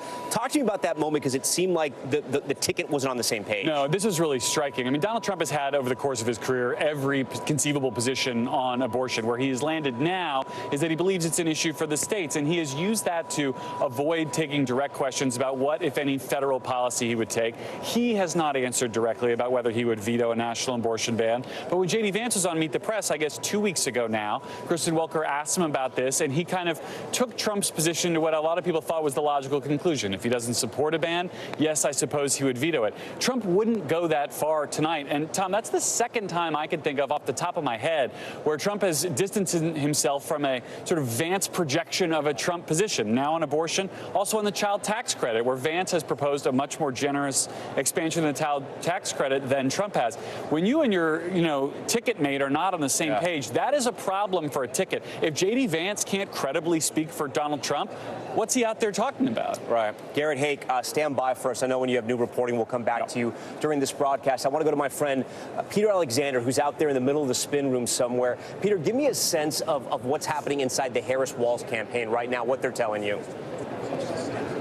Yeah, Tom, let's walk through a series of items that have been breaking and developing as you two have been speaking right now. We'll start in order. First, we've heard from the communications director from Kamala Harris, a man by the name of Brian Fallon, who immediately after this debate wrapped up, posted on social media, "That was fun. Let's do it again in October." Clearly a message being sent by the Harris campaign for the first time publicly that they would like there to be a second Harris-Trump debate. We're waiting for any response from the Trump campaign. We'll try to bring that to you as soon as we hear about it. Separately, we are hearing from a senior Harris campaign official who is describing this, in their words, as just a plethora of, how do they say it specifically? They said basically that they had more to work with than they could have possibly imagined, that they had so much that they were hoping to amplify over the course of this night, and most notably, they focus on the topic of abortion. Specifically, it's on that issue where, according to the Harris campaign's dial groups, they say they saw a dramatic gap, one of the biggest gaps they've ever seen, particularly from the voters, women in particular, who were focused on this, saying that they were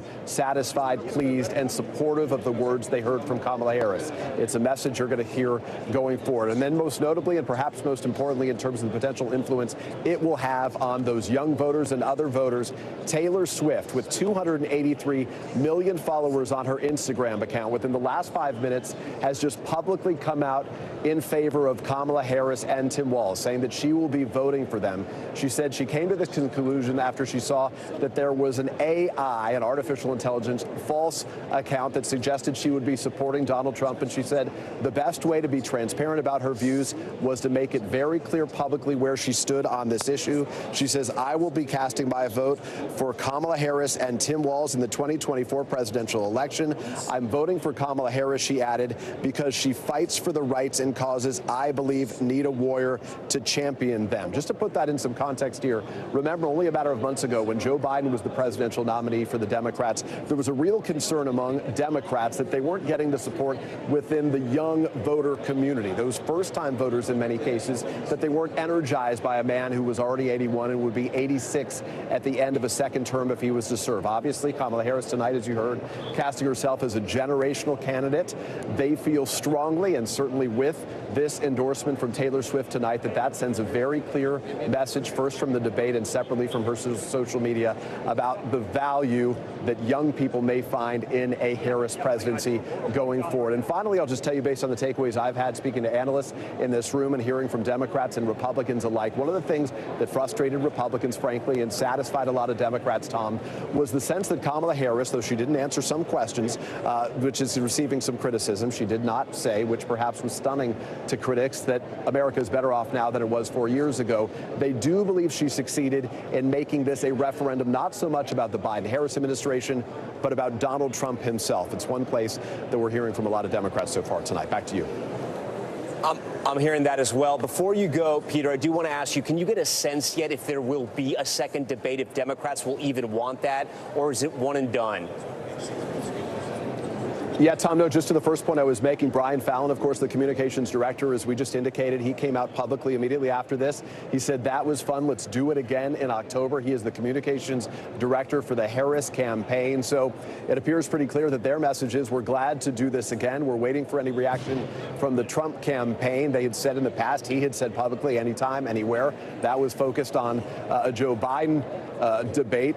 He has said publicly that he'd be glad to do other debates as well. He was pushing for a Fox News debate. But again, to be clear, at least to the best of my reporting right now, and I defer to colleagues if they've heard anything in the last 3 minutes, we have not yet heard from the Trump campaign in response to that.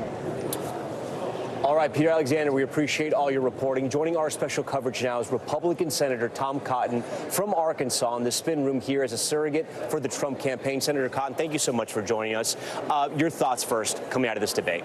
Well, I thought this was a very good debate for President Trump. It laid out a clear contrast between not empty promises or slogans or predictions about what these candidates would do, but their clear records. It's a very unusual presidential election. President Trump has been in office before, first time in 100 years it's happened. We know what a president, what kind of president President Trump would be. He brought peace, prosperity, and stability around the world. Under Kamala Harris and Joe Biden, we have record high inflation, wages are stagnant, the border is wide open, and we've had war and conflict all around the world. So no matter what you heard from Kamala Harris tonight, there's a clear record here to compare with President Trump's record. And former President Trump said that. The problem was it was in the last 2 minutes of this debate. Do you think the vice president was successful in making this debate about Donald Trump and not about Biden-Harris? No, I think she was successful in hiding her own liberal record to the best of her ability. President Trump did a good job of calling it out, though, not only in his closing statement, but throughout the debate, pointing out, for instance, that she does, in fact, support a ban on fracking. She supports a ban on gas-powered cars. She does want to confiscate private firearms. She wants to decriminalize illegal immigration. And as we just learned this week, she wants to use taxpayer dollars to pay for gender transition surgery for illegal immigrants in detention centers in America. Those are all records she's taken, not as a young woman in college or in a TV interview, kind of in a live setting where people could put a foot wrong, as you know, Tom. Those are her considered, deliberate positions that she took when she was running for president in her own right, or when she was serving the United States Senator. And she said that she's, changed on some of those positions. Well, they're saying evolved, and you guys say flip-flop. I get it, but I just want to go on the record and say that she's changed on some of those positions. Actually, no. I don't say she's flip-flopped. Yeah. She's lying. Yeah. Bernie Sanders on your network said this weekend that she hasn't changed her positions. She's saying what she thinks she needs to get elected. Right, that she's still a progressive. I do want to ask you, why do you think Republicans, at least the ones that I'm talking to that are strategists, voters, were frustrated with this debate? It was a much different vibe coming out of that Atlanta debate. What was different about this one? Why are you guys frustrated? A lot of you. I mean, come on. The Atlanta debate was historic. I mean, President Trump ended his opponent's presidential campaign. I don't think you could expect that to happen again. Right. But I think there's real frustration with some Republicans. He did a great job tonight. I thought in some ways it was 3-on-1. All the fact checks that President Trump got, and they never fact checked Kamala Harris. She claimed that she doesn't support abortion in months 7, 8, or even 9 of a pregnancy, when in fact she voted to do that in the U.S. Senate. They didn't put. Well, I got to say, but if you're going to be commander-in-chief, you know this. You can stand up to 2 journalists, right? I mean, even though you guys may thought that moderators weren't fair. And he did. I thought he did a good job in what was in effect a 3-on-1 debate. But Kamala Harris. You think she was better prepared?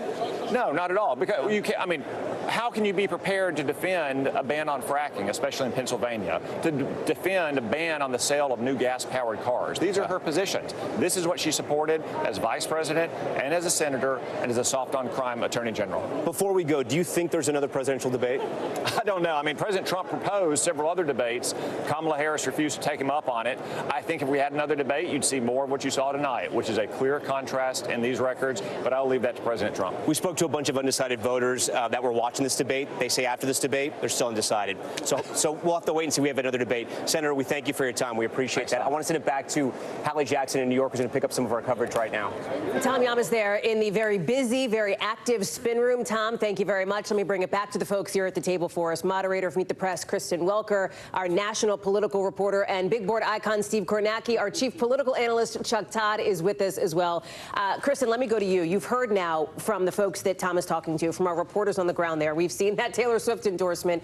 Give us a sense of what things look like tomorrow morning, right? We're going to wake up. There's going to be a news cycle that unfolds. What does that look like? Look, I think that Vice President Kamala Harris is going to feel emboldened after tonight. We've reported a lot about all of her preparations, her strategy to get under former President Trump's skin. She clearly did that on a range of issues, on abortion, January 6th, his crowd sizes. She brought up John McCain at the end. At the same time, while you have Trump allies saying, look, he was on the defensive way too much tonight. You also have some Harris allies saying she needs to now flesh out her economic proposals and answer that question that was left unanswered at the top of the debate about why people should feel better now than they did 4 years ago, and what she's going to do in the future to make people feel better about the high price of groceries, for example, how she's going to bring that down. You did hear her lay out some of her policies. I don't want to say that she didn't at all, but that is the number one issue for voters. Right now, Trump beats her. She's catching up to him on that issue, but her allies believe she should be hammering those points over and over again, that basically today and this evening and the debate was the start to what now she should take the momentum and move forward. Okay, so Kristen, you're talking economy. Chuck, let me come to you because reproductive rights is an issue where Kamala Harris sees a political vulnerability and a potential liability with Donald Trump here. That came up tonight. It is an issue where she outpolls him. I'm curious how you see that framing, considering that is something that campaign officials, as you heard from the conversation just a moment ago, on the Harris side, see as one of her strongest moments. And I got to tell you, Chuck, on this issue of sort of baiting, well, let me start there. Let me start on reproductive rights, and I'll come back to you on something else. Okay, well, let me just stick to that issue for a second. Here's all I kept thinking about when she was talking very specifically about a woman sitting in the parking lot, potentially bleeding out because she wasn't going to get care because there was concern about the law. You know who wouldn't have made that rebuttal on that issue? Joe Biden. And it was so striking to me. Joe Biden could barely talk about the issue. It was really one of the biggest weaknesses of the campaign he was running, is his inability, whatever it is, his own, I think he was caught up in his own political positions, his own religious beliefs on this. Frankly, 40 years of talking about abortion one way, and then suddenly the conversation had changed and he didn't really evolve or modernize with it. That is what sort of struck me. Like here was an issue that is suddenly, I think the contrast is much clearer between Kamala Harris and Donald Trump than it was between Joe Biden and Donald Trump. Everything else, you wouldn't have had that kind of clear contrast. But on that issue, more than any other, that was something you never would have seen from Joe Biden, no matter which version of Joe Biden you got, 2016, 2020, or the one we saw last June. I'm going to call a quick timeout for just a second, because as we all know, spin rooms move fast, things go quickly. I know that somebody has just sat down, I think, next to Tom back in Philadelphia. So, Tom, let me turn it over to you for just a second, and then we'll come back and chat. All right, Hallie, thank you for that. Yeah, joining us now, California Governor Gavin Newsom, a surrogate, of course, for the Harris-Walz team. So, Governor, your thoughts on this debate coming out of it? I mean, if this was a prize fight, they would have done a TKO against Trump in the second round. It was an extraordinary performance from the get-go. She had the decency to go up and shake his hand, introduce herself as Kamala Harris, and she commanded the stage from the moment that debate began. I thought she did an exceptional job. Let's talk about debate strategy, because she made the debate about Donald Trump, not about the Biden-Harris administration. Why was that a positive? Well, I thought she not only made the case against Donald Trump, she also prosecuted the case for the future. She kept looking in the camera, talking about you, talking about me, talking about the issues that matter to the American people, on affordability, on housing, on child care. She was consistent in painting not only a picture of the current administration in the context context of the accomplishments of Biden-Harris, but the pivot to a framework of a compelling future about the next 4 years, with end of the day is what this election is all about. Right, but she was so, discipline's the word. Every time she was asked a question, she'd almost answer it first about Trump and then maybe go into her response. And if you were looking for policy, you didn't get a whole lot of policy, to be quite fair. I mean, you got some of it towards the second hour, but this was a lot about the Trump administration. Well, you got contrast. I mean, Chuck was absolutely right. It wasn't a criticism Chuck, I think, was making about President Biden on their issue of abortion. It was a compliment to Vice President Harris, her ability to bring you into the story, to tell a story, to humanize an issue. She did it across the spectrum of issues. He was on the defensive from day one. She won the debate. If the purpose of tonight was to win the debate, to show she's a commander-in-chief, to show she has character and temperance, to show that she can take on a bully like Donald Trump and put him on the defense so she can take on the dictators around the rest of the globe and lead this nation, I think she did it. And she also did this. She talked about all of us, not just some of us. I thought the best parts of the debate were at the end when she was talking about the issues of race and talking about moving away from divisiveness and talking down to people and past people and the fact that we're all in this together and we're all better off and we're all better off. It was a fantastic night. Do you think there's another debate if you were advising the Harris campaign? Would you say that? Would you tell them to have another debate, or do you think it's one and done? You think that you? Well, absolutely. We talked about a couple debates. He said anytime, anywhere, tough guy. Anytime, anywhere. By the way, that was weakness. Weakness, not even masquerading as a strength. I usually compliment him. Weakness masquerading as strength. He was weak across the board. I would love to see a debate. You think it'd be good for the Harris campaign? It'd obviously be good for the American people, but you think it'd be good for Harris? But what you just said, I don't want to be flippant about that.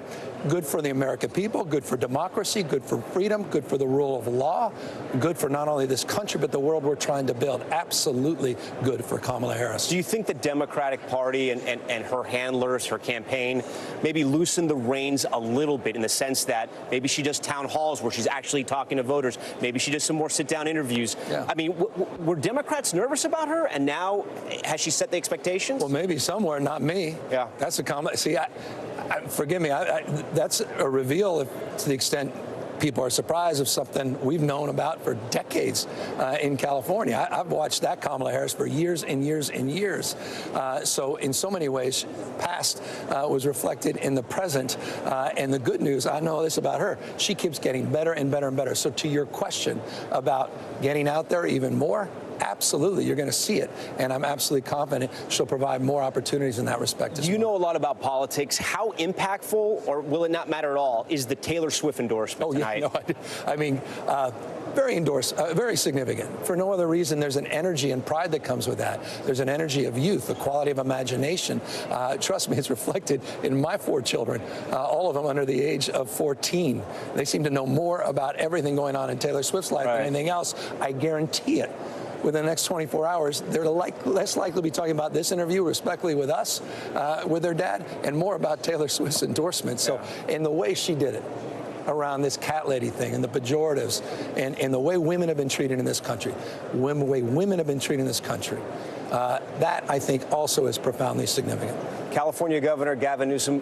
Governor, we thank you for your time. Hallie, you can kind of see and feel the vibe there from the California governor of how the Democrats feel tonight after this debate. I mean, he's happy. Yeah, to say the least. Yeah. I watched that interview, Tom. I'm texting with folks in and around the Democratic orbit, obviously. They are nearly jubilant from that, although I think people understand there's still a long way to go before Election Day. Let me bring back Chuck, Kristen, and Steve Kornacki here. Kornacki, let me get to you, because the macro question, the meta question, do debates matter? Do they move the needle? In a race this close, and we've been saying it, competitive as heck right now, how does this play out with the electorate? Yeah, see, and this is what I find myself thinking about here. You see how jazzed Democrats are right now. You certainly some things tonight I think Trump's going to take some heat for in the coming days. I want to see what the polls look like just in terms of who won the debate, but I am reminded that in 4 of his previous general election debates, Donald Trump was clobbered in the public opinion polls after those debates. I'm just looking here. These are some of the post-debate margins. He lost by 35 points the first debate in one of the polls in 2016, 23 points.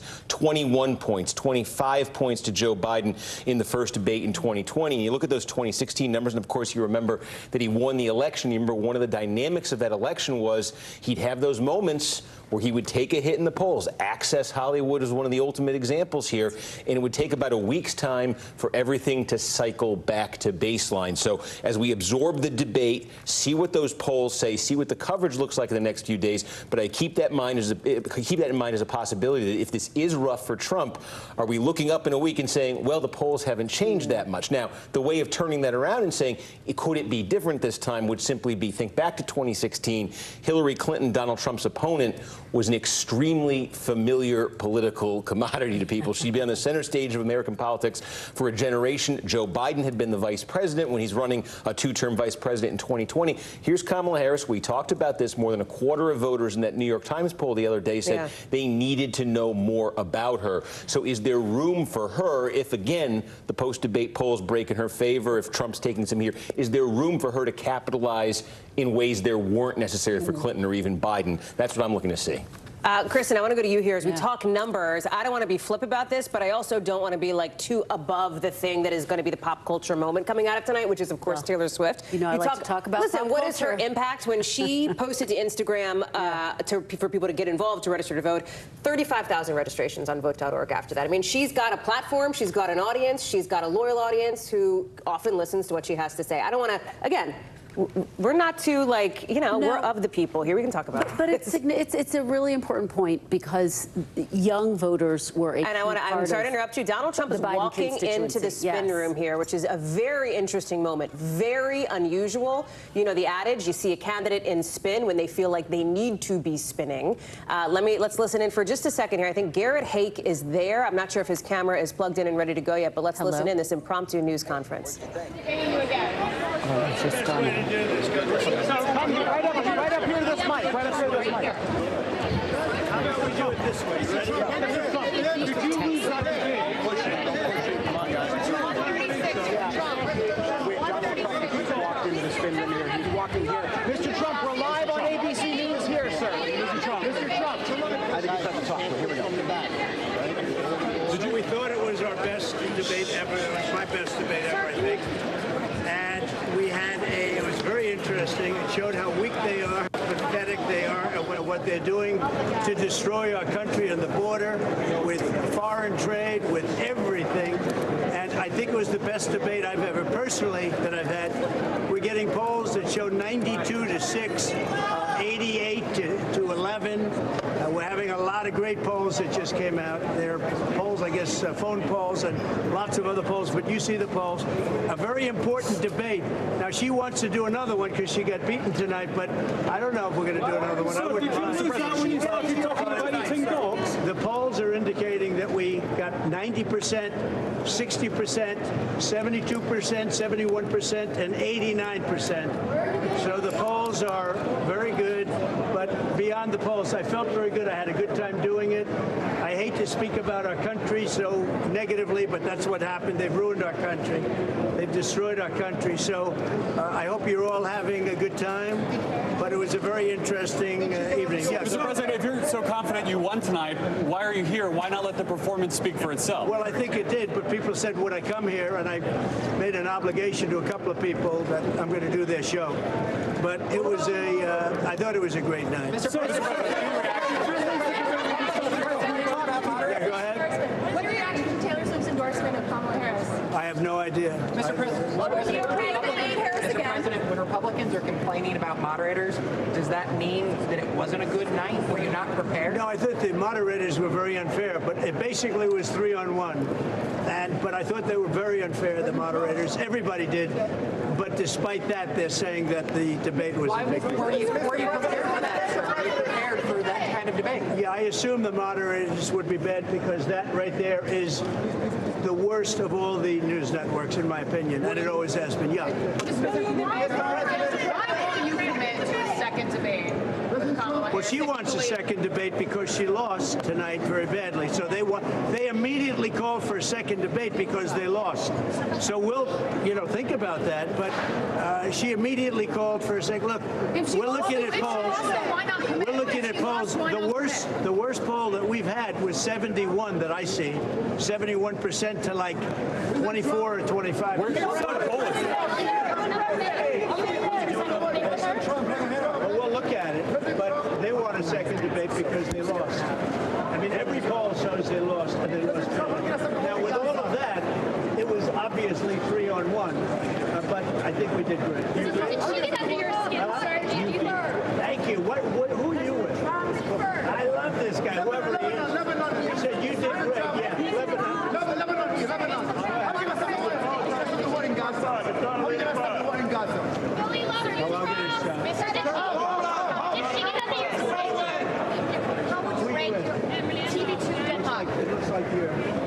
Listen, folks, if you can't tell by the hard-to-hear audio and those shaky camera angles, this was not an expected or planned appearance by former President Trump in that spin room in Philadelphia.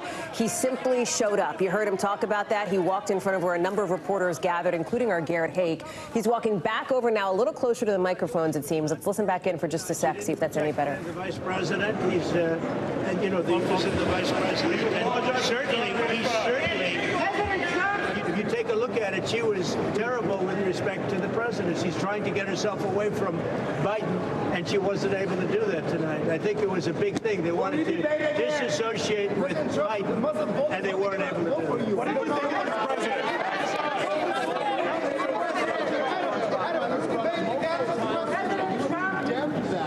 Multiple times. What am I doing? Project 2025. Yeah, I have nothing to do with Project 2025. What do you think of the moderators?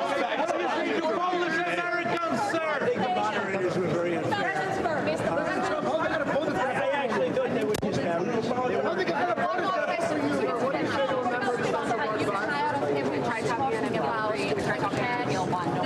The migrants. No, but that's a true story. President Trump, I'm Yusef Salaam. One of the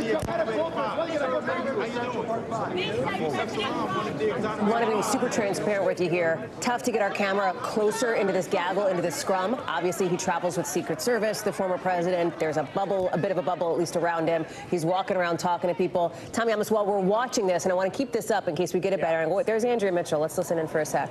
I don't even view it as a performance. Our country is in decline. We're a nation in decline. And I thought that we got that out. She was unable to defend it. She was certainly bad on foreign policy. She was very bad on the border. And the polls are showing that I have one poll is 92% to 6. And all of the polls are 60, 70, and 80 in our direction. So I thought it was a great debate from my standpoint. Mr. President,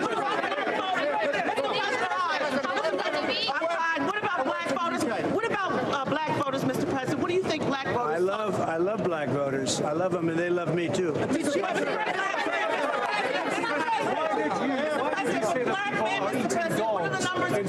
Oh yeah, it's true. You take a look at it. No, that's true. It's nonsense. Okay, well, you could check it out. Check with the authorities.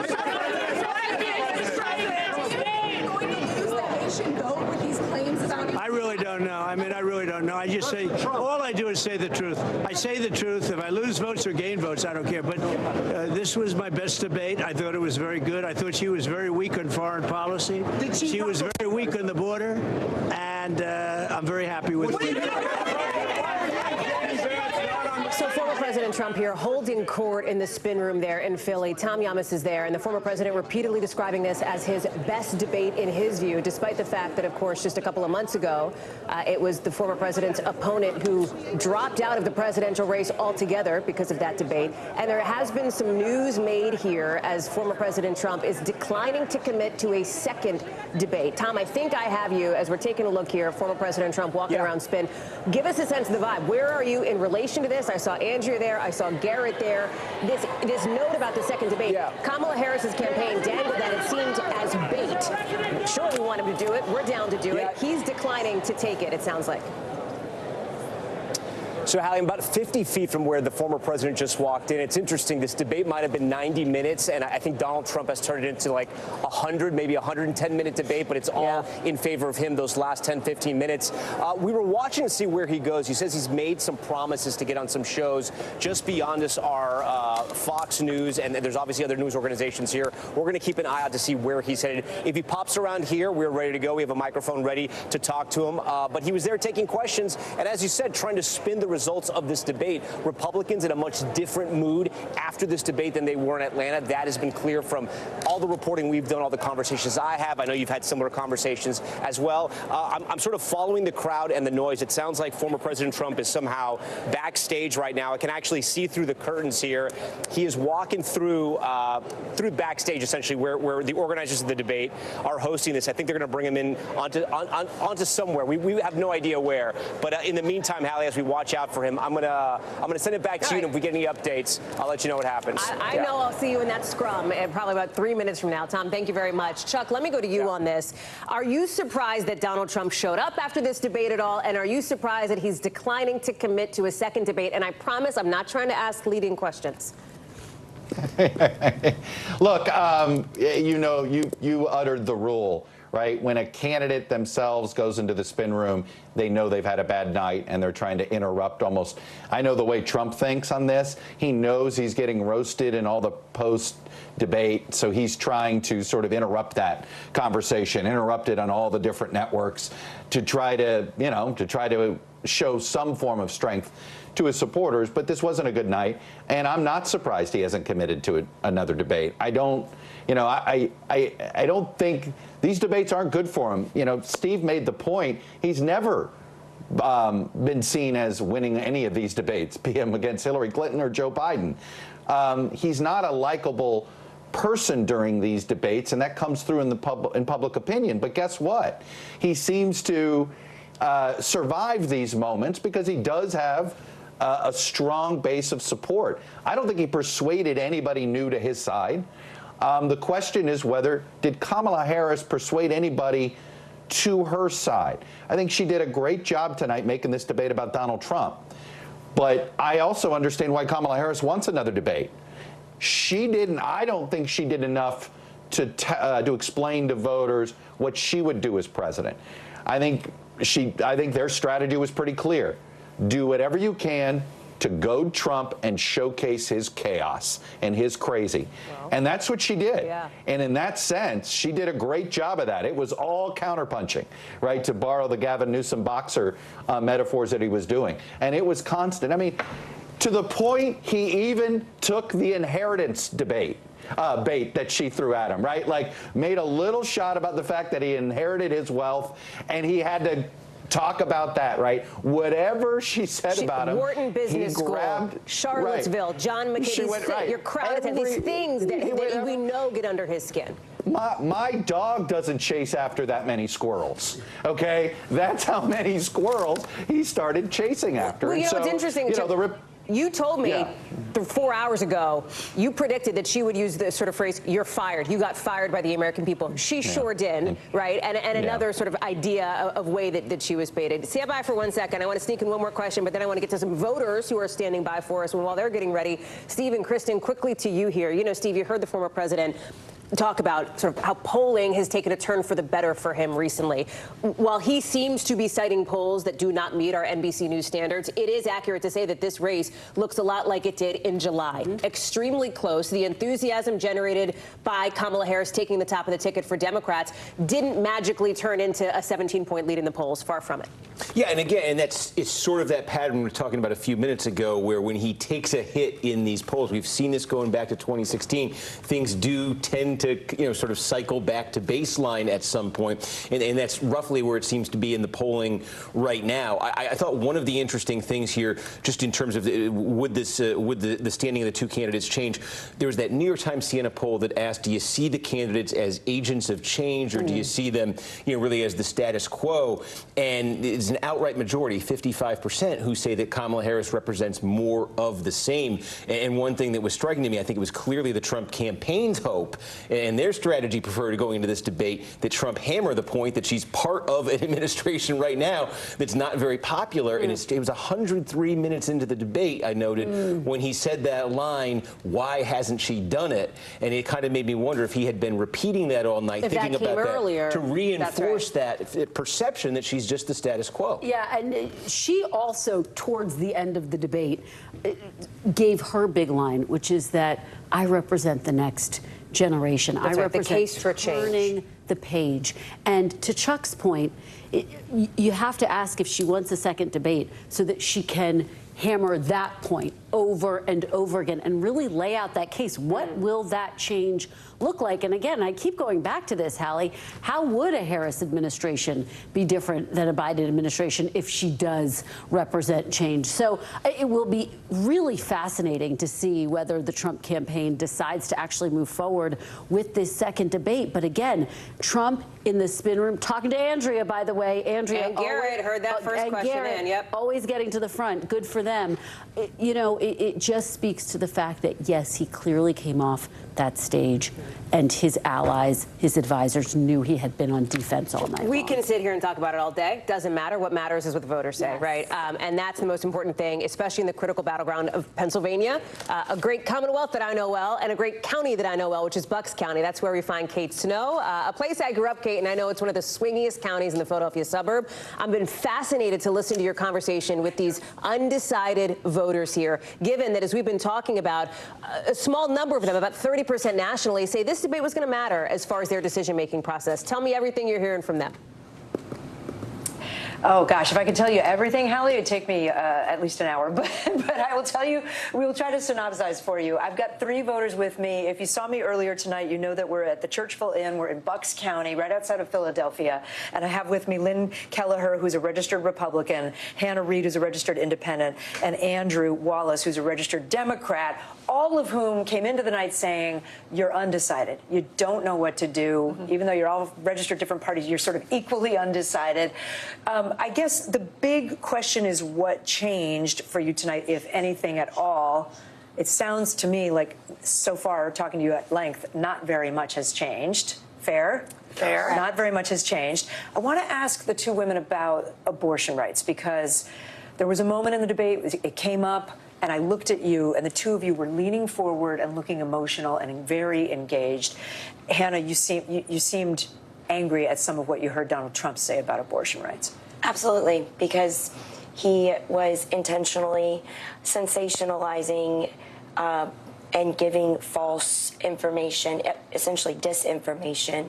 You're talking about when he talked about how long states will allow abortions to happen? Yes, absolutely. There is absolutely no woman who is 9 months pregnant that is walking into a doctor's office and asking for an abortion unless there is a medical unless it's out of medical necessity. Is that an issue that motivates the 2 of you? Like, is that going to make you want to vote for perhaps Kamala Harris, Vice President Harris? It's an important factor.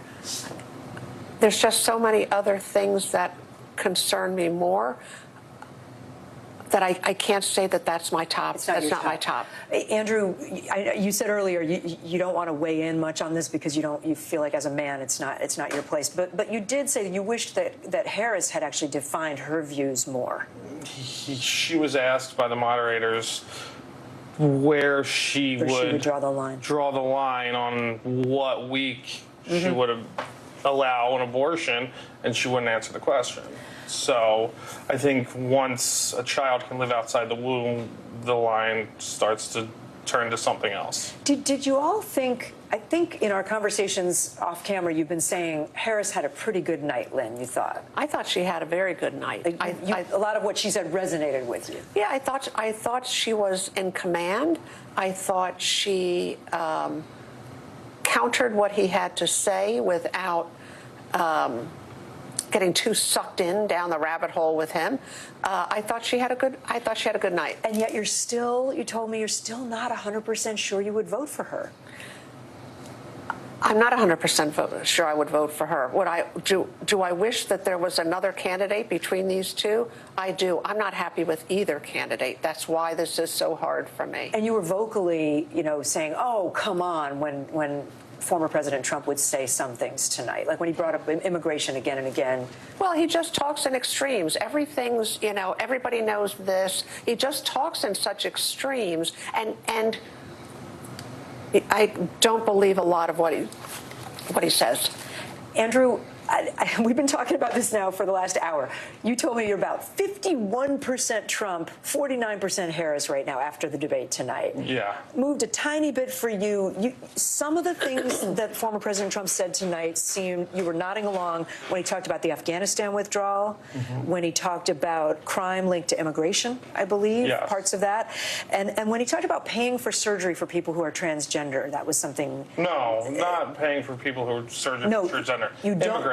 Immigrants. Okay, that was the part that you. There was an ACLU survey that came out 2 days ago. Was there anything in there that now leads you to think, well, maybe I will pull the lever for Donald Trump?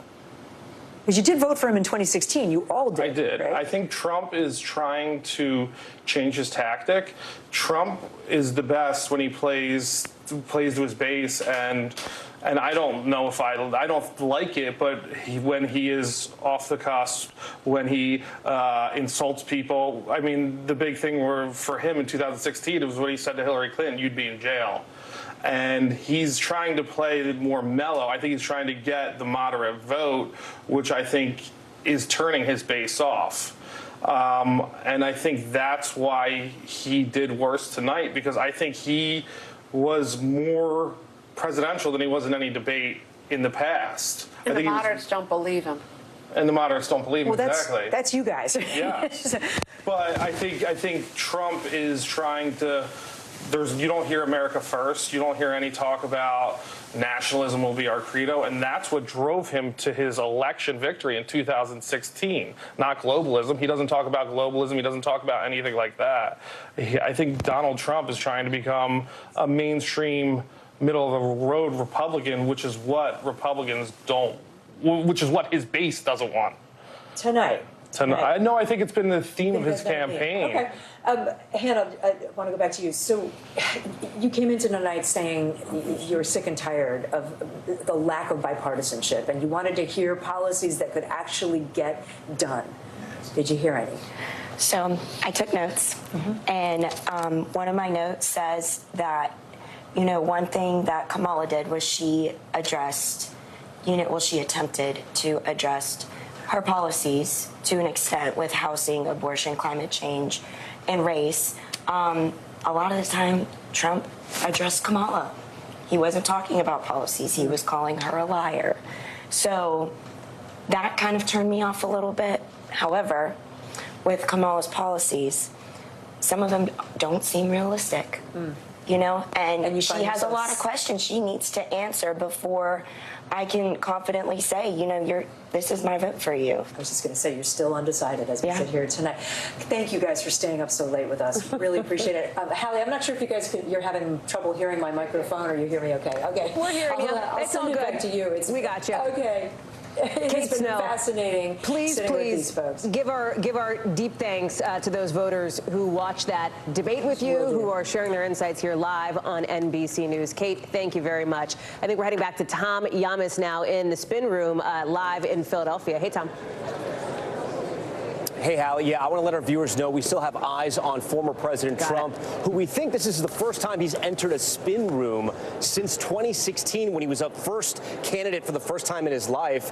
He's doing an interview right now. We're going to have our cameras on him and the microphones. As soon as he wraps out, we're going to try to talk to him as well. For now, I want to bring in NBC News political analyst and former senator from Missouri, Claire McCaskill, and Jennifer Stefano. She's a Republican political strategist who knows this area very well. We thank you both for joining us here. Senator, I'm going to start with you. You hear those undecided voters, and they're still undecided after this debate. You've won a lot of elections. You know what it's like to campaign and try to win over those undecided voters. What do you think it's going to take in these last few weeks? Well, first of all, those were three people. And it's very hard to make any conclusions with talking to three people. We'll find out over the next few days if her ability to control the stage tonight, her strength on the stage, the way she walked over and made him shake her hand, the way she reeled him in on crowd size and people leaving his rallies. I mean, every single thing she baited him on, he took it. I don't know how effective that's going to be, Tom, with the undecided voters.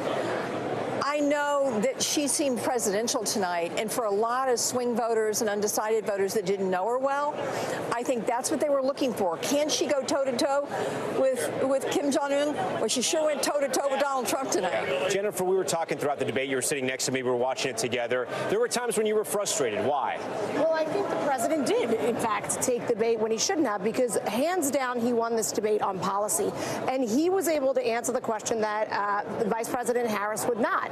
And that is whether or not people are better off than they were 4 years ago. And unfortunately, they're not. Okay, most Americans do not believe they are better off now. So I think, but what President Trump did by coming here into the spin room is to really overcome what I think a lot of his supporters are going to see as a bias on the part of ABC News. They fact-checked the former president numerous times. They never fact-checked the vice president, not once. And I think the president's here tonight to overcome that bias and speak directly to the American people. Well, I'll say for that, and that is your opinion. That's fine. Right. I know a lot of Republicans have that opinion. But if you're the commander-in-chief, shouldn't you be able to take on two journalists or the moderators of the debate if that were the case? And that's what he's doing tonight, right? I mean, who comes into the spin room like this? The former president does, because he is best when he speaks directly to the American people, whether he's going to come on here tonight or whether he's going to go on other stations. He wants to get his message directly to the American people, and I think he was excellent and substantive on policy when he talked about it. But it was too much some ad hominem attacks and personal attacks. Yeah, we're gonna pause for a second. This is former President Trump right now, live in the spin room right now. I think he might be speaking to, it looks like, Senator Lindsey Graham from the back, maybe. I think I'm pretty right. Yeah, I can spot the back of Lindsey Graham's head. Well done. Former President Trump on the move now. Let me just see where he's going. Is he going behind the curtains again? All right, he's going backstage. Senator Claire McCaskill, why is former President Trump here? Why is he in the spin room? Because he lost the debate. I think honestly, I think there's a little bit of panic. And me talking to people that are involved in the campaigns on both sides, the Harris campaign feels pretty good tonight. I've never seen a presidential candidate come in the spin room unless they lost the debate. We're going to go get Garrett Haight live in the spin room just next to me by former President Trump. Garrett, what are you hearing? What can you see? Tom, the former president just finished a hit on Sean Hannity's show here, appearing in the spin room. And I think, as the senator was saying correctly, I think he's here because he knows he did not perform as well as he wanted to. I mean, you just don't show up in here to make your case after the fact if you made your case on the debate stage. I asked Donald Trump exactly that question when he first came out of the room. I'm looking to see if he's going to come back out here behind me. He's pinned down against the wall here, essentially taking more questions. And he cited all these, perhaps non-existent poll numbers suggesting that he had won tonight and that he needed to make that point. And not only did he not commit to participating in another debate, he actively walked back his longstanding commitment to debate Kamala Harris and before her Joe Biden anytime, any place, anywhere. He had been on paper committed to 3 debates with sort of 1 remaining on the calendar, now saying he doesn't think it needs to happen. He doesn't necessarily want to do it after winning. He just said tonight he thinks the loser of this debate were Kamala Harris and ABC, clearly frustrated at the moderation and the format, which presented him with more fact-checking, I think, on some of his claims that he was expecting tonight. And Tom, I'll just say, since I know it's top of mind for a lot of people, he had no comment on that Taylor Swift endorsement, which I think was news to him when the question was asked. All right, Garrett Haight with that update as we track the former president's movements throughout this spin room. If we see him again, we're definitely going to bring him live. A lot of action happening out here in the spin room and in Philadelphia, but we're going to go back to New York right now and Hallie. Listen, we're going to talk about it all, Tom. Everything from Donald Trump to Taylor Swift. You get it all here on NBC News. Tom, thank you very much. We'll check back in with you as you keep an eye on the former president. Hogan Gidley is with us, somebody who knows Donald Trump well. Okay,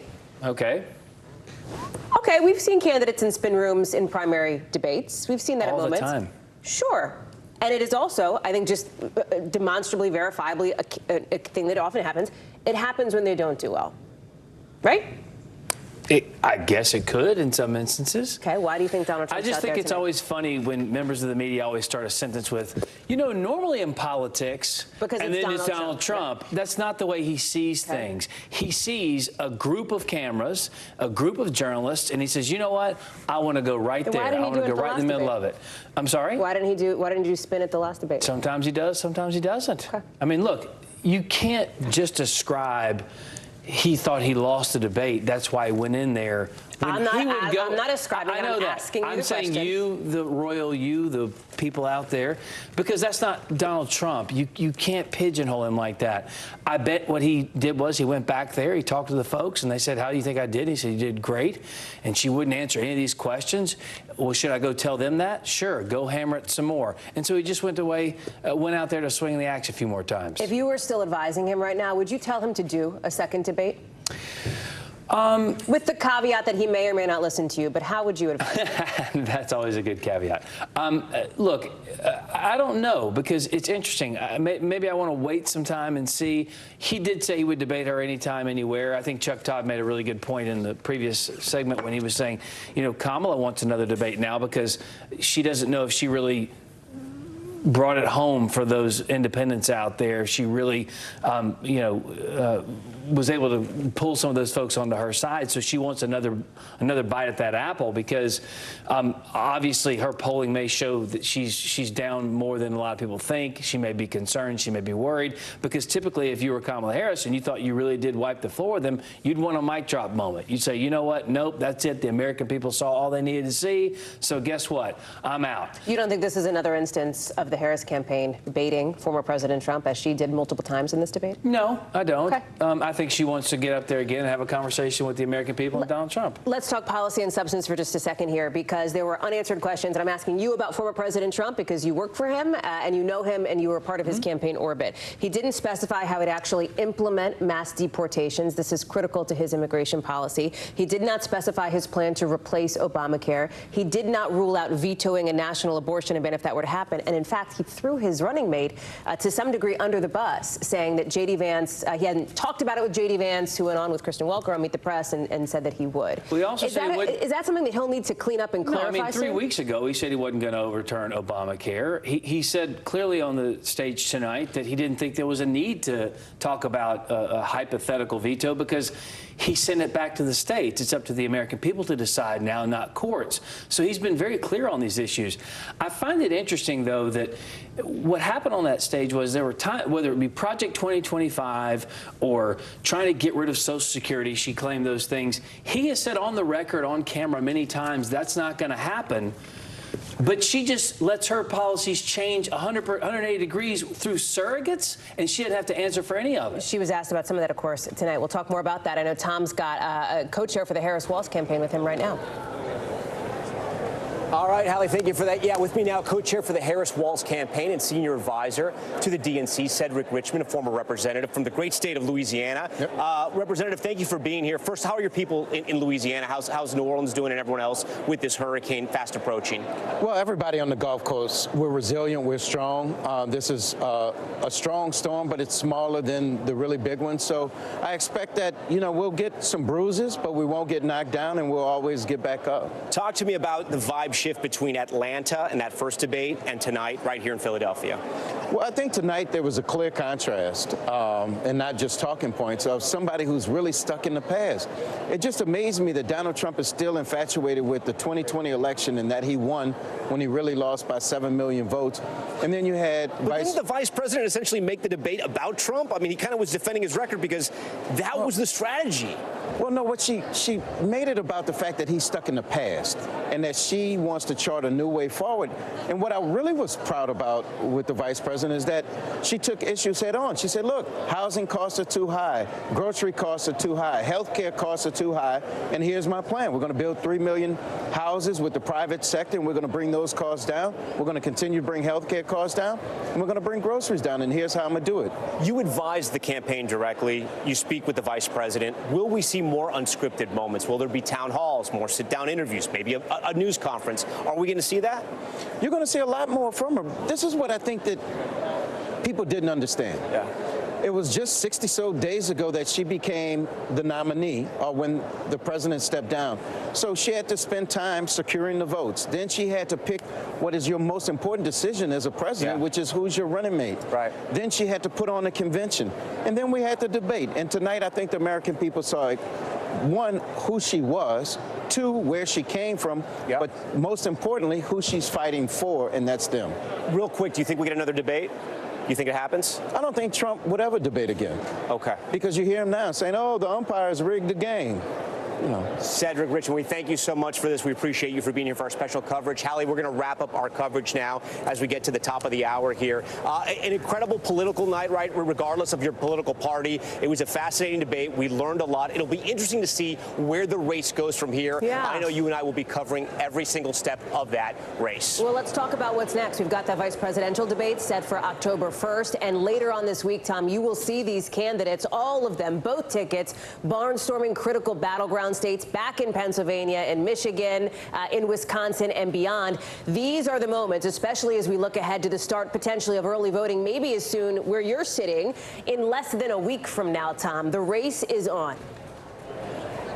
Yeah, it'll be interesting to see what happens with the momentum behind the Harris-Walz ticket right now, and how former President Trump, the experienced debater here, the experienced politician here, now after his third time running for president, how he tries to turn this race around, and what happens with the polls. We heard those undecided voters who said, we're still undecided, so we're going to have to wait and see. That's going to do it for our post-debate coverage tonight. In Philadelphia, I'm Tom Yamas. And in New York, I'm Hallie Jackson. On behalf of all of us here at NBC News, thank you so much for watching. We will have continuing coverage, of course, tomorrow morning. The news continues right now.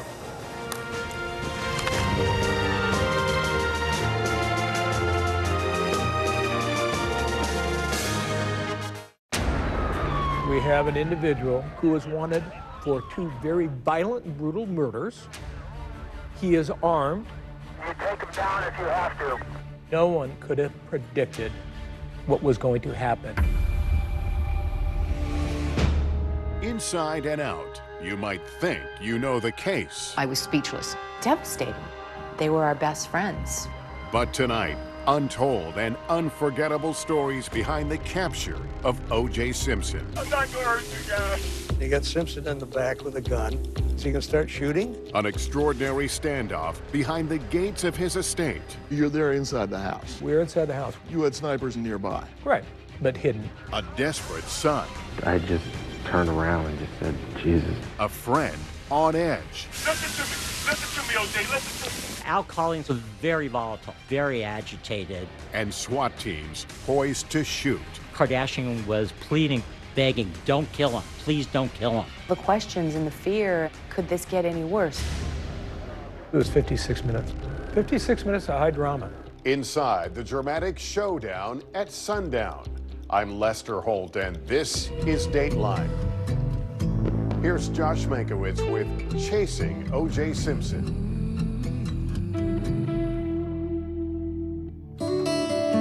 Tucked away in the Smoky Mountains is where you'll find it.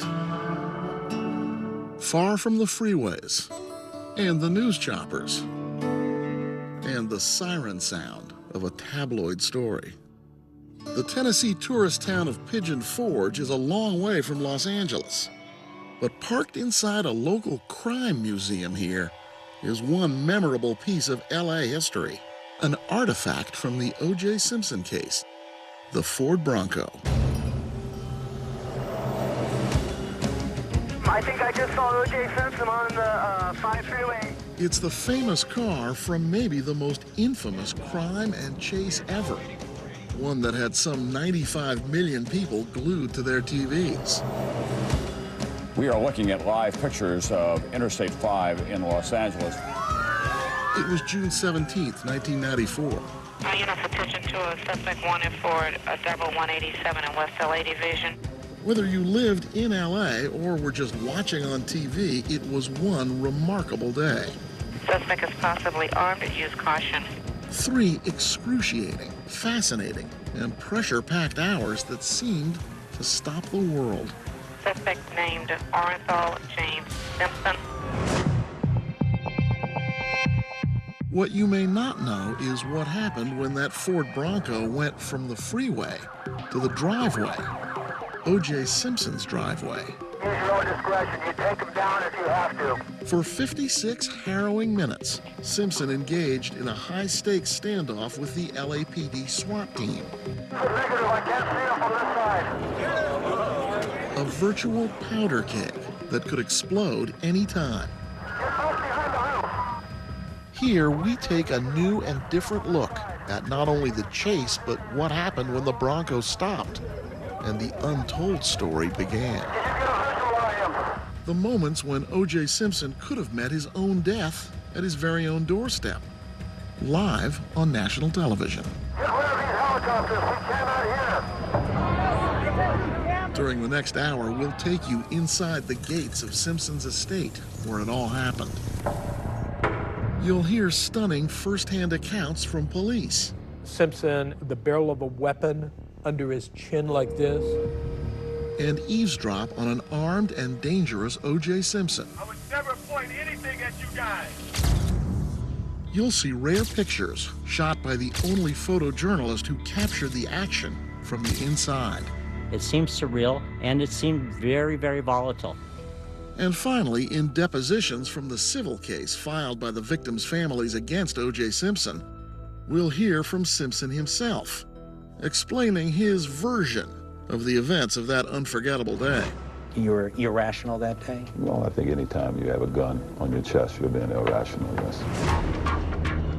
But before the chase and the standoff, there was the savage crime we all remember, and the victims who are too often forgotten in the events of that day. We have now videotape showing the bodies of Simpson's ex-wife and an unidentified man. Nicole Brown Simpson and her friend Ron Goldman were brutally murdered. Within hours, clues began pointing to her ex-husband, a former football hero, Hertz pitchman, and movie star. OJ, what can you say about this? Back up, please. Get out of the way. Besieged by reporters who now surrounded Simpson's estate 24/7, his close friend Robert Kardashian, father of a soon-to-be famous family, had an idea, something he revealed in a legal deposition almost 2 years later. Why don't you come and stay at my house for a couple days, and then you could come back. It'll all blow over by then, and you could return. So Simpson secretly moved into Kardashian's mansion, where he was closely monitored. He seemed very depressed, he wasn't like the man I knew. With Simpson in hiding, LAPD homicide detective Tom Lang and his team uncovered what was later described as a mountain of evidence, a trail that led right to O.J. Simpson's bedroom. All the evidence was blood. Everything pointed to O.J. Simpson? Everything. We had plenty for an arrest warrant. 3 days after the murders, police notified Simpson's attorney, Robert Shapiro, and he struck a deal with the LAPD. Simpson would turn himself in on the morning of June 17, 1994, at police headquarters. And you had an agreement with Robert Shapiro to present Simpson at 11 o'clock at Barker Center? Yes. Nothing written. I mean, this is an oral thing. The brass wants it. Bring him on in if that's what you want to do, and we'll get it over with. The morning Simpson was supposed to surrender, his close friend Al Cowlings arrived at Kardashian's house to lend support. Cowlings was grief-stricken, not only for Simpson, he said, but also for Nicole. We had a good friendship. Okay, you think she loved you? She never told me she loved me, but I know we had a good friendship. Okay, did you love her? Yes. As the deadline for O.J. Simpson's surrender approached, LAPD Commander David Gascon was prepping for a live press conference to tell the world that Simpson was now in custody. And then 11 o'clock comes and goes. And no O.J. Simpson. A manhunt was now underway all over Los Angeles. One of the places police went was the home of Nicole Simpson's best friend, Kris Jenner. The detectives came over. And I said, what are you guys doing here? And they said, well, do you know where OJ is? And I'm like, no. What do you mean, do we know where is he? O.J. Simpson had simply vanished.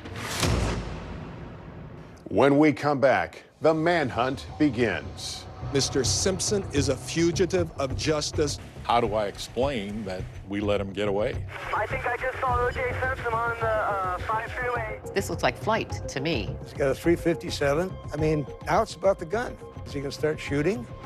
When Dateline continues. Good to have you with us. I'm Joe Fryer. And I'm Savannah Sellers. Developing right now on Morning News Now. Growing frustrations over the migrant crisis. Reports of new drone attacks by Houthi militants. The storm is creating dangerous conditions all across the region. Now let's get to some financial headlines. New rules are coming to cap credit card late fees. Talking tuition as a new class of freshmen gets ready to go to college. This is a big decision for families. Do you think this could impact how people vote? 100%. Morning News Now, streaming weekdays at 7. Top story live from Paris, live in Tel Aviv. We are here in Butler, Pennsylvania. Every weeknight, it's your news playlist. Top story with Tom Yamas, streaming weeknights at 7 on NBC News Now. Democracy is happening now. We have a lot to get to on this historic night. Things are happening here in Chicago.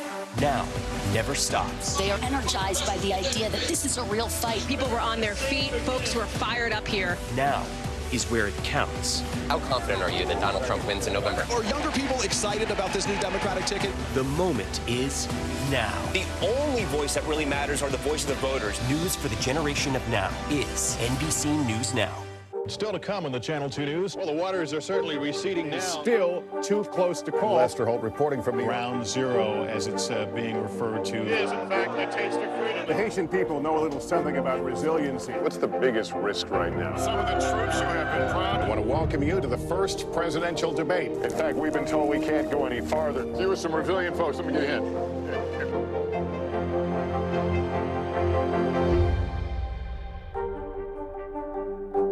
Top story live from Paris, live in Tel Aviv. We are here in Butler, Pennsylvania. Every weeknight, it's your news playlist. Top story with Tom Yamas, streaming weeknights at 7 on NBC News Now. Now is raw. How hard is it to see it like this? Our house is no longer here, but we are here. Now is real. Let's break down what we know and then the big questions still outstanding. News for the generation of now is NBC News Now. Top story live from Paris. Top story live in Tel Aviv. We are here in Butler, Pennsylvania, covering breaking news. President Trump was speaking on the other side of the barn. Our reporters are spread out across the convention floor as this historic evening unfolds. Fans here at the Med C Arena going wild for Team USA. I know it's been a long time coming. Yeah, gosh, it feels good. Every night, it's your news playlist. Top story with Tom Yamas, streaming weeknights at 7 on NBC News Now. News for the generation of now is NBC News Now. NBC News Daily is #1 for afternoon news across all of television. I'm Morgan Radford. I'm Vicki Wynn. I'm Kate Snow. And I'm Zinklea Samwat. What's happening around the world? Israel's military is building up there along the border. And what matters here at home? New numbers are out today showing more encouraging signs for our economy. Let's zero in on exercise. We know we're supposed to be doing it. What does it do for our health? What needs to change for social media to be a safer place? NBC News Daily, weekdays from 12 to 4 on NBC News Now.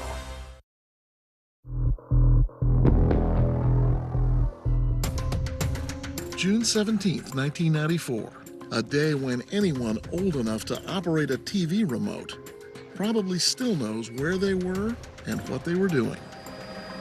That day, LAPD's Parker Center was the scene of a major news conference on the story simply known as OJ. But with Simpson a no-show, Commander David Gascon was left hanging. How do I explain that we let him get away? The Los Angeles Police Department right now is actively searching for Mr. Simpson.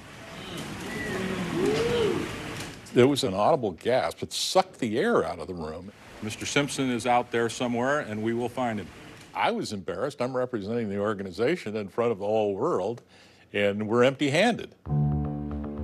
Word spread fast to Simpson's 24-year-old son, Jason, about his now fugitive father. Yeah. As Jason detailed in his deposition. No, I didn't even know he was going to get arrested until the news said that they were looking for him. We get a hold of the FBI, we start making notifications, put out APBs. Suspect named Orenthal James Simpson. O.J. Simpson remains a fugitive from justice tonight. Alerts also went out to the Border Patrol, U.S. Customs, airlines, even the Mexican police. And soon, many people spotted Simpson, or thought they did. There were dozens and dozens of calls that came in that put him all over the country. I saw him at a motel on Ventura Boulevard. I saw him in a French restaurant in West L.A. None of those tips led anywhere. Cops had no idea where Simpson was, but believed he was with his pal Al A.C. Cowlings, who was also missing, along with Cowlings' white Ford Bronco. The LAPD waited. Hours ticked by. Still no Simpson. O.J. Simpson is not at this location. Some 4 hours after Simpson was supposed to have surrendered, an angry District Attorney Gil Garcetti took to the airwaves. Mr. Simpson is a fugitive of justice right now. And if you assist him in any way, you are committing a felony. By now, the workday was winding down, the LA traffic building. It would be dark soon.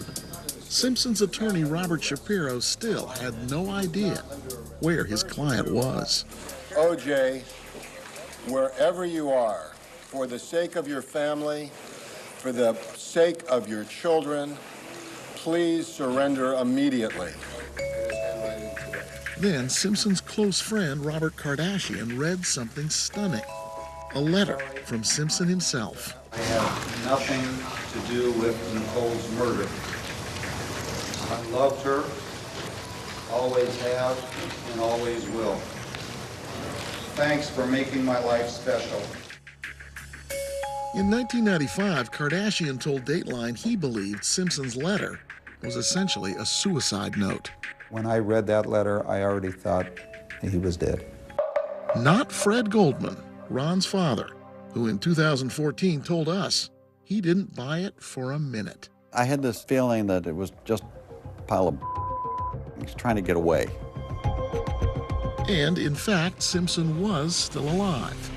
Just before 6 p.m., an eagle-eyed couple on an LA freeway spotted the Bronco. I think I just saw O.J. Simpson on the 5 freeway. And within a minute, the Orange County sheriffs were on him. A fleet of Highway Patrol, Orange County Sheriff. Soon, TV news choppers were on their tail, beaming live pictures.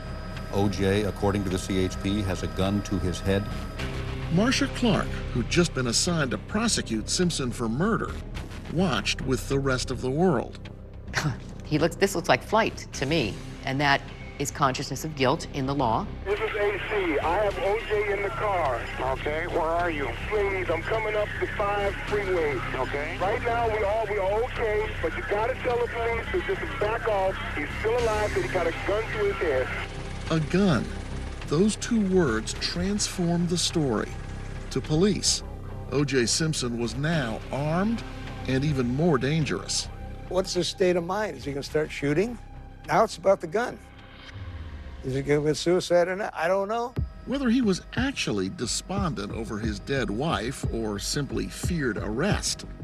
When deposed, Simpson claimed he was suicidal, with a .357 Magnum at his side. What was your purpose in taking the gun out of the bag and putting it in your hand? Using it. To kill yourself? Yes. I was feeling a lot of pain and I wanted it to stop. And what was the cause of that pain? It was Nicole. Nicole. Her grave is where Simpson claimed he and his pal Cowlings were secretly headed when they slipped down that morning. I felt at peace at that point in time, the day of the 17th, once I got in the Bronco. If you felt that peace in that Bronco, why did you want to kill yourself? Because that's why I felt at peace. I thought all my pain was about to end. Simpson said he and Cowlings went to the cemetery, but it was blocked by police. So to avoid the cops, Simpson claimed the 2 then drove the Bronco to a nearby orange grove and parked. We turned on the radio then and realized what was going on. What did you hear on the radio? That they were hunting for me. Simpson said he told Cowlings to head in a different direction. Told him to take me to my mom, or he said, I'm taking you home. And that, said Simpson, is how they ended up heading north on the 5 freeway, where he and Cowlings would soon be followed by a parade of police cars. Their lights flashing and their headlights flashing as well. Early on, the chase looked as if it might end when a visibly angry Cowlings stopped and started screaming at the caravan of cops close behind. And then Cowlings and Simpson took off again. As Detective Tom Lang watched along with everyone else, he knew this could soon turn even more dangerous and perhaps deadly. You don't just let this happen. So I'm thinking, well, I have his phone number. So I tried to call him. Yeah, just let me get to my house. Coming up, a chase turns spectacle. And I thought, oh my God, this is not good. He has murdered 2 innocent people, and you're cheering his escape? And a high-stakes race to the Simpson estate. It was supreme chaos. The caravan of LAPD SWAT cars was going 80, 85 miles an hour. When Dateline continues. Now is raw. How hard is it to see it like this? Our house is no longer here, but we are here. Now is real. Let's break down what we know and then the big questions still outstanding. News for the generation of now is NBC News Now. Lester Holt, America's most trusted TV news anchor. NBC News Daily is #1 for afternoon news across all of television. I'm Morgan Radford. I'm Vicki Wynn. I'm Kate Snow. And I'm Zinklea Samwat. What's happening around the world? Israel's military is building up there along the border. And what matters here at home? New numbers are out today showing more encouraging signs for our economy. Let's zero in on exercise. We know we're supposed to be doing it. What does it do for our health? What needs to change for social media to be a safer place? NBC News Daily, weekdays from 12 to 4 on NBC News Now. What's the message that you're trying to get out to young people? Know what is in the drug supply. We've got important news this hour about your money. Mental health, big picture, why is it so tough right now? News for the generation of now is NBC News Now.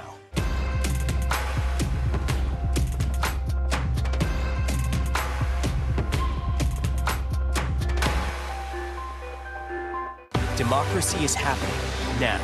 They are energized by the idea that this is a real fight. People were on their feet. Folks were fired up here. The only voice that really matters are the voice of the voters. News for the generation of now is NBC News Now.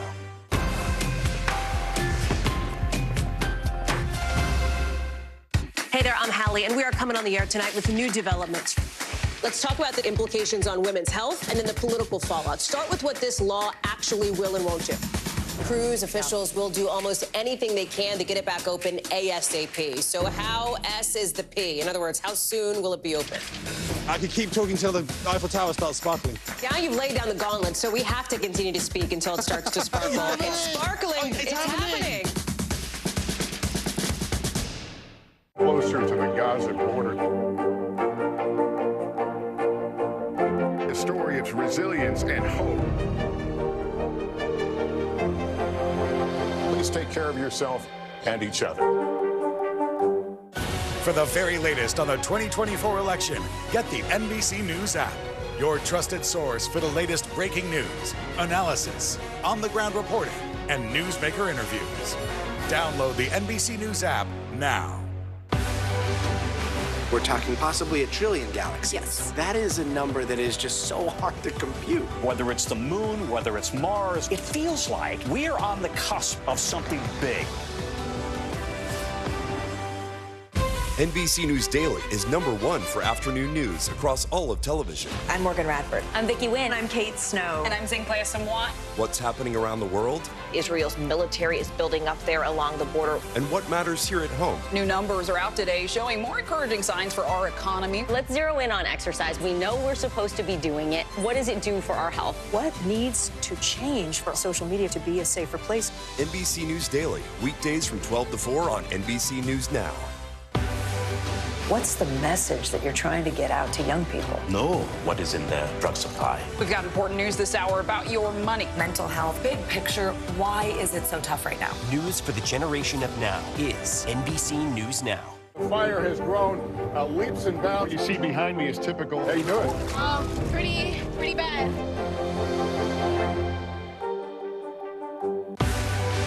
Now is raw. How hard is it to see it like this? Our house is no longer here, but we are here. Now is real. Let's break down what we know and then the big questions still outstanding. News for the generation of now is NBC News Now.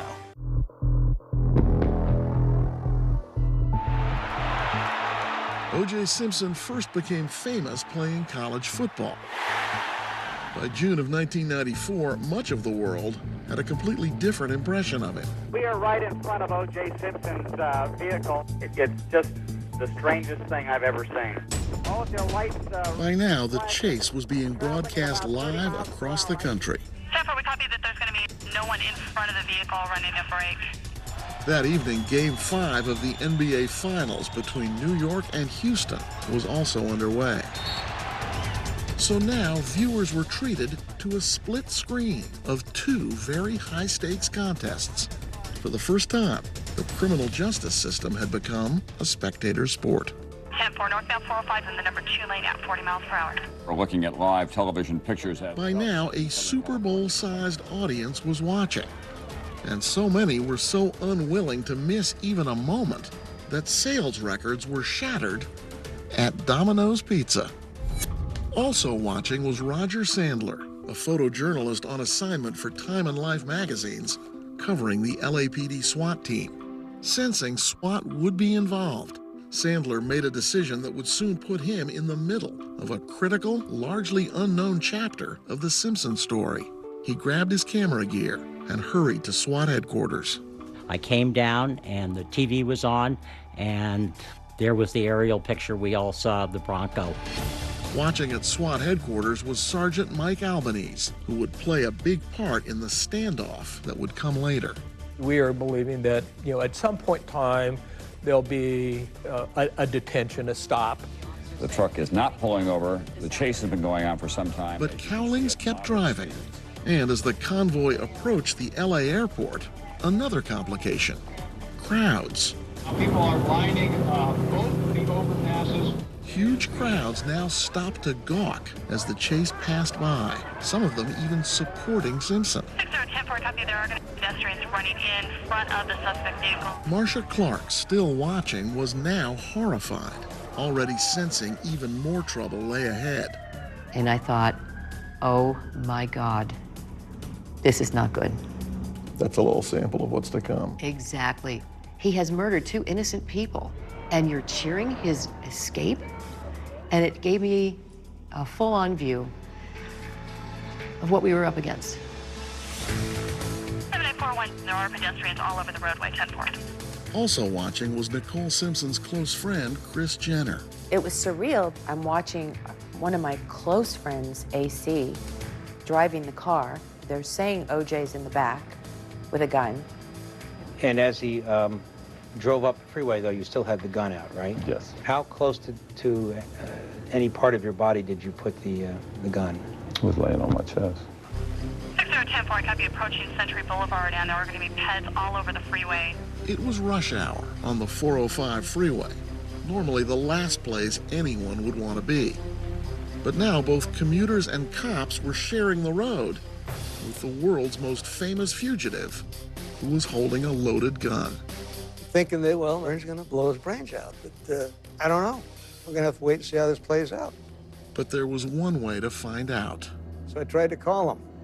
Yeah. Just let me get to my house. Okay, we're going to do that. I swear to you, I'll give you I'll give you me. I'll give you my whole body. Lang started using every bit of his training to keep Simpson's hands on the phone and off the trigger. Your kids need you. I'm urged to say goodbye to my kids. I love everybody. I try to show everybody my whole life that I love everybody.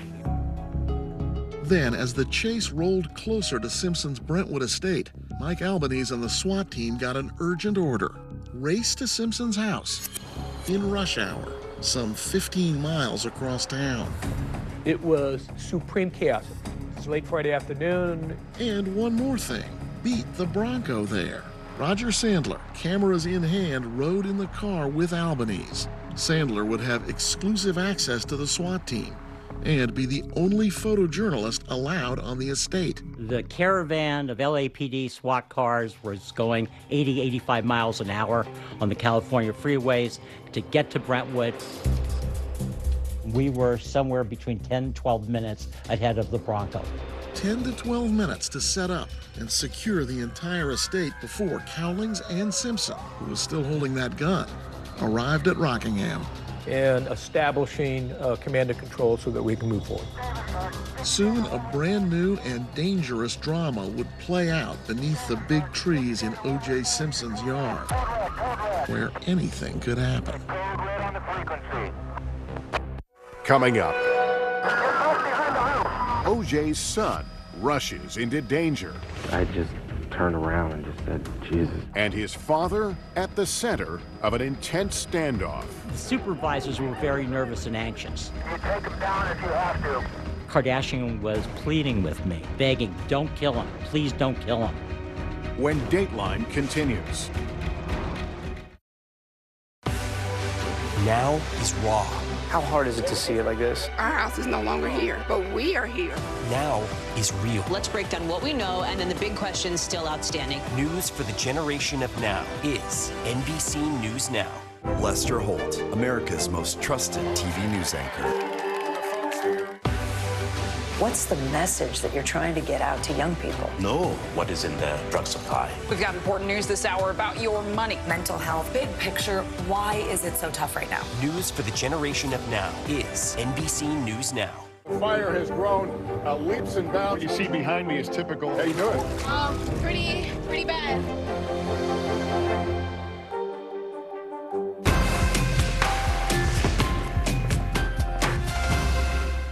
Top story live from Paris, live in Tel Aviv. We are here in Butler, Pennsylvania. Every weeknight, it's your news playlist. Top Story with Tom Llamas, streaming weeknights at 7 on NBC News Now. What is going to happen now? Going back and forth because Go ahead. Nice to see you.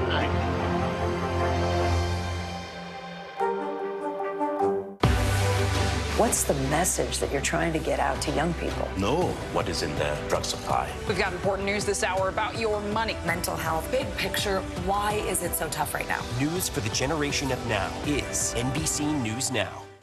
For the very latest on the 2024 election, get the NBC News app, your trusted source for the latest breaking news, analysis, on-the-ground reporting, and newsmaker interviews. Download the NBC News app now. News lives in the now. It's coming at us every second. News is more now than ever. Just outside of the Israeli military headquarters. Now is raw. This tunnel just goes on and on. Now is real. We get to see democracy in action for the very first time in the 2024 race. Now is constant. You gotta see this. Future is now. News for the generation of now is NBC News Now. Kristen Welker hosts Meet the Press every Sunday on NBC. Hey there, I'm Hallie, and we are coming on the air tonight with new developments. Let's talk about the implications on women's health and then the political fallout. Start with what this law actually will and won't do. Cruise officials will do almost anything they can to get it back open ASAP. So how S is the P? In other words, how soon will it be open? I could keep talking till the Eiffel Tower starts sparkling. Now you've laid down the gauntlet, so we have to continue to speak until it starts to sparkle. It's sparkling. It's happening. Democracy is happening now. We have a lot to get to on this historic night. Things are happening here in Chicago. Now never stops. They are energized by the idea that this is a real fight. People were on their feet. Folks were fired up here. Now is where it counts. How confident are you that Donald Trump wins in November? Are younger people excited about this new Democratic ticket? The moment is now. The only voice that really matters are the voice of the voters. News for the generation of now is NBC News Now. Top story live from Paris. Top story live in Tel Aviv. We are here in Butler, Pennsylvania, covering breaking news. President Trump was speaking on the other side of the barn. Our reporters are spread out across the convention floor as this historic evening unfolds. Fans here at the Med Sea Arena going wild for Team USA. I know it's been a long time coming. Yeah. Gosh, it feels good. Every night, it's your news playlist. Top Story with Tom Llamas, streaming weeknights at 7 on NBC News Now.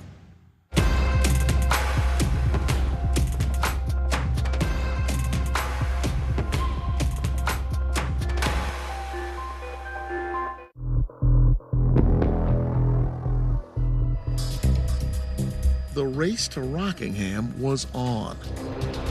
A SWAT team convoy versus a Ford Bronco carrying Al Cowlings and O.J. Simpson. just minutes apart. Just information for Southern 1 was advising not to close in on the vehicle. Most of us who think we know the Simpson story believe that what happened after that surreal chase was just a patient negotiation getting Simpson to give up. In reality, it was an intense standoff between SWAT and Simpson, both armed and on edge. And Sergeant Mike Albanese knew that when both sides converged, the whole thing could explode. You're headed for Rockingham, but you don't really know for what. I don't, but what was different with this event is that it's being broadcast live, locally, nationally, internationally. SWAT arrived first, the Bronco minutes behind. Officers had to scramble. Photojournalist Roger Sandler captured the scene as officers sealed off Simpson's estate. No one was going to get into Simpson's house or onto his property other than A.C. Collins and Simpson in the Bronco. There is a lot of pedestrian traffic there. Among the millions watching, Simpson's son, Jason, from a nearby friend's house. We were looking at the TV, and my sister was still saying some more prayers. And then, as he had gotten off the freeway, and sure enough, they came rolling up the street. Possibly getting close to the house there. Camouflaged snipers took tactical positions as the Bronco approached. Outside the gates, police surrounded the property. The street was packed full of people and cameras and everything. The supervisors were very nervous and anxious. They thought this was a very volatile situation. SWAT quickly cleared the house of family, searched the children's playhouse, even checked on Simpson's dogs. Westbound on Sunset Boulevard. Simpson and Cowlings were close now, and watching on TV was Detective Tom Lang, who was still on the phone with Simpson. Just have AC pull over and just toss that gun out and everything's going to be okay. It's going to be better tomorrow. He's taking me home. But there was still no swaying Simpson. And with the loaded .357 still in his hands, the Bronco neared the Rockingham gate. Are you in a position where you can take him down? Then a command crackled over the police radio that heightened the intensity. Use your own discretion. You take him down if you have to. As with any dangerous standoff, the SWAT team's weapons were ready. If Simpson had pointed his gun in their direction or fired, deadly force was an option. Then suddenly, a wild card entered the scene. Someone somehow rushed inside the Rockingham gates right behind the Bronco. We did not know how we got there, what his intentions were. Somebody's angry. Somebody's arguing with the driver. SWAT Sergeant Mike Albanese was standing close to Robert Kardashian, who was allowed to stay because police thought he could help. Kardashian bailed us out. He said, that's Jason Simpson. So that's a name that we're able to call out. He stops, he turns around. Roger Sandler saw it all and still believes Jason was then in serious danger. Jason Simpson very well could have got killed that night if he had anything in his hand or had he made a move. In the deposition Dateline obtained, Jason explained he just wanted to see his dad. Did you run to the car? Yeah. For what reason? Desperation. I tried to reach through AC's window, and AC stopped me and pushed me back. And I guess it kind of shocked me and brought me back down to reality. I had the police behind me yelling and then AC yelling, and I just turned around and just said, Jesus, just get back in the house and let these guys handle it. Jason was hustled inside and handcuffed, one crisis averted. But his father remained in the car, still armed and a potential danger to both police and to himself. Simpson was resting his chin on the barrel of a revolver. In his deposition, Simpson said he wasn't thinking about the police, even after spending hours evading them. He claims to have been focused on someone else. By then, I was in so much pain for Nicole. I wasn't thinking about the police at that point. Those weren't things. Being arrested was not something that was on my mind at that time. Choppers with cameras continued to hover over the scene. beaming live pictures to the millions who were watching the LAPD's every move. You got to understand the history of the LAPD. There were people betting on us that we were going to fail and have a horrific outcome. And the folks that were there, we're not going to let that happen. At times, the choppers had trouble getting a clear view. Not so for photojournalist Roger Sandler. He continued shooting pictures. In fact, Sandler was so close to the action that Robert Kardashian mistook him for a cop and made a desperate plea. He kept grabbing my arm and begging, don't kill him. You guys shouldn't kill him. Please don't kill him. Kardashian was pleading with me with tears in his eyes. The team began to negotiate with Simpson. We immediately go to work. We want to introduce dialogue. But they faced yet another challenge, the bedlam surrounding them. The deafening noise made communication next to impossible. And they had to deal with something else, something even less manageable and way more unpredictable. He's a large male and has been agitating the situation throughout it. The man in the middle, right between Simpson and SWAT, Al Cowlings. Coming up. Please, listen to me, okay? Listen to me. He wanted to be the go-between, difficult, annoying, obnoxious. Cowlings was very volatile. He was pointing, there's SWAT guys over here on the lawn, get them out. Could this get any worse? When Dateline continues. Democracy is happening now.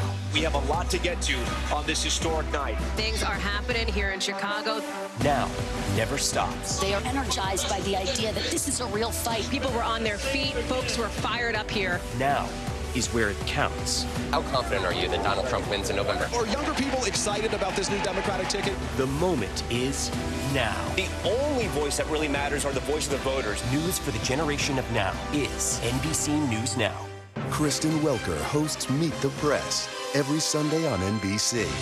News lives in the now. The front lines are still very active. This is like quicksand. And officials say an entire town is cut off. This close to actually understand why people had to jump in the ocean. News for the generation of now is NBC News Now.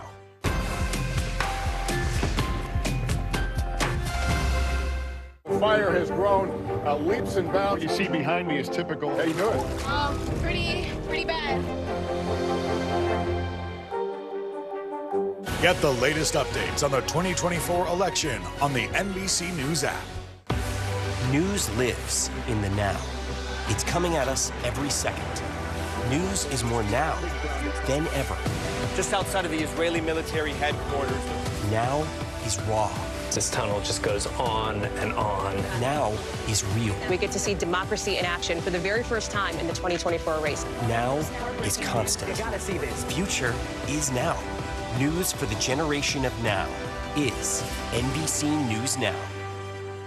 Still to come on the Channel 2 News. Well, the waters are certainly receding now. Still too close to call. Lester Holt reporting from the Ground Zero, as it's being referred to. It is, in fact, the taste of freedom. The Haitian people know a little something about resiliency. What's the biggest risk right now? Some of the troops who have been proud. I want to welcome you to the first presidential debate. In fact, we've been told we can't go any farther. You with some resilient folks. Let me get a hint.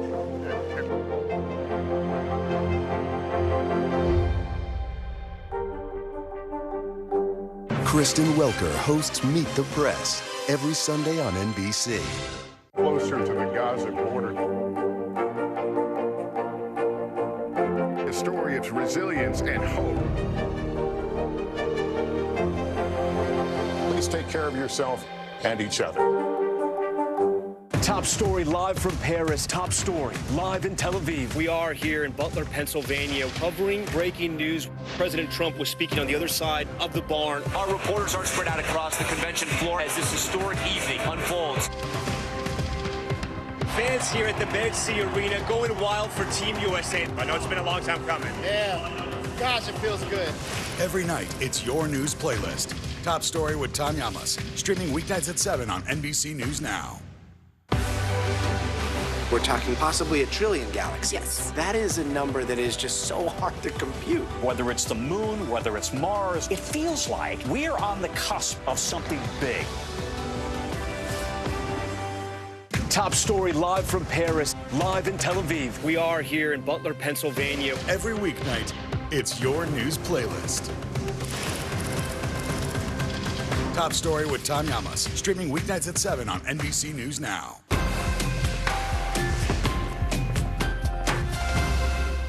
Lester Holt, America's most trusted TV news anchor.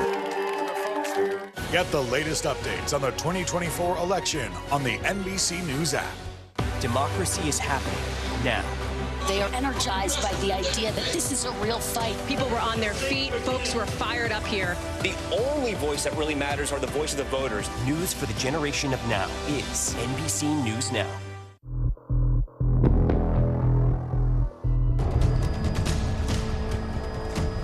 The serenity of this Brentwood neighborhood has been shattered. Rockingham Avenue in ritzy Brentwood was now crawling with cops and cameras. All because of a white Ford Bronco parked in a driveway, as the country watched and wondered what would happen next. Inside, the man known as the Juice had a .357 Magnum under his chin. Juice, come on, just toss it. It's okay. SWAT Sergeant Mike Albanese knew the standoff could only end one of 3 ways, 2 of which wouldn't be good. If he is thinking about suicide, how is that going to happen? Is there going to be theater when he gets out and takes out other people, then self-inflicts? Still sitting dangerously close to Simpson in the front seat was his good friend Al Cowlings, who SWAT Sergeant Mike Albanese says was not helping but hindering the entire operation. He wanted to be the go-between. He was difficult, annoying, obnoxious. We want him out of the process. As the tension continued in the driveway, Simpson never hung up his cell phone after speaking with Detective Tom Lang. The call was still live. No. What are you hearing on the phone? He's not making a whole lot of sense. It's still a moaning. I'm not going to hurt nobody. OJ, we know that. Pick it up. I'm not going to hurt you guys. Nothing seemed to be changing Simpson's mind. The SWAT team knew that to get him out, they first had to get Al Cowlings out. Oh, please, listen to me. Listen to me, OJ. Listen to me. And then what you could call a fortunate mishap. The cell phone Simpson was using to talk to the SWAT negotiator died. Now they had an opportunity to get Cowlings out of the car to grab a new phone. Some sort of negotiation going on in the doorway there. It appears to be Al Cowlings. He was able to step out. We enticed him, and then when he got close to the door, we were able to secure him and then remove him from that whole process. Roger Sandler took these exclusive close-up shots of an agitated Cowlings just as he exited the Bronco. Cowlings was very volatile. He was complaining. There's SWAT guys over here on the lawn with rifles pointed at us. Do they have to be there? Get them out. Get them out, he was saying. Now, for the first time all day, O.J. Simpson was alone, isolated, and perhaps even more unpredictable. Tell these guys I ain't going to hurt nobody. OJ, we know that. Tell them I'm not going to hurt nobody. But he still has the gun. What is he thinking about now? Kris Jenner was glued to the screen, horrified at what might happen. She had been close to Simpson, once considered him almost family. Now she didn't know what to think. It was devastating. It was, you know, could this get any worse? It's just, what's going on? You know, just all the questions and the fear. Negotiations dragged on, and Simpson, the accused killer, just sat there. I think he was overwhelmed with everything. What's Simpson saying in that moment? He is talking about being disappointing. It was more emotion, family. Somebody from the outside is looking in and they see him looking at the pictures of his kids. So the SWAT negotiator appealed to Simpson's sense of family and also played to his large ego, imploring him to protect his legacy and not be remembered this way. He was provided a lot of dialogue that was supportive to encourage a surrender. Finally, after some 40 minutes, a breakthrough. He made it clear during the dialogue process that the gun was not for us. I would never point anything at you guys. I would never point anything at you guys. Albanese says Simpson finally put the gun down. When the gun went away, that's a good sign. So the SWAT negotiator walked him through every single detail of how this could now end peacefully. I'm going to be there with you. I'm going to walk there. You're going to see if you want to call out to me. 56 minutes of high drama. What was O.J. Simpson thinking that day in the back of the Bronco? We may have found a clue in his deposition. It's something many will find appalling, given the evidence and the widespread belief that Simpson killed his ex-wife Nicole and her friend Ron Goldman.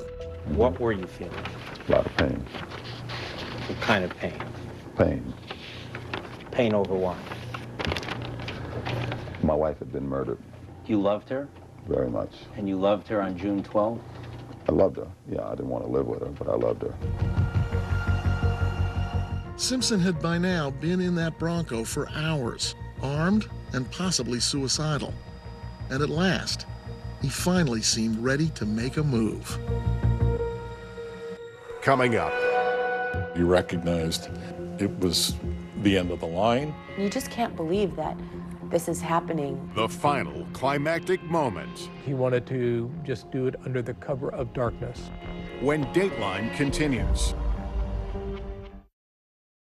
NBC News Daily is #1 for afternoon news across all of television. I'm Morgan Radford. I'm Vicki Wynn. I'm Kate Snow. And I'm Zinklea Samwat. What's happening around the world? Israel's military is building up there along the border. And what matters here at home? New numbers are out today showing more encouraging signs for our economy. Let's zero in on exercise. We know we're supposed to be doing it. What does it do for our health? What needs to change for social media to be a safer place? NBC News Daily, weekdays from 12 to 4 on NBC News Now. News lives in the now. Look at this. You can't even see anything anymore. Let's break down what we know. You gotta see this. News for the generation of now is NBC News Now.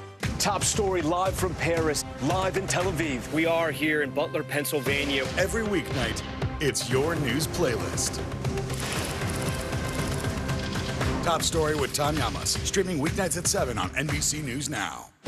Democracy is happening now. We have a lot to get to on this historic night. Things are happening here in Chicago. Now never stops. They are energized by the idea that this is a real fight. People were on their feet. Folks were fired up here. Now is where it counts. How confident are you that Donald Trump wins in November? Are younger people excited about this new Democratic ticket? The moment is now. The only voice that really matters are the voice of the voters. News for the generation of now is NBC News Now. Kristen Welker hosts Meet the Press every Sunday on NBC.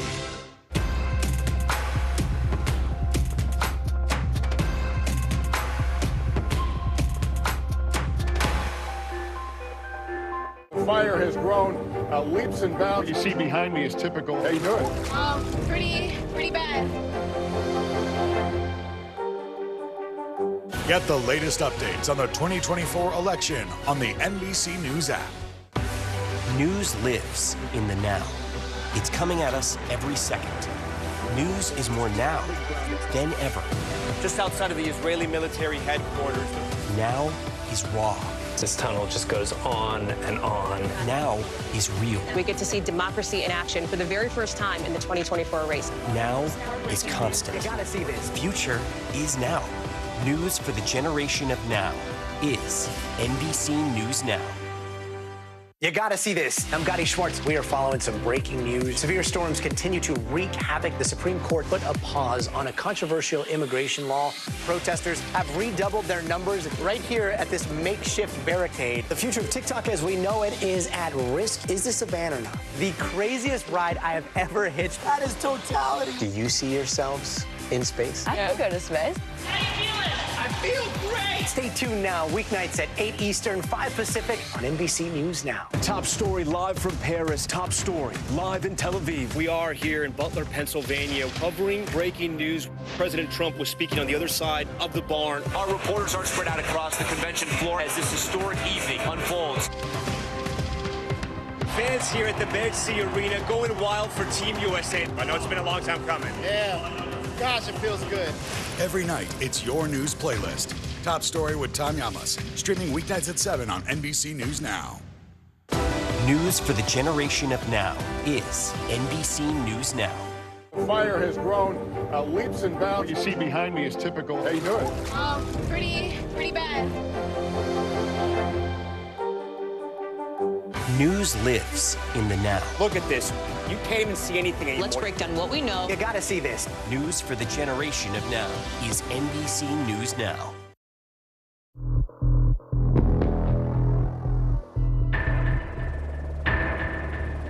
An all-day drama had come down to this. Police have asked reporters and crews to pull out of the area. An intense negotiation in the driveway, surrounded by SWAT snipers, their rifles aimed at O.J. Simpson. Millions had watched this drama play out on live TV, but few had been as close to Simpson and Nicole as Kris Jenner. You just can't believe that this is happening. I think all we just kept thinking about was Nicole, and we're mourning her and dealing with this very difficult time. The compound is surrounded. We saw it. You recognized it was the end of the line, that there was no further card to play under these circumstances. They're moving around now in a way that it indicates that something has happened. And he kind of stumbles towards us and kind of collapses in our arms, like he was out of gas. And now he is utterly defeated and about to be wearing your handcuffs. In that moment when he exited the vehicle, that was one pathetic lost soul. Simpson had finally given up. Many believed the always image-conscious icon had for once avoided a photo op. He wanted to just do it under the cover of darkness. So he waited, it was dark, he was done.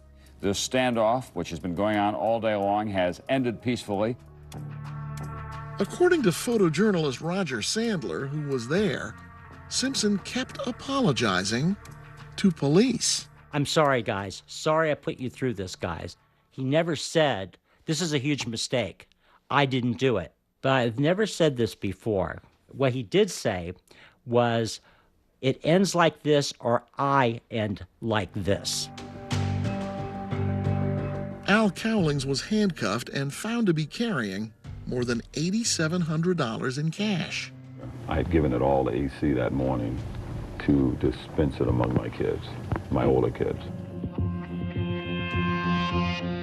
Inside the Bronco, police found an odd assortment of items belonging to Simpson that together made suicide seem less believable. There was his passport, a fake goatee and mustache, even makeup adhesive, and also the gun Simpson had the entire day. He later offered an explanation that many found implausible. My kids had asked me to go to take them to Knott's Berry Farm, and I get harassed. And I can't say harassed, but people are after me all the time when I'm in those places. Around 10 p.m., Simpson took one more ride, this time in a squad car. Shortly after Simpson's arrival downtown, LAPD Commander David Gascon finally delivered the news he'd waited all day to share with the world. O.J. Simpson is in custody. He is being booked and processed. O.J. Simpson once wore number 32. Now he had a brand new number. Prosecutors ultimately decided not to charge Al Cowlings for his role in the chase. A representative for Cowlings told Dateline, quote, he was trying to save both their lives in an extremely volatile situation. And when Detective Tom Lang interviewed him, AC was very cooperative. We ended up actually feeling sorry for him. I think he was used by Simpson. The standoff could have ended any number of ways, and history might have taken a very different course. The trial of the century and the fallout from it might never have happened. We all know what did happen. We, the jury, in the above entitled action, find the defendant, Orenthal James Simpson, not guilty of the crime of murder. Thank you, Jesus. Oh, hallelujah. A little more than a year later, after a civil trial, Simpson was found responsible for the deaths of his ex-wife and Ron Goldman. Then, in 2008, I'm going to sentence you as follows.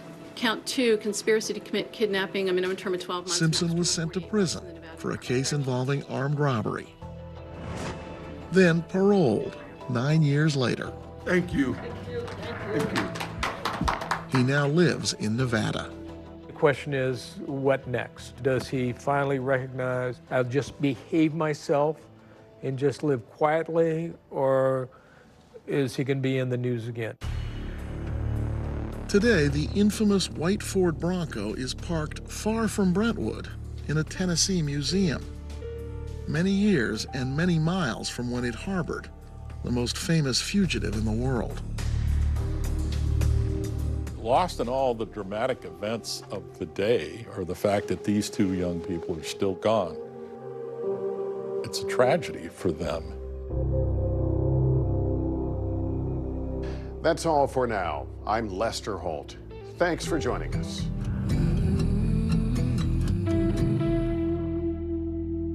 How am I doing right now?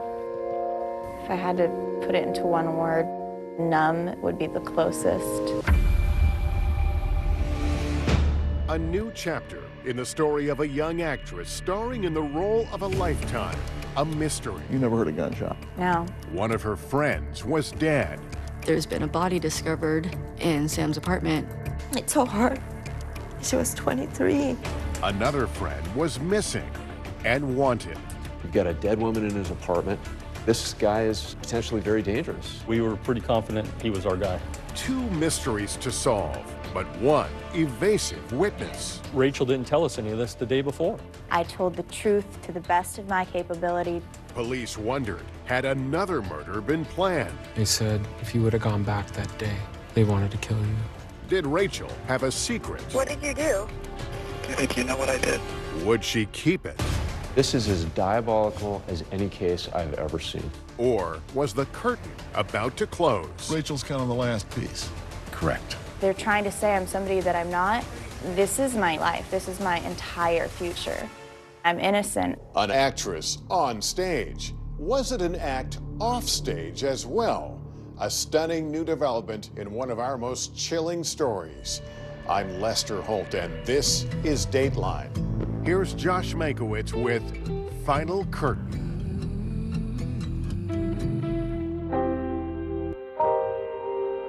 Hello? Hi, baby. Hey, what's going on? What do you want me to do? I don't know. Leave me.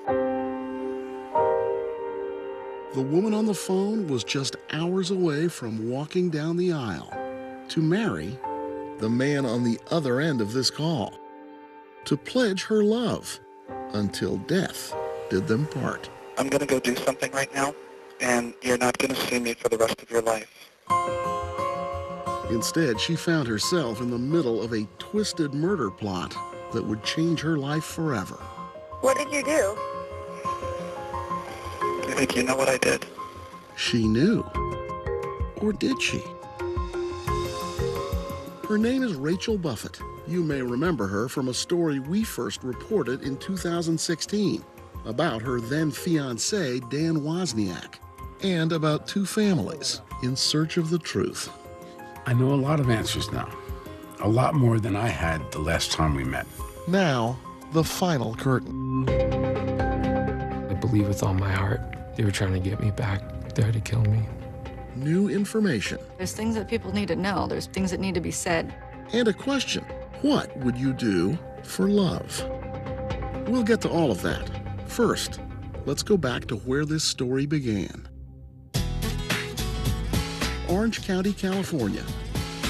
Not too far from the coast, you'll find the Camden Martinique Apartments, occupied mostly by students from nearby colleges. We had the pools, we had the hot tubs. That's where everyone wanted to be. Back in 2010, Violet Randolph lived there with her then husband. That's where they met a 20-something couple named Dan Wozniak and Rachel Buffett. Violet's husband described them to her. There's finally a couple who's a little more mature, the wine drinkers as opposed to the hard liquor, and met them and thought, perfect. How could we go wrong? Rachel and Dan acted in community theater. That's how they met, on stage. A few years later, they reconnected. He had already kind of become my best friend, and I was hanging out with him so often. So he said, you know, I am falling for you, give me a chance. And you thought what? I don't want to lose my best friend. Were you in love? Shortly after we moved in together, that's when I realized, oh yeah, I am in love with this person. And when he proposed, she said yes. They moved to Camden, Martinique, 4 months before their wedding date. Life wasn't easy.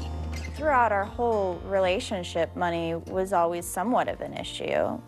Rachel picked up work here and there, once, she said, as a princess at Disneyland. Dan worked sometimes too, but nothing steady.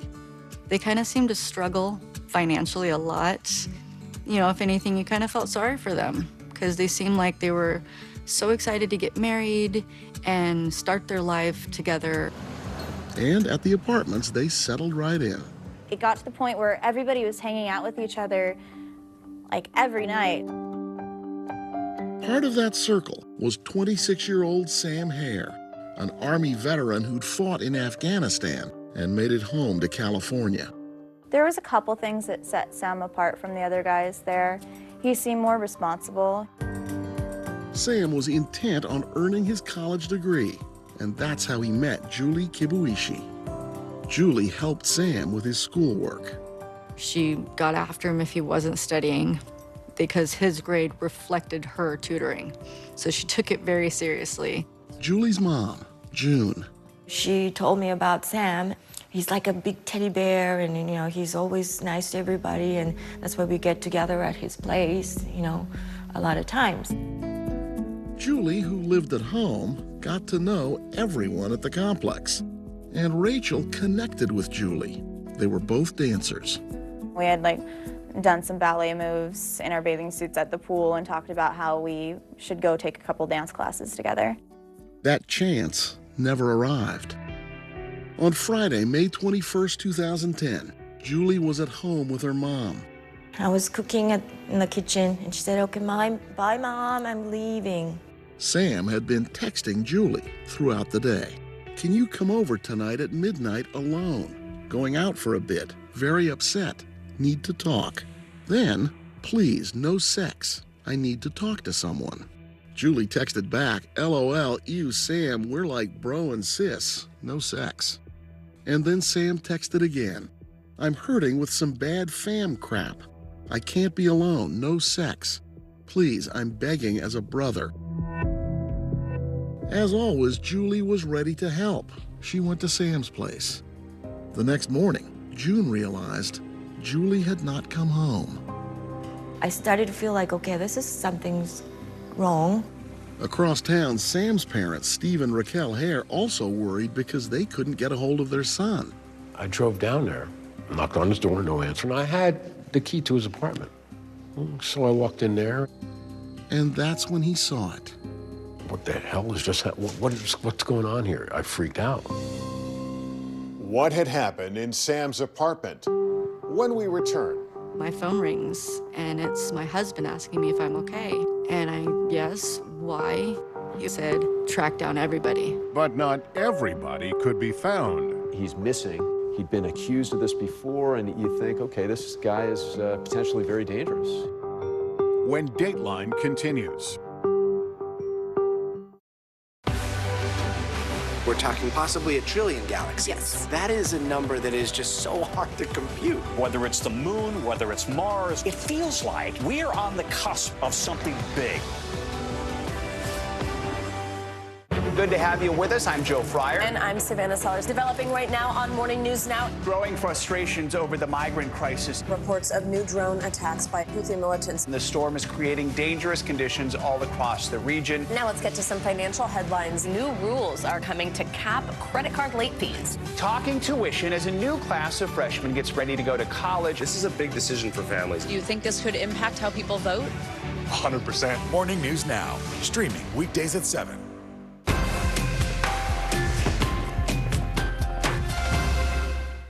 Hey there, I'm Hallie, and we are coming on the air tonight with new developments. Let's talk about the implications on women's health and then the political fallout. Start with what this law actually will and won't do. Cruise officials will do almost anything they can to get it back open ASAP. So how S is the P? In other words, how soon will it be open? I could keep talking until the Eiffel Tower starts sparkling. Now you've laid down the gauntlet, so we have to continue to speak until it starts to sparkle. It's sparkling. It's happening. Democracy is happening now. We have a lot to get to on this historic night. Things are happening here in Chicago. Now never stops. They are energized by the idea that this is a real fight. People were on their feet. Folks were fired up here. Now is where it counts. How confident are you that Donald Trump wins in November? Are younger people excited about this new Democratic ticket? The moment is now. The only voice that really matters are the voice of the voters. News for the generation of now is NBC News Now. Kristen Welker hosts Meet the Press every Sunday on NBC. You gotta see this. I'm Gotti Schwartz. We are following some breaking news. Severe storms continue to wreak havoc. The Supreme Court put a pause on a controversial immigration law.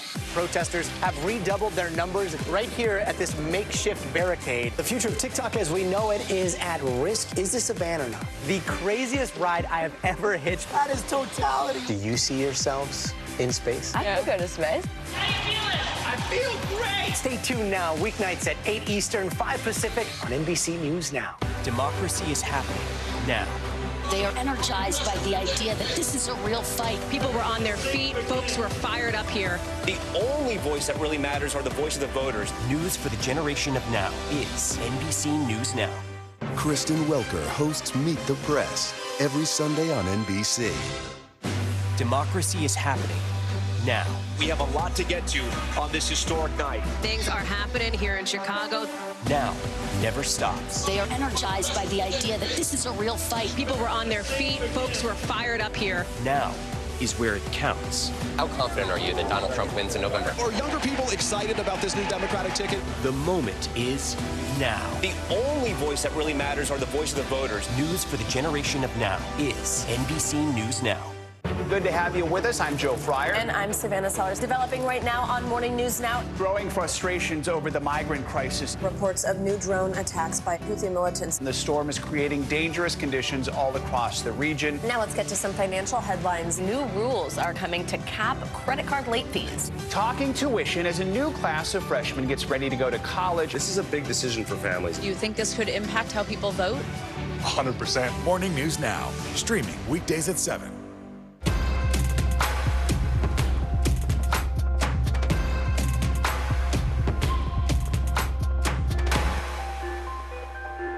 Kristen Welker hosts Meet the Press every Sunday on NBC.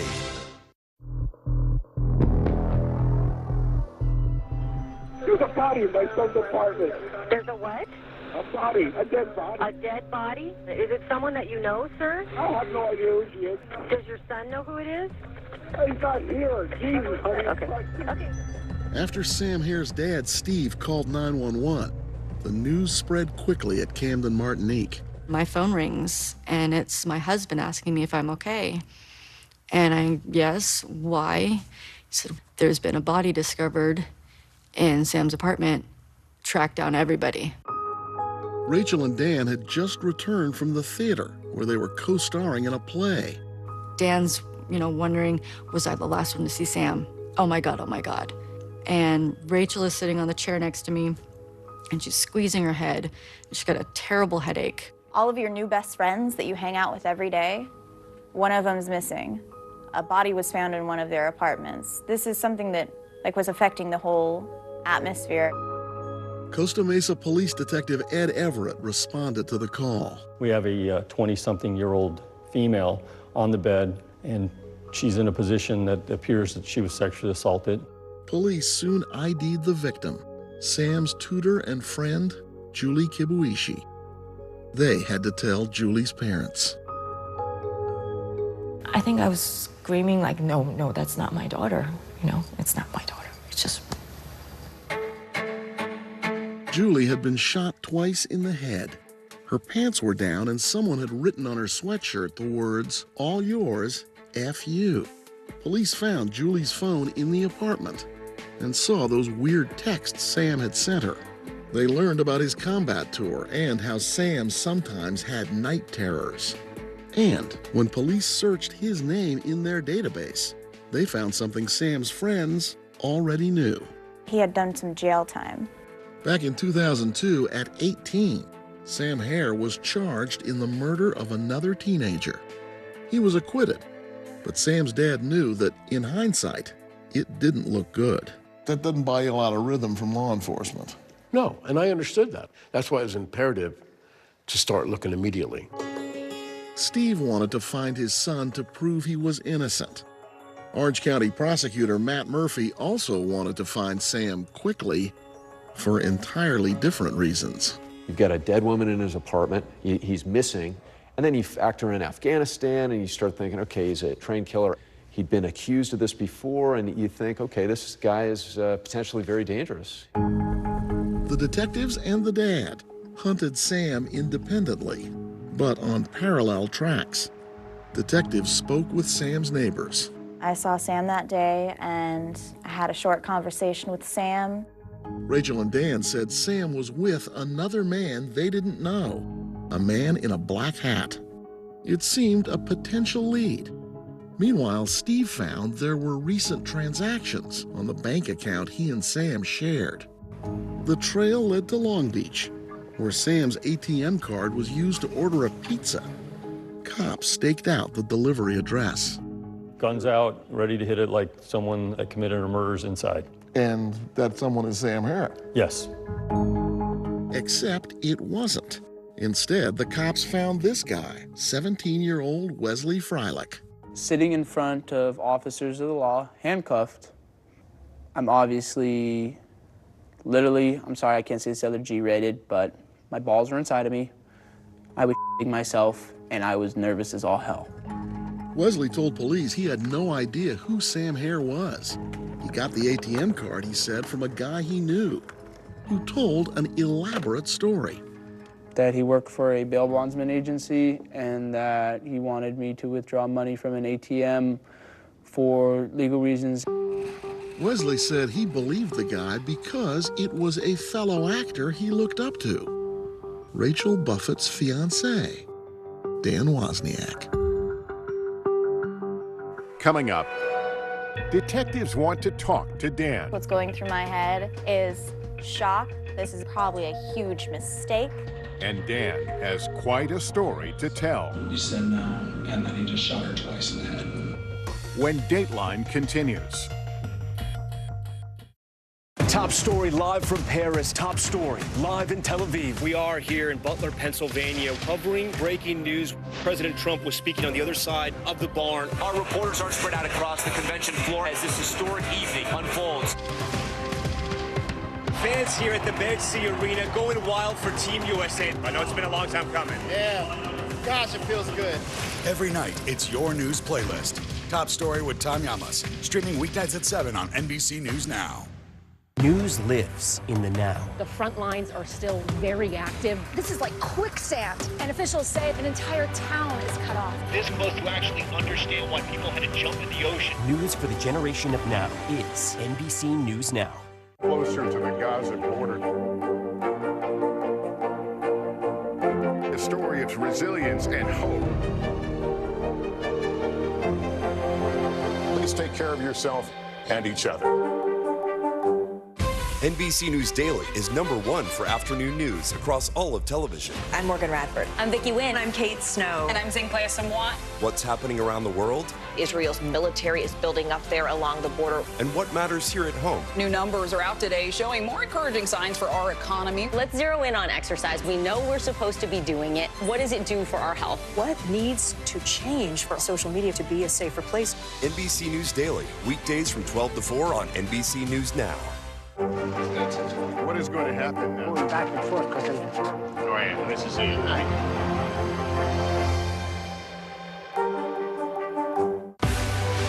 Now is raw. How hard is it to see it like this? Our house is no longer here, but we are here. Now is real. Let's break down what we know and then the big questions still outstanding. News for the generation of now is NBC News Now. You gotta see this. I'm Gotti Schwartz. We are following some breaking news. Severe storms continue to wreak havoc. The Supreme Court put a pause on a controversial immigration law. Protesters have redoubled their numbers right here at this makeshift barricade. The future of TikTok as we know it is at risk. Is this a ban or not? The craziest ride I have ever hitched. That is totality. Do you see yourselves in space? I could go to space. How you feeling? I feel great. Stay tuned now, weeknights at 8 Eastern, 5 Pacific on NBC News Now. Now is raw. How hard is it to see it like this? Our house is no longer here, but we are here.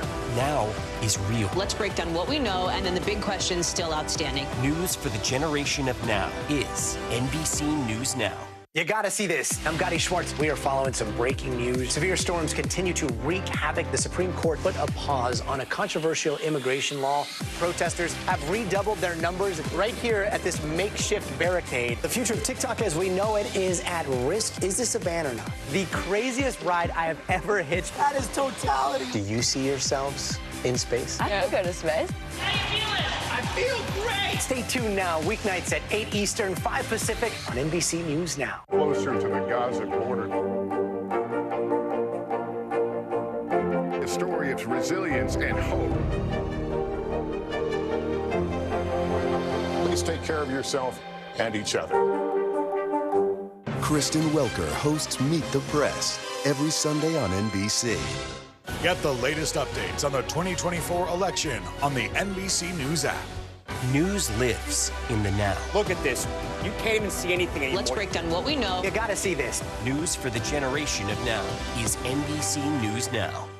For the very latest on the 2024 election, get the NBC News app, your trusted source for the latest breaking news, analysis, on-the-ground reporting, and newsmaker interviews. Download the NBC News app now.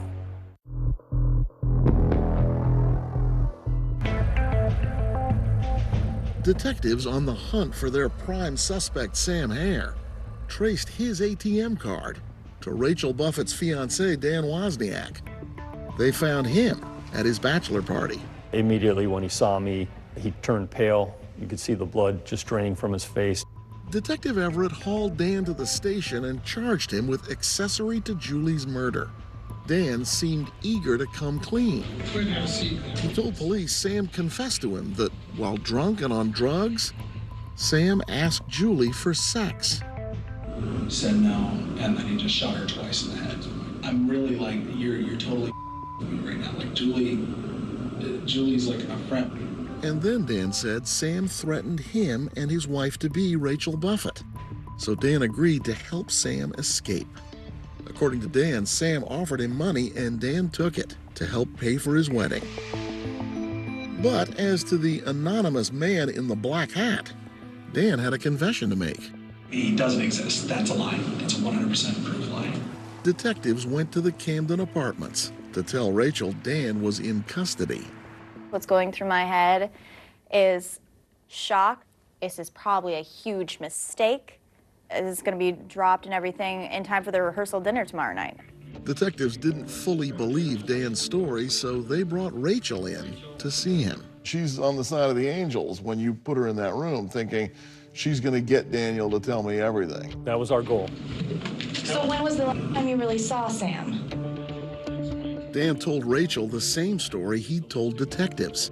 Sam killed Julie, and then Dan helped Sam escape. There's nothing you can do at this point to Sure, make it better?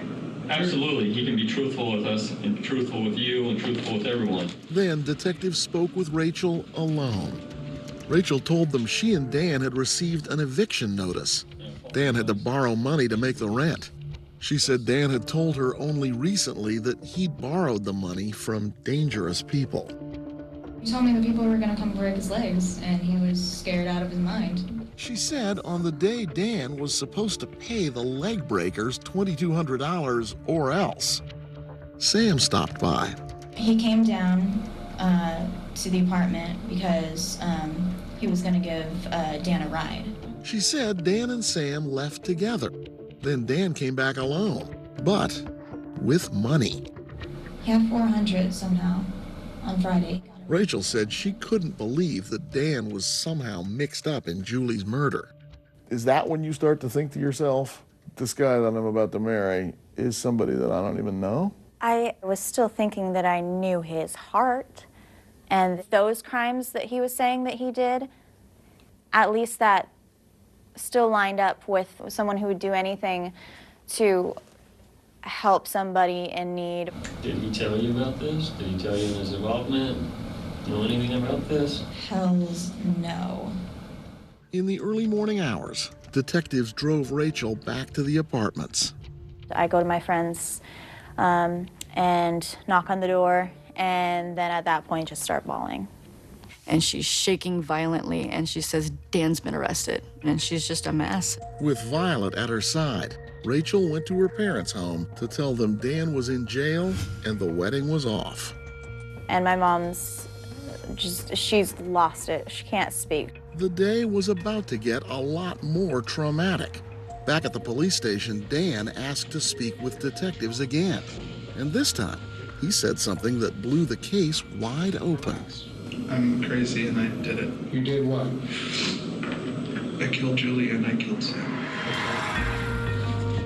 You didn't see that coming. No. Dan Wozniak suddenly confessed that he didn't help Sam Hare, he killed him. Dan said they drove to a theater where he'd performed, and Dan asked Sam to help move something from the attic. When he bent down, I grabbed the gun and I shot him. Once and then he was still alive. So, Wozniak said, he fired again. He started bleeding, he wasn't moving, he wasn't talking. Dan then drove to a different theater later that evening to appear on stage with Rachel in the musical 9. In this video of the performance, Dan showed no signs of stress as he played the starring role. Dan told police that during the show, he'd texted Julie from Sam's phone, pretending to be Sam. After the play, Dan said he went to Sam's apartment and lured Julie into Sam's bedroom. I said, lean over, look at it right there. When she was leaned over, I put 2 bullets in the back of her head. Dan admitted scrawling those nasty words on Julie's back and to splitting her pants with a pair of scissors.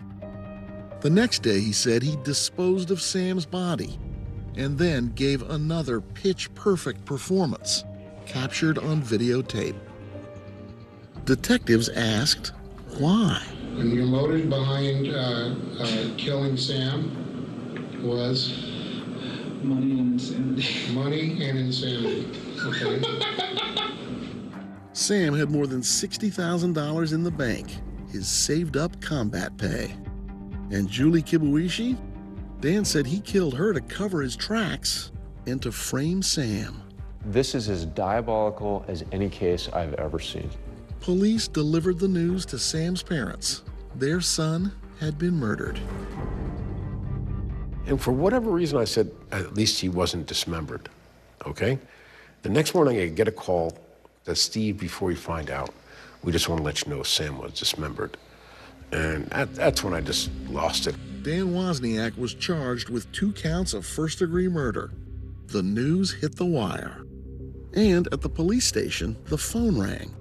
The caller had a story to tell, one that cast a whole new light on Dan's leading lady, Rachel Buffett. Coming up, a witness. Something was terrifying in the feel of the room. I just wanted out of there. And a new suspect. We were shocked to learn it. We went back and said, hey, you know, Rachel didn't tell us any of this the day before. When Dateline continues. News lives in the now. Look at this. You can't even see anything anymore. Let's break down what we know. You gotta see this. News for the generation of now is NBC News Now. Top story live from Paris, live in Tel Aviv. We are here in Butler, Pennsylvania. Every weeknight, it's your news playlist. Top Story with Tom Llamas, streaming weeknights at 7 on NBC News Now. Still to come on the Channel 2 News. Well, the waters are certainly receding now. Still too close to call. Lester Holt reporting from the Ground Zero, as it's being referred to. It is, in fact, the taste of freedom. The Haitian people know a little something about resiliency. What's the biggest risk right now? Some of the troops who have been proud. I want to welcome you to the first presidential debate. In fact, we've been told we can't go any farther. You are some resilient folks. Let me get in.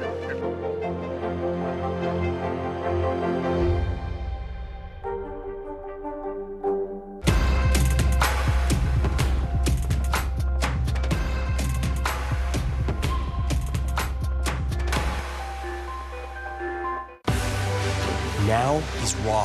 How hard is it to see it like this? Our house is no longer here, but we are here. Now is real. Let's break down what we know and then the big questions still outstanding. News for the generation of now is NBC News Now. Closer to the Gaza border. A story of resilience and hope. Please take care of yourself and each other. Hey there, I'm Hallie, and we are coming on the air tonight with new developments. Let's talk about the implications on women's health and then the political fallout. Start with what this law actually will and won't do. Crews, officials will do almost anything they can to get it back open ASAP. So how S is the P? In other words, how soon will it be open? I could keep talking till the Eiffel Tower starts sparkling. Now you've laid down the gauntlet, so we have to continue to speak until it starts to sparkle. It's sparkling. It's happening. Still to come on the Channel 2 News. Well, the waters are certainly receding now. Still too close to call. Lester Holt reporting from the Ground Zero, as it's being referred to. It is, in fact, the taste of freedom. The Haitian people know a little something about resiliency. What's the biggest risk right now? Some of the troops who have been proud. I want to welcome you to the first presidential debate. In fact, we've been told we can't go any farther. You are some resilient folks. Let me get in.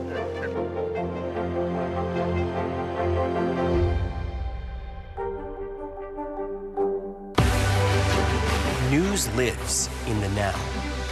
It's coming at us every second from all over the world. We have a full team. News is more now than ever. Just outside of the Israeli military headquarters, they're asking that the hostages, demanding that the hostages be released. Now is raw. This tunnel just goes on and on and on. Now is real. This is it. We get to see democracy in action for the very first time in the 2024 race. Now is constant. Morning News Now, we're breaking news. NBC News special report. You gotta see this. The future is now. News for the generation of now is NBC News Now.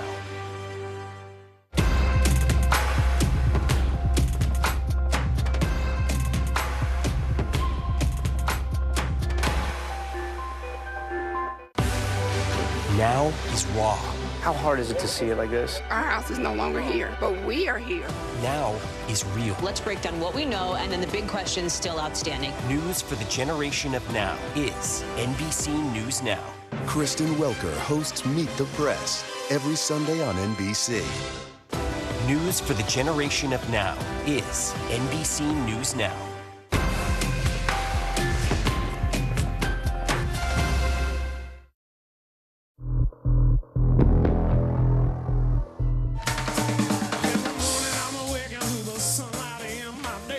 California draws people who want to perform. It sure does. Everyone's kind of pursuing the same dreams. Chris Williams moved from Canada to California for school. I ended up falling in love with jazz music and falling in love with California. So been down here 20 years and perform and love it. You inspire me. In early 2010, Chris was undergoing some serious health problems. The working musician didn't have insurance, so his friends organized a benefit concert. A couple thousand people showed up. It was It's pretty amazing. Raising money to keep you healthy. Yeah, yeah. And it worked. Here you are. It did. It sure did. And it changed my whole life. Chris, who'd been keeping to himself, began to socialize again. And he met two struggling young actors, Dan Wozniak and Rachel Buffett.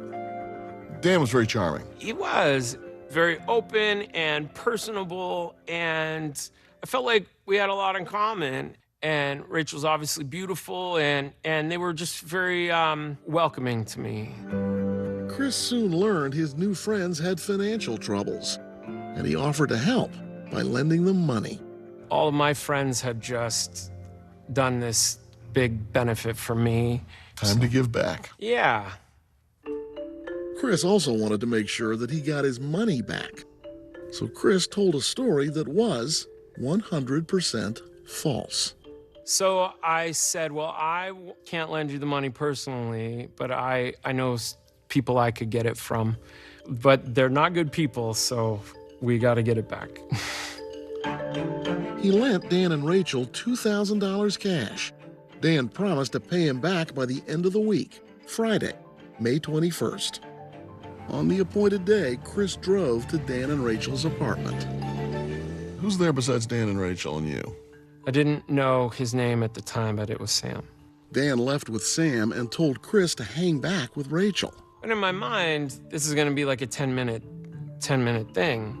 Meanwhile, said Chris, Rachel seemed stressed. She's on the computer trying to look for other work and ways to get money. 3 hours later, Dan Wozniak returned without Sam.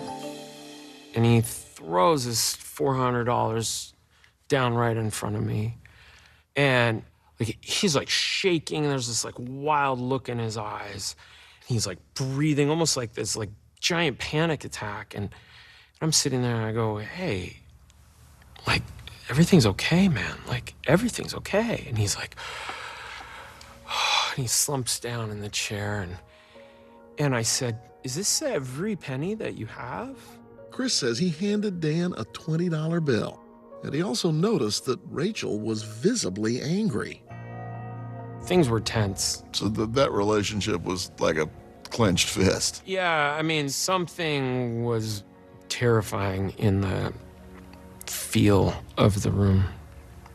I just wanted out of there. He left. And around 20 minutes later, says Chris, Rachel called. And Rachel goes, I think you left a 20 here. I think you dropped some money.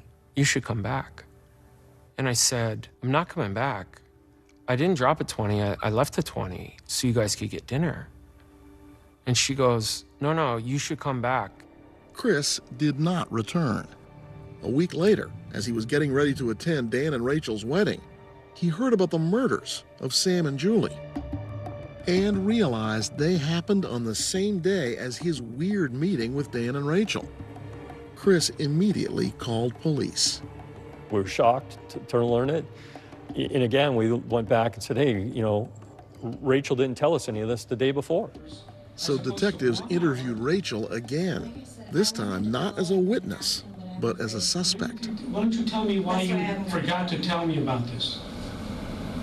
Because honestly, I was afraid that if you knew that Chris had seen us that day, I don't know who Chris knows, and I don't know if he knows anybody bad. You don't think we were going to find out? They'll come to me. Did you think we were not going to find out? I guess not. I don't know. I'm a little bit afraid for Well, I can tell you right Remember, Chris had told Dan and Rachel the money he lent them came from other people, dangerous people. So was it her safety Rachel was worried about? Detectives didn't think so. She's given herself more time to think about what she's going to tell us when she has to tell us that. And she's protecting Dan. She's protecting herself and Dan. They asked her to take a voice stress analyzer, a kind of lie detector. Rachel agreed, and the cops hit her with an aggressive question. Did you plan the murder with Dan? The results came quickly.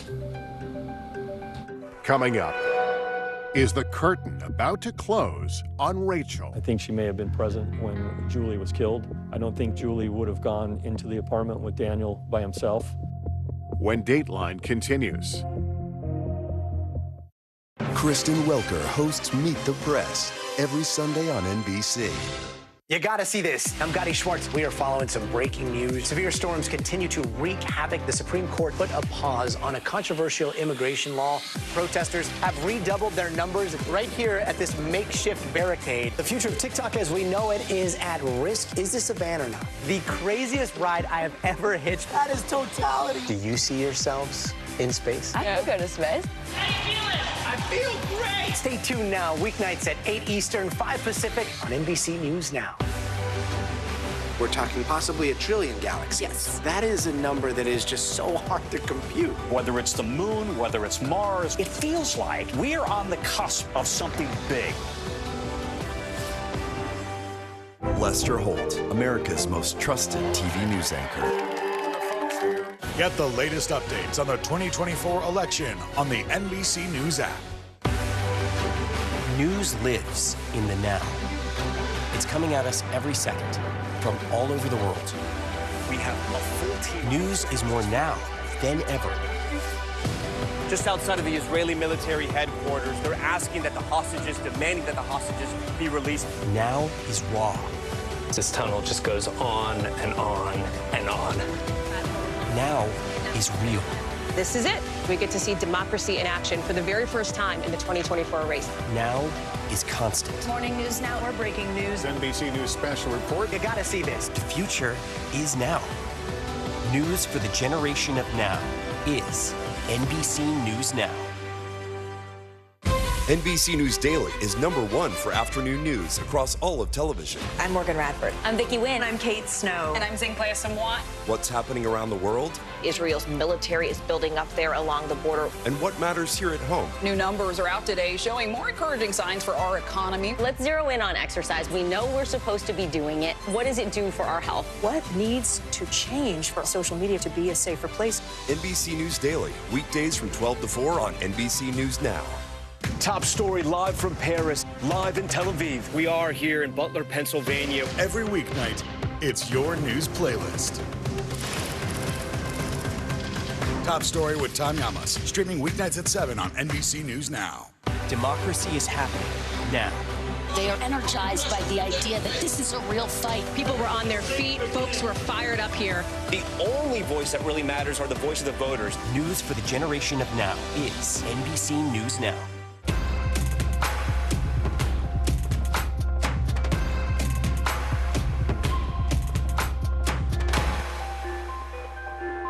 Democracy is happening now. They are energized by the idea that this is a real fight. People were on their feet. Folks were fired up here. The only voice that really matters are the voice of the voters. News for the generation of now is NBC News Now.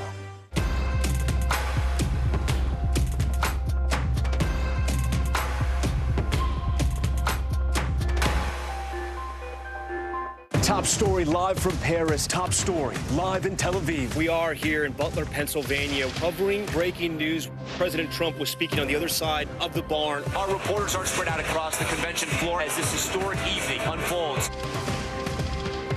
Fans here at the Mercy Arena going wild for Team USA. I know it's been a long time coming. Yeah, gosh, it feels good.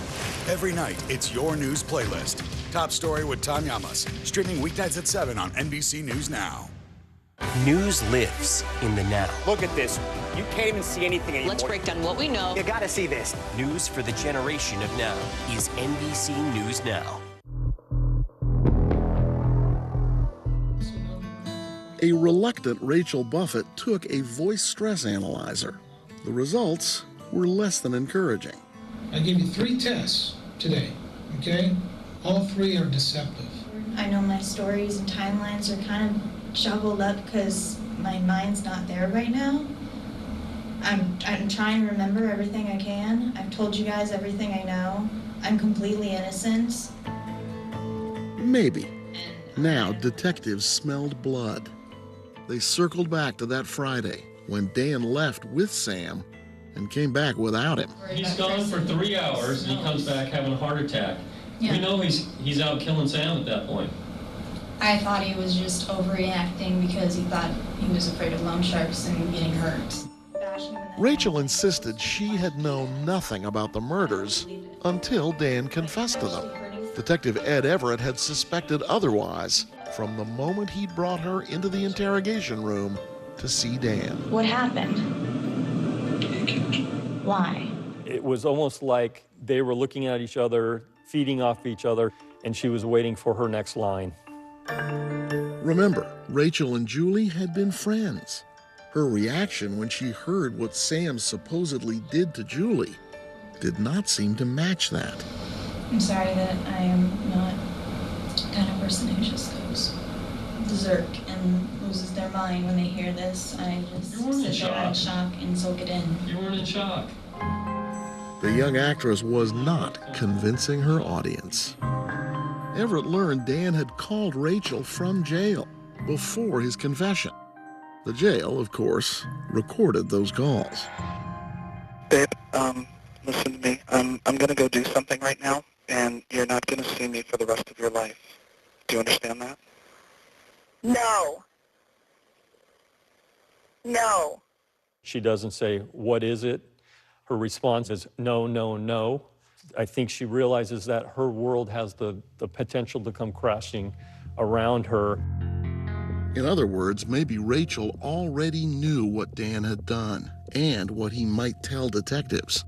Or was it just that Rachel was figuring things out? What did you do? I think you know what I did. Were you the one that killed them?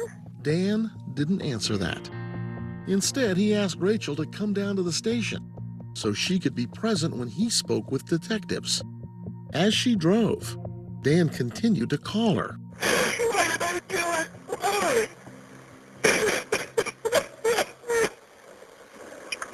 I love you, baby.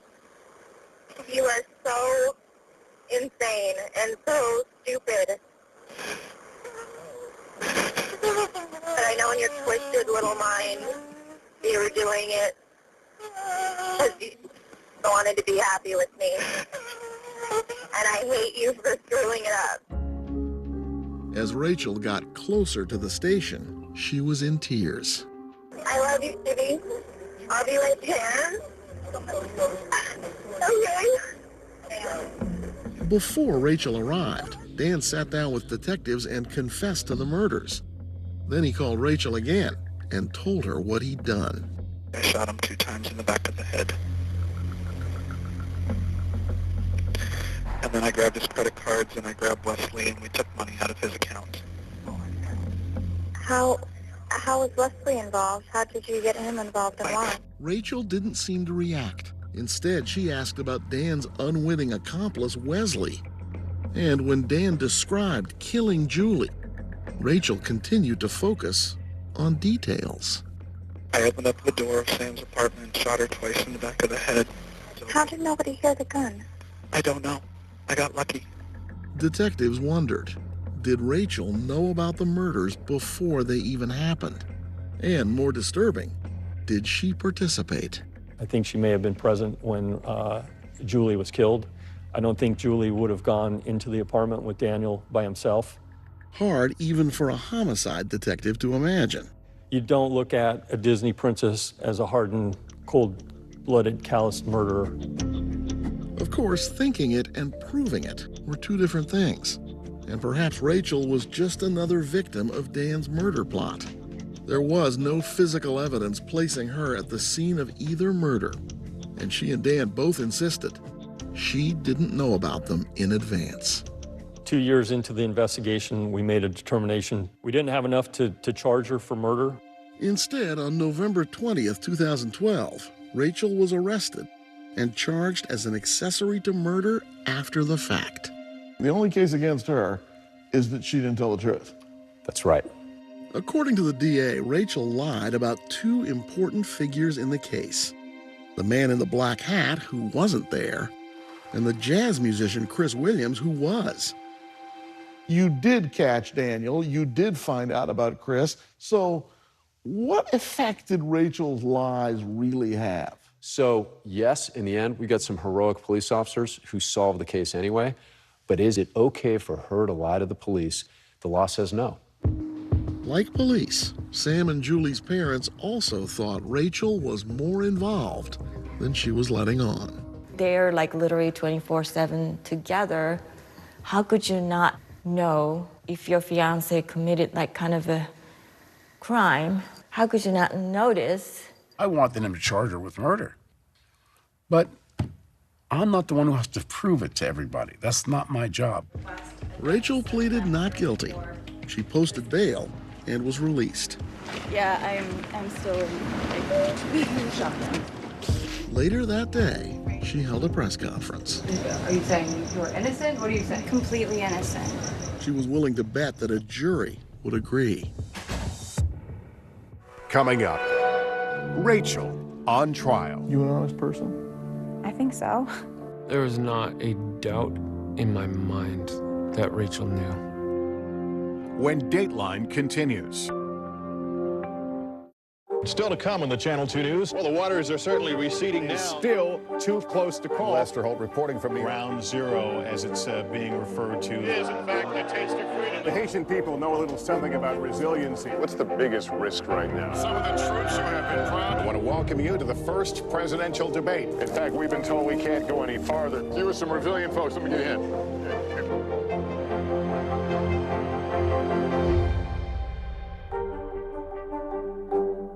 Hey there, I'm Hallie, and we are coming on the air tonight with new developments. Let's talk about the implications on women's health and then the political fallout. Start with what this law actually will and won't do. Cruise officials will do almost anything they can to get it back open ASAP. So how S is the P? In other words, how soon will it be open? I could keep talking till the Eiffel Tower starts sparkling. Yeah, you've laid down the gauntlet, so we have to continue to speak until it starts to sparkle. It's sparkling. It's happening. News lives in the now. The front lines are still very active. This is like quicksand, and officials say an entire town is cut off. This close to actually understand why people had to jump in the ocean. News for the generation of now is NBC News Now. You gotta see this. I'm Gotti Schwartz. We are following some breaking news. Severe storms continue to wreak havoc. The Supreme Court put a pause on a controversial immigration law. Protesters have redoubled their numbers right here at this makeshift barricade. The future of TikTok as we know it is at risk. Is this a ban or not? The craziest ride I have ever hitched. That is totality. Do you see yourselves in space? I could go to space. How you feeling? I feel great. Stay tuned now, weeknights at 8 Eastern, 5 Pacific on NBC News Now. Closer to the Gaza border. A story of resilience and hope. Please take care of yourself and each other. Hey there, I'm Hallie, and we are coming on the air tonight with new developments. Let's talk about the implications on women's health and then the political fallout. Start with what this law actually will and won't do. Cruise officials will do almost anything they can to get it back open ASAP. So how S is the P? In other words, how soon will it be open? I could keep talking till the Eiffel Tower starts sparkling. Yeah, you've laid down the gauntlet, so we have to continue to speak until it starts to sparkle. It's sparkling. It's happening. For the very latest on the 2024 election, get the NBC News app. Your trusted source for the latest breaking news, analysis, on-the-ground reporting, and newsmaker interviews. Download the NBC News app now. Fire has grown leaps and bounds. What you see behind me is typical. How you doing? Pretty bad. News for the generation of now is NBC News Now. Still to come on the Channel 2 News. Well, the waters are certainly receding now. Still too close to call. Lester Holt reporting from the Ground Zero, as it's being referred to. It is, in fact, a taste of freedom. The Haitian people know a little something about resiliency. What's the biggest risk right now? Some of the troops who have been proud. I want to welcome you to the first presidential debate. In fact, we've been told we can't go any farther. You are some resilient folks. Let me get in.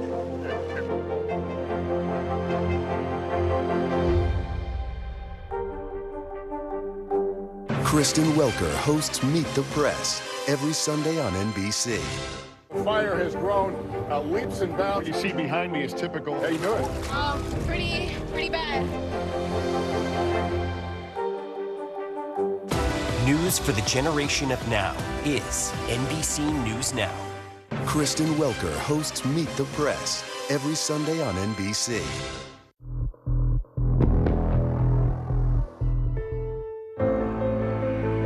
December 2015, 5 years after Sam and Julie's murders, the lives of two young actors were playing out not on stage, but here in court.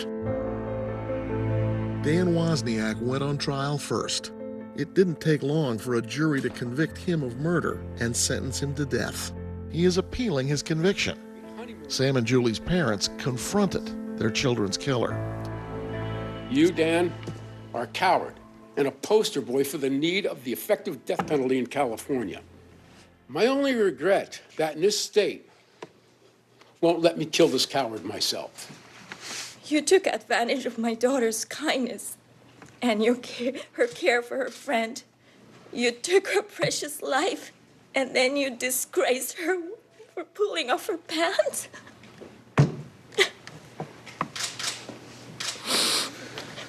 To you, my daughter was just a decoy. Nothing else. The spotlight then turned to Rachel Buffett. She faced a felony charge, accessory after the fact. Police and prosecutors don't believe you were honest with them. Mm-hmm. Were you honest with them? I was.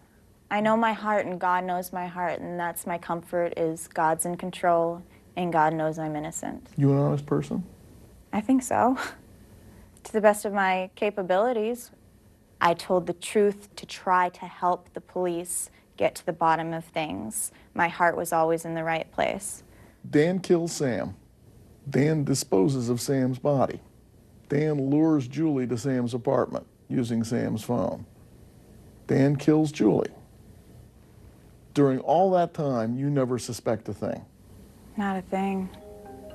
In September 2018, 8 years after the murders, the aspiring actress went on trial, accused of lying to protect the man she loved.